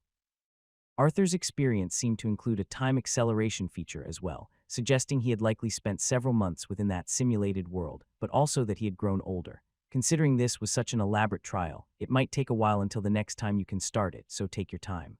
Roland replied, and once Arthur and Mary had left the chamber, it was time to begin the analysis. Sebastian analyzed the trial. Scan for all available details and any hidden meanings within the images. As you wish, master. Sebastian's voice echoed from deeper within the chamber. At first, it sounded disembodied, but a moment later, a figure stepped into view. It was a golem, dressed in what resembled a tailored butler's suit, with a body that was nearly human in its proportions. Lucille had clearly enjoyed designing him a bit too much, and now his construction had reached completion. His face, once minimal and expressionless, now looked almost doll-like and somewhat uncannily close to human, but still not quite natural. The subtle unease in his gaze remained, but his movements and expressions had begun to resemble those of a real person. His body was crafted from a porcelain-like material, smooth and pure white, gleaming faintly like a polished pearl. Sir, your fluid intake has been rather low. Roland accepted the cup of black tea, brewed to his preferred taste, and took a sip. With that, the pattern analysis began. Commencing pattern analysis. Estimated time to completion, 17 hours, 25 minutes, and 23 seconds. Real-time updates will be provided. Sebastian had evolved into a supercomputer that not only handled complex calculations, but also managed many of the magical systems within the city. He was responsible for activating the runic lights at sunset and alerting the guards if any crimes occurred. This place is starting to look like a server room or a nuclear reactor. He stepped out of the chamber where he and Arthur had been and made his way toward the room that housed Sebastian's true core. Through a narrow gap in the door, he peered inside and saw a space filled with cables and tall pillars etched with glowing runic symbols. The base of each structure was submerged in a transparent coolant that helped preserve the delicate enchantments. The plan was to expand Sebastian across the entire island, but there were several obstacles. The biggest challenge was the cabling. Although there was technology that could imitate wireless communication through magic, it came with a major flaw. Anti-magical devices and skilled mages could easily detect and interfere with the transmission of information. Mana was an unpredictable energy source. It was present almost everywhere and in everything. Despite its abundance and ease of use, it couldn't be monopolized. It was vulnerable to interference from monsters and other magical artifacts. Roland considered whether he could create something similar to radio towers to generate a strong enough signal, though he would likely need infrastructure on the scale of a fully developed magic tower. Still, there was another potential solution. Connect with other cities, at least within Dragny's Island. He could use the network of underground tunnels created by the dungeon. These tunnels extended beneath the entire island and might provide a stable route for the necessary connections. This had become the focus of Roland's current research and frustration. While Arthur was working toward earning his Tier 3 class, Roland was trying to uncover the secrets of the underground tunnels and understand how they had remained undiscovered for so long. Now that the levels of mana pollution had been significantly reduced, his golems were able to spread out in all directions and begin mapping the entire network. The scale of the tunnels far exceeded his initial expectations. The tunnels were reinforced with mana, forming rock that was nearly as strong as dwarven steel. Although the exit tunnels, where monsters had once emerged, had been destroyed, the main passages remained intact. Some rubble had accumulated, but clearing it with the appropriate golems would be a simple task. We've discovered a few pockets of iron, copper, and nickel. It's probably worth the investment. What began as a project for silent travel had revealed far more potential than anyone had anticipated. The tunnels ran deep underground, branching out in every direction. Along the way, some walls intersected with mineral veins and other valuable resources. With the mana density now reduced, it was possible to deploy runic sensors capable of scanning everything within a 100-meter radius. The sheer size of the underground network was staggering. No one had ever thought to dig so deep in search of resources, but now they didn't have to. If we're lucky, we might even find precious metals. Gold, platinum, who knows, maybe even star metal. Why is it that whenever I finish one task, another immediately appears? Am I cursed or something? Roland sighed. He had hoped for at least a few months of peace before the next major undertaking, but that now seemed impossible. He still needed to investigate the origins of the tunnels and locate the entrance to the super dungeon he had long wanted to explore. On top of that, the Great Assembly was approaching. It was a political obligation he wished he could avoid, but in 2 weeks, he would need to depart to the place where all of Arthur's brothers would be gathering. Lord Arthur, you haven't slept in 2 days. You need to take a break. There is no time for that, Mary. I need to prepare as much as I can. Books lay scattered across the wooden floor like fallen leaves, dozens of thick tomes with cracked spines and yellowed pages. Maps covered the walls, overlapping charts and diagrams creating a tangled web of strategy and governance. Arthur sat hunched over his desk, fingers pressed to his temples, trying to absorb one more page, one more theory, one more tactic. Candlelight flickered beside him, casting restless shadows across the room. He looked worn down. His usually sharp eyes had dulled, dark circles heavy beneath them. His tunic was wrinkled, the collar half unfastened, and a thin sheen of sweat clung to his brow. Scrolls lay open on every available surface, records of diplomatic successes, failed alliances, siege plans, taxation systems, and magic engineering notes. He was clearly combing through every piece of knowledge that might help him pass the trial. But my lord, think of your health. What if, before Mary could finish, Arthur cut her off? What if I don't pass and run out of time? The assembly is approaching. This might be my last chance. His voice rose as frustration crept in, but he managed to steady himself before continuing. He understood how unusual his class was, and the more unique the class, the longer the wait between trials had become. Normally, the next stage would begin after a day. For him, nearly 3 days had passed with no sign. If the delay stretched beyond 6 days, he feared he would lose the opportunity altogether. We need to leave soon. I cannot afford to stop now. Don't worry, the elixirs and stamina potions should carry me through. Once the trial is over, I'll get some proper sleep. Mary remained silent, her eyes drifting to the empty bottles scattered across the desk. In theory, the magic within them would restore energy and calm the mind, mimicking the effects of rest. But such effects had limits. Without a high-level sleep-resistance skill and a body conditioned to endure strain, the potions would eventually lose their effectiveness. Roland had both. Arthur did not. Is there something important? If not, then please let me be, Mary. Ah yes, here, Lord Arthur. These are notes from Sir Wayland regarding the trial. He asked me to give them to you. Arthur took the packet of notes with trembling hands. His fingers were stained with ink and smudged with graphite from hours of scribbling annotations. The moment the parchment touched his palm, he felt a faint pulse and saw a rune emerge. The text began to glow with a bluish hue, and in that instant, the transfer of knowledge surged through him. This was not the first time he had encountered this kind of spell, but he knew its use came with strict limitations. It only worked when the author inscribed the text in a precise way, constantly channeling mana into the parchment using a specialized quill and enchanted ink. His friend Roland still had scribe skills and had mastered this technique. Through these magical notes, Arthur could quickly grasp the underlying structure of the trial and discern the patterns that would help him uncover the traitor and secure victory. Fascinating. When the process ended, he emerged from the trance-like state. His fingers rested on the final page, trembling slightly as the last threads of Roland's enchanted knowledge settled into his mind. Arthur blinked, trying to steady his breathing as the rush of information began to fade. The exhaustion he had been suppressing seemed to lift for a moment, but then his body gave in. He slumped forward against the desk. Mary caught his head gently, as though she had been expecting this exact moment. The surge of knowledge had overwhelmed him, and though the information would remain with him, he would be forced to rest. It was a known side effect, one Mary had quietly hoped for. Rest well, my lord. Once you wake, perhaps you will be one step closer to your goal. She didn't move him from the chair, afraid that any shift might wake him. Instead, she let him rest gently against the desk. Mary carefully draped a cloak over his shoulders, then began quietly gathering the scattered books from the floor. Many were filled with scribbled notes in Arthur's hurried handwriting, titles like Diplomatic Webs of the Kingdom, Foundations of Farming in Mana-Rich Regions, and Tyrants, Traitors, and Tacticians spoke volumes about what he had been trying to learn. Her gaze drifted to the wall behind him. There, the emblem of the Valyrian household hung in pristine condition. When they first arrived in this small settlement that barely qualified as a city, she had hoped Arthur would find peace. She had believed, perhaps foolishly, that Albrook could offer him a quiet life, far from the ambitions and politics of his lineage. She had hoped he would forget about his brothers, just as they had forgotten about this place. But the arrival of Roland had changed everything. In some quiet corner of her heart, she resented him for that. He had reignited Arthur's dreams. Now Arthur stood at the heart of the very world he once tried to escape, learning to lead, to manipulate, and to conquer. All for a trial that would drag him deeper into the struggle he should have despised. She didn't want him caught in the succession battle. She feared that in pursuing it, he would become no different from the nobles he had once stood apart from. But these were thoughts she could never voice aloud. Her role was not to question his path. Her duty was to protect him. That had always been her purpose. She was his maid, and she would help him achieve the goal he had set for himself. He is giving his all. Roland glanced at the sleeping Arthur, his form a small screen within his helmet. While he at first didn't want to include runic cameras into his chambers, they decided to put them in as a safety measure, as the possibility of assassination attempts was high. The entire mansion was filled with runic sensors and detectors. At the moment, no assassin had made it through, though several had attempted. Most were Tier 2 killers who never stood a chance. It was clear their enemies were testing defenses, measuring their strength.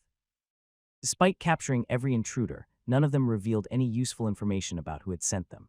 Now that Arthur's fame was growing, stronger enemies were likely to appear. Reducing their defensive measures would be foolish. He's on day 3. Mine took 10 when I awakened the Overlord class. I wonder how rare his is. His AI helper Sebastian had analyzed the possible patterns within the trial, and Roland had taken the time to record them in a specialized notebook. Yet the trial had not restarted, and if it was a class of his level, it could take 10 days or more to reset. From an outsider's perspective, the test didn't appear as difficult as the Overlord trial, but he couldn't be sure. Nevertheless, it seemed to be more challenging than what Robert and Lucille had experienced, as theirs had restarted after 3 days for Lucille and a half day later for Robert. Well, the longer the better. I still need time to finish setting up this relay station. Roland stood in what looked like an underground tunnel, though he wasn't truly alone. The walls around him glowed faintly with embedded light runes. They pulsed in a slow rhythm, conserving energy while providing guidance for the workers who would arrive later. He was deep within the dungeon tunnels, continuing his exploration. Thick bundles of black and silver cabling now lined the walls, soon to stretch through the entire network if all went according to plan. While his primary objective was to locate the origin point of the monsters, what they believed to be the super dungeon, there was something else he was searching for. There were several things about this place that bothered him. One of them was how it had remained untouched by human hands and undiscovered until now. The depth below the surface was almost too precise, sitting just beyond the detection range of even the most experienced casters. Not even the highest quality magical tools could have revealed the tunnels, which were saturated with mana. He had only managed to locate them because of the proximity to the second, unfinished dungeon. Still, he suspected that others might have discovered this place as well, and that was something he needed to confirm. That should do it. Once the dwarves arrive, they can dig through and connect it to the city. We will have a secure escape tunnel back to Albrook. For now, he was positioned directly beneath Aldborn. The tunnel leading upward had collapsed, but that would not be a problem for their dwarven miners. In the future, this location could become even more important. They might install an underground train station here, which could help people move across the island more easily. The island still lacked a proper, fully functional railway above ground, and this might serve as the first step towards solving that. Now then, it might be here if my theory is right. He connected the relay station, which resembled a rectangle covered with runes, to one of the main cables that had already been laid out by one of his spider golems. Several of the golems were still working nearby. One of the main units carried a long cable stored inside a compartment in its back, appearing to be attached to a roller. However, the real secret lay within a rune that compressed the entire length of the cable into a compact space using spatial magic. Once unrolled, the cable would be fastened to the tunnel walls by another golem. The walls were dense and highly resistant to drilling, so instead of bolting the cable in place, they had decided to use a specialized adhesive for now. When the dwarven craftsmen arrived, they would reinforce the structure using more refined and permanent techniques. The relay, which resembled a box covered in glowing runes, was placed off to the side and connected to a thick cluster of cables. Once it was active, the signal in the area was significantly boosted, giving him a clear view of everything happening throughout the tunnel system. The first thing that caught his attention was the presence of several mineral pockets, but none appeared valuable enough to justify full-scale mining operations. Still, something else stood out, something worth investigating. It's not far from here. He turned and walked toward the vehicle he had arrived in. It was not the large armored transport he had previously used to break through waves of monsters. This time, he had chosen something smaller, a sleeker machine that resembled an enhanced version of his runic bike. The third thing that would catch anyone's eye was the set of wide black tires. They were made from the same rubber-like substance used in his other armored vehicle, though shaped into a thinner, more agile form. The design suited underground maneuvering, with its most distinctive feature being the two-tire configuration. The runic bike emitted a quiet, steady buzzing. Its sound was unlike the roar of a combustion engine, more of a low, resonant purr. The frame, forged from dark metal alloys, was entirely black and reinforced with multiple enchantments. As soon as Roland mounted the seat, the runes etched into the frame began to glow with a reddish hue. The machine had an angular design like its four-wheeled predecessor, and it bore thick armor to contain the powerful engine within. Roland swung his leg over the saddle and flicked a small switch beneath the left handle. A ripple of light spread across the bike's frame as it fully activated. The front lights, shaped like pale blue orbs, lit the tunnel ahead with a soft glow. Without making more noise than an electric scooter, he accelerated forward. Guided by the coordinates on his mapping device, he reached the source of the strange readings within moments. A fork, it was exactly that. The path to the left led deeper into Theodore's lands, while the right veered toward another settlement. The tunnels differed in size, with the left being noticeably wider. That made sense, as it was the main route to the central city of the region, while the right path likely served smaller towns. But Roland's interest was not in either direction. His eyes narrowed as he looked at the area between the two tunnels. That was where the strange signals were coming from. He dismounted his bike and walked toward the central point between the diverging paths. His boots clicked softly against the stone floor, each step echoing faintly in the silence. The pale blue lights from his runic machine bathed the area in a cold glow as he began his search. At first, the space seemed unremarkable. Crumbling rocks and disturbed soil covered the ground, suggesting nothing more than natural decay. But after a few minutes of careful inspection, he noticed something unusual. A strange rock formation, dark in color and oddly cylindrical in shape, stood out from the rest. Sebastian logged this location. He gave the command without hesitation, marking the site as significant. Though the object in his hand appeared ordinary, it supported his growing suspicion. The tunnels might not have been entirely natural. This find could point to deliberate interference, possibly even proof that someone or something had influenced their formation and affected the dungeon. There seems to be a point of entry. He raised his head, following the beam of his bike's lights as they cast their glow upward. With the help of his armor, he rose into the air, slowly hovering toward the ceiling. There, he found what he was looking for. One section of the rock above was noticeably softer, the texture and density different from the surrounding stone. The space was narrow, but just wide enough for a cylindrical object to have been forced through. It must have passed through here a long time ago and remained within. The walls of the tunnel had been solidified by the natural flow of mana and the influence of the dungeon itself. For this specific spot to remain softer than the rest, it could only mean that something had been lodged there for a long period, preventing the dungeon from fully forming around it. Now that the dungeon break had been stopped, the object had likely been damaged or dislodged, either by the sheer chaos of monsters flooding out or perhaps by intentional design. That confirms one, but I'll need to find more to be certain. For now, he turned away from the rubble, the rod-shaped obsidian object held carefully in his gloved hand. It felt cold and inert. The initial readings were weak, offering little insight, but he suspected that with enough samples and proper analysis, especially once he could drill into the core of one, a clearer picture would emerge. Back at the runic bike, a soft pulse of light radiated from one of its side panels. The compartment opened smoothly, revealing a spatial container inside. He placed the object within, and it vanished into storage. Now then, if my theory is correct, I should find more of these at other junctions between major settlements. He folded his arms and waited. The lights on the bike shifted, casting out a projection into the air above him. A detailed map of Dragny's island appeared, overlaid with the network of underground tunnels he had managed to chart so far. A glowing red dot marked his current location, and his eyes moved across the display to the next promising site, a fork near the main city where Theodore Valerian was stationed. It was a place he intended to investigate thoroughly, both for what it might reveal and for what it could become in the days ahead. As the map flickered and realigned itself, Roland leaned forward and studied the projected routes. He mounted the runic bike again, his fingers gliding across the panel between the handlebars. In addition to the speedometer, the display showed energy levels and included its own tracking and mapping system. The engine hummed quietly to life, and the bike rolled forward into the darkness ahead. These tunnels had not yet been explored by his golems, and their untouched silence pressed in around him. Within seconds, the soft light behind him was swallowed by the pitch-black expanse. Only the glowing rune trail beneath his tires offered a trace of his presence. As he moved deeper, the air became heavier. Dust particles drifted slowly through the beams of his front lights, carried by faint currents. Traces of mana still lingered in the atmosphere, faint but undeniable. This was a place never meant to be seen, yet he pressed on, determined to explore every corner he could before the assembly began. Time was slipping away, as it always did, but he refused to let that stop him. He had to uncover the truth. "Please take a seat, Lord Arthur Valerian." The voice echoed through the chamber. Though it spoke with perfect clarity, something about it felt slightly unnatural. "I was told Sir Roland would be unavailable, but is this construct actually safe?" A woman responded as she stepped forward. Her orange cat ears twitched in discomfort, unsettled by the mechanical tone. "He did assure us it would be fine. I'm sure everything is under control, Mary." 3 figures were present in the memory chamber, though only 2 were humanoid. The first was Lord Arthur Valerian of Albrook. The second was Mary, his maid and personal bodyguard. The third appeared to be a man in a butler's uniform, but his blank synthetic face revealed the truth. He was not human. His name was Sebastian, and he was a golem. Master Roland is still engaged in his investigation. Sebastian said while standing before the same chair Arthur had used before to take his first trial attempt. "Due to unexpected complications, he has been unable to return. However, I am fully capable of fulfilling his role. Unexpected complications. Is he fine? Sebastian's glassy eyes flickered for a moment, processing the question. Master Roland remains operational and unharmed. The golem answered with mechanical calm, though Mary's eyes narrowed at the phrasing. Operational, she wasn't sure how to refer to this being.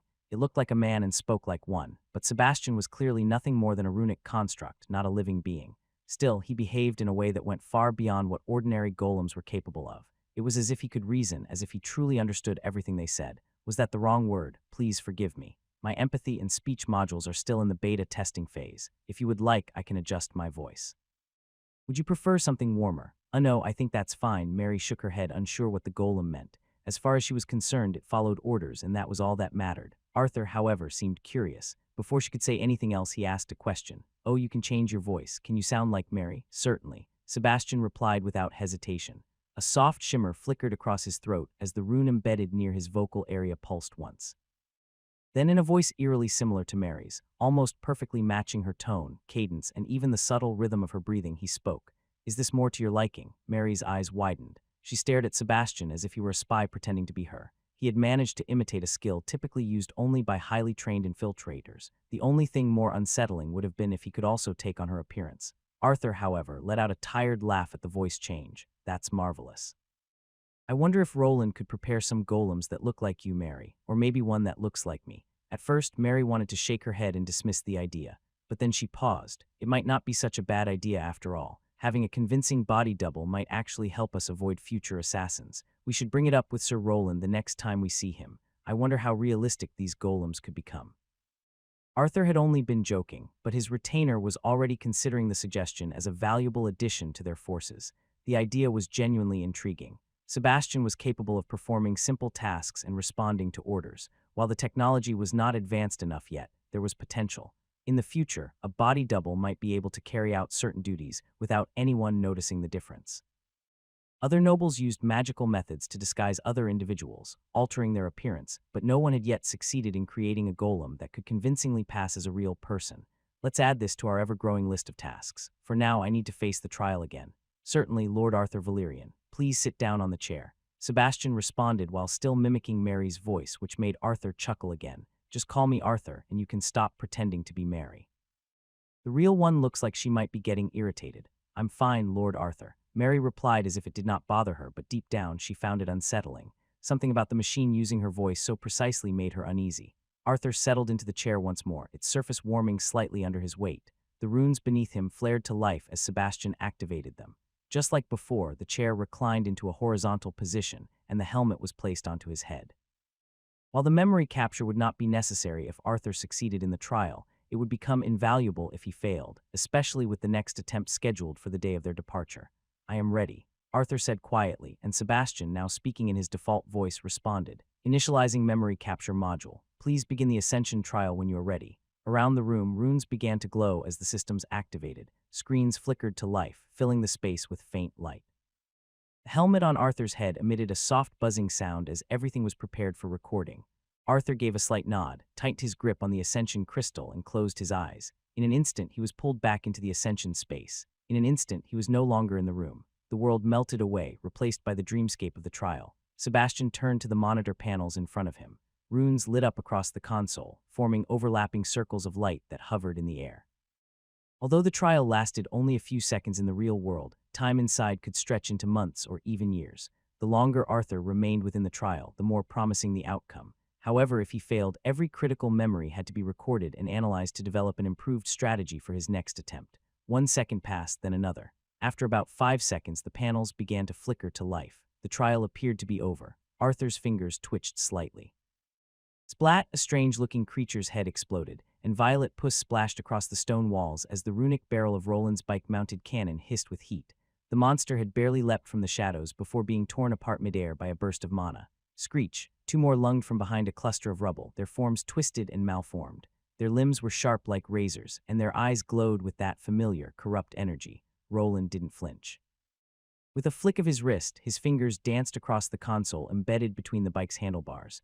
The cannons swiveled into position, guided by the targeting system built into his armor. He watched as the system locked onto the approaching threats. On the panel, each enemy was first outlined by a glowing circle. Once the lock was confirmed, an X appeared over each one. A moment later, the bike's cannons roared to life again. The twin barrels on either side of the bike let out rhythmic pulses of blinding violet light, each shot laced with not only mana but other elemental attributes. The tunnel erupted into chaos as beams tore through flesh and bone, slicing cleanly through the charging monsters with almost surgical precision. But they just kept coming. From the darkness behind the first wave, a small horde emerged, clawed beasts with distorted torsos, fused limbs, and glassy black eyes that reflected nothing but hunger. Some crawled on all fours like spiders, others slithered along the ceiling, sticking to the stone like insects.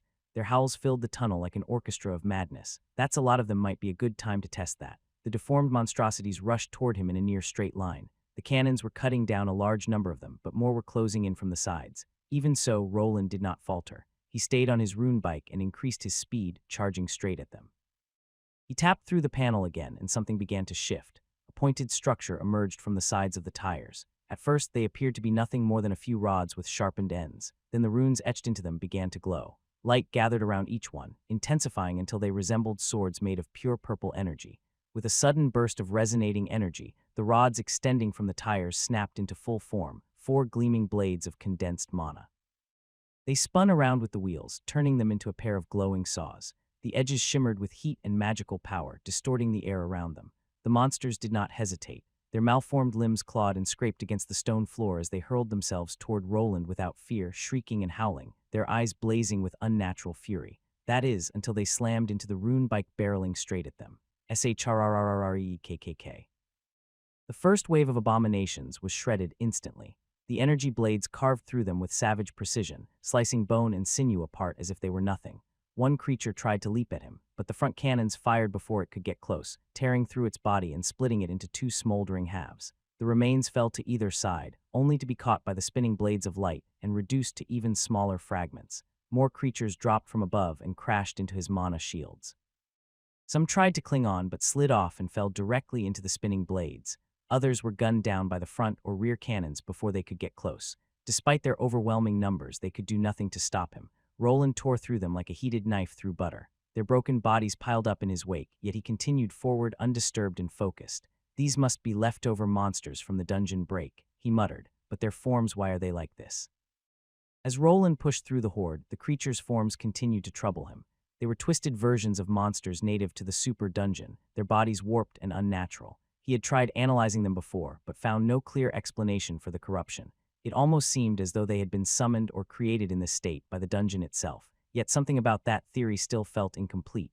There was a pattern he could not quite grasp. After discovering the strange, dark rods scattered throughout the underground, his suspicion had begun to grow. He was no longer certain the dungeon was acting on its own. Something else or someone else might be behind it all. I need to leave one alive. He pushed through the masses of monsters, killing them swiftly until only one remained. It was a massive creature wreathed in flames, with all 4 limbs shaped like sharp blades, identified as a blazing blade demon. It let out a distorted screech as it stepped out from behind a pile of slain beasts, one of its legs severed by his rune bike. Despite the injury, it kept advancing with a slow limp with no fear in its distorted eyes. Using its front limbs to drag itself ahead, it opened its tooth-filled mouth and released a blazing fireball aimed straight at him. Roland didn't flinch. He let the flames crash harmlessly against the shield of his bike. The barrier held strong, not a single mark left behind. Calmly, he dismounted as if nothing had happened. The creature shrieked louder, as though enraged that its enemy refused to take it seriously.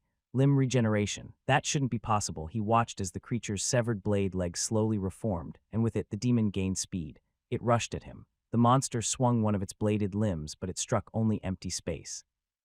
Roland's form blurred, and in an instant, he was several meters away, just outside the demon's reach. Though it was the perfect moment to strike back, he didn't move. He simply stood there and let the creature attack again. The blazing blade demon screamed with molten fury, its freshly regenerated limbs slicing through the air in wide, lethal arcs. But to Roland, its movements were slow and predictable. A moment later, one of its limbs was sent flying, severed cleanly. The creature was hurled backward by an invisible force as the rest of its limbs were sliced apart in quick succession. You shouldn't be able to regenerate with this special binding spell. The runes etched into his gauntlets began to glow, and the demon was slammed against a nearby wall. The rock, dense and infused with mana, began to shift under his control. Stone flowed like clay, wrapping around the creature's severed limbs and pulling them into the wall. The binding held firm, locking each limb in place. The creature thrashed, but the wall continued to consume it until only its head remained exposed. That was exactly what Roland had been waiting for, and his examination began. Let's see what makes this head tick. He raised one finger, now glowing with blue light, and a blade the size of a scalpel formed at its tip. Slowly, he brought it to the creature's skull and began to slice. Thick, greenish-black blood burst forth. It hissed on contact with the air, poisonous to the touch, but completely useless against the mana veil protecting his runic armor. The creature wailed as its head was cut open. Roland's expression didn't change. His eyes behind his visor, cold and calculating, tracked the incision with the same detached curiosity one might use to dismantle a machine. Piece by piece, he worked his way through the layers of corrupted tissue, cataloging the abnormalities. The flesh is mutated and changed, but I've seen this structure before. What he uncovered beneath the creature's skull was mutated flesh, twisted and grotesque, yet there was a pattern buried within it, something he had seen before. The demon thrashed violently, but it remained alive just long enough for Roland to cut deeper, driven by the need to confirm his suspicion. Then, just as he neared a breakthrough, a voice echoed inside his helmet. Sebastian was calling him. Master Arthur's ascension trial has concluded. He was not able to complete it. Arthur, Roland replied, momentarily distracted. Yes, I have updated my guidelines when referring to Arthur. Should I revert to the default designation? No, it's fine. Through one of the cameras, he saw Arthur rising slowly from the trial chair, rubbing his forehead. His posture was heavy, his expression defeated. The trial had ended, and new images surfaced once the memories were archived. He had failed again, and now only one chance remained before the assembly. One more, well, this gives me more time to investigate these tunnels. Roland's gaze returned to the bound and twitching creature. Its head had been split open like a lab rat, revealing something unusual inside. From his spatial rune, he retrieved a small vial made of specially treated glass. With a mage hand spell, he carefully extracted the object and placed it into the container for later study. Once it was secured, he sealed the vial within a box inscribed with containment runes. As the lid closed, the runes flared to life, glowing with a dark hue. This should preserve it. It has to be a new strain. With the sample secured, he stepped away from the monster and released the binding spell. Even with his vast reserves of mana, maintaining control over the magically reinforced walls had been a strain. The stones pulled back into place, and the creature collapsed. Its body shriveled in an instant, then burst apart in a sudden explosion of pulpy flesh. Roland stared at the aftermath of his dissection and let out a quiet sigh. It was clear that this investigation would lead to more trouble, both now and in the days to come. But he had no choice. He needed to dig deeper to uncover the truth. Without knowledge, proper preparation would be impossible. Jiuji-chech, quiet down. This won't take long. A monster let out a roar as it struggled against the chains of mana binding it.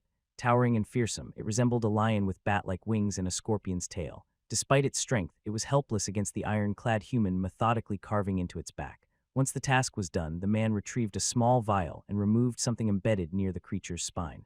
These samples should be enough. He placed the item into another containment vial, ignoring the monster as it began to die before his eyes.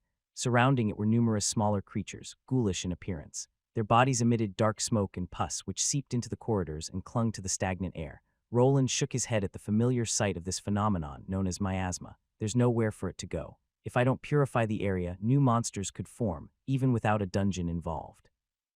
In this world, monsters could emerge in many ways, and miasma was one of the more insidious causes.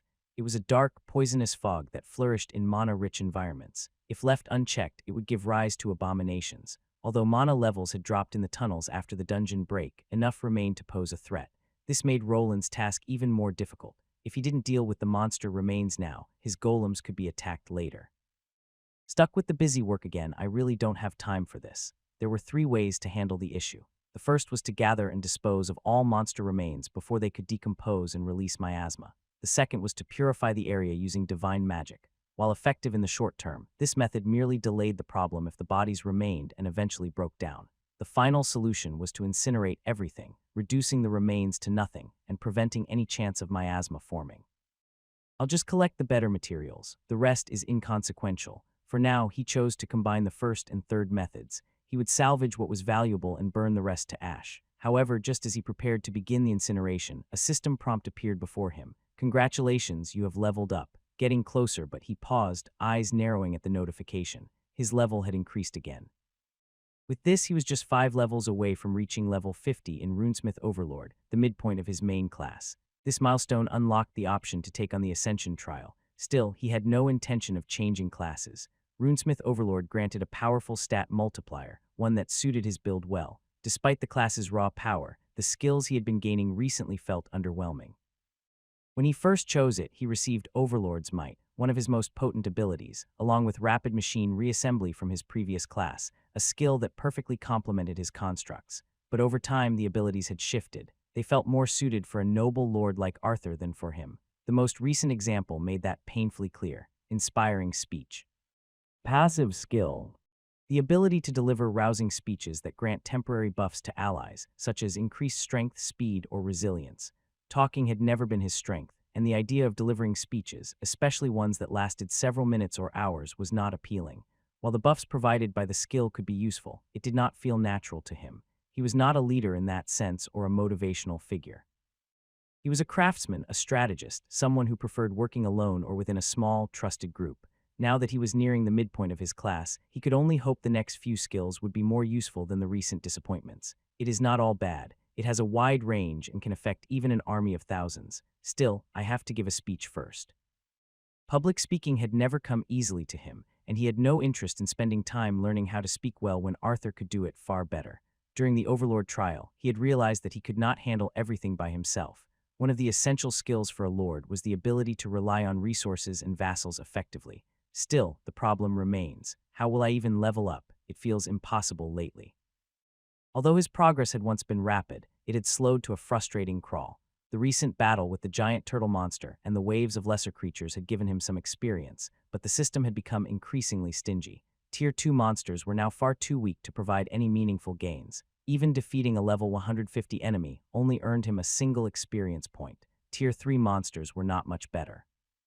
Unless he stayed within a very specific level range, the experience he gained would continue to drop instead of rise. This was one of the main reasons he had come here, to search for the entrance to the Super Dungeon, a place rumored to hold Tier 4 monsters. If he could locate an area with high enough difficulty, he could finally resume his advancement. He might even be able to construct something similar to the cannon he had used against the Lick, only this time in a more controlled environment. He would make sure nothing gained sentience and spiraled out of control like before. It was time to clean up. After collecting a few useful monster parts, he incinerated the entire area. The spell unleashed a blazing inferno within the tunnel, burning through everything in its path with holy fire. Nothing remained. Even the stale air had been wiped from existence, and all traces of the monsters had been reduced to ash. Time to move on. I don't have much time. Back on his bike, he tossed a sensor toward the wall. It stuck in place, held firm by Rastix's alchemical glue. He was beginning to run low on signal amplifiers and mapping devices. Once they were gone, he wouldn't be able to contact Sebastian and Albrook, even if he tried. His golems were laying down cables behind him, but they moved at a fraction of his speed. Still, he refused to give up. After analyzing the layout of the long tunnels, he had become convinced there was a pattern. Finding the source was only a matter of time. The monsters were growing stronger, and that meant he was getting closer. He had come too far to turn back now. Arthur aimed to achieve a Tier 3 breakthrough before the Grand Assembly. He also had a personal goal, which was to reach level 50 with his current class. Despite lacking an optimized grinding setup, he was confident in his ability to train through conventional means. He could already defeat monsters far above his level, and that gave him the assurance he needed. All that remained was to find the source, then establish a teleportation gate to serve as a gateway to his new training grounds. He continued his journey for another 2 days, venturing deeper into the winding maze of ancient stone and corrupted magic. Monsters still blocked his path, but their numbers began to decrease even as their strength increased. Despite the growing danger, he was certain he was heading in the right direction. The tunnel walls confirmed it. Like the fortified stone around Albrook, these walls had undergone a kind of mana hardening. Over time, the process had made the rock even more resilient, almost as tough as mithril in some places, perhaps even tougher. Even dwarven miners would have struggled to drill through the area he had now reached, which ended at what appeared to be a dead end. This isn't right. Dismounted from his rune bike and checked his map. According to his calculations, this was supposed to be the entrance. The tunnel system followed a specific pattern, expanding outward toward major settlements. By accounting for the cities above ground and comparing them with his current position, which was directly beneath the massive supervolcano at the island's center, the heat was so intense that he had to surround himself with a mana veil reinforced by frost magic. Without it, he would have been cooked alive. Is this really a dead end? The stone in front of him was not ordinary. It looked like solid bedrock, but Roland knew better. While he could not see anything unusual, he felt a presence, something hidden just beyond perception. He had only one skill that could help him reveal the magic at work here, so he activated one of his oldest abilities, the debugging skill. There really is something here, but why runes? The skill was meant to identify flaws in runic structures, but it also had a secondary effect that allowed him to detect and perceive them. These runes had been concealed with extreme care. His usual detection methods and mana sense had completely missed them. What had started as a hunch was now proven true. A hidden locking mechanism was embedded in the stone. Now that he could see the runes, he had a chance to unlock it. The process would not be simple. These runes are incredibly complex. Who could have made this? It was still a mystery he had not solved. The dungeon near Albrook also contained hidden rooms and chambers sealed behind runic locks, but he had never understood how they were placed there. Was there a dungeon architect working from the shadows, or were the dungeon cores intelligent enough to eventually learn how to inscribe runes on their own? He had no answer. What mattered now was getting through the wall in front of him. Time was running short. The heat in the area was starting to affect his rune bike, and he needed to move quickly. Roland placed one hand against the wall, letting his gauntlet's fingers touch one of the hidden traces. Once there, a spiderweb of mana threads erupted forth and connected with the runic components inside. Now, even without his dedebugging skill active, the magical symbols started to light up as he tried to find the opening mechanism. This one is highly encrypted. This will take a while. Working with macro rune components came easily to him, and modifying them was second nature. However, to gain access in this case, he would need to bypass the internal operating system and convince it that he was its rightful master. Every runesmith and rune mage could encrypt their runes to prevent unauthorized access. It worked like a password that unlocked the path forward, but he did not have that password. This left him with two choices. He could either decode the entire structure by hand or force his way through the locks and hope the system did not collapse. Fortunately, in this world, most people did not implement strong defensive measures in their runic systems. That was likely due to class restrictions. The majority of practitioners were either runesmiths or rune mages. Runesmiths focused on creating and modifying runes on a large, structural scale. Rune mages specialized in interacting with existing runes in more precise and localized ways, but he was different. He possessed the abilities of both classes. He could manipulate the entire system and reshape it at will. Still, the task was far from simple. He was up against what appeared to be a dungeon, something that likely had no class restrictions either. Decoding it would be a challenge. Seconds passed, turning into minutes, and the entire wall in front of him began to light up like a Christmas tree. The section he touched glowed with bright blue mana, while the rest of the structure remained red. Gradually, the runes began to shift to blue as he started to gain control of the system. It took a solid 15 minutes, and by the time it was done, 80% of his mana had been depleted. But eventually, the final rune turned blue. The moment it did, a deep tremor passed through the surrounding tunnel. The stone wall in front of Roland pulsed like a heartbeat. A loud grinding sound followed as the runic seal began to dissolve. A crack formed down the center of the wall, glowing with sapphire light. The air shimmered as a gust of wind blew dust outward. Roland stepped back. It was not because of fear, but because of caution. This was no ordinary dungeon entrance. It appeared to be the starting point of a dungeon break.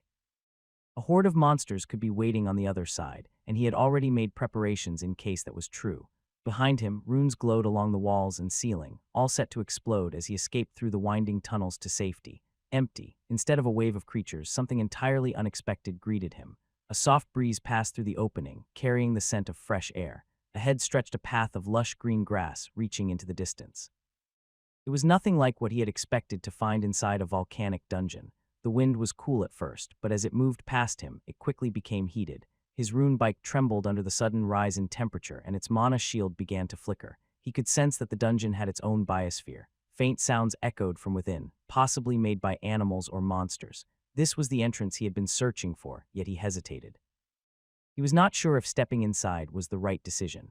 I came this far, no use backing off now. He was confident in his skills and had spent a good amount of time researching the super dungeon. He believed he could assess the danger level of the monsters inside with just a few careful observations. However, there was always the risk of stumbling into an unexplored section filled with Tier 4 monstrosities beyond his ability to handle. Time was also a factor. Only 4.5 days remained before their planned departure for the Duke's castle. Fortunately, he carried the resources necessary to construct another small-scale teleportation gate, which he intended to use for his return. Because of the intense heat in the tunnels and the density of the surrounding stone, setting up the gate outside the dungeon would be extremely difficult. That left the interior as the most viable option. Judging by the cool and refreshing air flowing from within, it seemed like the perfect location. It took him a few seconds, but soon the rune bike began to roll forward on its own, crossing the threshold of the dungeon ahead of him. Roland followed slowly on foot. The bike moved across the grass, leaving a faint trail that he used to guide his steps. As soon as his body passed through the entrance, he felt the shift in both mana and temperature. it's well insulated. Crossing into the dungeon felt like stepping into a separate world. None of the outside heat made it through. At first, he considered leaving the entrance open as an escape route. However, after reviewing the runic code embedded in the locking mechanism, he changed his mind. There was a detection program hidden within the structure, something that required a handshake with an external source. If the door remained open too long, it would trigger a response, and he had a strong feeling it would not be a friendly one. As Roland stepped through the dungeon entrance and into the grass-covered passage, a sudden gust of cool, dry air greeted him. This time it was different. The breeze carried the scent of high altitudes and untamed wilderness. For a brief moment, bright light washed over his face, strong enough to make an ordinary man squint. This was nothing like the volcanic underground dungeon he had expected. Instead, he stood atop a large mountain overlooking a vast valley. His bike came to a stop at the edge of a ledge, and he moved forward to stand beside it. The space before him stretched out endlessly, a breathtaking expanse of untouched beauty, as if it had never been touched by human hands. Suddenly, a shriek pierced the air. Roland looked up to see dozens of monsters that were wyverns. Sleek, powerful, and majestic, their wings shimmered with metallic hues as they soared through the sky. The wyverns circled high above the valley like a living storm, their sharp cries echoing off the mountain walls. This was a far cry from the cramped, dark tunnels he'd battled through so far. This place will I have to explore it all. He pulled his bike back and hid it inside the mountain tunnel where he had first entered, keeping it out of sight from the monsters. The area stretched far in all directions, and high above him, wyverns circled through the sky. Each one was a Tier 3 creature, well above level 230. These monsters were exactly what he needed to raise his level. At last, he had found a place suitable for training, but before he could begin, he had to find a secure location to set up his teleportation gate. Once that was done, he could finally focus on training. Time was running out, and he needed to hurry. It would probably be unwise to build it here, Roland muttered to himself as he slipped back into the cave he had just emerged from. Wyverns circled overhead, and he had come dangerously close to being spotted. What he needed now was a better location to construct his small-scale travel gate. This area, where the dungeon break had first begun, was far too risky. If another break started here, it could destroy his only means of returning. This space is filled with spatial magic. It could affect the gate enchantments. One of the main reasons he couldn't simply place the gate here, even after drilling into one of the sides, was the overwhelming presence of spatial distortion magic. When he emerged from the cave, he found himself standing on top of a mountain. The entrance he came through was located at the very tip, appearing from the outside like nothing more than a large boulder, no more than 10 meters wide. However, once inside, the passage expanded and extended far beyond what its exterior suggested. What appeared to be a small cave from the outside turned out to be a long tunnel that took nearly 5 minutes to walk through. That distance added up to almost half a kilometer, something impossible without an enormous amount of magic. With so much energy concentrated here, stabilizing the gate would be a challenging task. Using such a gate in this condition would be extremely hazardous. Luckily, the headmistress has given me some flexibility with my lectures, so I have enough time to do what I must. Though his duties at the institute hadn't disappeared, they had eased. There hadn't been any major incidents since his sister stopped attending, and with Arian's help, they had managed to recruit others to assist in organizing the curriculum. His next lecture would be held after their return from Iskard, giving him time to complete his tasks. He also had a few days to attempt 5 level-ups in order to reach level 50, where a potentially valuable skill awaited. It was time to act and begin scouting the area. The large rune bike he had built was not suited for this kind of terrain, so it needed to be stored. Like the elemental armors, it returned to one of his spatial runes, waiting there until it was needed again. With his preparations complete, only one task remained. He needed to switch to a different armor set. This time, it was the Rune Zephyr variant. Fortunately, he was not out in the open, but inside a secure cave, which made the process much easier.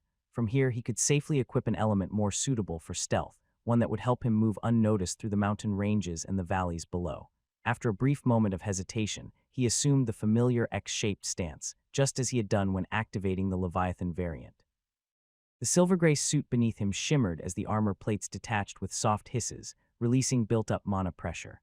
One by one, the base rune armor segments disassembled and vanished into spatial storage.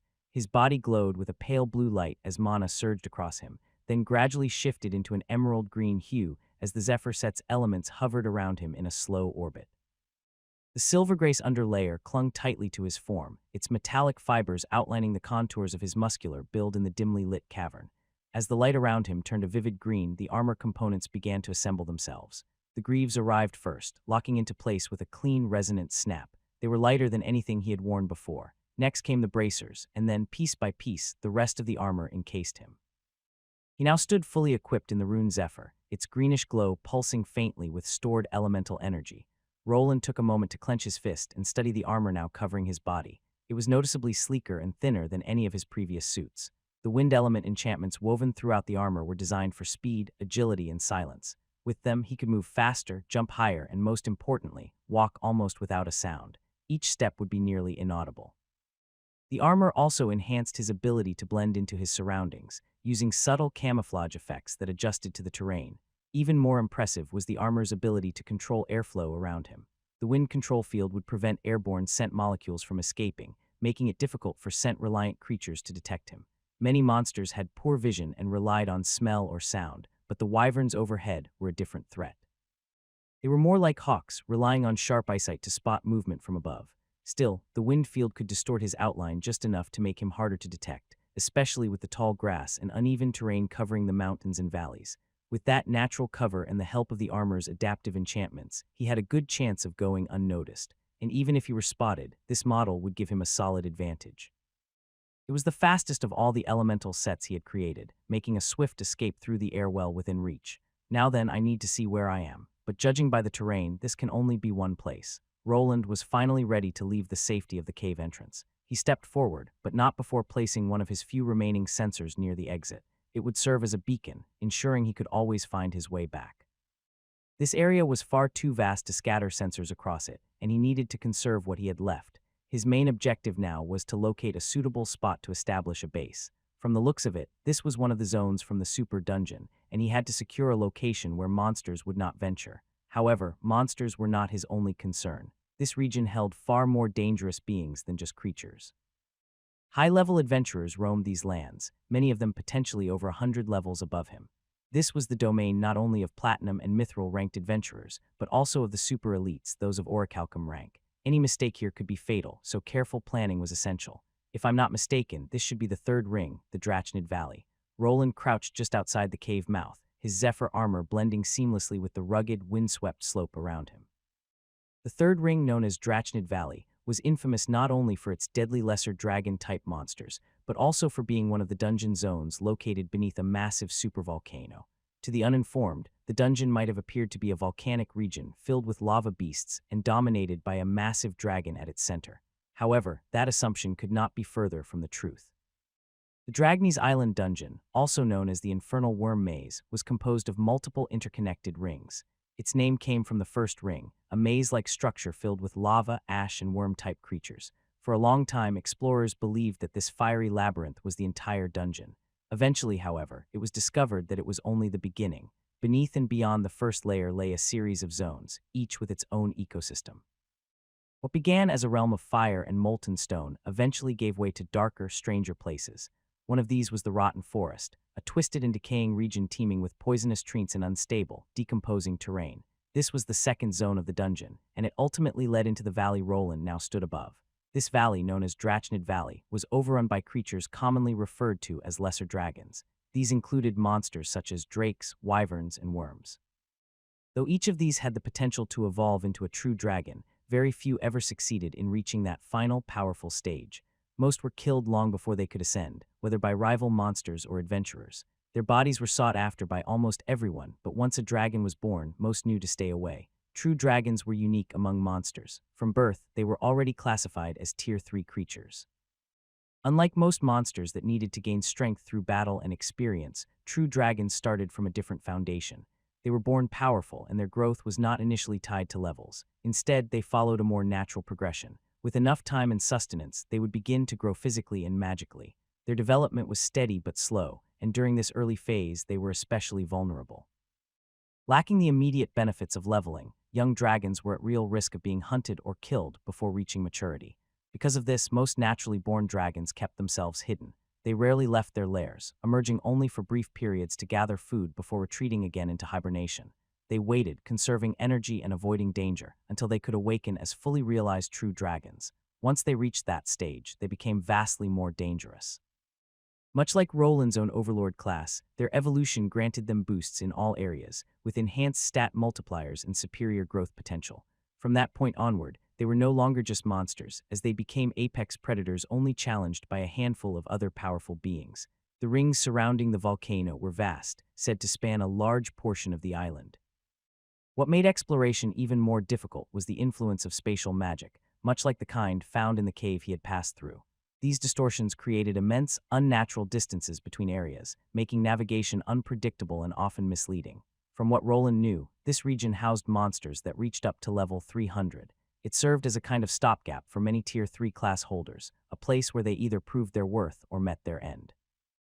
Roland had no intention of following in their footsteps. He was different. With his strength, knowledge, and tools, he had already slain monsters well above his current level.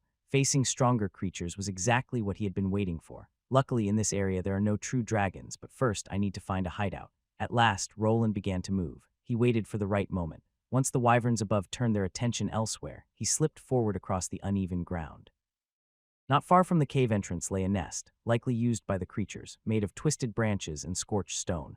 Despite appearing exposed, the entrance he had used was well protected. Anyone who stumbled upon it would find nothing but a short passage ending in solid stone. Based on his analysis, without the ability to decipher the runic enchantments embedded in the rock, the cave would seem no deeper than 5 meters. Real access point, hidden behind layered illusions and spatial wards, remained out of reach to anyone lacking the knowledge to reveal it. Still, Roland had his doubts. From the signs he had encountered deeper within the tunnel system, it was clear that someone else had likely uncovered the connection long before him. Even though his lair could not be built here, he needed to make sure to monitor this area to see if whoever used it would return later. I'm too exposed here. I need to get down it. The runes on his armor began to glow with an emerald light, and a moment later he was shrouded in a swirling veil of energy. With a slight motion of his foot, he leapt forward and descended from the mountainside. His fall was slow and controlled, guided by the magic of his zephyr armor. Around him, flying wyverns circled in wide arcs, scattered across the sky like drifting shadows. His enchantments made him nearly invisible to their senses, but the spell was not flawless. Any sudden movement could give him away, so he calmly continued his descent. There is something there. Could it be a settlement? Once I'm back, I need to get my hands on an updated map of this region. As he drifted downward, various landmarks became visible in the distance. Among them was a structure that caught his attention, a keep made from what appeared to be wood and tangled vines. He could not tell whether it was a creation of the dungeon itself or a man-made fortification. This dungeon zone was more than just a place filled with monsters. It was vast, unpredictable, and operated under no particular law. Adventurers had been coming here for years. Some had even chosen to stay. While the regions filled with lava and rot were far too hostile to inhabit, this valley was different. It was filled with vegetation, flowing streams, and breathable air. For some, it served as a rare sanctuary. With enough resources and effort, a hidden stronghold could thrive here. Still, Roland knew he had to be cautious. He was in uncharted territory, and showing himself openly to the locals was risky. Most of the people who lived here were powerful Tier 3 class holders, most above level 200. Some had cut themselves off from the world beyond and did not welcome strangers freely.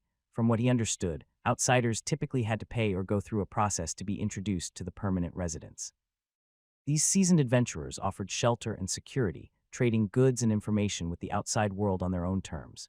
If they discovered that he had bypassed those channels and entered their domain without permission, he could not predict how they would react. His visor gleamed faintly as he began recording the geographical layout of the valley from every angle. 2 of his floating golems circled around him, assisting with the process by scanning and mapping the environment in real time.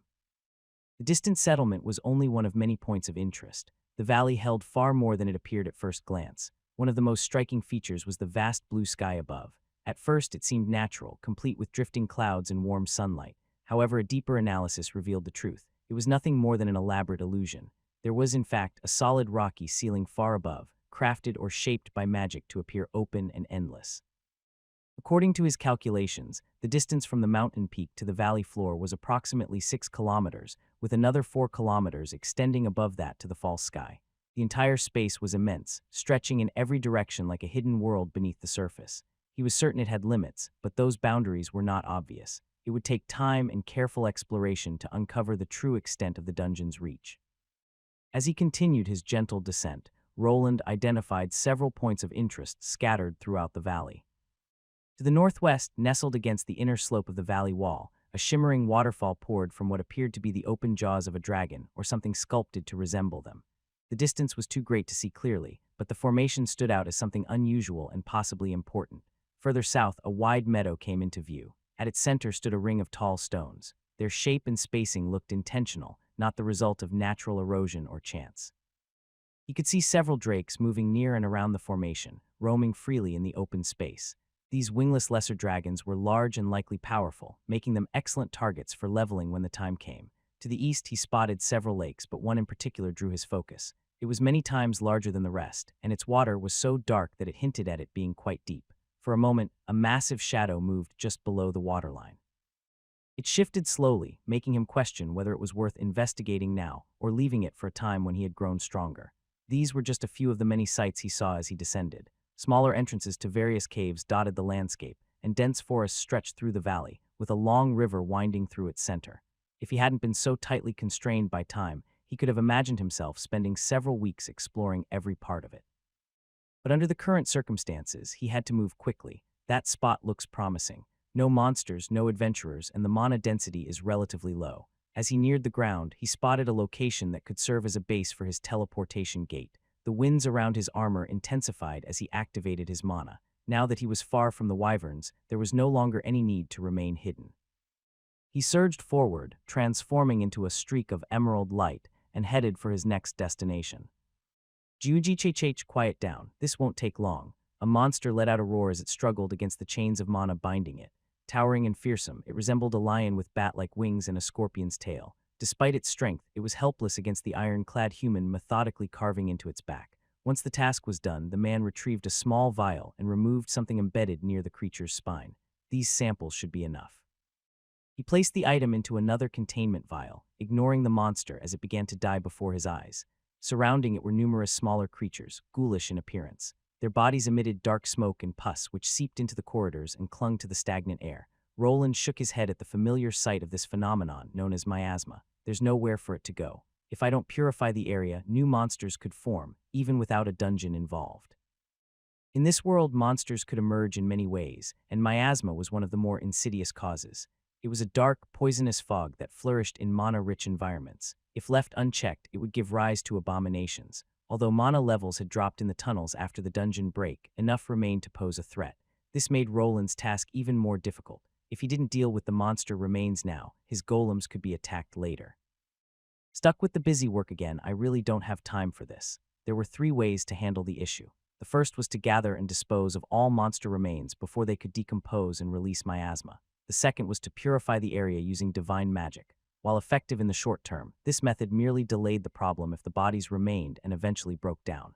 The final solution was to incinerate everything, reducing the remains to nothing and preventing any chance of miasma forming.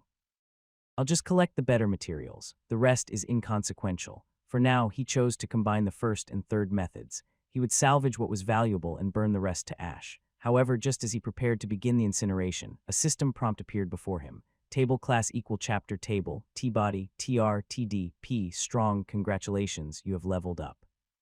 Strong P, TD, TR, T-body, table, getting closer, but he paused, eyes narrowing at the notification.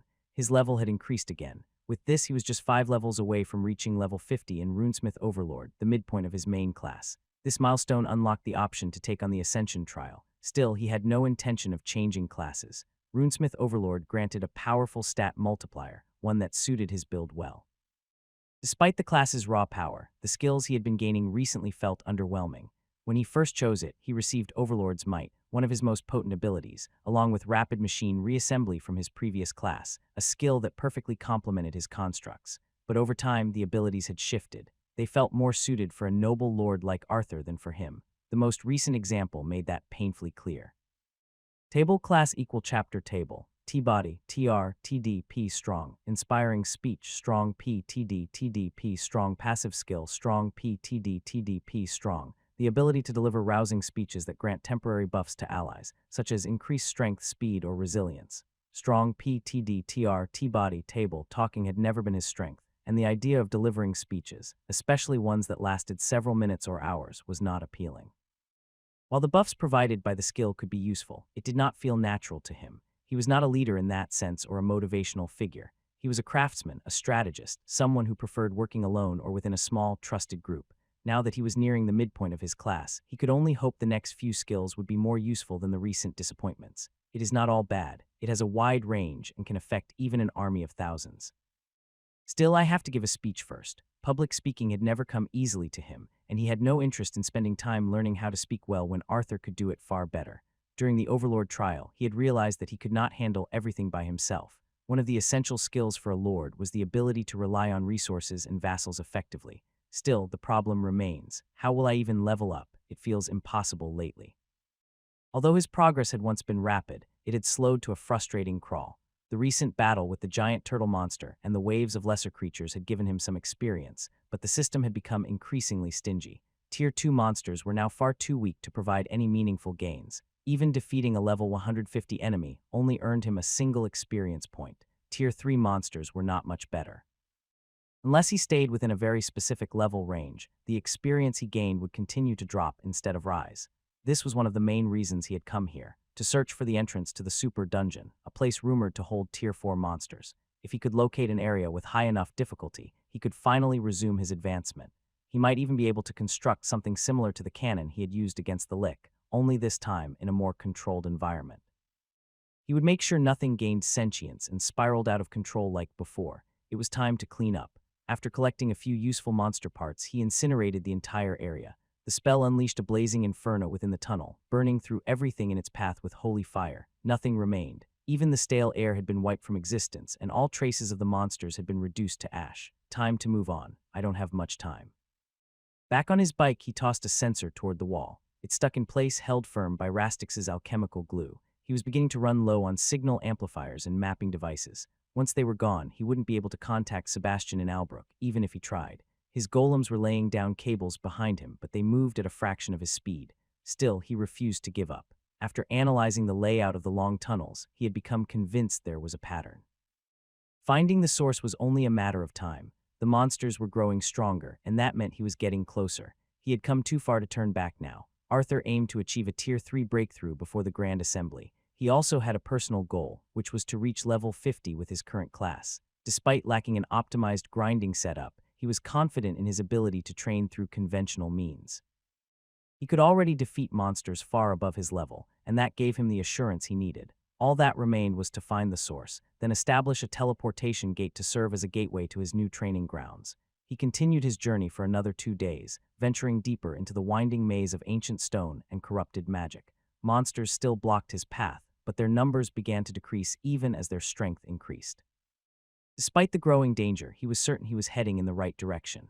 The tunnel walls confirmed it. Like the fortified stone around Albrook, these walls had undergone a kind of mana hardening. Over time, the process had made the rock even more resilient, almost as tough as mithril in some places, perhaps even tougher. Even dwarven miners would have struggled to drill through the area he had now reached, which ended at what appeared to be a dead end. This isn't right. Dismounted from his rune bike and checked his map. According to his calculations, this was supposed to be the entrance. The tunnel system followed a specific pattern, expanding outward toward major settlements. By accounting for the cities above ground and comparing them with his current position, which was directly beneath the massive supervolcano at the island's center, the heat was so intense that he had to surround himself with a mana veil reinforced by frost magic. Without it, he would have been cooked alive.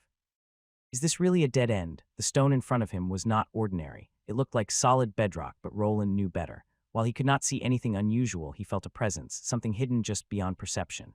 He had only one skill that could help him reveal the magic at work here, so he activated one of his oldest abilities, the debugging skill. There really is something here, but why runes? The skill was meant to identify flaws in runic structures, but it also had a secondary effect that allowed him to detect and perceive them. These runes had been concealed with extreme care. His usual detection methods and mana sense had completely missed them. What had started as a hunch was now proven true. A hidden locking mechanism was embedded in the stone. Now that he could see the runes, he had a chance to unlock it. The process would not be simple. These runes are incredibly complex. Who could have made this? It was still a mystery he had not solved. The dungeon near Albrook also contained hidden rooms and chambers sealed behind runic locks, but he had never understood how they were placed there. Was there a dungeon architect working from the shadows, or were the dungeon cores intelligent enough to eventually learn how to inscribe runes on their own? He had no answer. What mattered now was getting through the wall in front of him. Time was running short.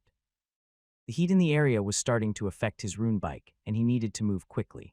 Roland placed one hand against the wall, letting his gauntlet's fingers touch one of the hidden traces. Once there, a spiderweb of mana threads erupted forth and connected with the runic components inside.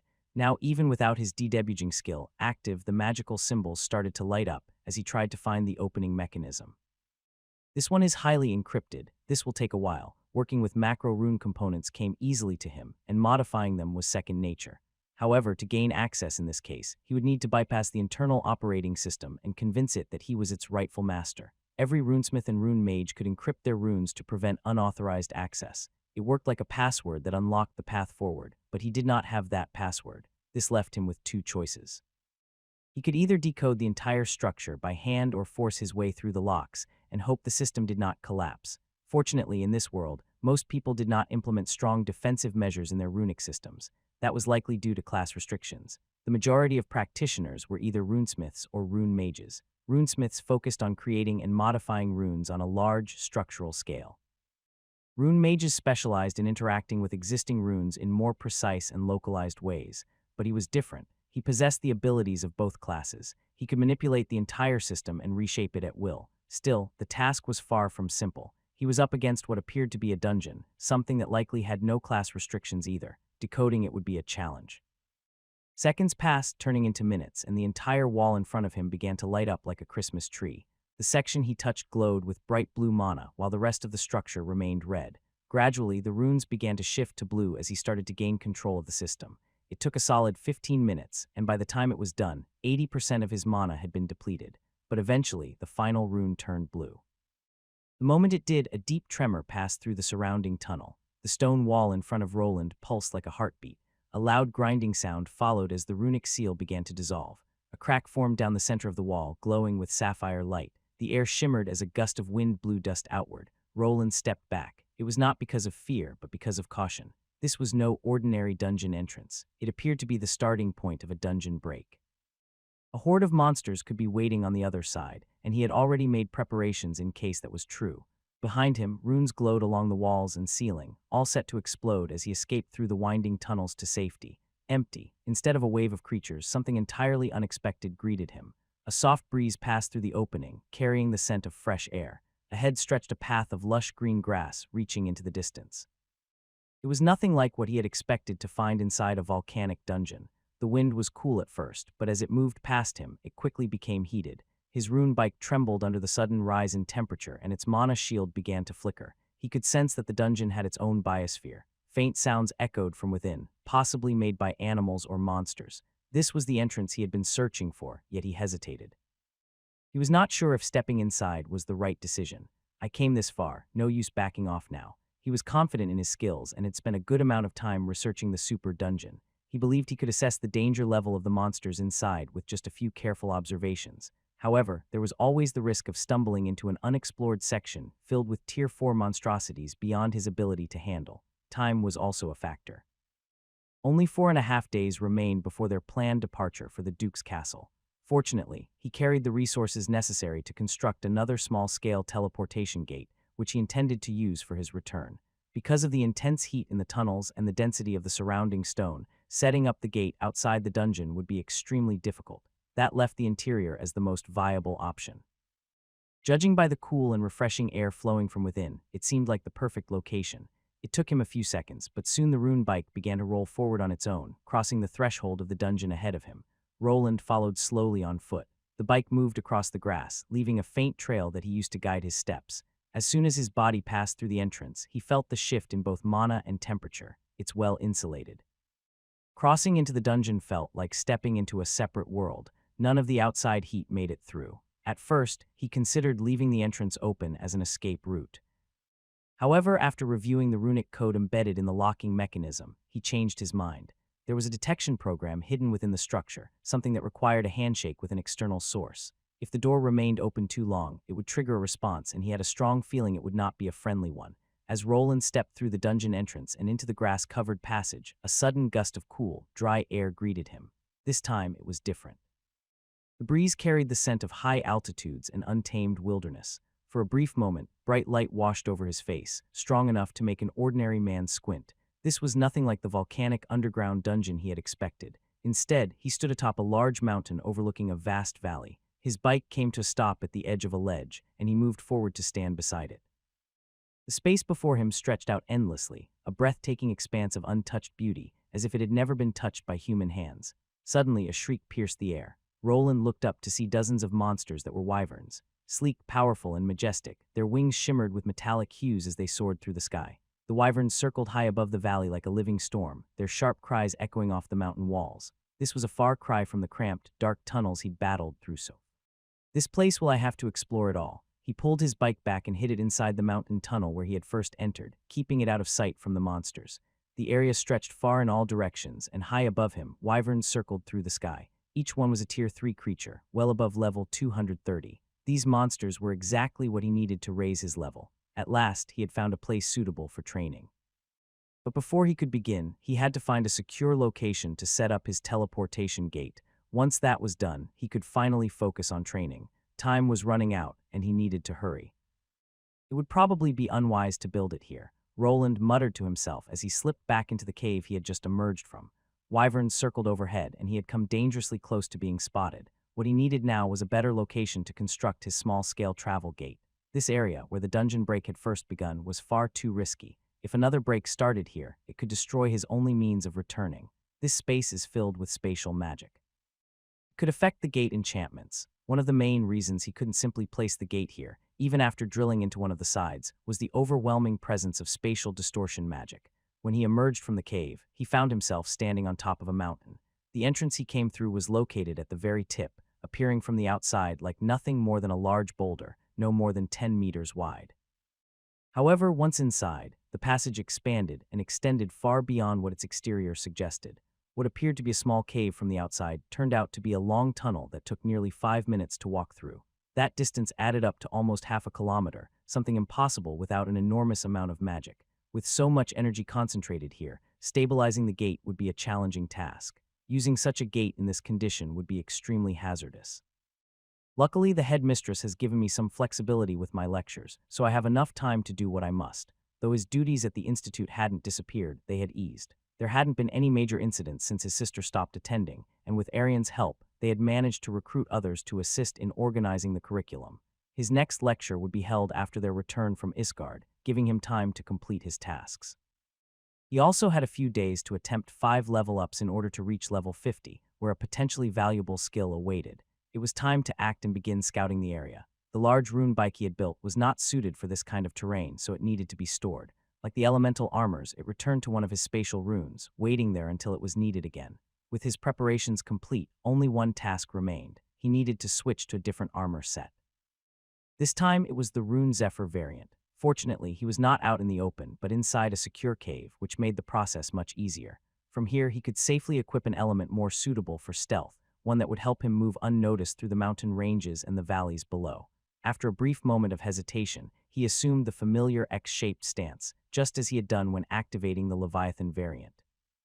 The silver-gray suit beneath him shimmered as the armor plates detached with soft hisses, releasing built-up mana pressure. One by one, the base rune armor segments disassembled and vanished into spatial storage. His body glowed with a pale blue light as mana surged across him, then gradually shifted into an emerald green hue as the Zephyr set's elements hovered around him in a slow orbit.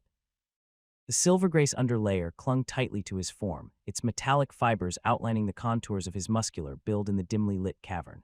As the light around him turned a vivid green, the armor components began to assemble themselves. The greaves arrived first, locking into place with a clean, resonant snap. They were lighter than anything he had worn before. Next came the bracers, and then, piece by piece, the rest of the armor encased him. He now stood fully equipped in the Rune Zephyr, its greenish glow pulsing faintly with stored elemental energy. Roland took a moment to clench his fist and study the armor now covering his body. It was noticeably sleeker and thinner than any of his previous suits. The wind element enchantments woven throughout the armor were designed for speed, agility, and silence. With them, he could move faster, jump higher, and most importantly, walk almost without a sound. Each step would be nearly inaudible. The armor also enhanced his ability to blend into his surroundings, using subtle camouflage effects that adjusted to the terrain. Even more impressive was the armor's ability to control airflow around him. The wind control field would prevent airborne scent molecules from escaping, making it difficult for scent-reliant creatures to detect him. Many monsters had poor vision and relied on smell or sound, but the wyverns overhead were a different threat. They were more like hawks, relying on sharp eyesight to spot movement from above. Still, the wind field could distort his outline just enough to make him harder to detect, especially with the tall grass and uneven terrain covering the mountains and valleys. With that natural cover and the help of the armor's adaptive enchantments, he had a good chance of going unnoticed. and even if he were spotted, this model would give him a solid advantage. It was the fastest of all the elemental sets he had created, making a swift escape through the air well within reach. Now then, I need to see where I am, but judging by the terrain, this can only be one place. Roland was finally ready to leave the safety of the cave entrance. He stepped forward, but not before placing one of his few remaining sensors near the exit.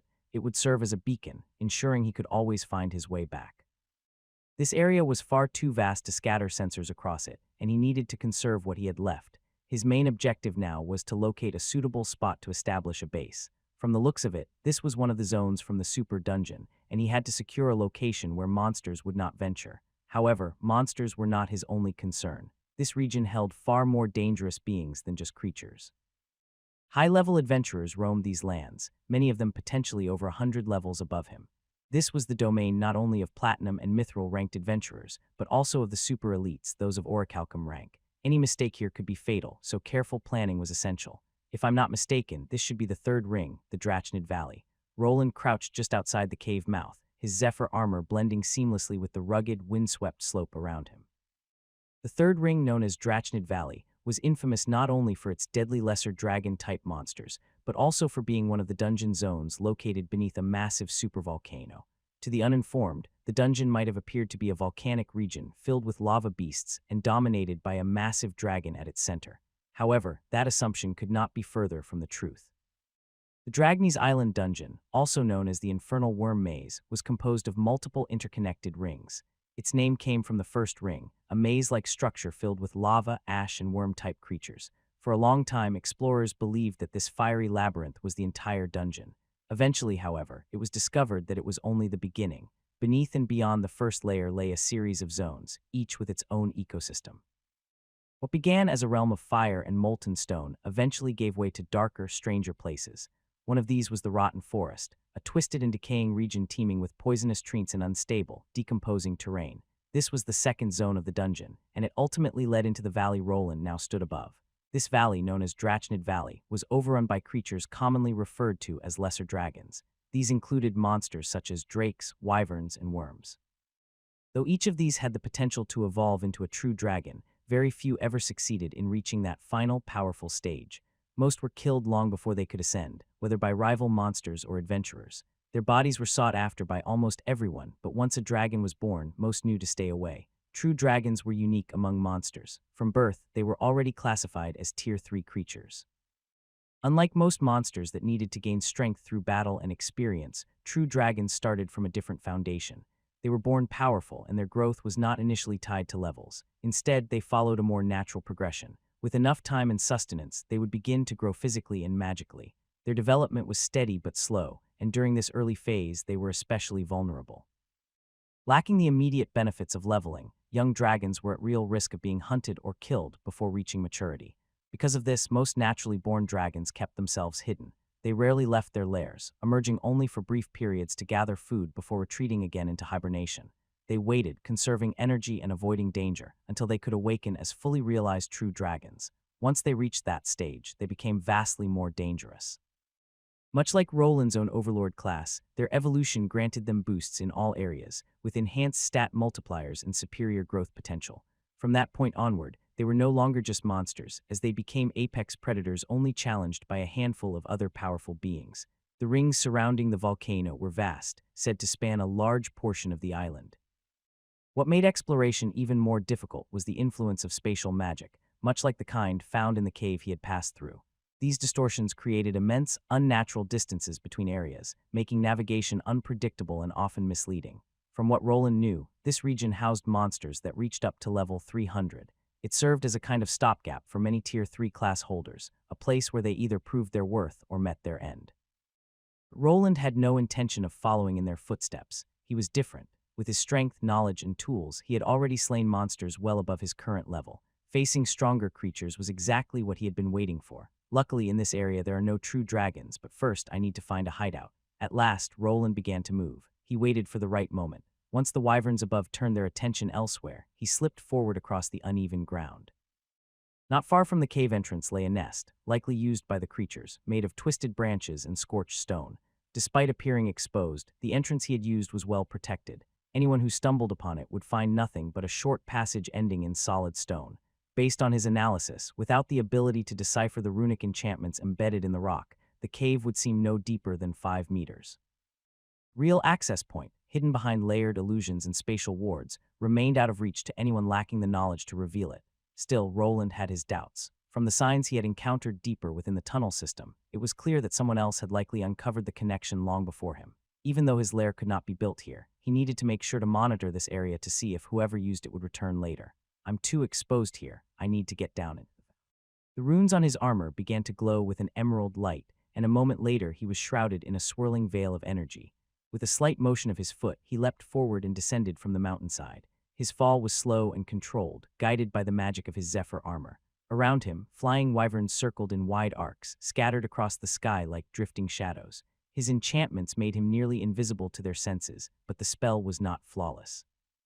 Any sudden movement could give him away, so he calmly continued his descent. There is something there. Could it be a settlement? Once I'm back, I need to get my hands on an updated map of this region.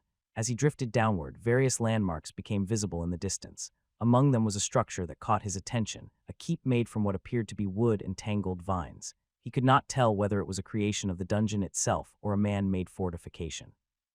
This dungeon zone was more than just a place filled with monsters. It was vast, unpredictable, and operated under no particular law. Adventurers had been coming here for years. Some had even chosen to stay. While the regions filled with lava and rot were far too hostile to inhabit, this valley was different. It was filled with vegetation, flowing streams, and breathable air. For some, it served as a rare sanctuary. With enough resources and effort, a hidden stronghold could thrive here. Still, Roland knew he had to be cautious. He was in uncharted territory, and showing himself openly to the locals was risky. Most of the people who lived here were powerful Tier 3 class holders, most above level 200. Some had cut themselves off from the world beyond and did not welcome strangers freely. From what he understood, outsiders typically had to pay or go through a process to be introduced to the permanent residents. These seasoned adventurers offered shelter and security, trading goods and information with the outside world on their own terms. If they discovered that he had bypassed those channels and entered their domain without permission, he could not predict how they would react. His visor gleamed faintly as he began recording the geographical layout of the valley from every angle. 2 of his floating golems circled around him, assisting with the process by scanning and mapping the environment in real time. The distant settlement was only one of many points of interest. The valley held far more than it appeared at first glance. One of the most striking features was the vast blue sky above. At first, it seemed natural, complete with drifting clouds and warm sunlight. However, a deeper analysis revealed the truth. It was nothing more than an elaborate illusion. There was, in fact, a solid rocky ceiling far above, crafted or shaped by magic to appear open and endless. According to his calculations, the distance from the mountain peak to the valley floor was approximately 6 kilometers, with another 4 kilometers extending above that to the false sky. The entire space was immense, stretching in every direction like a hidden world beneath the surface. He was certain it had limits, but those boundaries were not obvious. It would take time and careful exploration to uncover the true extent of the dungeon's reach. As he continued his gentle descent, Roland identified several points of interest scattered throughout the valley. To the northwest, nestled against the inner slope of the valley wall, a shimmering waterfall poured from what appeared to be the open jaws of a dragon or something sculpted to resemble them. The distance was too great to see clearly, but the formation stood out as something unusual and possibly important. Further south, a wide meadow came into view. At its center stood a ring of tall stones. Their shape and spacing looked intentional, not the result of natural erosion or chance. He could see several drakes moving near and around the formation, roaming freely in the open space. These wingless lesser dragons were large and likely powerful, making them excellent targets for leveling when the time came. To the east, he spotted several lakes, but one in particular drew his focus. It was many times larger than the rest, and its water was so dark that it hinted at it being quite deep. For a moment, a massive shadow moved just below the waterline. It shifted slowly, making him question whether it was worth investigating now or leaving it for a time when he had grown stronger. These were just a few of the many sights he saw as he descended. Smaller entrances to various caves dotted the landscape, and dense forests stretched through the valley, with a long river winding through its center. If he hadn't been so tightly constrained by time, he could have imagined himself spending several weeks exploring every part of it. But under the current circumstances, he had to move quickly. That spot looks promising. No monsters, no adventurers, and the mana density is relatively low. As he neared the ground, he spotted a location that could serve as a base for his teleportation gate. The winds around his armor intensified as he activated his mana. Now that he was far from the wyverns, there was no longer any need to remain hidden. He surged forward, transforming into a streak of emerald light, and headed for his next destination. An emerald light descended into a dense patch of forest, hidden deep within a secluded part of the valley. It blended with the green of the foliage and touched down gently without making a sound. The animals nearby didn't react at first. Only after the mana concealing its true form faded did they notice the man stepping forward. This looks peaceful enough. If there are regular animals here, there can't be many monsters around. Roland had arrived from the mountain top.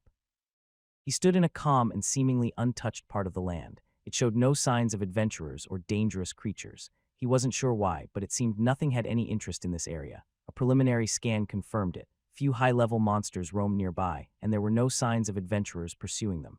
This isn't a good place to hunt monsters, that must be it. That could explain why adventurers stayed away. With no threats and no valuable treasures to be found, there was little reason to come here. The local wildlife was small and unremarkable, consisting of rabbits, frogs, and the occasional lizard.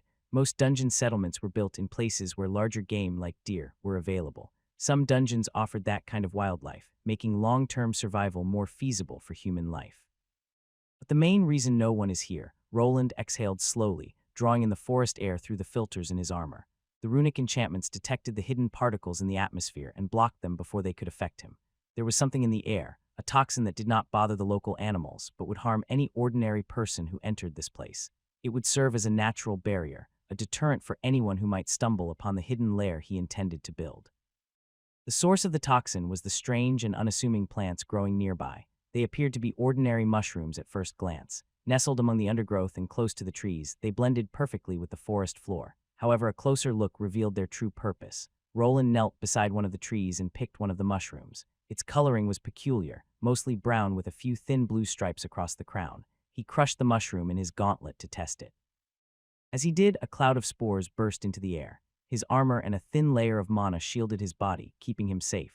A normal person, however, would not be so lucky. Inhaling or ingesting the spores would likely lead to paralysis or even death. I would have to ask Rastix to be sure, but these seem to be spores that cause sleep paralysis. Roland was familiar with several types of spores, and most operated in a similar way. Once a person was affected, the spores would use them as a host.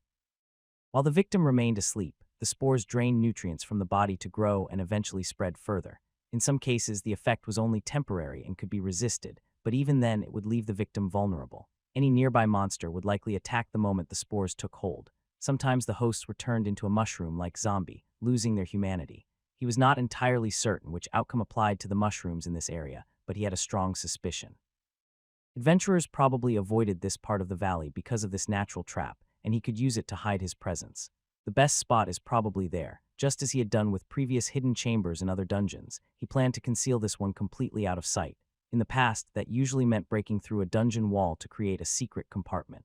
This time, however, he intended to dig underground. The runes on his armor began to glow as he activated more spatial magic. A moment later, several of his golems appeared. These were not his usual golems. Instead, they were repurposed ones he had acquired from the dungeon. They had humanoid forms and carried tools like shovels and pickaxes, rather than weapons such as spears or swords. Some even pushed wheelbarrows to move the sand. He had assembled an entire construction crew equipped with ordinary tools, and their task was to dig a large enough hole to create something similar to an underground bomb shelter. Once summoned, the golems immediately began their work. They had been pre-programmed with a specific design for the underground structure.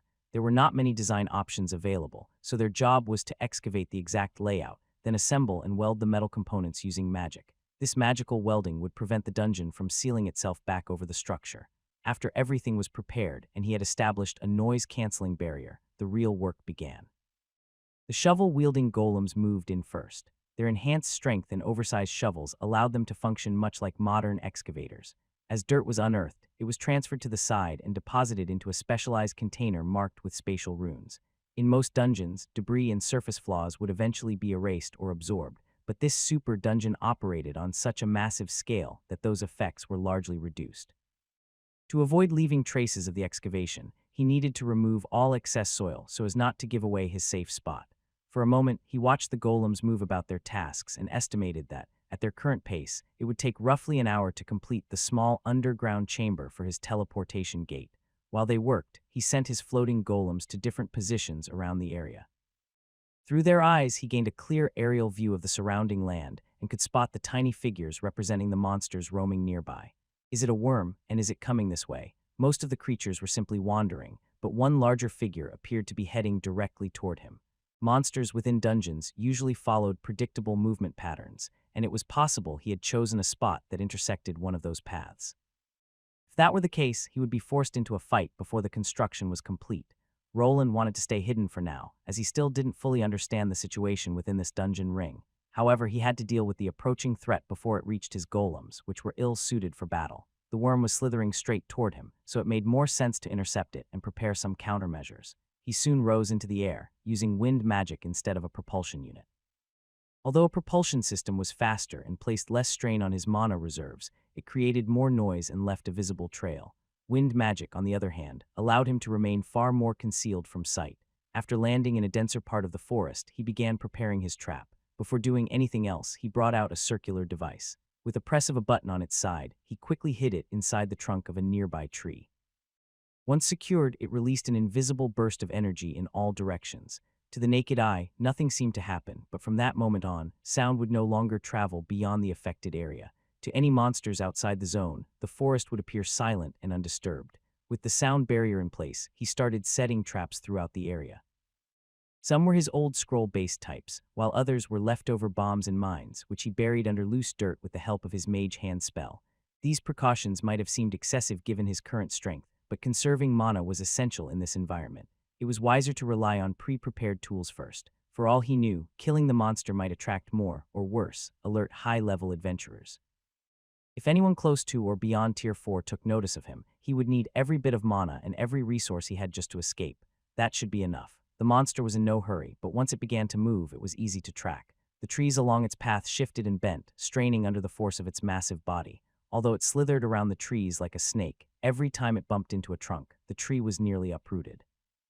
Birds and other forest creatures fled in every direction, and soon, a pair of yellow eyes appeared in the distance. So this is a worm. It was Roland's first time seeing such a creature, and it was immediately clear that this was no ordinary serpent. What emerged from the tree line was enormous. Although its movement mimicked that of a snake, there was something more to it. The worm had a snake-like form, but the similarity ended with its shape. Thick draconic scales ran down its entire length, overlapping perfectly in rows that shimmered slightly in the filtered forest light. Each scale was the size of a grown man's fist and bore deep grooves and ridges. Their dark, purple-gray color blended well with the valley's shadows, but in motion they reflected just enough light to make the creature visible. Along its back, two wings extended outward. They were draconic in shape, but clearly too small to lift such a massive body into the air. Rigid and sharp-edged, the wings had a membrane-thin structure with claws at each joint. They did not move or retract, instead clinging tightly to the serpent-like body as it slithered toward the area where Roland had prepared his traps. Its head was unmistakably dragon-like. Unlike a serpent's narrow snout, the worm's face was broad and angular. Horns curved backward from above its eye ridges, and its jaw was thick, with rows of pointy teeth barely visible beneath a heavy lip. Table class equal chapter table. T-body TR TDP strong venomous forest worm L225 strong PTD TR T-body table with a quick identification spell. Roland confirmed it. This was the right place for leveling. The monster's level exceeded his own, which meant it would yield a large amount of experience. He readied himself as the creature approached the outer edge of the trap field, but then out of nowhere the monster did something unexpected. Just as it was about to trigger the first mine, the worm stopped. Its nostrils flared, drawing in the air with a hiss, while its breath released thin gusts of purplish smoke. A low growl rumbled from its chest as it paused, its forked tongue flicking out, as if testing the air for any sign of danger. Can it tell?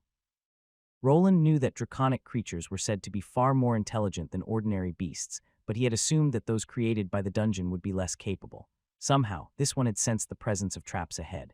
It was possible that it could detect the faint traces of mana emitted by his runic devices, subtle as they were. The monster let out a roar as if irritated by the blocked path ahead. It opened its massive jaws, revealing rows of dagger-like teeth. Then, without hesitation, the worm released its breath. A surge of violet energy gathered deep in its throat before erupting into a torrent of unnatural flame. This was no ordinary fire. Roland had read about it in obscure bestiaries, but witnessing it firsthand was something entirely different. The flames were a seething, toxic purple, thick with venomous fumes and corrosive energy. They didn't simply burn, they melted everything they touched, dissolving trees, soil, and stone in a wave of acidic destruction. For a better reading experience, visit MVLMPYR. The first of Roland's mines didn't even have a chance to detonate.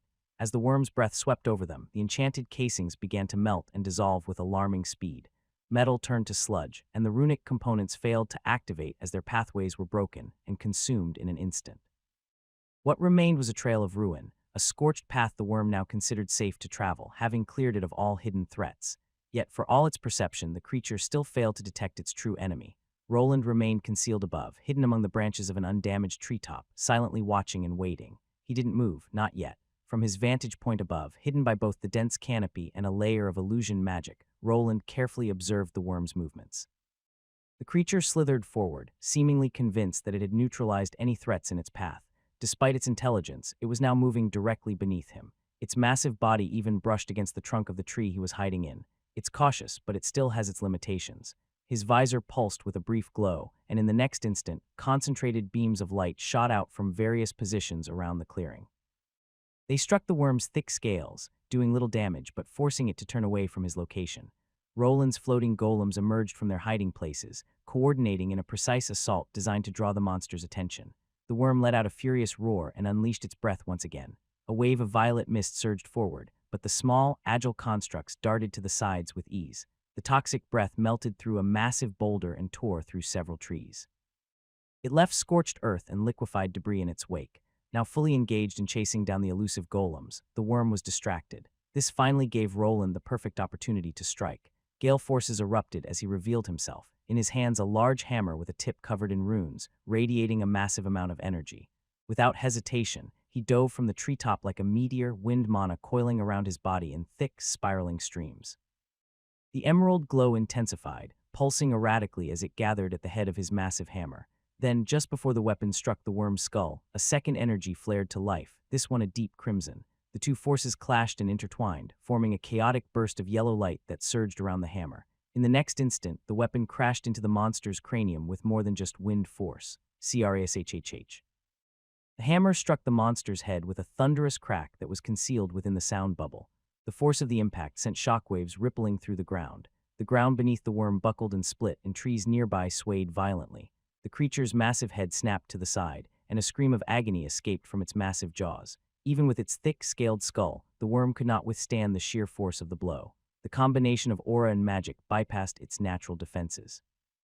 Fractures spread across its cranium like spiderwebs, and in the next moment its body slammed into the earth. The forest fell silent. One strike had been enough. The worm lay motionless, killed by the surprised attack. That went better than expected. Roland glanced at his status screen and checked his experience bar. The monster had been 5 levels above him, and after its defeat, the bar jumped up by nearly half in an instant. This was exactly what he needed. The creatures in this dungeon were stronger and possessed rarer evolutions, making them ideal targets for accelerating his progress. With this test complete, one thing was clear. Gaining 5 more levels was no longer a distant dream. To make things even better, the monster's body held plenty of value. Roland approached the fallen creature and grabbed hold of one of the partially shattered scales. Even with his enhanced strength, it was difficult to pry loose, but after a few moments of effort, it finally snapped free. The scale felt like solid metal, denser and harder than most materials he had worked with and comparable even to mithril. He did not doubt that some lesser dragons had evolved to possess defenses tougher than the metals he used in his constructs. These scales could be repurposed for future upgrades. If he found a more advanced drachinid, he might even be able to craft an entirely new suit of armor. I would need one that is over level 250. Even though he had the funds, materials like these were rare and difficult to acquire. His thoughts drifted to the large drakes he had seen while landing, as well as the hidden leviathan resting in the lake. One of the drakes was larger than the others, likely the alpha of the herd. This is quite a large mana stone. I should be able to make ether mithril with this, or maybe I should save it for something better. Roland used a sharp knife to sever the monster's flesh. The blade buzzed with energy, enhanced by a cutting enchantment. Although the exterior shell was covered in thick scales, once he opened a wound, it wasn't too difficult to peel away the layer of skin beneath. There, nestled inside, he found a large mana crystal about the size of a fist. Reminds me of the good old days. Back when he first started exploring the Albrook dungeon, one of his earliest methods involved implanting mana stones directly into his older sets of armor. As his knowledge grew, he learned more advanced techniques and began infusing mana stones into the metals themselves. This let him benefit from the stones without the risk of them shattering in the middle of a fight. It was much more difficult to merge stones into higher-grade metals like mithril. That process demanded superior quality stones, which couldn't be found in the Albrook dungeon.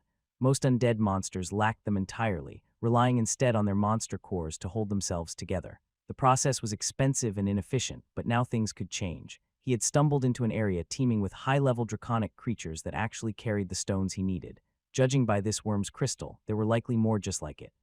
3 incoming. Did I kill their leader or something? The drones hovering in the sky picked up signs of movement. His mapping device also showed several dots moving in his direction. Even though he had surrounded the area with a silencing barrier, these creatures somehow knew he was here. He would figure out how that was possible later. For now, he needed to prepare for a fight. Roland's eyes narrowed as he studied the small screen inside his helmet.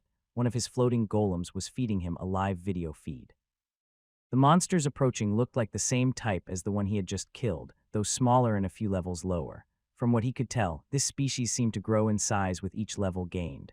If that was true, then at level 250, they probably reached twice the size of the creature he had just faced.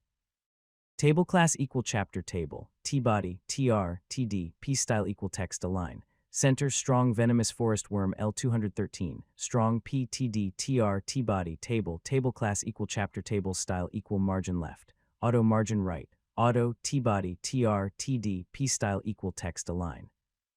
Center strong venomous forest worm L214, strong P, TD, TR, T-body, table class equal chapter table, T-body, TR, TD, P-style equal text align.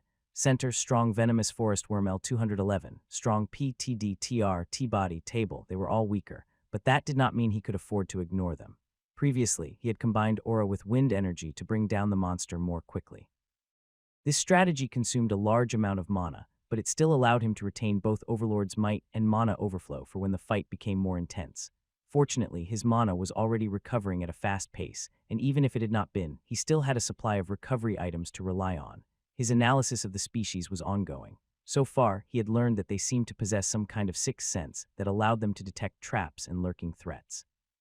However, they had one big weakness, their inability to fly. He, on the other hand, could. Roland's wind-focused armor began to glow as he gently lifted into the air. The suit had been designed for speed and aerial agility. Even without the additional flight unit he sometimes used as a jetpack or the large glider platform, the armor alone allowed him to maneuver through the skies with ease. As he rose higher, the armor began to shift. Small openings appeared across its surface, releasing pulses of concentrated wind magic. The largest vents were located on the soles of his boots and along his back. These channels expelled directed gusts of air, functioning much like a refined form of jet propulsion.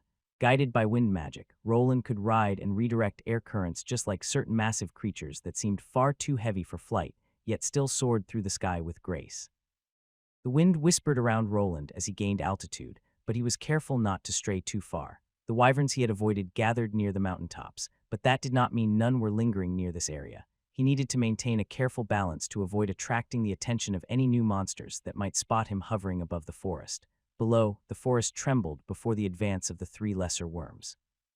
Though only slightly more than half the size of the one he had already slain, they were still Tier 3 creatures. Their purple-gray scales shimmered under the illusion of afternoon light, and their slit-pupilled eyes glowed faintly with malice. They're going for the carcass of the larger one. He noticed that the monsters were not acting in coordination. Instead, they seemed drawn to the remains of the dead worm he had carved apart. Roland could not tell whether they were attracted to the blood or to the large mana stone he had retrieved. Somehow, they perceived something was still there despite his protective measures. Was this a special ability unique to worms, or was it shared by all lesser dragons? If the latter was true, then hunting them would become far more difficult. At first, he planned to attack but chose instead to wait and prepare his weapon.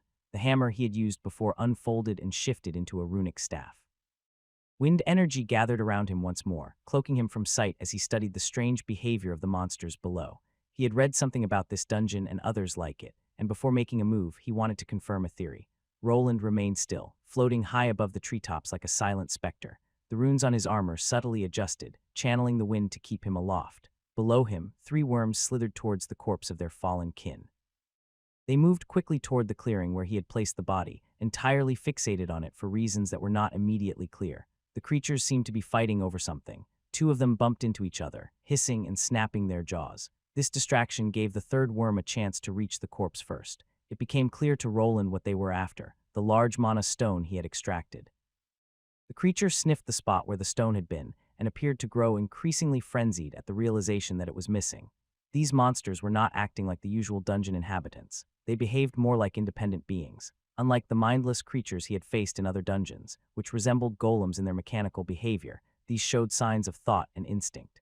Natural-born monsters consumed mana stones and monster cores to evolve more effectively and gain experience. These three were doing just that. They were not bound by the will of the dungeon, and they even seemed capable of fighting each other, something that perhaps he could use to his advantage. The mana stone he had taken was safely hidden in one of his spatial runes, but he retrieved it again. As soon as it appeared, the monsters reacted. They began scanning their surroundings, clearly sensing the stone's mana signature. Fortunately, his concealment spells were working well enough. The creatures knew the item was nearby, but they could not locate it precisely. While they searched, Roland devised a plan. He summoned one of his floating golems. He attached the mana stone to the golem, using the same adhesive he had previously employed for placing sensors in the tunnels. Once it was on tightly, the golem was commanded to fly around the clearing. As soon as the golem moved beyond the reach of his concealment magic, the monsters snapped their heads upward. Their nostrils flared, releasing acidic breath, and drool began to drip from their mouths. All three immediately gave chase, focused entirely on the golem, and not on whoever had sent it. This gave Roland a perfect opportunity to move closer and wait for the right moment to strike. He was not here to engage in prolonged combat just yet. His priority was to buy time until his golems finished preparing his temporary hiding place, and to make sure that it was safe to place his teleportation gate there. Just as he had expected, the three monsters chased after his golem like cats chasing a wiggling toy. It darted through the air in unpredictable patterns, neatly avoiding their attacks. Though the monsters were powerful, they lacked range beyond their acidic breath. The deadly attack used by the earlier creature was dangerous, but it clearly couldn't be unleashed as frequently as standard dragon fire. Meanwhile, the golem was doing an excellent job of provoking the trio into wasting their limited stamina and abilities. That should be enough. The barrier is set up, all preparations have been made, nothing should get through this time around. Once he was confident that they had exhausted a good portion of their energy, he began his assault. Activating his mana overflow skill, the green aura surrounding him shifted to a bright cyan. With a sharp release of concentrated wind energy, a cyclone surged toward the three monsters who had now surrounded the golem. To them it appeared trapped, but Roland had placed it there on purpose. It was never more than bait. From high above, Roland extended his arm and raised his staff, unleashing a powerful spell. A colossal twister of green energy roared to life, spiraling downward like a divine spear. It struck the clearing where the three worms had gathered, expanding with violent force as it touched the ground. The cyclone grew rapidly, wide enough to engulf all three monsters as well as his golem. The octagonal construct had fulfilled its purpose and was consumed by the swirling magic, torn apart into thin pieces. Even the mana stone it had carried was shredded by the raging energy, along with the golem itself. The worms had no idea what had struck them. While they were not particularly susceptible to wind magic, the sheer force of Roland's spell overwhelmed even their thick, scaly hides. The magic began to tear into them, and although they resisted and tried to escape the growing storm, the effort was in vain. As they pushed outward in desperation, the winds dragged them back toward the center with relentless force. Above the storm, the air rippled as the winds collided with the barrier he had created. His floating golems hovered in specific positions, forming a protective magical field. Not only was the barrier completely invisible to the naked eye, it also cast an illusion to conceal the battle below. After analyzing the behavior of the monsters, he ensured that not even a trace of mana leaked from within. It appeared to be working. No other creatures had taken notice of the location, and the worms trapped inside the emerald cyclone were being sliced apart. I can use their behavioral patterns to my advantage. Once the task was complete, Roland descended into the heart of the cyclone. All that remained were the shredded remains of the serpentine monsters. Not even their draconic heads had been spared, and with enough magic, even their scales had been cut clean through. Now that he understood how these enemies responded, he could envision isolating one of the stronger beasts and drawing the smaller ones into an area of effect spell. The only drawback was the lack of experience points. To earn the highest amount, it was best to avoid fighting enemies more than 10 levels below his own and to target those above his current level instead. These creatures still gave him a decent amount of experience and were worth farming, as long as he could lure them into a trap to make the fight easier. His testing wasn't finished yet. Normally, he would dispose of the monster remains, since he had learned that the local creatures were attracted to them.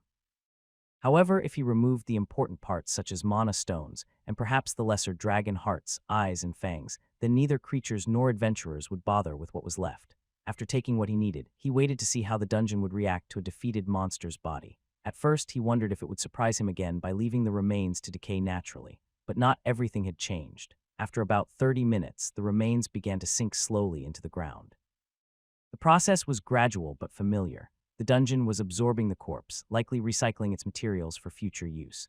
This was still a dungeon, and this was proof of it. It would be enough for the first scouting mission and initial battle. As he waited, a beep echoed inside his helmet, signaling that his golems had finished assembling the temporary lair. The floating golems were recalled, and soon he flew back to the area where he had first arrived. The spores were still drifting through the air, but to him and the golems, they posed no real threat. Instead, they were quite a good deterrent for monsters and adventurers. Once he landed, he saw his golems crawling out of a hole and placing a thick cover over it. The design he had in mind resembled an old bomb shelter with a direct descent underground. As with other dungeons, he expected the soil to eventually conceal the entrance, though he had other methods of hiding it as well. After activating his spatial storage, a hammer appeared in his hand.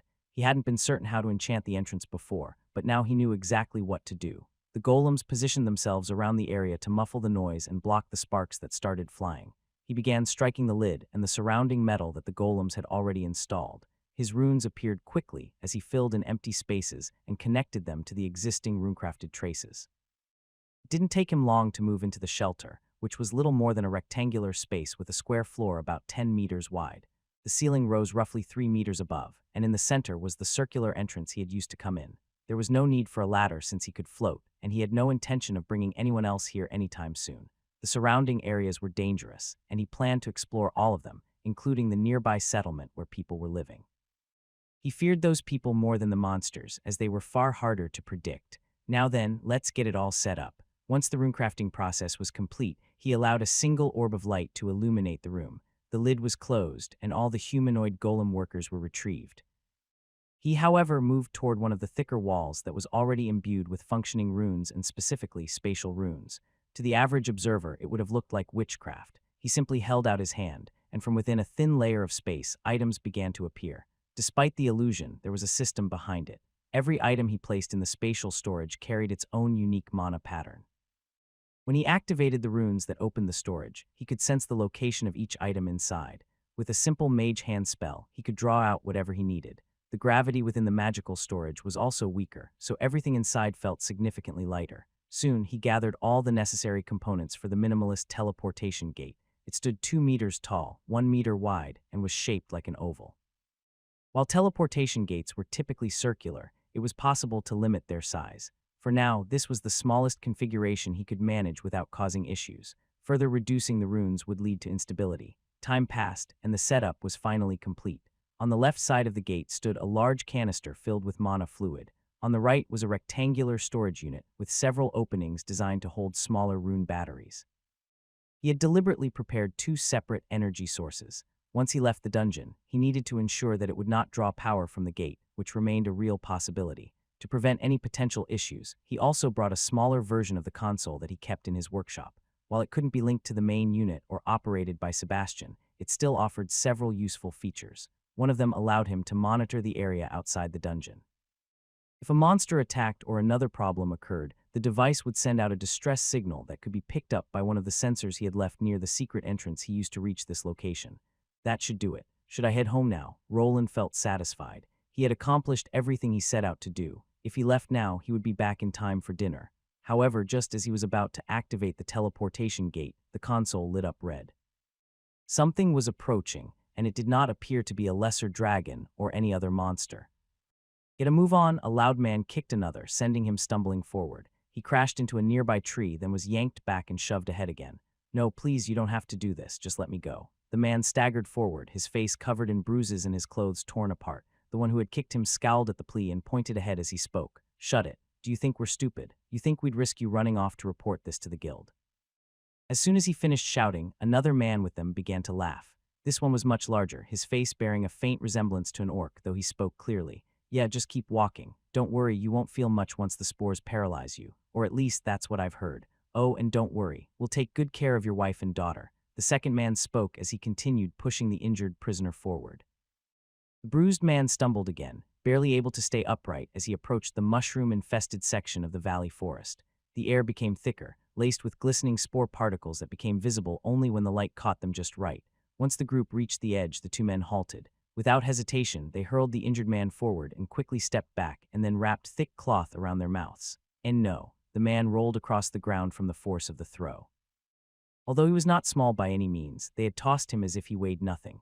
Their strength clearly surpassed his, which did not surprise the person watching them from within his newly created lair. If they want to kill someone, why go to so much trouble? He doesn't even have a battle class. Nestled in the branches of a nearby tree was a strange object shaped like an octagon, with an orb embedded at its center. It was one of Roland's floating drones, hidden among the foliage, invisible to all but the most perceptive eyes. These drones acted as a silent surveillance network and quietly monitored the area. Roland had planned to return home, but now he found himself observing an unusual scene. A defenseless man was being paralyzed by the spores Roland had previously observed. The two Tier 3 warriors who had brought him here were now watching from a safe distance, uninterested in what came next. Was he just a temporary worker they brought along? Did he break some rules or insult someone important? Roland had not intended to investigate the human settlement he had seen in the distance, at least not yet. The region was crawling with dangerous creatures and even deadlier adventurers, any of whom could prove a threat even to someone like him. His level was respectable, but not high enough to take unnecessary risks. While he was confident that his armor and tactics could allow him to defeat opponents with higher levels, he knew he wasn't invincible. He planned to gain strength quietly and only reveal himself when he was certain that no one in the area could pose a real threat. He didn't fully understand the power structure in this region, but he had studied many reports before arriving. The area was ruled by adventurers, functioning almost like a small independent nation. Even nobility hesitated to venture too deep into the dungeon without the backing of an army and several high-level adventurers. Down here, strength dictated authority. Even if a high-ranking noble were to disappear, it was unlikely anyone would report it. These adventurers create their own factions down here. It seems this guy angered the wrong person, but what should I do about it? He analyzed the man's class and quickly saw that he was nothing more than a blacksmith. While a place like this dungeon would normally be deadly for people without combat classes, some still chose to live here because the pay was good. They stayed in forts and settlements, working directly under the adventurers. Earlier, the conversation had involved the guild, so Roland assumed this blacksmith had been assigned by the Adventurers Guild to work here. Supposedly, he had even brought his whole family with him, which made things more complicated. As Roland considered the situation, the man suddenly collapsed in the middle of the area where Roland had set up his hidden hideout. The two adventurers who had brought him here started to leave the moment they saw him inhale the spores and begin to show signs of paralysis. Then things became even more interesting as something awoke within the forest. A creature that had previously hidden its presence was starting to reveal itself, so it only reacts when someone gets paralyzed. Greenish tentacles began to slither toward the man who had collapsed. Roland had previously identified something that looked like a flesh-eating plant in the area, but had decided to leave it alone. He thought it was better to let it remain as a deterrent to others. However, it now seemed the adventurers living here had been using it to get rid of people they had conflicts with, which made the location of his lair more problematic than he had anticipated. Do they do these things often? He asked himself as his wind-attuned armor began to lift away from his body, replaced by a red suit. Rune salamander encased him, transforming his appearance into something more suited to the Valley of Drachonids, creatures often referred to as lesser dragons. While many of them had strong resistance to flames, plant-based monsters like the one trying to eat the blacksmith were a different matter. There was nothing better than a good flamethrower in a situation like this, and Roland had no intention of letting a man die in front of him, even if it complicated his plans. In a way, this might have even turned out to be a useful opportunity. The man likely had valuable information about the valley, especially if he had been living here for some time and understood the local power structure. Roland rose through the circular opening after confirming the perimeter was secure. With a precise arrangement of his golems, he activated the concealment field to shield himself from the two outsiders. The last thing he needed was for those men to come back snooping. They weren't a threat to him, but if they went missing as well, the situation would become even more complicated than it already was. As he stepped outside, the lingering spores burned away under the heat of his armor's flame aura. There, he spotted the blacksmith, now entangled in fibrous vines that oozed a strange green mucus. The monstrous plant had begun to reveal its full form. It vaguely resembled a flytrap, its gaping maw filled with some kind of liquid. Does it dissolve its prey with that? Roland moved quickly to help the man. Inside the liquid, he could see the bones of other humans floating alongside the remains of smaller animals. It was clear the creature used the spores to lure victims in, then dissolved them slowly, a death that was likely excruciating. The man was paralyzed, but his senses were still active, and he would feel every moment of it until the very end. His hand pointed toward the monster, and a surge of flames erupted. The moment the fire collided with the creature, it ignited instantly. Whatever mucus or liquid it had been using was highly flammable, and the resulting explosion lit up the entire area. The blacksmith's eyes widened at the sight, but before the flames could reach him, an invisible force pulled him back. A shimmering blue shield appeared around him, protecting him from harm. The monstrous plant didn't scream, but it thrashed violently, its tentacle-like appendages flailing in every direction. They struck only the magical barrier, which began to glow crimson from the heat. The surrounding flames intensified, and within half a minute the creature was dead. That about does it. Roland used his magic to contain the flames and smoke, keeping the destruction from spreading. Only then did the golems deactivate the protective shield. He glanced down at the man, who was still paralyzed but conscious. His eyes moved, showing awareness and fear. Roland raised a finger, and his glove emitted a soft glow as he cast a spell. The man's eyes began to flutter, then slowly closed. "Sleep for now," Roland said quietly, then summoned his mage hand spell and gently lifted the man from the ground. After burning away any lingering spores and checking for hazardous substances, he opened the hatch to his shelter. The man floated down into the opening, and Roland followed close behind. Once they were inside, the hatch sealed shut behind them. Moments later, the earth shifted, covering the entrance even more thoroughly to ensure it remained hidden from view. After glancing at the console and confirming there were no further interruptions, he activated the miniature teleportation gate. The runes on the oval surface lit up, pulsing in sequence as the gate powered on. The air inside began to shimmer, gradually forming a silvery blue portal that looked like thick, flowing liquid. Destination confirmed. Calibration complete. He murmured to himself and cast one final glance around the hastily assembled shelter. For now it was holding steady. He saw no signs that the dungeon was pressing in too tightly. With a subtle wave of his hand, he sent the blacksmith through the gate first. The man's limp body disappeared into the light with a soft ripple. A moment later, he stepped in after him. There was no sound, no change in pressure, only an instant shift in surroundings. He emerged in the center of his workshop. The teleportation chamber and the larger gate within stood in stark contrast to the damp valley he had just left. The unconscious blacksmith now rested gently in Sebastian's arms. His new humanoid body was pale and marble-like, giving it an uncanny appearance. His clothes resembled a professional butler's uniform, something Lucille had arranged. "Welcome back, master." Sebastian's voice sounded more natural now, not as robotic as Lucille wished to make him as human as possible, but to him it didn't matter much. His eyes moved around to keep eye contact for a moment, and then lowered themselves to the man he was holding in his hand. "What shall I do with this gentleman, master?" "Call Mary and have one of her maids transport him to a holding cell. Tell her that he can't find out where he is and who we are. He will be asleep for an hour at most, so hurry." "As you wish, master." Roland gave the order and stepped out of the teleportation chamber, shaking his head. He had planned to enjoy a quiet dinner with his wife before returning to the dungeon, but now he would have to deal with this man instead. Even though he had rescued him, he couldn't reveal where they were or why the man had been in the dungeon. The stranger couldn't be trusted with their secrets, so it was safer to let him believe he was just an unknown adventurer who had somehow teleported out on his own. Once they finished gathering information from him, Roland intended to discreetly bring him back to Iskard, where the main entrance to the dungeon was located. There, the man could report what had happened to the guild and let them take over from there. Roland had no desire to involve himself any further, though he would wait to hear the full story before making a final decision. Sebastian went to work quickly and informed Mary about everything through the workshop's communication system.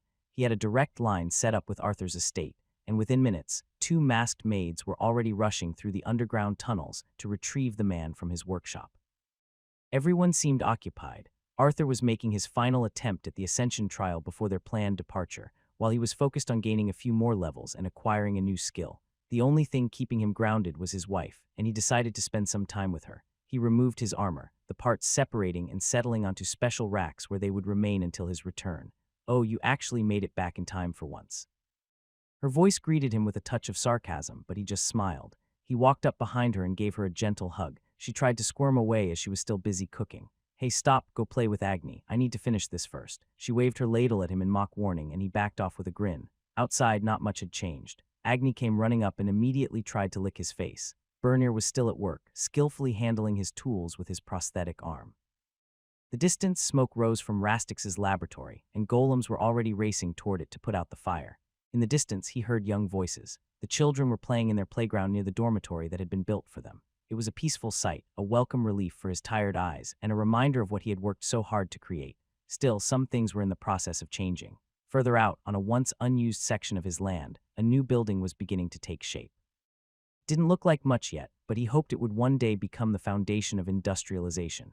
He knew it would be difficult to convince people of its value, especially with their heavy reliance on skills, but that was a challenge for another time. For now, he needed to focus on surviving the assembly and making it back in one piece. "I should at least enjoy the time I have." His fingers brushed over Agni's fur as the large wolf curled up at his side. Its eyes, usually alert, softened in his presence. Roland let himself breathe, just for a moment.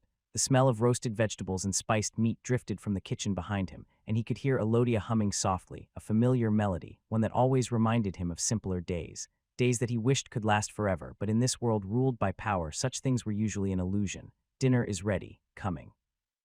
Moments like these were becoming rare in his increasingly hectic life, but he held on to the belief that something better waited for him after the struggle. If reaching it meant achieving Tier 4 or even Tier 5, then he would make it happen. In the beginning, he had lived only for himself, driven by the need to survive. But things had changed. He had changed. Now, he was a different kind of man, one guided by something greater than survival alone. Soon, Roland sat at the table, surrounded by the simple warmth of his home. Elodia brought over plates filled with her cooking, and they chatted quietly about her new work at the school. The shop she used to manage was now run by a new worker who was assisted by a few humanoid golems. And you know what he tried to do? No, what did he do? He tried eating the box of crayons. We were lucky that he spit it out. I think we need to get some better lockboxes for the school equipment. Haha. Roland laughed as Elodia continued recounting some of the events that had taken place at her workplace during the week. She was now the head mistress of their school, responsible for teaching young children the fundamentals, such as reading, writing, and basic mathematics. While it might not have seemed impressive to someone like him, who had gone through modern education, what they were doing in this world was entirely new. Were there any problems? Well, some of the merchants have been complaining. Elodia admitted while grumbling slightly. They have, she nodded. Not everyone was pleased about commoners receiving free education. Nobles and merchants often paid large sums to hire private tutors for their children, yet now the same knowledge was being offered freely to anyone who wanted it. Yes, they said it would disrupt the social order, as if that's such a great thing. He could see that his wife wasn't happy about it, but he also understood that change would come with some resistance. They'll accept it eventually, he replied while chewing on some vegetables. I hope you're right. She smiled and they returned to their meal. For a brief moment, he considered whether he should increase the protection around the school, but before the thought could fully form, he felt a signal from Sebastian coming from within the workshop. It was magical, something only he could sense. It seemed that the man he rescued was finally awake and ready for questioning. Where am I? Hello, is anyone here? A man's voice echoed faintly in a sterile stone-walled room. He sat on a plain steel chair bolted to the floor, his posture stiff from lingering pain. His breathing was uneven. Although his wounds had been treated, he still felt the effects of the spores that had left him paralyzed. He appeared to be in his late 30s or early 40s, though hardship and sun exposure might have aged him beyond his years. Thick calluses covered his palms and scars ran across his fingers.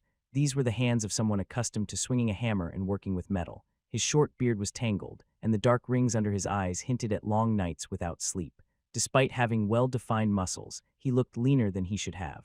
It was clear that food had become a rare commodity in his life. The only source of light in the room came from a strange orb embedded in the ceiling above and produced a steady, non-flickering light. The man blinked slowly, his vision adjusting to the unnatural glow. Shadows stretched and warped along the featureless walls, twisting in rhythm with the spinning of the room and aftereffect of the spores. Who are you? The woman gave no reply. She simply approached the table at the center of the room. Her boots made no sound on the cold floor, and her masked face offered no hint of emotion or intent. In her hand, she held a small box covered in glowing runes. She placed it on the table in front of him. Without warning, the runes pulsed with a strange energy. The man's eyes widened. He had no idea where he was or whether he was in danger. The last thing he remembered was being dragged off by some kind of plant creature before everything went black. Now he was here, wherever here was. Felt like a dream, and for a moment he wondered if he was dead. But this didn't feel like any afterlife he had heard of. He could still feel the lingering effects of the spores, and that was all too real. Please place your hand on the device. The woman finally spoke. Her voice was strange and mechanical, lacking any trace of humanity. She pointed at the object on the table and said nothing else. What is that? He asked. His voice trembled, and his eye twitched as he stared at the pulsating runes. What do you want from me? Instinctively, he tried to push his chair back, but it didn't move. Only then did he realize that his left hand was locked to the chair, and both his ankles were restrained. Only his right hand remained free, clearly left that way so he could touch the box. No, I'm not touching that thing. The woman didn't respond. She stepped forward and reached for him. He tried to move away, but his restraints held him tight. Her small hand gripped his wrist, and the pressure felt like a vice was holding him. Wait, stop, he shouted, struggling in vain, but her grip didn't loosen. Despite her size, the strength in her hand overwhelmed his larger muscles. Soon, she forced his palm down onto the box. The moment contact was made, the runes flared with light. A surge of energy shot through his arm and into his head. He gasped as his eyes rolled back, and a wave of unnatural comfort washed over him. Good. Now please tell me your name and your profession. She let go and stepped back. His mind felt strange, detached yet calm. He didn't try to pull his hand away. He no longer felt afraid. Now answering her seemed like the most natural thing in the world. My name is Erms. I'm a blacksmith. Good, that matches the identification scan. The device is working. The woman nodded, then tilted her head toward the light above them. Make sure you record all of this. The light flickered once as if in response. Unbeknownst to the man, in a separate room far from the interrogation cell, 2 other women sat watching a large screen. They wore the same maid uniforms, their eyes fixed on the live feed streaming from the room. A golemic eye hidden behind the ceiling light captured every moment. Do you think we should tell her about the gray hair? It's hard to miss from this angle. One of the women shifted in her seat, fidgeting with her hands. The other rolled her eyes and pinched the soft skin of her arm. Take this seriously. If the head maid catches us slacking, we'll get reprimanded. Worse, our salary might be cut. The pinched maid yelped and rubbed her arm, shooting a quick glare at her partner. Her gaze drifted back to the screen where the masked woman continued to question the man. Then after a moment she spoke again. So who do you prefer, the Lord or maybe the High Commander? I bet there's a real hunk under all that armor. Ow, hey, stop that. Another quick pinch made her flinch again. Only if you stop daydreaming and focus. A small tear appeared in the maid's eye, but this time she didn't argue. She let out a quiet sigh, reached for her notepad, and joined the other woman in silently recording the information their superiors demanded. They had been instructed to complete this task as quickly as possible and then move the man to a room with better furnishings.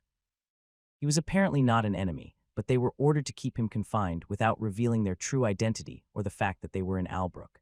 None of them knew where he had come from, and they understood it was wiser not to ask their superiors. Soon, the room filled with the sound of clicking and clacking as both maids began typing on devices that resembled modern keyboards. These were larger than their other-world counterparts and constructed almost entirely from metal. Thick cords connected them to small screens, where a rudimentary word processor allowed them to record every detail. Why are the letters arranged in this strange order and not alphabetically? Don't ask questions, just keep working. Fine, the louder maid frowned, clearly annoyed that her question had been ignored, but she returned to her task without further complaint. The keyboard was one of the many inventions developed by the High Commander, a brilliant figure respected by all in Albrook. Being among the first to use it was, in its own way, a reward. Master, the report has arrived. Put it up on the big screen. Roland had eaten and endured a stern talk with his wife, who was not pleased that he would not be staying for the night. At the moment, he was inside his workshop, reviewing the information related to the blacksmith named Erms. He had assigned the task to Mary, and she had sent out her maids to complete it. They seemed to have gotten used to the interrogation tools I've provided. Roland mumbled to himself as he watched through part of the recorded questioning. The box they used functioned similarly to a truth serum. It compelled anyone affected by it to speak only the truth. There were limitations, since individuals with high-tier classes and strong willpower could resist its effects. However, someone like this Tier 2 blacksmith would not be able to. There are some typos within the report. Those maids might need some more training and reading classes. He did not have time to watch the entire hour-long interrogation. The magic device he had created caused the affected person to speak very slowly, which made the process even more time-consuming. Instead, he had assigned maids to listen in, type out anything important, and send him a written report. The tool he provided was just a simple text editor with no features for correcting or detecting spelling mistakes, something he planned to improve if time ever allowed. There were scribing classes in the world that made recording information much easier, but their skills did not seem to carry over to typing on a runic screen with a text editor. Roland was not sure if the maids would eventually develop some new skill to ease this limitation, but it might be wiser in the future to have a proper scribe use their top-secret runic keyboard system instead. Now then, Roland scanned the report with his eyes, and a story quickly began to take shape. Through a series of questions, Roland had learned who the man was and why he had been left to die. He had been one of the apprentices of a Tier 3 blacksmith in the settlement, someone who was on the verge of advancing to an even higher tier. Apparently, a disagreement had arisen between the master and certain members of the ruling adventure group. To make a point, they had tried to kill one of his apprentices. There were not many skilled craftsmen within the confines of that dungeon, and returning to the surface to recruit more was both expensive and dangerous. Because of this, those with influence often resorted to monopolizing the few craftsmen who were willing to live there. If no one volunteered, the guild would usually hire a Tier 3 craftsman to reside in the settlement, but once they arrived, the local laws took over. Controlling the craftsmen was a profitable strategy, since a great deal of money could be made through their services. Whoever is in charge there is probably trying to control the other adventurers by limiting their access to repairs. If someone cannot maintain their high-grade equipment, they risk missing out on valuable rewards. This was likely the core of the situation, but it complicated matters for Roland, who now had to decide what to do with the man. Questioning had also revealed that the blacksmith had a wife and a daughter still living in the settlement. His wife worked as a cook in one of the inns, alongside their teenage daughter. For now, it seemed they were safe and possibly being looked after by the master blacksmith, but Roland could not be certain of their fate. The men who had brought the blacksmith to the plant appeared to have their own hidden agenda. The most reasonable course of action was to report the case to the guild in Iskard and let them handle it. However, he couldn't be sure how far the corruption had spread within the guild ranks. If those in charge were either complicit or indifferent, then the blacksmith and his family might be in even greater danger than before. Sebastian. Yes, master. I need you to contact the guild master. I'm sure he has more information about the Iskard guild than we do. Although Roland knew the names of the guild leaders, he had not gathered any detailed information about them. It was probably best to make sure he was not walking into a wasp nest, or if he was, that he had enough firepower to handle it. As you wish, master. After giving Sebastian a few more orders related to gathering intelligence, Roland made his way back to the teleportation gate chamber. Time was critical, and he still needed to grow stronger before reaching the Valyrian Duke's estate. He understood how extravagant nobles could be, and even duels might break out during their visit. Each of the brothers was allowed to bring only a limited number of guards, and only one personal guard would be permitted inside the Duke's castle. This would be his main role, and he had not yet decided how to approach it. Most of his strength came from his armor and runic enhancements, but bringing in magical equipment above a certain power level was forbidden. As things stood, he would need to leave his main armor with the rest of the troops stationed outside or hide it somewhere closer to the castle. Doing so, however, could be seen as an act of treason or an attempted attack on a noble's life. Well, at this point, it would be strange if it were easy. Over the years, he had come to find the events unfolding around him more irritating than anything else, but he was beginning to make peace with the chaos of his extraordinary life. He understood that more obstacles would inevitably appear, and making the right moves to protect himself and those he cared about had become a routine part of his existence. He was not sure if it was healthy to think this way, always looking over his shoulder, but for now he had accepted it. His armored form moved through the teleportation gate, and he reappeared inside his small secret lair hidden within the dungeon. He glanced toward the console, which activated at once. A viewer display was ready, showing logs similar to an event tracker. The golems he had left behind were programmed to record any abnormalities and mark timestamps for later analysis. For now, however, nothing out of the ordinary had occurred, just a few monsters wandering around. I made the right choice building this safe house here. Now that everything was in place, it was time to expand his influence throughout the dungeon. He had restocked all of his sensors and had enough to deploy across the entire area. Once the network was fully set up, not a single creature, adventurer, or even a drifting spore would escape his notice. Time to get to work. Maybe once I'm done, I'll be able to bring Agni in here too, but for now, it's too dangerous. As he floated up through the lone opening, he thought about his fiery companion. The wolf had not been pleased about being left behind during the dungeon exploration. Both of Agni's forms were rare, and his level was only just high enough to handle the lesser dragon-type monsters that roamed these depths. Before Roland could allow him into the dungeon, he needed to make sure neither the monsters nor the adventurers could pose a threat. For now, this mission required stealth, and he could not trust his wolf to stay quiet. Once outside, his crimson-scaled armor shimmered with something resembling starlight. Just like the surface, this place followed a day and night cycle. It was synchronized with the real world above, which made it easier to move unnoticed during the darker hours. The area was dim, but nothing his enhanced vision could not handle. He immediately noticed that the plant monster he had defeated earlier had returned to its original spot. This time, however, it was already agitated. It seemed that some monsters grew more aggressive during the night, which in a way made hunting them easier. With a hand gesture, a torrent of fire surged forward and engulfed the flesh-eating plant once more. As before, the creature stood no chance and was destroyed within seconds. But to Roland's surprise, the blaze did not scare the surrounding monsters away. Instead, it drew them in.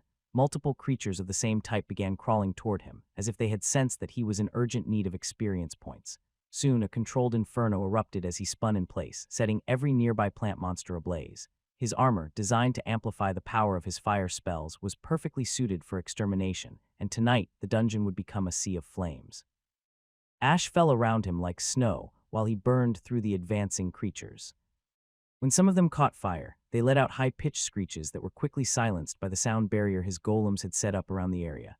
Table class equal chapter table. T-body, TR, TD, P-style equal text align. Center, strong congratulations, you have leveled up. Strong, PTD, TR, T-body, table, not bad, that's one level down. At first, he had wondered where the best place to level up would be. After surveying the area more carefully, he realized this location was far more efficient than he had expected. In addition to the plant-based monsters that yielded a decent amount of experience, there were also plant-type drachinids nearby that he could target next. He stepped forward into the darkness. The lingering embers drifted toward him, drawn into the red scales of his armor, which pulsed faintly with heat. Time was running short, but he was confident that within the few days he had left, he could reach level 50. All he could do now was hope that the effort would be worth it, and that the gods who granted skills would show him mercy. Table class equal chapter table, T-body, TR, TD, P-style equal text align. Center, strong Fungalfang Lindrum L231, strong PTD TR T-body table. No wonder people avoid this area with monsters like these. Roland muttered, hiding behind a tree as he watched the strange creature. It was a Lindworm variant, which was a type of lesser dragon. Lindworms resembled large, snake-like creatures with scaly reptilian bodies. They had two powerful forelimbs, often clawed, but no hind legs, which made them appear to slither or crawl. Their heads were dragon-like, lined with sharp teeth and sometimes marked by glowing eyes. But this one was different. Its body was slick with patches of bioluminescent fungus that pulsed in slow, eerie rhythms. Mushrooms the size of dinner plates sprawled across the monster's back. Along the side of its long neck were strange, spore-filled growths. With each breath, these growths released a peculiar mist into the surrounding environment. It was clear this creature posed a serious health hazard, and without proper gear to prevent inhalation, hunting it would be extremely difficult. I wonder what those spores do. Could it just be a paralysis effect or something more? For a moment, he considered whether it might be possible to weaponize the monster's natural defenses. This creature was relatively high level, and even Tier 3 class holders were hesitant to wander into the area. The spores clearly affected them as well, and might be transformed into a usable weapon. Still, he hesitated. Developing a biological weapon in this world might not be a good idea. The people here lacked deep knowledge of monster biology, and most alchemical research focused on creating new potions and elixirs. At best, someone could collect these spores and store them in a container similar to a bomb to spread them in battle. However, such a tactic would also affect allied troops and could be blown away with magical winds, which made it hard to use. Roland didn't move right away. The Fungalfang Lindworm lingered at the edge of his vision, slowly slithering through the glade. With help from his visor and internal runic sensors, he could tell the air was saturated with dangerous spores. If they entered his airways, they would likely infect him with some kind of ailment.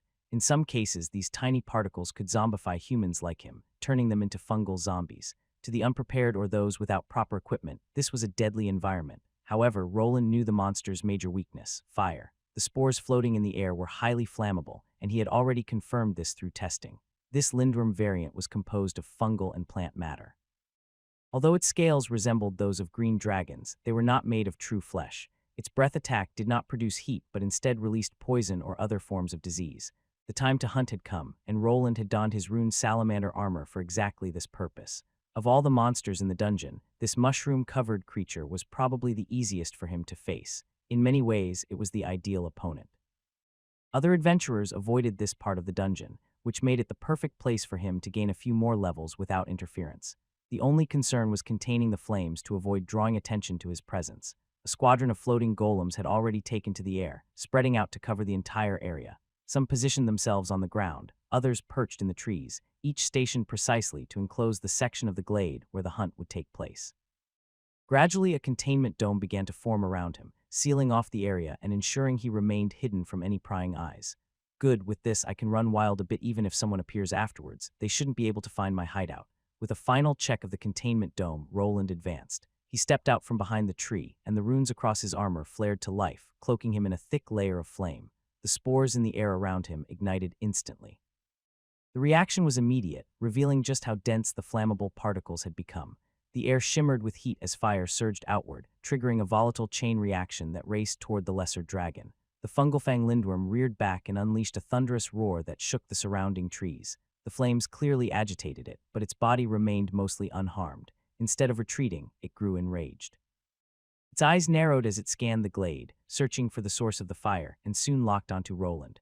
What the monster saw was a man in blazing armor, standing still as the center of his chest plate opened to reveal a rune-powered beam emitter. A radiant crimson orb pulsed at its core, flames swirling around it as it charged. The Lindworm roared again and lunged, aiming to crush him with its massive form. Before it could reach him, the beam fired, releasing a focused torrent of flame that met the charge head-on. The monster froze as it saw the strange energy surge toward it. In a desperate attempt to defend itself, it opened its massive jaws and released a brownish cloud of noxious gas, a breath ability known for inflicting a wide range of status effects. This attack was commonly referred to as disease breath. However, the beam struck with the force of a miniature sun. It tore through the toxic cloud, igniting it in an instant. With no more opposition, the beam then crashed directly into the lindworm's open mouth. Roland had expected the monster to be thrown back, but his attack proved far more powerful than he had anticipated. A strange chain reaction unfolded as not only the disease breath ignited, but the monster's insides did as well. The beam pierced its body completely, and in a sudden burst of energy, the lindworm erupted into flames. Explosion rocked the glade. Roland flinched, not from fear but from sheer surprise. Bits of charred mushroom flesh and burning scale rained from the sky, some pieces striking the containment dome before fizzling out. The thick, spore-filled air had ignited like paper soaked in oil. Where the lindworm once slithered, only a blackened crater remained. I didn't expect that to happen. He couldn't tell whether it was a stroke of luck or if his equipment was simply far more powerful than he had realized. In the Albrook dungeon, he had used divine energy to deal with skeletons and assumed the monsters were just unusually weak. This lesser dragon, however, had been several levels above him and quite large, yet now it was reduced to ash before his eyes. All that remained was its mana stone and a few scorched internal organs, which he wasn't sure he even wanted to take with him. I suppose this is the drawback of burning plant monsters. Not much is left to collect. At least when he had defeated the worms, he was able to retrieve their claws, eyes, and even hearts. This fungal creature had been incinerated so thoroughly that anything valuable was either destroyed or still burning. Though he hadn't gained much beyond the mana stone, Roland felt no frustration. His main goal was still to train and increase his level. If he could take down monstrosities like this with a single well-placed beam, then this was a rare opportunity. Even better, more monsters were already approaching his position, and he had enough time to set himself up for another strike. Maybe this will be a lot easier than I expected. Roland didn't have long to enjoy his unexpected success. The burning remains of the lindworm acted like a signal flare in the night. While the smoke and flames couldn't escape the barrier his golems maintained, the creatures inside it could still see them. Soon, movement appeared on his display, accompanied by a chorus of similar roars from the distance. I guess I won't have to go find them myself after all. With a quiet chuckle, he got ready. Most people would have been terrified by the unknown nature of the dungeon, but Roland wasn't like most people. Surrounded by sensors and supported by flying golems feeding him live footage, he felt in control. He immediately turned to the east, preparing for the next encounter. Moments later, the trees began to shift as another lesser dragon appeared. Table class equal chapter table. T-body, TR, TD, P-style equal text align. Center, strong fungalfang lindworm L232, strong PTD TR T-body table. The pattern repeated itself. The monster charged at him just like the last one. Roland waited for the right moment, and when the creature unleashed its breath attack, he countered with a focused beam of flame energy. The result was immediate and explosive. A second blast tore through the glade, leaving another scorched lindworm corpse behind. Despite having defeated two monsters at higher levels than his own, he still didn't gain a full level. This was the harsh reality of high-level advancement, and the reason so few ever reached Tier 4. Real progress only came from regularly defeating foes far stronger than oneself, something most people who valued their lives refused to do.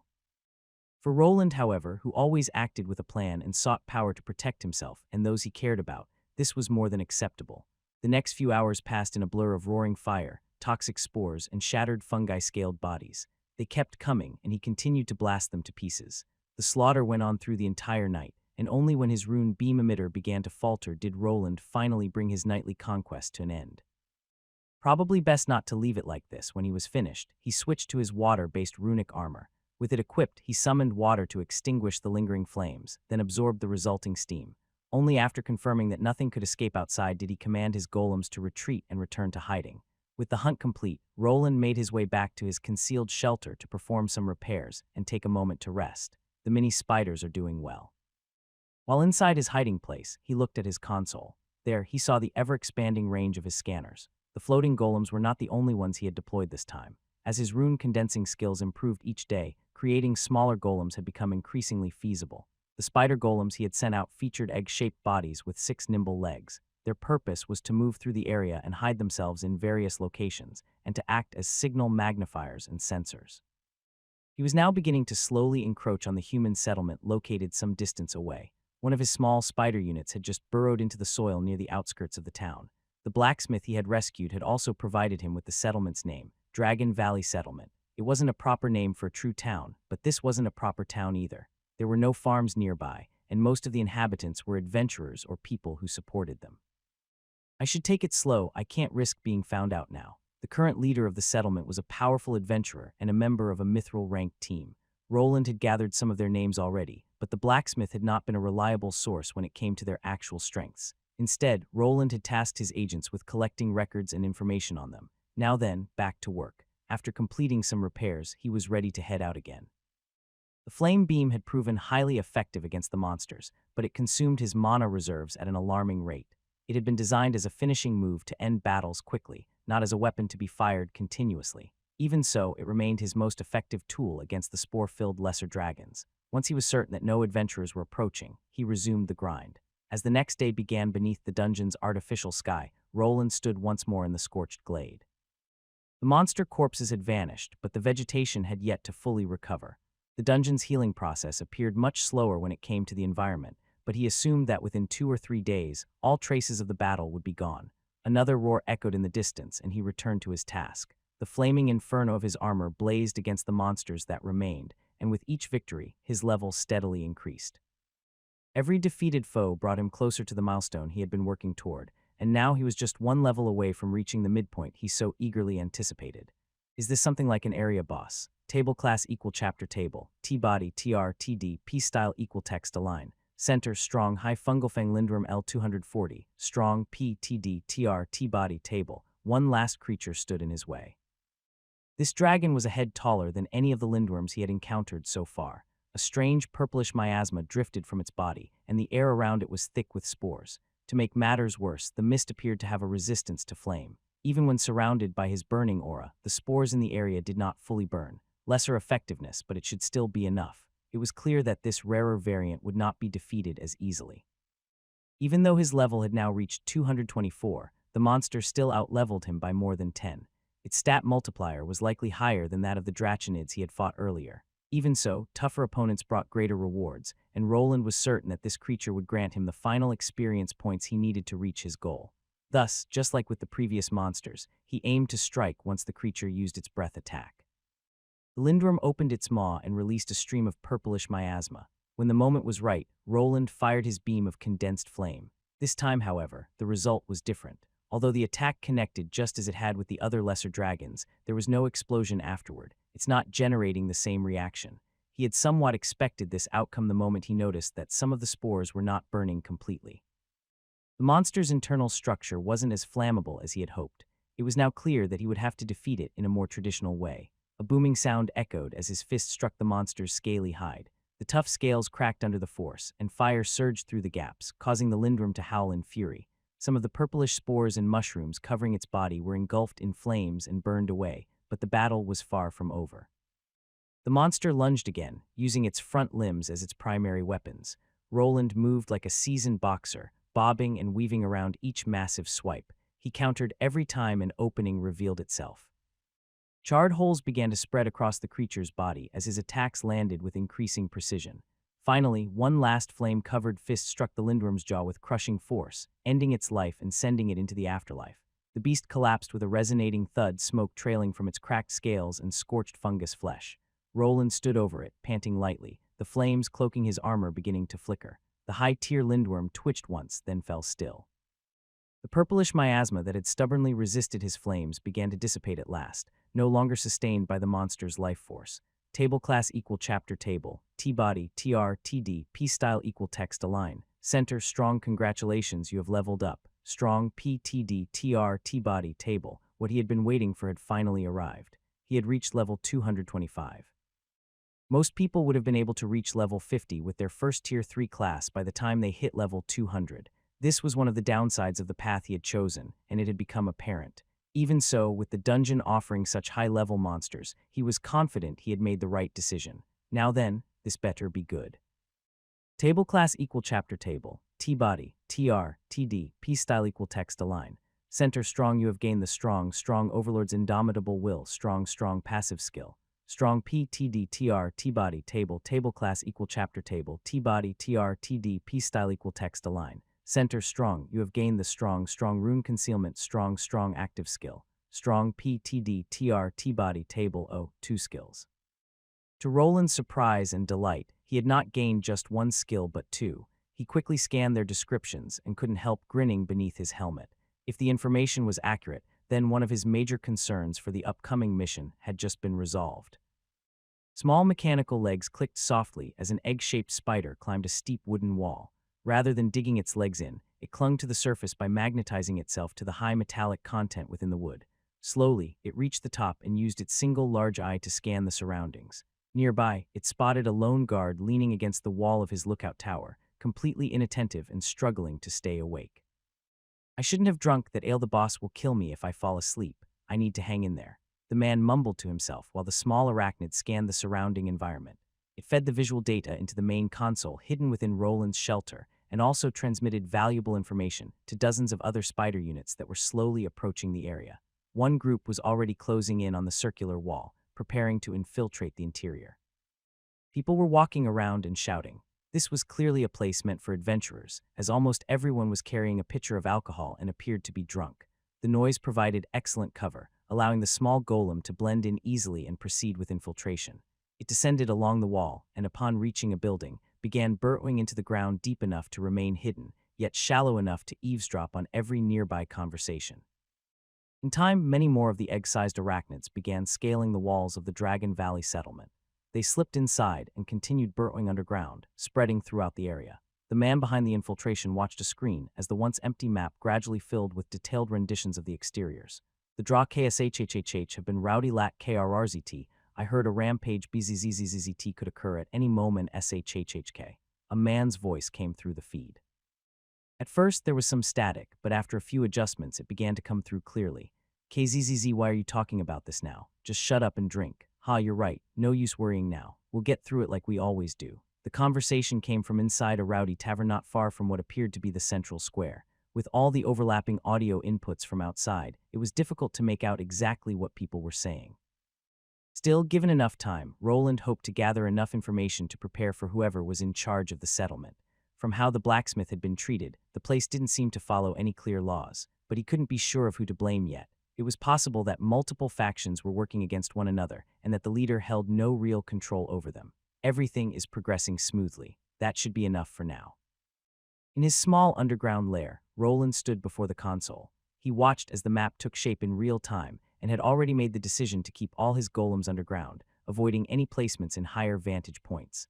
The dungeon floor was saturated with mana, which would help conceal the spider golems from mages and other detection skills. The underground net is now set up. His golems were designed to exchange information with each other through an underground network. They kept sending signals horizontally to avoid detection, and for now, it seemed to be working effectively. The adventurers living here probably never expected anyone from outside to be monitoring their entire settlement from every direction. As long as none of his golems were uncovered, he expected to remain hidden. Even if one of them was discovered, it was built to self-destruct and leave no trace behind. Without both a runesmith and a runemage working together, no one would be able to trace the signal back to his current location. Then, if they managed to do so, he could still escape through the teleportation gate and destroy his hidden lair to eliminate all evidence. Now then, the blacksmith's home should be somewhere around here. While his main reason for placing sensors around the settlement was to gather information on the residents, he also had a secondary objective. The two men who had nearly killed the blacksmith he questioned had mentioned something about the man's family. As someone who had his own loved ones, this didn't sit well with him. If he ignored it now, his conscience would likely keep him awake at night. This might take a while. Let's give the order to filter for any mentions of the name, Erms. After giving the order, he leaned back and turned toward his status screen. He was now a level 50 runesmith overlord, and for one reason or another, this advancement had granted him not just one new skill but two. Table class equal chapter table. T-body, TR, TDP, strong, rune concealment, strong, P, TD, TDP, strong, active skill, strong, P, TD, TDP, strong, allows the runesmith to hide previously created runes from sight and detection by other spells and abilities. Strong P, TD, TR, T-body table. He first examined the active skill rune concealment.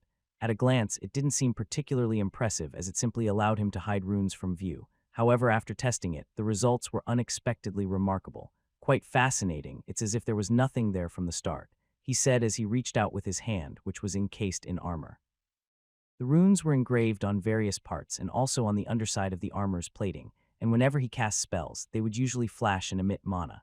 While there were already methods for masking such traces, none were perfect. Yet once he activated the skill, the vibrant glow began to fade until his gauntlet appeared entirely devoid of magic. If I didn't know something was there. It was a remarkable ability that concealed all traces of runic magic. Once activated, it consumed a steady amount of mana to keep the runes hidden on any target he chose. As long as the runes remained inactive, they would stay undetectable. The only limitation was its continuous mana cost, similar to a buff spell. When used on objects, the concealment lasted for a limited time, no more than 10 minutes. With this skill, they shouldn't be able to detect anything. Only one day remained before his departure to Iskard. There was a major problem with the assembly as he couldn't bring his full arsenal with him. Although he had created several methods to summon his gear within seconds, they were problematic solutions. In a world where Tier 3 and Tier 4 class holders fought, even a fraction of a second could mean death. He had built a special launch platform that could fire his armor into the air, allowing him to leap up and equip it midair. It felt like a ridiculous transformation sequence, and he was glad he likely wouldn't have to use it.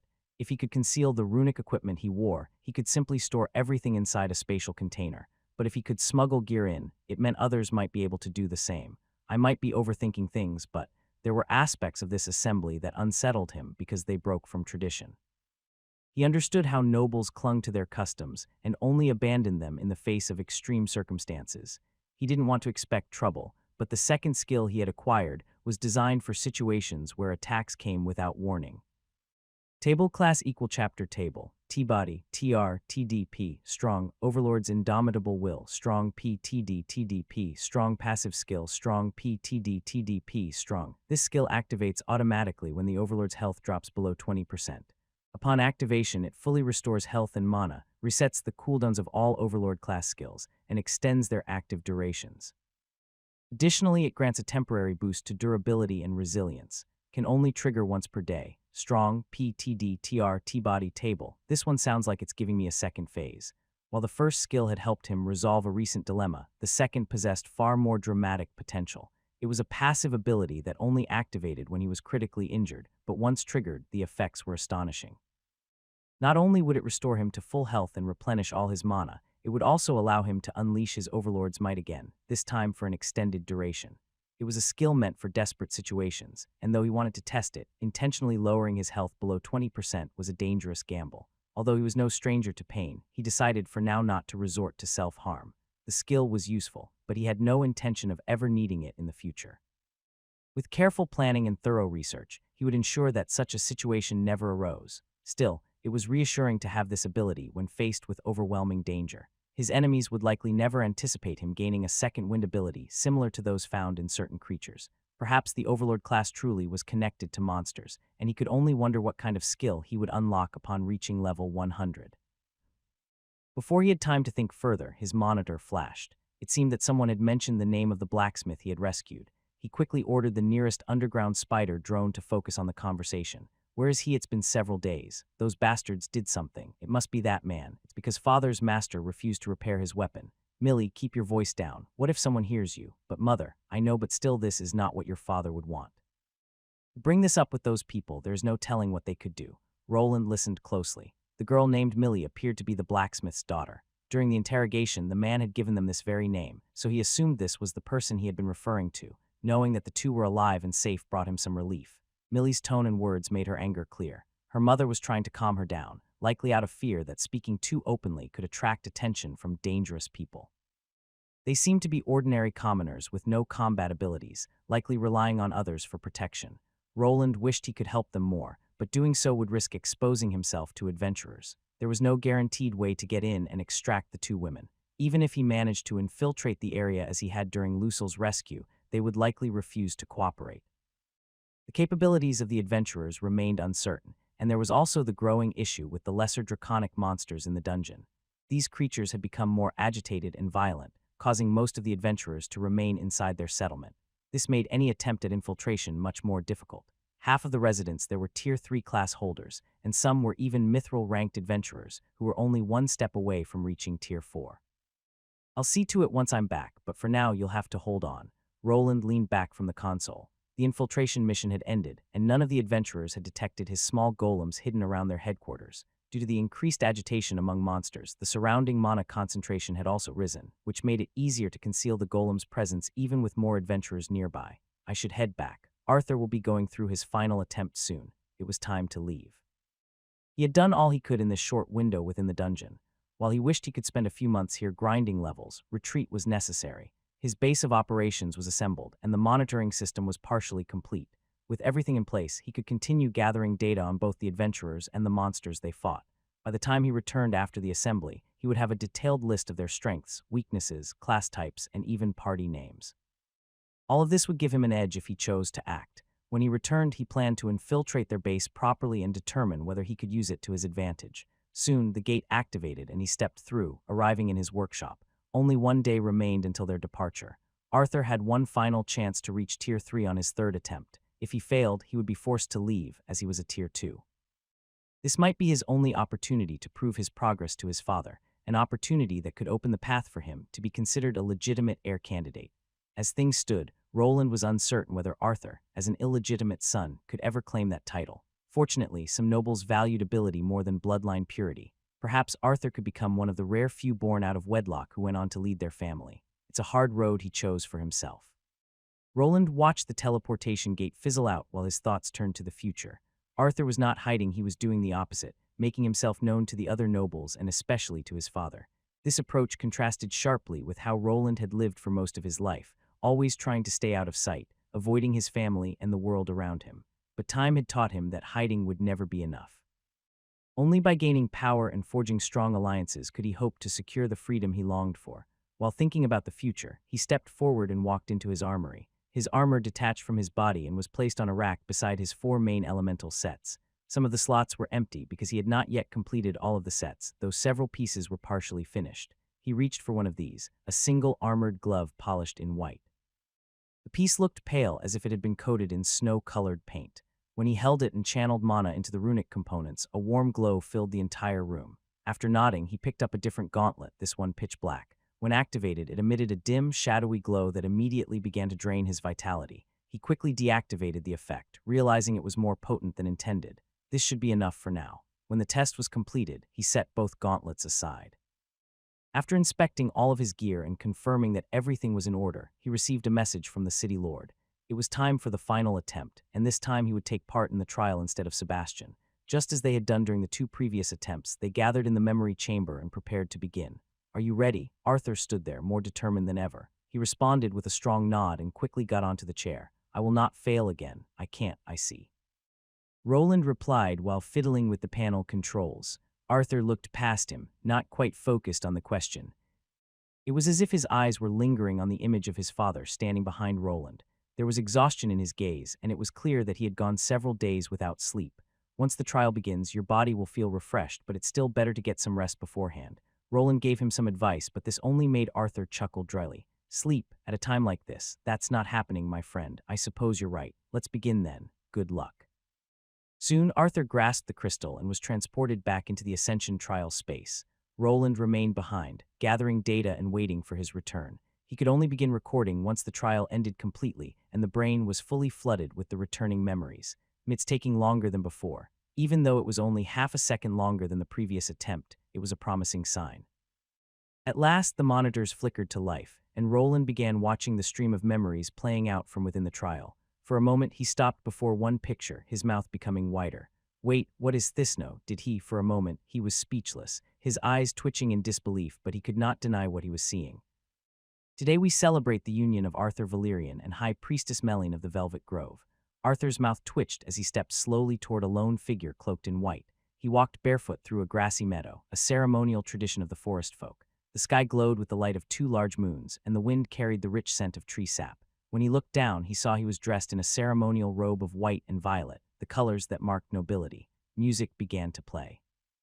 A soft melody filled the air as people cheered, and Arthur looked toward the lone figure waiting at the altar. She stood still, draped in a white dress and a long veil. Arthur couldn't help but notice the strange way the fabric clung to her body, making it difficult to tell what lay beneath. "I can do this. This is just a trial. None of this is real." He swallowed hard and stepped forward toward the person who was meant to become his wife.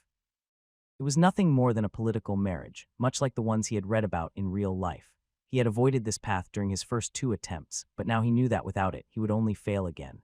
Soon, he reached the forest altar and stood beside his bride-to-be Melline. This was a purely political marriage, one in which he did not even know the true face of his future wife.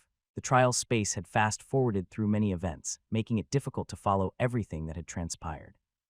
In the past, he had spoken with the woman's father and worked to convince him that he would make a good husband. It had been a challenging task that required several conversations, the use of resources, and the elimination of rival suitors. Some were defeated in duels, while others were discredited through carefully spread rumors. He had stopped short of resorting to assassination, but only barely. Now he had finally arrived at this moment. Despite his nervousness, he kept reminding himself that this space was nothing more than an illusion. Once it was over, he would receive the ultimate reward, a prestigious lordly class that he could present with pride to his father. The ceremony continued. Arthur stood before the altar, heart beating slower now, but still the tension wasn't leaving his body. As the spirits of the grove bear witness, forged through will and sacrifice, sealed beneath the 2 moons we will bring, the priest continued with a rather long speech. Arthur could hear some of the guests weeping tears of joy while all he wanted was to go home. Eventually, silence settled over the crowd and the priest stepped back. It was finally time for the ceremony to end. Now, Arthur Valerian, you may unveil your bride and become one with the Velvet Grove. It seemed the ceremony was over. All that remained was to remove the veil, and then he would be recognized as the lawful husband of this woman. His hands moved slowly and trembled slightly. He brushed the silken veil aside and saw her face. The guests behind him began to cheer as the bride was revealed, but everything inside him went still. Her face was more or less what he had expected, but seeing it up close made it nearly impossible not to turn away and run. 2 large amber eyes blinked at him, framed by curled lashes. Her entire face was covered in white wool, soft and pristine, with an oddly puffy texture. Where a nose should have been, there was a small black snout that barely peeked out from beneath the thick fleece. She was not human. She was mostly sheep. Arthur had seen beastmen before, but most of them had only minor animal traits, like his maid Mary, who had different ears and a tail. That was manageable, but this woman standing before him was far more animal than human. She could walk upright and speak, but she was undeniably more sheep than person. The same seemed to be true for the rest of the Velvet Grove. The priest who had officiated the ceremony was a large stag, with antlers rising high from his head. As the crowd applauded the ceremony's conclusion, Arthur only had one thought. This should be enough, right? The trial will jump to the next event now, right? The Ascension trial usually skipped past events like this, returning him to his domain or placing him inside his carriage. But this time, it did not work the way he had hoped. Instead of passing over the celebration, he found himself dancing with his new bride. Her hands were not human. Instead, she had fluffy cloven hooves that felt strange to hold. The 2 moons cast a silver glow over the grove as Arthur led her through the opening steps of the traditional dance. The music was sweet, slow, and surreal. Around them, animal denizens swayed and clapped in rhythm. This was not the first time the trial had caught him off guard. It had already taught him that becoming a lord required more than military strength. Politics, diplomacy, and charisma mattered just as much. Without gaining allies from every corner of this strange realm to impress the king, he had no chance of progressing. Drinking and partying followed. For some reason, the trial forced him to endure all of it as if mocking him. For several hours, he greeted guests and accepted their gifts with awkward formality. Some of them held real influence, and he was expected to give each one his full attention. But even when the festivities seemed finished, the ceremony continued. Now he stood frozen before a large, ornate door. Why hasn't it ended yet? Do they really expect me to go through with this? Lord Valerian, please accept the ceremonial shears. Shears, a butler who resembled a goat, handed him a cutting tool. It looked like a large pair of scissors. The goat-like servant gave him a wink and stepped away. Arthur stared at the door. His wife waited behind it. From what he had gathered, this tool was necessary for completing the marriage ceremony. Without finishing it, he would not receive the armies he needed to succeed. Dear husband, I'm ready, you can come in. Her voice was gentle yet hesitant. Arthur pushed open the door and saw her waiting on a massive bed. She was a round ball of fluff, so dense he could barely see her body. The shears made sense now. Without them, he could not proceed with the ritual. He stood at a crossroads. He was not sure he had the strength to go through with it. He took a few hesitant steps, reminding himself that this was only an illusion. His heart pounded loudly as he slowly moved forward. He slowly raised his head, but just as he did, something burst into view, startling him so badly that he nearly lost his balance. Table class equal chapter table, T-body, TR, TDP, strong. Would you like to skip this part of the event? Strong, PTD, TR, T-body, table, oh thank the gods. He cried out in relief. A system window appeared before him, offering an alternative. The suddenness of it startled his bride, who nearly rolled off the bed. His hand trembled as he carefully selected the correct option, terrified of clicking the wrong one. The world around him began to blur. The familiar sensation of transition overtook him. It was finally over. He would not have to see this through. Perhaps now he could finish the trial without failing again. No one can ever know about this. When the event ended, he was transported back to his castle. He was now a proper noble lord, commanding vast armies. His once solitary throne now had a smaller one beside it. His wife sat there, though much of her wool was now gone. He could only imagine what had taken place that night, and he vowed to carry that secret to his grave. Was that a sheepin or those? Roland stood within the memory chamber, staring at the rapidly shifting flashes being uploaded into his console. His sharp eyes and heightened perception allowed him to catch more details than most. He had seen the strange wedding and caught a full view of Arthur's wife.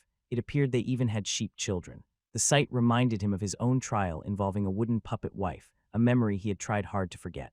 Are all these Lord trials like this? What kind of twisted god comes up with these scenarios? Although he knew Arthur's trial was similar to his own, he had not expected it to force him into marriage.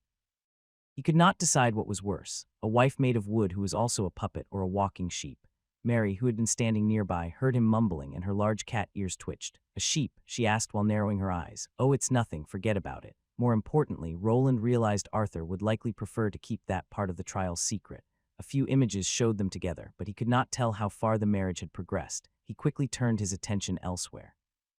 The memories were flooding back, but something about the process felt different this time. The memories aren't getting erased. Mary caught the importance of his words immediately. They aren't. Does that mean, yes, he must have succeeded in his trial? If the memories remained intact after the Ascension trial, then there was only one possible conclusion. He had reached the third tier of class advancement. After a few seconds, Arthur's fingers began to twitch. Suddenly, his eyes flew open. He jumped forward, nearly falling from the foldable chair, but Mary caught him just in time.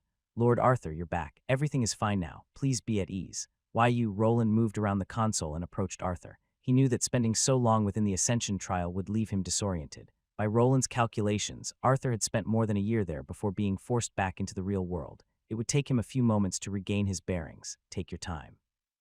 You're back and you were successful. Congratulations. Arthur sat in silence, his head shifting and his eyes scanning the white room and the surrounding runic equipment.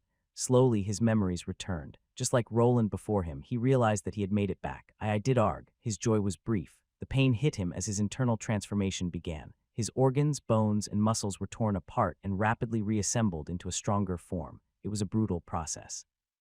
Fortunately, Roland had prepared several pain-dampening spells, and within moments, Arthur no longer felt anything. Just lie down for now. Let the transformation happen. Don't fight it. Roland activated his identification skill and observed the changes taking place within Arthur's body. The transformation was immense, even more dramatic than what Robert, his older brother, had experienced.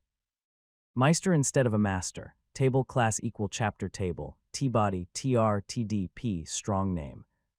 Strong P, TD, TDP. Strong Arthur Valerian L151. Strong P, TD, TR, TR, TD Rospen equal 5. P, strong classes. Strong P, TD, TDP. Strong T3 Duelmeister High Lord L1. Strong P, TD, TR, TR, TDP. Strong T2 Aura Duelist L50. Strong P, TD, TR, TR, TDP. Strong T2 Spirit Fencer L50. Strong P, TD, TR, TR, TDP. Strong T1 Sword Warrior L25. Strong P, TD, TR, TR, TDP. Strong T1 Warrior L25, Strong P, TD, TR, T-Body, Table. Without hesitation, Roland took a quick glance at Arthur's status screen. The class Arthur had received followed a naming pattern similar to the Runesmith High Lord variant Roland himself could have chosen in the past. Due to Arthur's current state and lack of defensive barriers, Roland was also able to view his most personal skills, and more importantly, the stat multiplier. Table class equal chapter table, T-Body, TR, TDP, Strong. Duelmeister High Lord Strong P, TD, TDP, Strong. Class Strong P, TD, TDP, Strong. This class grants an 80% bonus to HP, MP, and SP. The stamina cost of using aura and aura-related skills is reduced by 40%.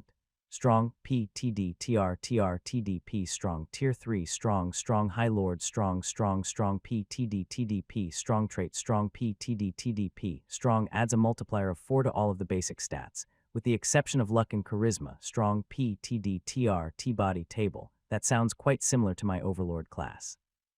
The benefits just focus on stamina and aura instead. The similarities were obvious. If Roland had chosen the High Lord path, he would have received the same multiplier of 4 instead of the 4.5 that came with his current class.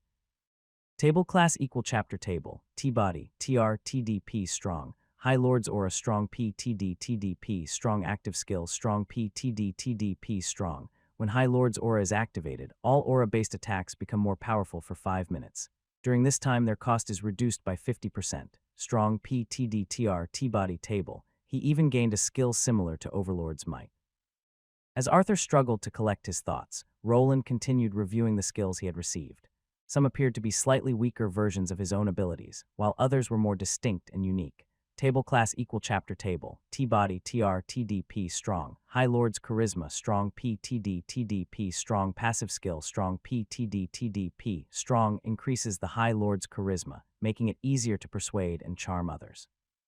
Strong PTD TR T-body table class equal chapter table, T-body TR TDP strong duel meister swords blades strong PTD TDP strong passive skill strong PTD TDP strong improves proficiency with swords and other bladed weapons. This proficiency increases further during one-on-one duels.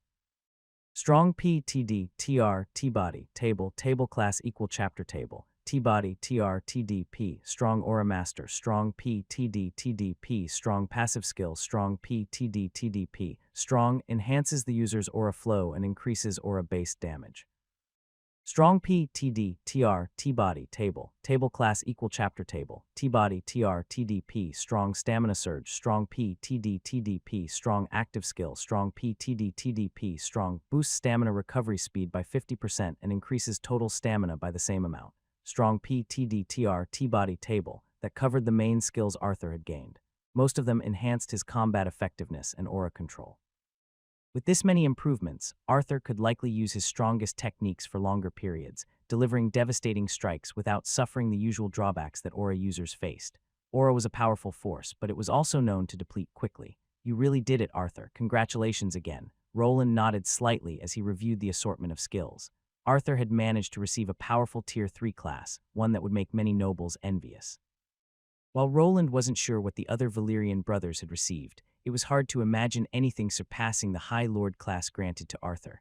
It's finally over, right? While Roland admired his noble friend's achievement, Arthur seemed more relieved than proud. Roland understood that feeling well. After leaving the world filled with wooden puppets, he too had needed time to come to terms with everything. Unfortunately, Arthur had little time to reflect as they would need to depart soon. Their visit to Iskard was less than a day away, and there was little left to do besides rest. Yes, it is Lord Arthur. Please allow me to help you up. As you wish, Lord Arthur. But Sir Roland, what was that about sheep? Roland froze. Arthur froze as well, and his eyebrows twitched slightly. Mary raised an eyebrow, uncertain what was happening. She glanced toward one of the screens still displaying fragments of memories from the Ascension trial. She took a step towards one of them, but Roland quickly blocked the path forward. It was nothing. I just thought we might get some wool for the bedding. Roland quickly waved his hand and shut off the power to all the screens in the chamber. He watched Arthur's face go pale as the realization sank in. Someone else had seen the memory. Why don't you take Lord Arthur back to his mansion? I'm sure he's hungry and needs some rest. He started coughing loudly and acting strangely. Mary narrowed her eyes, but after seeing her weary lord nod repeatedly, she gave in. Yes, of course. Arthur let out a sigh of relief as he rose from the chair. Roland stepped behind him, placed a hand on his shoulder, and whispered quietly, "Don't worry. Your secret is safe with me. I've already destroyed all of the evidence." A small tear formed in Arthur's eye as he nodded and moved ahead. With everything settled and his advancement to Tier 3 complete, it was finally time to depart for the main city of Iskard. He wasn't sure what awaited them there, but if all went smoothly, it would be nothing more than a dull ceremony. After a few uneventful days, he hoped to return and focus on the dungeon once again. He still wanted to achieve more levels, something he still desperately needed. The sound of metal striking metal echoed through the stone walls of Roland's workshop. Sparks burst from the glowing piece of metal as he brought his hammer down again, driving the precise curvature into the steel with the same kind of obsession he reserved only for his finest works. His eyes, shielded behind thick work goggles, remained wide open, focused on an enhanced view. With each strike, a display lit up, revealing a series of numbers and small diagrams that only he could interpret.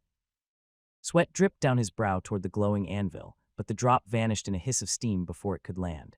He kept hammering, faster and faster, as if racing against time. The weapon he was shaping began to take form, becoming something long, thin, and sharp. His hand moved in a blur as magic crackled with every blow, charging the metal not only with heat but also with raw magical energy. The blade's final shape emerged, revealing the profile of a weapon typically used for heavy rapiers. Nearby, an ornate hilt sat ready, assembled and waiting for the completion of the most vital piece. Roland did not pause until he was certain the metal was ready for the final stage. Only then did he stop and turn his head toward his assistant, Bernier, who was waiting nearby. He gave a silent nod, and the ornate hilt was lifted and brought over. This was the most critical part of the process, the fusion of the blade and hilt. The metals used in this project were notoriously difficult to work with. Once they cooled, they could not be reshaped without being destroyed, as the heat required to do so would have to be many times greater than what was currently being applied. The blade began to float in midair, held in place by a magical spell that continued to generate heat and keep the metal malleable. Bernier stepped forward and pressed the hilt into position from one end. His entire body was wrapped in layers of protective material that concealed his form completely. While Roland could endure the heat and magical forces with nothing but his own body, a more common craftsman like Bernier needed protection from the hazardous energy. Soon, the hilt slid into place with a sharp hiss that echoed through the chamber. The fusion was not only physical, but also magical. As the pieces joined, the metals merged seamlessly, and the pre-crafted rune traces aligned and bonded with perfect precision. Roland remained focused on the task, his hand resting on the charring blade without harm. He guided the mana in the correct direction, ensuring the hilt settled into place exactly as intended. Once satisfied, he gave a nod to Bernier, signaling him to step back. It stabilized. The hilt application sequence was successful. While the two craftsmen focused intently on their work, a voice echoed through the chamber, seemingly coming from every direction.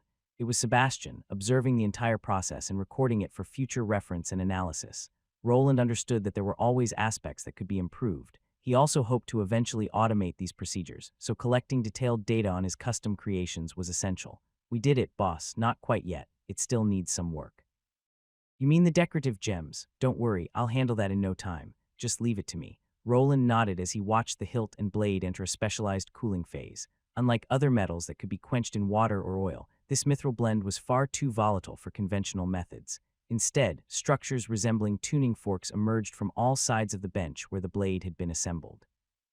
While Bernier could not see much with the naked eye, waves of mana began to strike the sizzling blade from every direction, rapidly cooling it in a controlled and even manner. Once it was finally safe to handle, his assistant grabbed a pair of tongs and carefully moved it to another workstation. Although the blade was now fully forged, it still required ornamental details worthy of the noble who would one day wield it.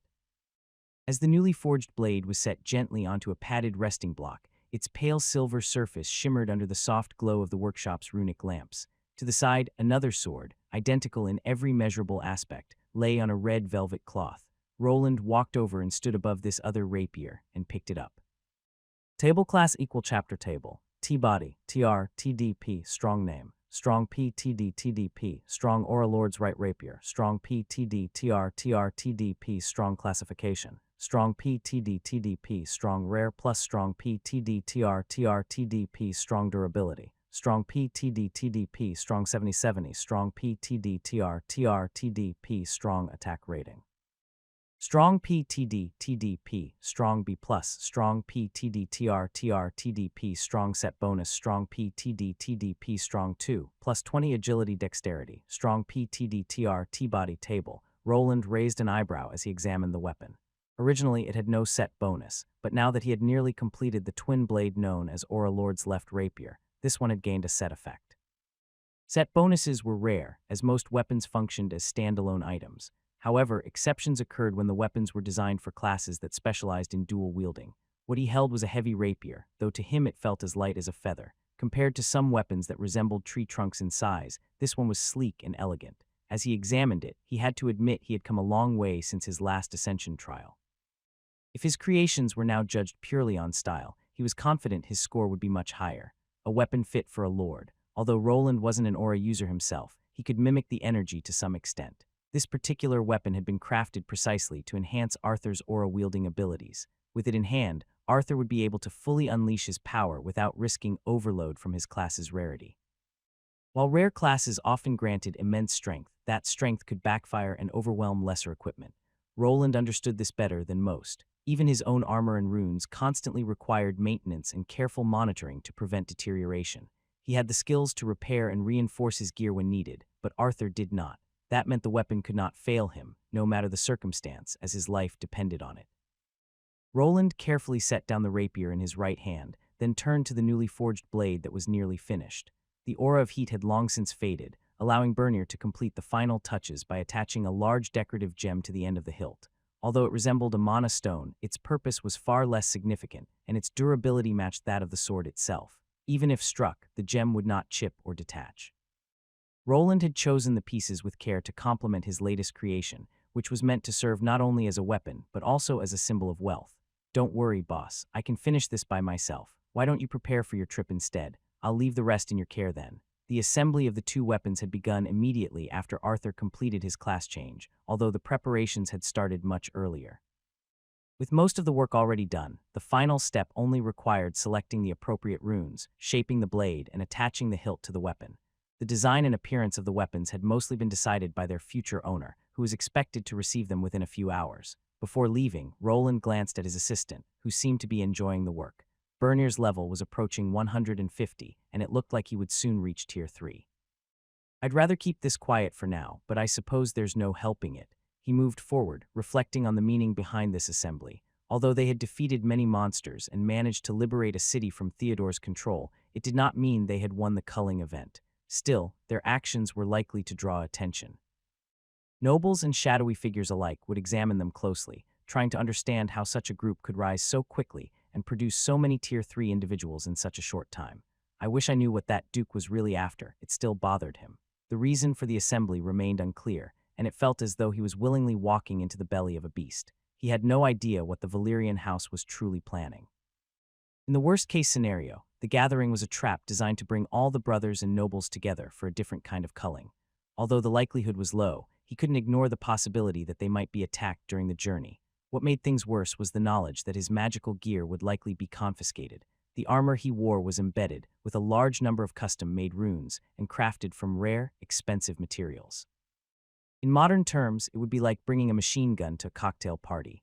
There was no chance he would be allowed through the front entrance with equipment like that, so he either needed to remove it entirely or find a trench coat large enough to hide the equivalent of a machine gun beneath it. Fortunately, he had the largest coat this world could offer, spatial runes capable of holding enough gear to fill an aircraft hangar. The challenge was sneaking it all in without being detected, which could turn out to be either surprisingly simple or frustratingly difficult. As he walked forward, his gaze settled on the array of armor and weapons on display. Each piece glistened and radiated power. Wearing even one of them to the gathering would spare him a great deal of trouble, but he knew that was out of the question. Instead, he needed to approach this with strategy and precision. He stepped into his armory, where all his elemental armors stood on display across the racks. Just a day earlier, he had worn the salamander set to battle plant-based lesser dragons. He approached the scaled red armor and pulled something from it, a card. It looked like an ordinary playing card, the King of Hearts, but it was far more than that. As he channeled his mana into it, glowing runes activated, and the armor vanished, pulled into the spatial pocket hidden within the card. This seemingly simple piece of paper now stored an entire suit of armor. When the rune was activated again, the card would ignite like a scroll, releasing the armor. Even if the card were destroyed, he had the coordinates of the spatial pocket memorized, so the armor would never be truly lost. It was a clever trick, but he had learned not to rely on a single solution to a problem. At first, he had considered storing every suit of armor inside the deck of cards. The thought of compact, portable access to his arsenal was tempting, but he hesitated. If the guards ever confiscated the cards, he would be left defenseless. It was better to avoid putting all his eggs in one basket, so he decided to diversify his approach. Now he held a silvery clasp, the kind used to secure a cape, engraved with the Valyrian crest. This would store his all-purpose mithril armor.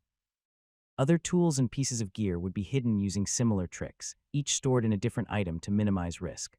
A soft light began to pulse throughout the armory as the suits of armor disappeared one by one from their racks. Only once they were all safely stored did he turn away and head toward the elevator. He stepped outside and walked toward his house, where his wife was already waiting. He wasn't planning to wear one of his more powerful armors to the meeting, but that didn't mean he would go completely unprotected. The High Knight Commander was still known for runic equipment, so it would be suspicious if he came wearing nothing at all. This takes me back. He stood in the living room, clad in armor that resembled his old Tier 2 runic set. It lacked the imposing presence of his more advanced suits, but it carried a sense of familiarity.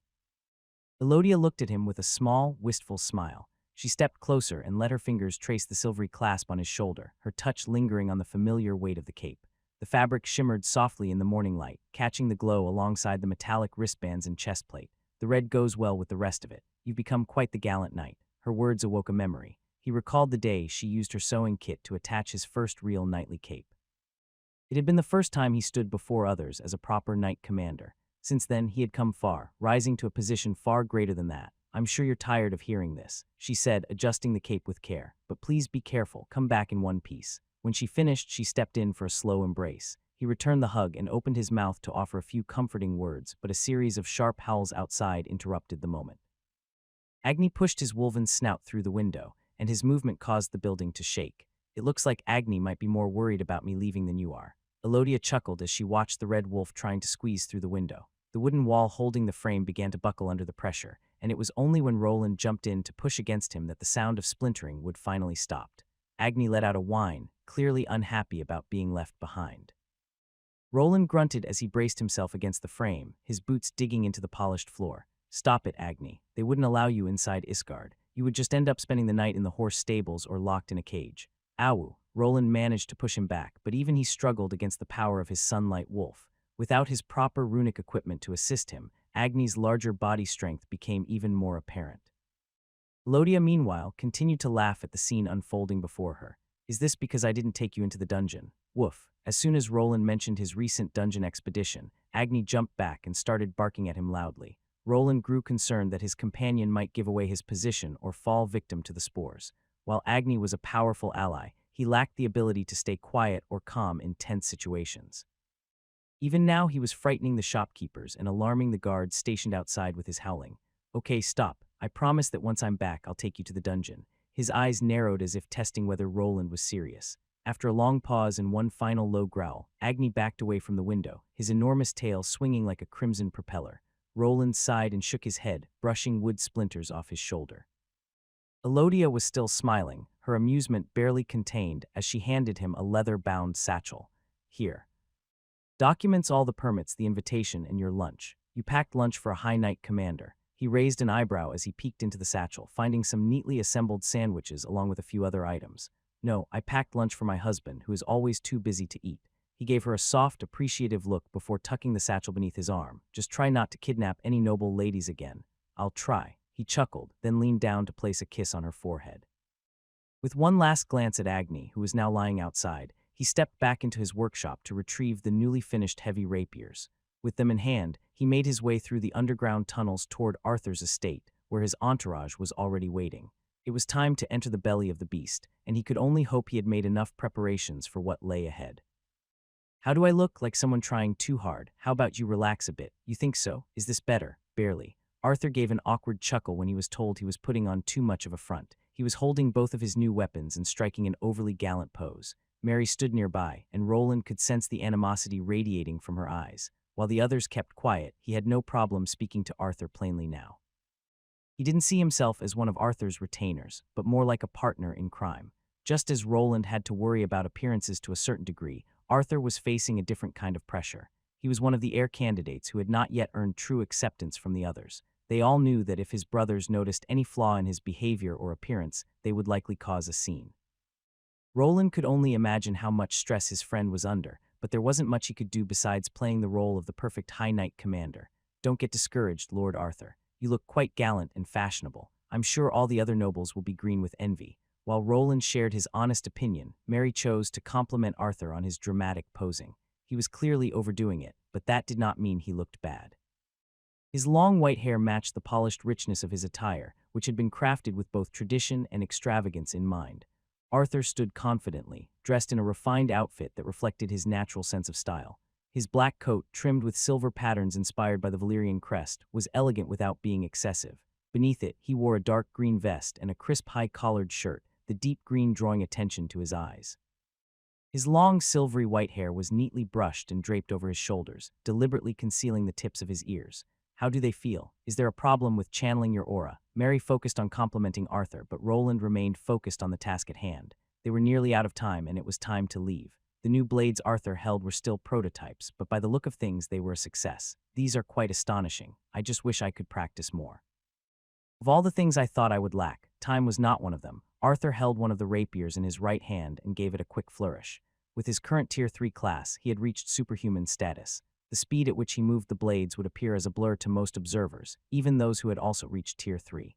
In the past, he had given up on the idea of advancing this far and believed he would eventually fade into obscurity. Now, however, it felt as if there was too much to do and not nearly enough time to do it. Unfortunately, we don't have time. Once we're back, I'm sure you can take Mary and finally explore the dungeon properly. I could even prepare a proper suit of armor for you and some of your guards, Roland said as he moved toward the door, clearly urging them to leave. That would be splendid, my friend, Arthur replied with a cheerful tone, then turned to his maid. Ah, yes, we did have that agreement, didn't we, Mary?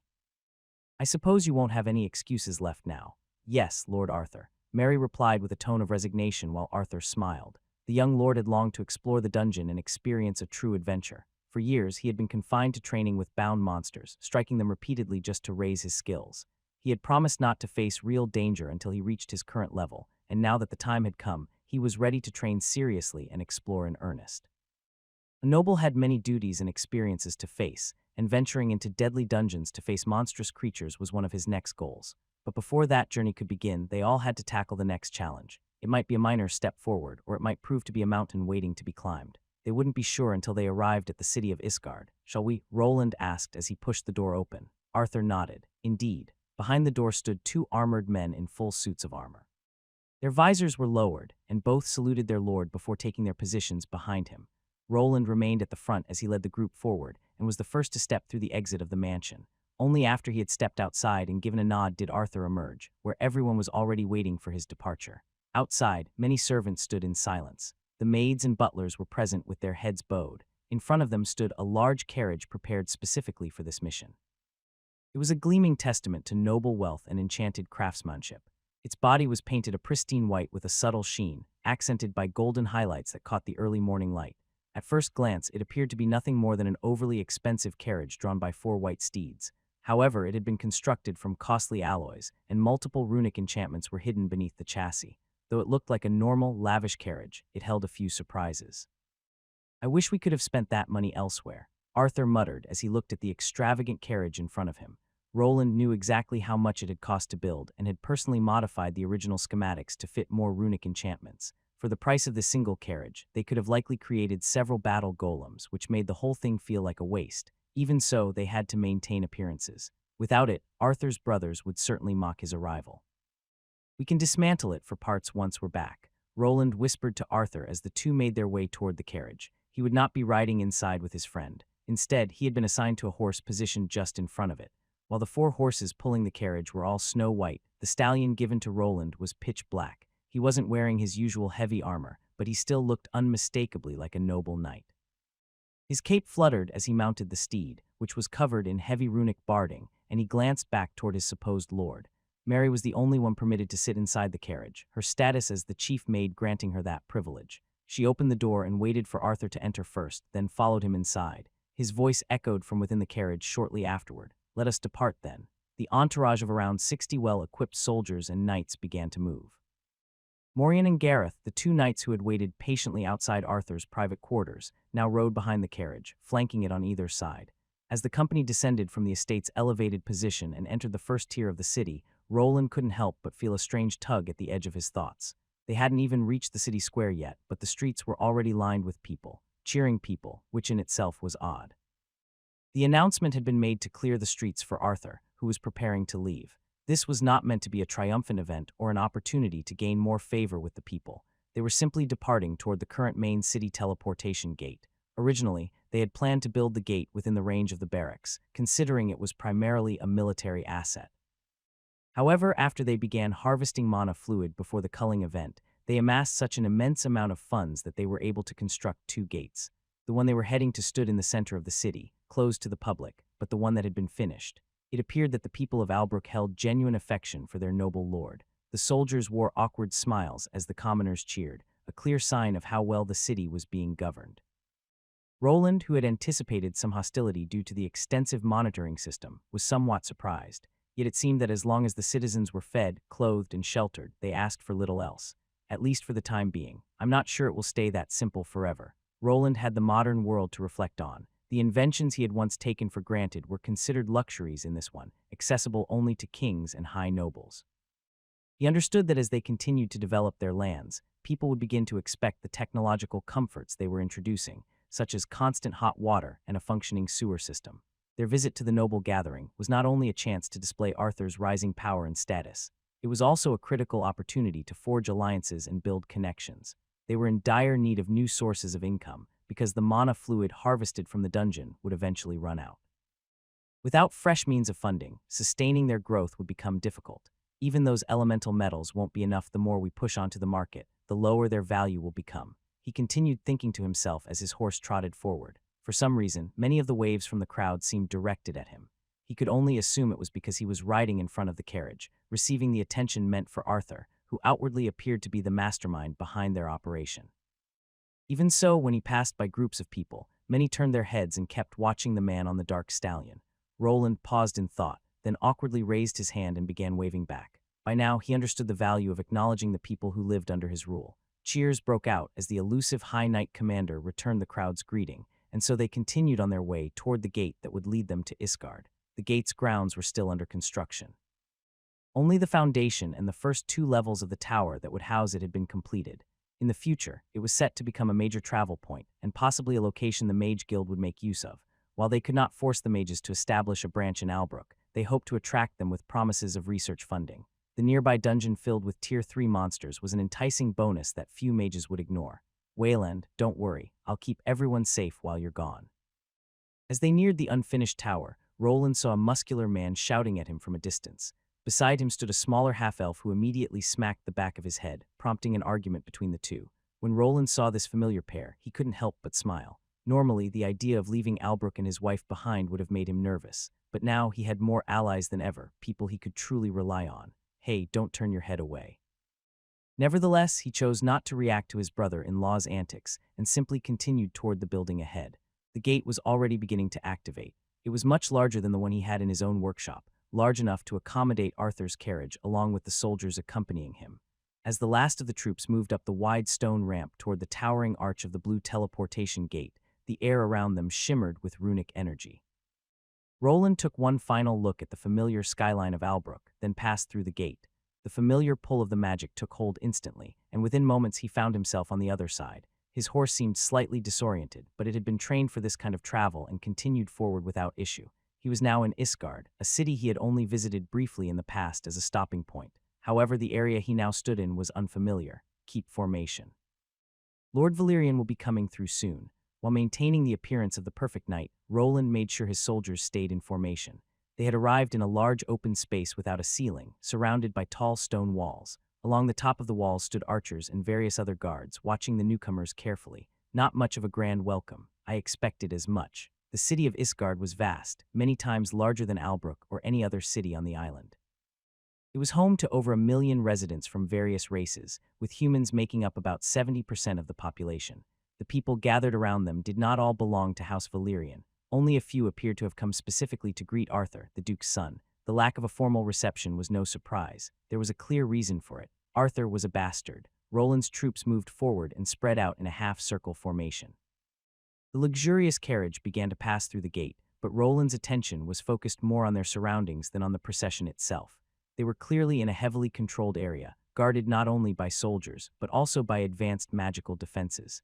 Several magical devices were pointed directly at them, similar to the enchanted weaponry Roland had seen in Aldbourne, though far more sophisticated. In addition to the usual enchanted ballistae, he noticed mechanisms capable of launching magical flames toward their position. Even worse, the ground was rigged with traps that, if triggered, would incinerate the entire area. How dare they? It's fine, Mary. We were expecting this. But Lord Arthur, this is a faux gate. They are treating us as enemies. Please calm yourself, Mary. It's not as if I can complain. Arthur tried to soothe her, but Roland remained fixated on the term she had used, faux gate. These were strategic magical gates designed to lure enemies into traps. They were often employed in castles or strongholds, where defenders would allow enemy forces to teleport through, only to rain magical destruction on them the moment they arrived. If necessary, the defenders could activate powerful traps that would annihilate everything in the targeted zone. To Roland, it was obvious that whoever had chosen to bring them through this particular gate was sending an obvious message. Arthur was not welcome. They could not be certain whether the one pulling the strings was the Duke himself or one of his children, but Roland suspected the latter. The Duke did not usually involve himself in the petty rivalries of his offspring. He let them handle matters on their own and would likely only step in if things became too violent. Greetings, Lord Arthur Valerian. I'm glad you arrived just in time. A man who looked like a butler greeted them. He offered the customary bow and spoke with the expected politeness, but there was a strange smirk on his face. His eyes were narrow, almost sly, giving him the appearance of a fox in the act of squinting. Then, just as Roland dismounted and was about to hand over his horse's reins to one of the servants, the man spoke again. "It is unfortunate, but would the young lord kindly vacate the premises? The gate needs to be activated again." He bowed again, this time with a mock display of courtesy. It was clearly intended as an insult directed at Arthur. The meaning was not lost on the others either, as a few nearby servants and soldiers began to snicker. There was no longer any doubt that they weren't taken seriously. Roland wanted nothing more than to strike the man across the face, but he restrained himself. This could easily be a trap, and they still had no idea who this man really was. It was wiser to stay calm. They had entered the belly of the beast, and anything could happen. "They aren't taking us seriously. The message is clear." Roland stood still, watching the soldiers surrounding them. His group numbered around 50, with 5 of them being Tier 3 class holders. Their opponents had twice the number of troops, but among them there was only one person at Tier 3. Still, they possessed a variety of enchanted weapons, and the traps set up around this fake gate could not be dismissed. Do they not care, or was the deception successful? The entire city of Albrook was under surveillance through his monitoring devices. Whenever someone passed through the main gate, their mana fingerprint and level were recorded. Even if they wore enchanted items to conceal their status, his runic devices could uncover the truth. This method had exposed numerous spies. Some were eliminated, while others were handled by the maids using various methods before being released with false information. That might have explained today's treatment, although simple disdain for Arthur's presence could also be a contributing factor. You dare take that tone with Lord Arthur Valerian. Regardless of the reason, Roland had to act. As the second in command, he could not allow this insult to Arthur to pass unanswered. It was a direct challenge. As High Knight Commander, it was his duty to respond. He stepped forward toward the man who had asked them to clear the area, ready to deliver a few carefully chosen words. Roland strode toward the fox-eyed man. Although he wore lighter armor than usual, he still towered over the seemingly unassuming butler. To most people here, the man likely appeared harmless, but Roland could see through the act. He was similar to Mary, a hidden Tier 3 assassin. Without a doubt, he was the strongest person present and likely had a method of escape prepared in case the traps were triggered. The fox-eyed man's smile remained, but his posture tensed. He was no fool, as he could feel the shift in atmosphere, the invisible weight of killing intent pressing in from Roland's every step. The knights behind Arthur instinctively tightened their formation, eyes shifting between the gate's defenders and their commander. Now, the butler said with a practiced chuckle, lifting one gloved hand as if to wave away Roland's fury like a puff of smoke. "There is no need for such words. This is just a simple matter of logistics. I'm sure the young lord will understand silence. Show some respect." Roland's voice turned colder, infused with his intimidation skill. The Tier 2 soldiers surrounding them began to feel the pressure bearing down on them, and even the defensive enchantments on their armor struggled to shield them. Though clearly affected, none of them collapsed, but the man standing before Roland remained unmoved. His smile did not fade, in fact, it grew wider. It was as if he had been waiting for this moment, as though the entire encounter had been a ruse to observe Arthur's response. Nevertheless, this was something the two had discussed beforehand. Roland raised his hand, and runes began activating, not on his armor, but on the massive sword carried by the horse. The large metal holster holding it in place started hissing, and the weapon slowly started to slide out of it. The sudden movement caused the guards and even the fox-like man to tense. The magical energy radiating from the sword was intense, strong enough that none of them could ignore it. But before the situation could escalate, a voice called out from within the carriage. "Sir Wayland, that's enough. Stand down." It was Arthur, speaking calmly to diffuse the tension just as they had practiced during their planning sessions. The young lord didn't want to leave anything to chance, so they had prepared for several possible outcomes.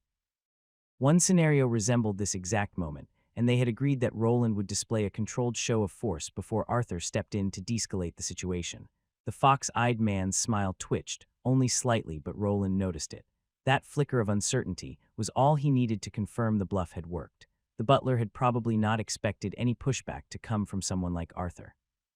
The sheer fact that he was able to control someone like High Commander Wayland already showed that he had his loyalty. These nobles thought Arthur was soft, but now perhaps they would think otherwise. "As you command, Lord Arthur." Roland held his ground for a moment longer, letting the silence settle around them. The massive rune sword, which had only halfway left its holster, began to slide back in on its own. The silence was intentional. He wanted to show them that they would not allow themselves to be pushed around. The pace at which they handled matters was theirs to set, and for now their plan appeared to be working. "I hope you're not planning to let my lord step out in this place." Although this part of the operation was finished, the battle itself was far from over. Roland stepped toward the butler, and the carriage began to move. Once it cleared the teleportation gate ramp, the fox-eyed man gave a nod and bowed. He then looked to the side and a new gate slowly began to open, revealing a path ahead.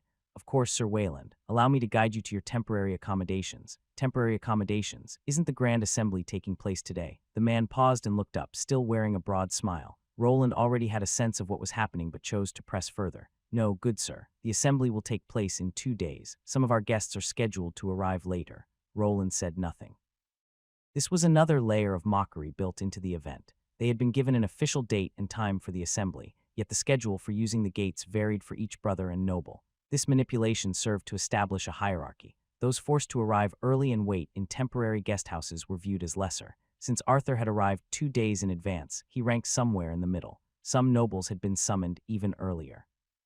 The other sons of Duke Valerian clearly didn't intend to let Arthur gain any standing without a fight, and they'd started that fight before the real gathering had even begun. Still, this was not a loss. Their arrival had already challenged assumptions. The fox-eyed butler's momentary hesitation was proof of that. Word of this encounter would spread. Rumors moved faster than banners, and Arthur's growing strength would be measured by how he endured this trial of politics. This was what I was trying to run from, but I got pulled back in anyway. Roland climbed back onto his horse, and they began moving. When he was younger, he had escaped his old home to distance himself from noble politics. Even though he had memories from his old life which made him an adult, he had still been naive. This kingdom, and likely the entire world, was controlled by people like these nobles. There was no real escape from it.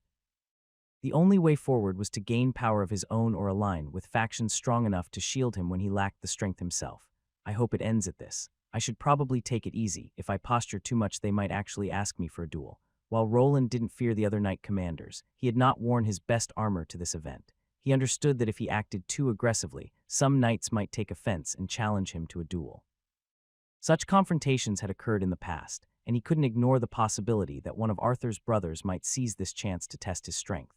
Wayland, the High Knight commander, had become the subject of many rumors, and this gathering presented a valuable opportunity to uncover some of his secrets. As they passed through the gate, more of the fortress's interior came into view. They were now in Iskard, the largest city on this volcanic island, and one located near the supervolcano dungeon. From this vantage point, however, the volcano was not visible. A powerful magical barrier blocked the sight of it and replaced the landscape with a scene that resembled a typical skyline. They had arrived directly inside the massive castle fortress built by the Valerian household, a self-contained city that stood in stark contrast to the lands beyond its walls. There is a massive environmental control formation around this entire castle.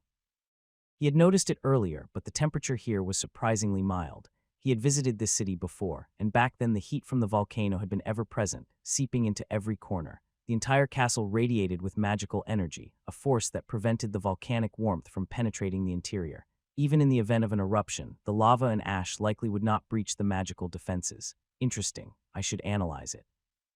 This barrier appears more advanced than any I encountered at the Institute. The area they had access to was closed off from the outside. It was clear that only the wealthy lived in this part of the castle, as there were no commoners or adventurers in sight. Their group continued forward, and Roland took a moment to assess their surroundings. Under normal circumstances, he would have deployed his sensors and flotation golems to scan the area, but that was not an option now. Any such action, if discovered, would put both Arthur and himself at risk. There was also the strong possibility that detection devices or surveillance magic more advanced than his own were present. The Duke was known to be a Tier 4 class holder, a level of power Roland had not yet attained. Thus he just used his eyes and senses that were available to him. To his knowledge, the Grand Castle was divided into 3 distinct areas. First, the outer castle area consisted of servants' quarters, training grounds, and infrastructure that supported the daily function of the stronghold. It also acted as the first defensive barrier, and from what he knew, took quite a bit of damage from the recent culling event. The third, the inner heart of the castle, was reserved for the highest nobility, including Duke Valerian himself. It was there that the most powerful enchantments were anchored, and where the family's most sacred relics were kept. However, Roland and the others had not been granted entry to it. For that, they would need to wait until every guest arrived, and the entrance would be open for everyone. They had been placed in the middle section instead. This area was known for its peace and leisure, something every noble hoped to experience at least once. After moving away from the area with the teleportation gate, they arrived in a vast courtyard paved with marble and surrounded by opulent manors.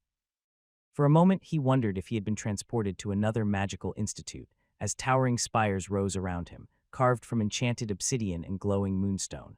This part of the city was home only to nobility, their personal servants, and a handful of exceptionally wealthy merchants. The area stretched wide and reminded him of green suburbs from the modern world. There were few shops here, as this place served purely as a secluded residential paradise, carefully planned to offer both luxury and tranquility to the kingdom's most powerful families. Most of the permanent residents were aging heads of noble houses. Many had relinquished their titles and chosen to retire here rather than remain on their ancestral lands. Some of the mansions were occupied by mistresses installed by high-ranking nobles, waiting to be visited for a few fleeting days before being left alone again for months. Similar areas existed in several other ducal cities, as well as the largest one in the capital. Although these districts appeared to be lavish paradises on the surface, they served a deeper purpose. They acted as a means to bind the lesser noble families to the high nobility. Some believed the residents here were not much different from hostages.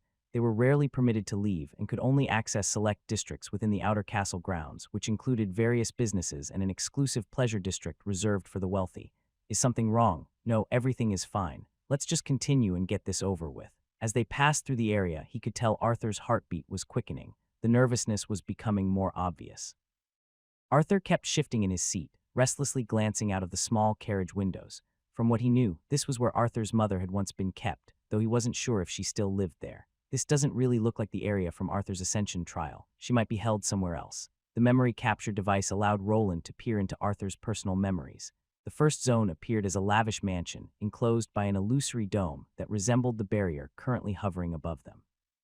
Although similar, there were clear differences. In the distance, he could see the main inner region of the castle along with the massive wall surrounding it.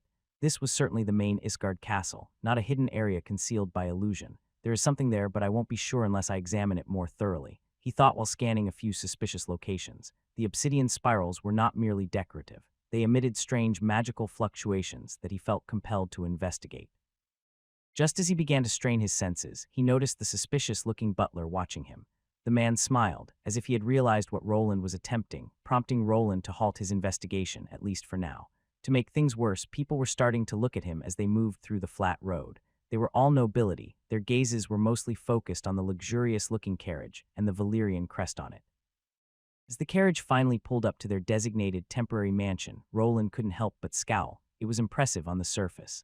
A tall white structure with silver-tiled roofs, flanked by trimmed hedges and small ornamental trees, it stood nestled just along the perimeter of the inner wall. The proximity to the wall said everything. This wasn't a place of honor. It was close enough to the servant area to mock them. Welcome to your residence, young lord. I do hope you find it comfortable. The message was clear. He had been placed in one of the mansions farthest from the inner castle area. This arrangement had clearly been prepared to send a message, though it was done in a way that did not openly display contempt. If they reacted without a proper excuse, they would risk becoming a laughingstock. However, Roland did not see this as entirely negative. The location was removed from the areas with heavier enchantments, suggesting that surveillance was not as intense. While there were no golemic cameras or sensors hidden here as there had been in Albrook, other magical devices capable of similar monitoring were still present. Roland dismounted with a sharp thud, his boots striking the stone path. He swept his gaze across the surroundings. More guards were stationed along the edges of the property, clearly positioned to keep watch over them. Subtle runic traps shimmered faintly among the flower beds. Wards lined the windows, likely placed to prevent anyone from sneaking out during the night. Only after he had scanned the area and given a nod did Gareth dismount his horse and open the door to Arthur's carriage. Arthur stepped out slowly, but his eyes did not focus on the temporary residence. Instead, they fixed on the grand Iskard castle in the distance. The city was vast, and even though the inner wall lay several kilometers away, the towering structure still appeared enormous. Roland noticed the flicker of longing in Arthur's eyes, but chose to remain silent. Instead, he turned his gaze to the same sight, taking in its grandeur. He could activate skills that allowed him to see the mana in the environment. Although the entire middle section pulsed with enchantments, it was insignificant compared to the massive column of radiant energy that surrounded the castle. This is going to be a headache. He already felt a faint pressure building in his skull just from being here, and it was clear this situation would only get worse. The power concentrated in this place was overwhelming, and they were now trapped. Leaving was no longer an option, and he knew he wouldn't be able to take control of the teleportation gates as easily as he had during his brother's rescue. They were stuck, surrounded by unfamiliar faces and watchful eyes. Any one of them could be a threat, and surviving the next 2 days would be a challenge. Arthur had already insulted one of his brothers, and the risk of assassination was very real. Then, to make things worse, the butler looked at the 50 soldiers they brought along and then spoke out. "Now then, I shall escort your forces to the outer castle district."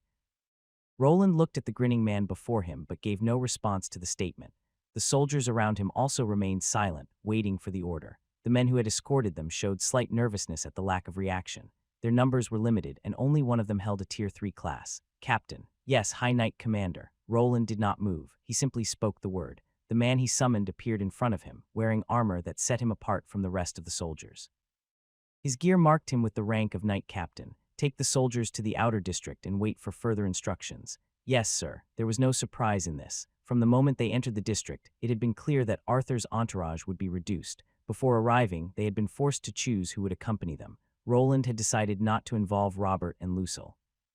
Together with Wishart, they had remained behind to protect their newly acquired holdings in the region taken from Theodore Valerian and Albrook. This left Mary, Gareth, Moirne, and Roland himself as the primary force responsible for Arthur's protection. The soldiers who accompanied them were intended for show only. They would remain stationed outside until the noble gathering concluded. There was a limit to how many individuals of their power could be positioned near Arthur, and while they could have brought a few more, only those who could be fully trusted were selected. Some Tier 3 knights were available, but they had chosen not to include them. Their prosthetic limbs would likely draw unwanted attention from the other nobles. Things should be more manageable with the 5 of us. To some, this number might seem small, but all were Tier 3 class holders, including Arthur. In Roland's view, escaping with a small group of elites would be far easier than managing a large contingent of soldiers. High-class fighters could unleash devastating attacks, and in a chaotic situation, having too many people nearby increased the risk of friendly fire and confusion. "Very well then. The maids will take care of your luggage." The butler bowed politely as the knight captain led the soldiers away, then spoke. His tone remained mostly the same, though it now carried a subtle hint of triumph. Just as he had said, the mansion where they were staying already had several servants assigned to them, which explained why they hadn't brought any of their own. It was clear that these people were affiliated with the Valerian household, but that did not mean they could be trusted. Roland did not move his head, but inside his helmet his thoughts raced. Several people were watching them, some even hiding behind buildings or other structures. It was clear they were being observed, though he could not determine by whom. Perhaps they were hidden guards sent by the Duke for protection, or maybe spies working for one of Arthur's brothers, gathering information. There was also the unsettling possibility that someone more dangerous was involved. Regardless, his duty was clear. He had to monitor the situation and ensure Arthur arrived safely at the gathering in 2 days. "There is no need. I have my own personal maid," Arthur said. There was no luggage in the traditional sense. All their belongings were stored in spatial containers, which were light and easy to carry. Nothing remained that required extra handling. "As you wish, young lord," the butler replied, inclining his head. "Should you find our staff lacking, do not hesitate to make a formal request. We are here to serve." His words were polite, but the tone was strange. The man's presentation revealed no obvious faults, so there was little they could do besides let him be. Arthur gave no further response. He simply gestured for Gareth and Moirne to enter the residence while Mary lingered behind him. The butler's eyes lingered on them for a moment before he turned and rejoined the small group of guards who had accompanied him. "I bet he's going to report to his master, whoever that may be." Roland spoke to Arthur as their group moved toward their temporary mansion. Although it was one of the smaller houses in the area, it still appeared spacious and luxurious. It had clearly been built for a high-ranking noble. Several maids stood in a line on one side of the path, leading to the mansion and bowed as Roland passed by with Arthur walking behind him. On the other side, more servants waited, some of them likely cooks, and others appearing to be stable hands who would take care of the carriage and horses. The young noble lord was flanked by 2 knights on each side, while Mary guarded the rear. Everyone kept a close eye on the servants, treating them as potential threats, but for now none of them seemed strong enough to be a real danger. "Welcome to Iskard, my lord." One of the maids stepped forward. She was much older than the others, probably close to 50. Though her face bore some wrinkles, she concealed her age well. Her uniform was slightly different from the rest, suggesting she was the head maid in charge of the mansion. Before she could continue the greeting, Roland raised his hand to stop her. He turned to Arthur and signaled for him to ask the question they had agreed on earlier. "Are there any servants left inside the mansion?" "No, my lord. All the servants have come out to greet you, my lord." "Good. High Knight Commander, if you would." "Yes, Lord Valerian." Roland nodded and pushed the door open. He then turned to the surprised head maid and said, "For the time being, no one is allowed to enter this mansion." "That clear?" "Ah, yes, sir." The maid understood and did not press for answers. It was clear that she had experience and knew better than to question a noble's decision. Confronting Arthur or his soldiers could easily lead to trouble, so the maid stepped aside and allowed Roland to enter. Once inside, he closed the large oaken door behind him and began scanning the room. I'm getting some readings. Let's set up the cancellation barrier first. Without saying a word, he moved his hand over his chest plate. Ever since passing through the teleportation gate, he had been using his new skill to conceal some of his runes. Now that he was in a place without prying eyes, he activated them. The runes on his breastplate lit up, and a pulse of mana spread out in all directions, forming a grid of perfectly aligned squares. This was a basic scanning spell, designed to sweep through the entire mansion quickly. As I thought, this whole place is filled with enchantments. It did not take a genius to realize that Arthur was being watched.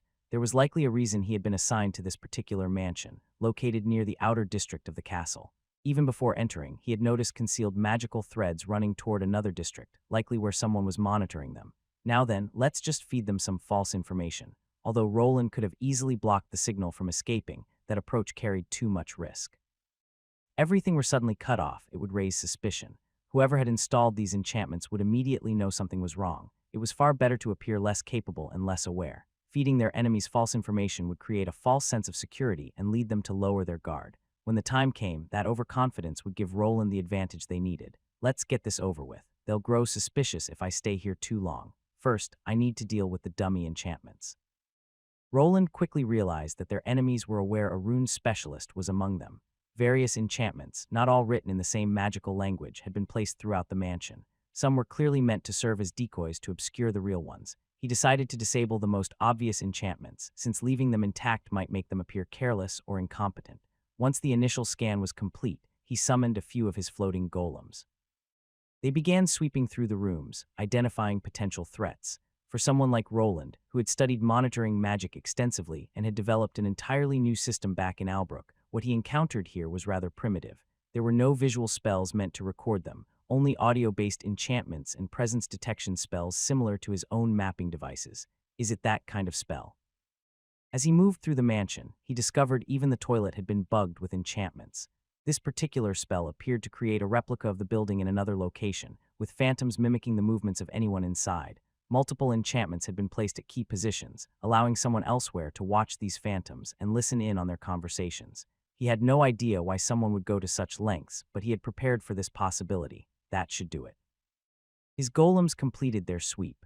Roland disabled the more obvious dummy enchantments along with a few of the difficult ones, though he intentionally left several untouched. This allowed whoever was watching to continue their surveillance, giving them no reason to grow suspicious. Once the cleanup was done, he activated a program that would feed pre-recorded conversations into the surveillance network. These recordings, created with Arthur before their arrival, were filled with routine discussions and generic dialogue. For the next 2 days, no one would notice that what they were hearing was artificial. At the end of the sweep, he identified what would serve as Arthur's private chamber. Inside, he placed a square box beneath the bed. It contained the stored pre-recorded dialogues and functioned as the central component of the runic formation he had just created. The 4 golems positioned throughout the mansion concealed themselves in strategic locations and activated a spell that allowed them to remain hidden from the servants. With everything in place, he finally returned to the entrance, where Arthur was waiting for the others. Everything is in order, Lord Valerian. Good. Finally, something is going right. Let us go in. They said nothing more as Gareth, Mary, and Moirn rejoined them in the foyer. Roland gave each of them a quick nod. There was no need for words. They all understood the situation from his gestures alone. The maid led them on a tour of the house. Arthur remained cordial throughout, asking polite questions and occasionally offering a nod of approval. His behavior was deliberate. He wanted to present himself as a proper noble who would not allow emotion to cloud his judgment, even in the face of clear injustice. Others in his position might have lashed out at the servants, but he chose to leave them alone. Soon, Arthur was escorted to his quarters. He dismissed the servants, leaving only Roland and Mary in the room. His 2 knights stood outside to guard the entrance, just as they had in the past. "How is it?" Arthur asked. "Everything is under control. We can speak freely here." Arthur let his shoulders slump forward and released a long, heavy sigh. For a moment, he looked like a balloon slowly losing air, as if he might collapse under the weight of everything pressing down on him. Roland could see the strain in his posture and expression. The young lord was clearly under immense stress, but he was still holding himself together. "How is our situation?" "Around the same as we predicted. This place is heavily monitored. Someone clearly has an eye on you." Roland spoke to Arthur while moving to the large window in the bedchamber. Mary nodded and walked over to the window, pulling the curtains shut. "There are people watching us, at least 5 of them. Some are hidden on the rooftops, others behind trees, and a few near those strange spiral statues," Mary said as she narrowed her eyes. Her class specialized in assassinations and was equally skilled at detecting nearby assailants. Roland had noticed the same. Many eyes were on them from a distance, and their intentions remained unclear. I see. This will be an interesting night. It will. Only 2 days remain, so if anyone plans to strike, it will likely be tonight. They had arrived earlier this morning, and the assembly was scheduled to begin in 2 days. This left the attackers with only 2 nights to act. Why tonight? Arthur asked while glancing around the room. Your brothers arrive tomorrow, along with other high nobles. If something happens to you tonight, their absence would provide them with an alibi. Roland replied, checking his jamming devices to ensure they were still active. That does make sense, regretfully so.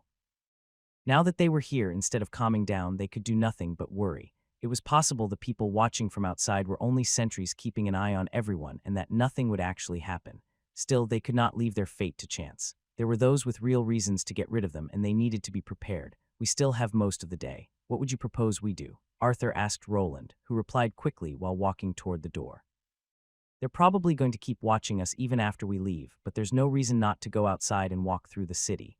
Wouldn't it seem strange if we just stayed here and did nothing? Arthur nodded. That's true. I never really had the chance to explore the city fully before. Father's guards never let me wander. Mary, what do you think? After Roland spoke, Arthur turned to Mary. She had been in this city before and had apparently trained somewhere in the outer district. While Arthur had also lived here, he had been confined to a place with little freedom to move around. Mary hesitated for only a moment before answering. It might be dangerous, my lord. How about you stay here and I'll check for her? Before she could finish, Arthur chuckled and raised his hand. Nice try, Mary, but I'm now a Tier 3 class holder just like you. Stop worrying about me. Now tell me what you really think. Mary frowned briefly, but eventually conceded.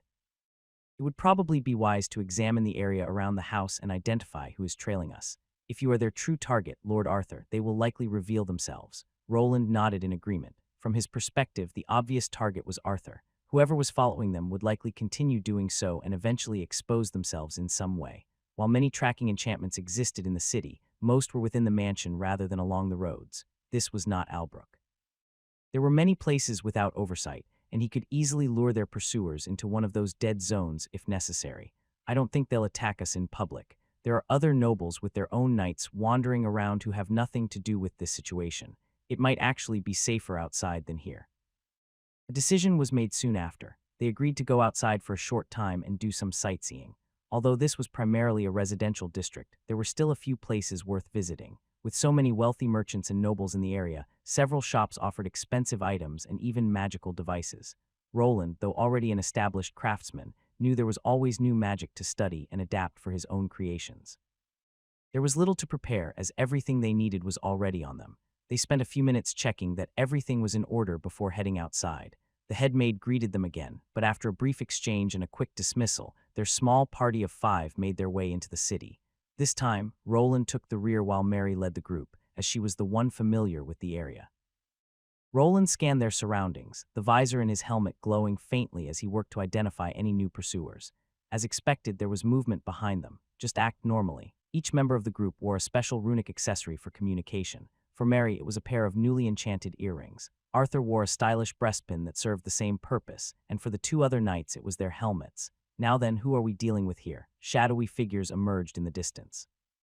They moved well through the alleys and narrow spaces, skilled at concealment, but still not as capable as the group they were following.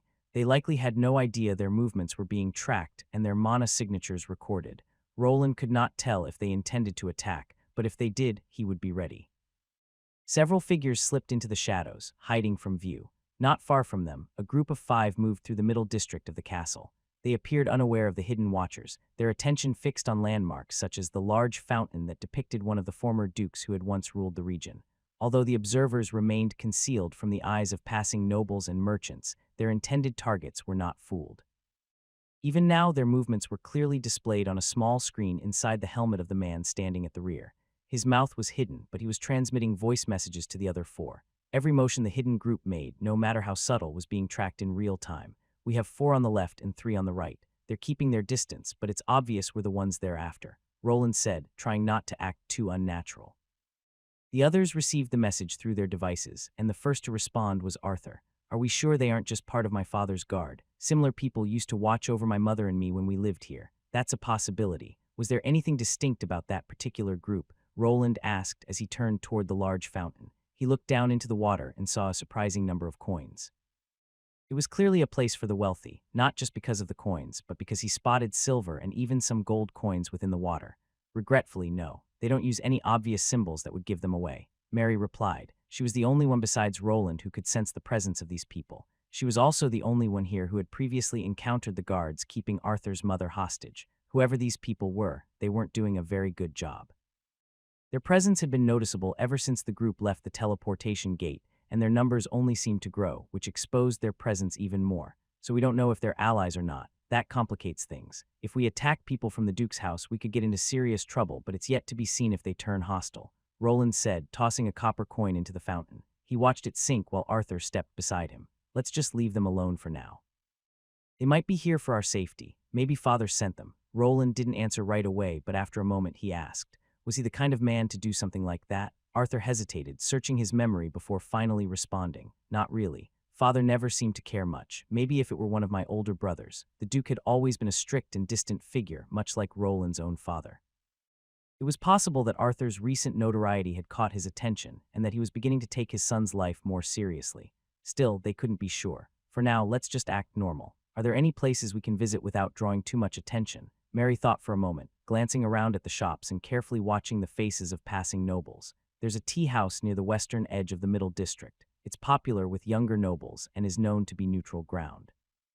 No house banners, no guards inside. People go there to gossip, so it's full of ears but relatively safe from open conflict. Arthur nodded, clearly interested. Sounds perfect. Let's head there. Roland gave a small shrug. Sounds fine to me. I don't think they'll try anything in the middle of the day, but stay vigilant. The group adjusted their course, blending in with several noble entourages heading in the same general direction. As they walked, Roland noticed that their hidden followers had split up. Some moved ahead, while others lingered behind. They might have been trying to set up a trap somewhere up ahead, but more likely, they were repositioning to find better spots to listen in on the group's conversations. The tea house came into view a few minutes later. It was a 4-story building made of pale blue stone with a wide veranda on the ground floor. Delicate wind chimes hung from the corners of the roof, softly ringing as the breeze passed through. The tea house's name, Blue Petal Mansion, sounded grand, but considering the size of the building, it felt appropriate. It was clear that every noble and wealthy merchant would be given a private space inside. Mary stepped forward first and was greeted by the doorman, who bowed before them. She made sure there was no immediate threat, and they were soon guided inside. Just beyond the decorative entrance, a young woman in a violet uniform was already waiting. She had the refined appearance of a high-class maid and was quite attractive. She bowed deeply and addressed Arthur directly, paying no attention to the others. "Welcome to the Blue Petal Mansion, honored lord. May I prepare a private area for you, or would you prefer to sit in the open hall?" Arthur did not smile. He simply nodded. A private room if one is available, nothing too secluded. A view from a window would be appreciated. "Of course, my lord. This way, please." The maid turned with impeccable grace and led them through the main corridor of the tea house. The floor was polished marble, subtly etched with floral patterns that shimmered faintly underfoot. Paintings of mountain landscapes and abstract magical sigils lined the walls. They were not merely decorative, there was real magic at work here, and Roland could sense it. His gaze remained fixed on the screen. He could already tell that some of their earlier pursuers had infiltrated the tea house and were now hidden on the ground floor. Their clothes had changed, and their faces were visible. They blended in as customers, though none of them posed as staff. The enchantments present served several functions, but none were harmful. They controlled the temperature, softened sounds, and adjusted the lighting. Clearly, they were meant to enhance the atmosphere rather than to harm anyone inside. There was a notable absence of armored guards, suggesting that the people here were confident that few would dare to cause trouble. "This room should suit your needs, my lord," the maid said, bowing once more. "Your server will arrive shortly. Please ring the bell if you require anything else." Their private room was on the second floor, though 2 additional floors rose above them. Those were likely reserved for only the highest nobility. Arthur nodded at the woman, and Mary placed a gold coin in the other maid's hand. She showed no reaction. Generosity was customary here, and they had already set aside a considerable amount of money for their travels. Once she was gone and the door clicked softly shut behind her, Roland moved first. He placed a small coin-sized plate in the center of the table. It blinked twice, then emitted a silent pulse. "The room's clean, you can talk freely now." Mary stood near the window, casually watching the street below. Gareth and Warren stayed by the door, ears alert and eyes sharp. Several closed rooms lined the main corridor, each guarded by heavily armored soldiers who looked in their direction while protecting their own lords. Arthur sat cross-legged beside the table, his eyes fixed on the steam rising from the porcelain tea set that had already been arranged. This place seemed so peaceful. He turned to look out the window, where children were playing. The area around them appeared calm, and a few of the younger ones ran about freely without a care in the world. It was a sharp contrast to the rest of Dragny's Island, where criminals often ran unchecked. This neighborhood clearly belonged to the wealthiest of the wealthy, a sanctuary made possible only by the towering castle walls and the thousands of soldiers stationed outside. "There is a price for peace like this," Arthur responded, but his thoughts were elsewhere. Roland didn't press him for an explanation, as he could already imagine what Arthur meant. Although the castle felt relatively safe and peaceful, that did not mean the people beyond its walls were truly free. Everyone was separated into groups and bound by strict laws. Those who belonged to prestigious families were allowed to stay here, but the moment their status declined, they would be cast out and replaced. "I propose we have some of that tea. Like it or not, we still have to stay here for nearly 2 days before the assembly begins. You're right, my friend. I'm sorry for bringing down the mood. How about we order something? Is anyone hungry?" Once Roland suggested having tea, the atmosphere shifted. The place was called a tea house, but it functioned more like a restaurant. If they wished, they could even request entertainment and have someone sing or play music for them. For a few hours they remained there, drinking tea and eating sweet pastries, most of which ended up in Mary's hands. "Let's go. We've stayed long enough without incident. If nothing else, they're patient." Arthur made his comment after they had spent more than 2 hours there. They had been resting and chatting while keeping an eye on the people who were trying to spy on them. Mary stretched her arms and stood, brushing the last crumbs of a glazed pastry from her maid uniform. They left a few golden coins on the table and began to leave. Once they were gone, someone would come in to clean up after them. The group moved in an orderly line, with Roland leading and the others positioned to guard Arthur from every direction. As they left the private chamber, the same maid who had escorted them earlier offered a graceful bow. Just as they were about to reach the stairs leading downward, Roland raised his hand, signaling them to stop. 4 figures appeared and blocked the passage from all directions. They were armored knights, and based on the design of their armor, they belonged to the Valyrian household, a distant relative. Why would they bring so many people with them? Roland could tell these 4 were not the only knights present. He had already noticed movement and voices coming from the floor below, and had assumed that a high-ranking noble had arrived with permission to bring extra guards. However, the Valyrian crest on the armor suggested something more troubling. Footsteps echoed from the stairwell as someone began to ascend. The first figure to appear was a noblewoman with her face concealed behind a violet veil. Even though her face was covered, it was obvious she was a rare beauty. Her gown, woven with silver thread, shimmered as she ascended the steps and clung tightly to her figure. Her waist was narrow, accentuating her hourglass shape. Her hair seemed almost unnatural, nearly the same color as the veil she wore, long and loose. While he paid little attention to her, Gareth and Morian were completely stunned and only snapped out of it when Mary kicked one of them in the shin.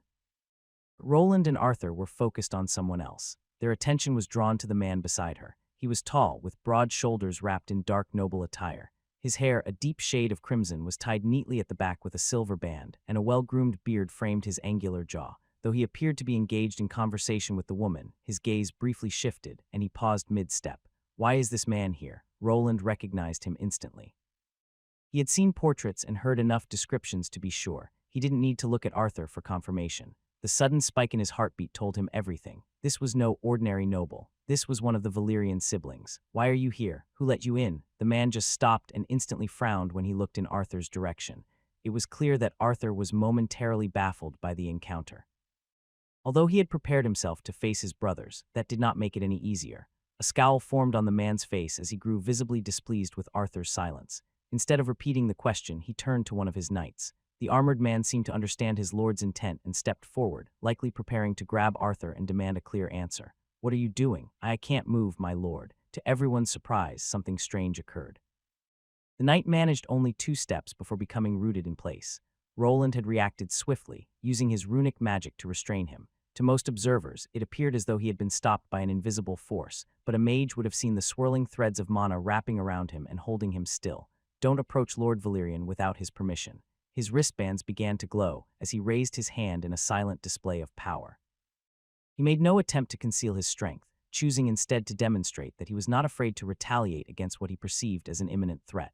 Mary stepped closer to Arthur while Gareth and Morian moved forward, their hands hovering near their weapons. "Lord Valyrian, is that what you call yourself now, bastard?" The older man with crimson hair shouted the insult loudly enough for everyone to hear. Nobles peeked from their private rooms, drawn by the commotion in the corridor. Servants froze mid-step, and hushed whispers spread across the hall. Arthur's face lost its color at the insult, but he didn't waver. He stood firm and responded without hesitation. At least this bastard didn't lose an entire city to cult's corruption. Roland was genuinely surprised. Arthur was usually calm and composed in situations like this. The man standing before them was Ivan Valerian, the third oldest brother and the overseer of Rika. That was the very city where Roland had gone to upgrade his adventurer credentials and where the cult had launched its devastating attack. Now that Ivan had arrived at the same time as Arthur, it was clear that his reputation had deteriorated even more than anyone had expected. "You damn bastard, you dare talk back to me. Have you lost your mind?" The man was clearly taken aback by the sudden defiance his younger brother was showing. Arthur stood there with a blank expression, concealing all emotion as if he were completely unaffected. Ivan, on the other hand, was a mess. He was becoming emotional and enraged, something the other nobles around them were quick to notice. "Dear, why have we stopped?" Before the confrontation between the two brothers could escalate, a woman's voice interrupted. It was sweet and sensual, coming from the lady standing beside Ivan. The moment she spoke, it was as if a spell had been cast over him. He immediately straightened his posture and turned to face her. "It's nothing, my love, just an annoying fly. Then let us just ignore this fly and go upstairs, not like it can follow us there. Indeed, my love, you are right." The man burst out laughing when he realized that Arthur had only been granted access to the second floor of the establishment and was not allowed any higher. Roland's eyes narrowed as Ivan's laughter echoed through the corridor. He did not react, choosing instead to focus on the woman standing beside Ivan. He tried to examine her status, but she was protected by sophisticated enchantments that prevented him from seeing anything at this distance. There was something unsettling about how effortlessly she had taken control of the noble. Roland wondered if he was simply overthinking it, though a part of him remained uneasy. Her timely intervention had diffused the situation, and Ivan, clearly satisfied, smirked and walked upstairs. His posture and pace made it obvious he wanted to assert his superiority over Arthur. Roland waited until the sound of their footsteps faded beyond the second flight of stairs before finally stepping aside to let Arthur descend. There were too many eyes in the building for them to speak freely about the situation, but it seemed Arthur's position was not as dire as they had originally believed. His older brother's status seemed to have diminished while his rose. Still, there was a chance that Ivan would come looking for trouble, and they needed to be ready.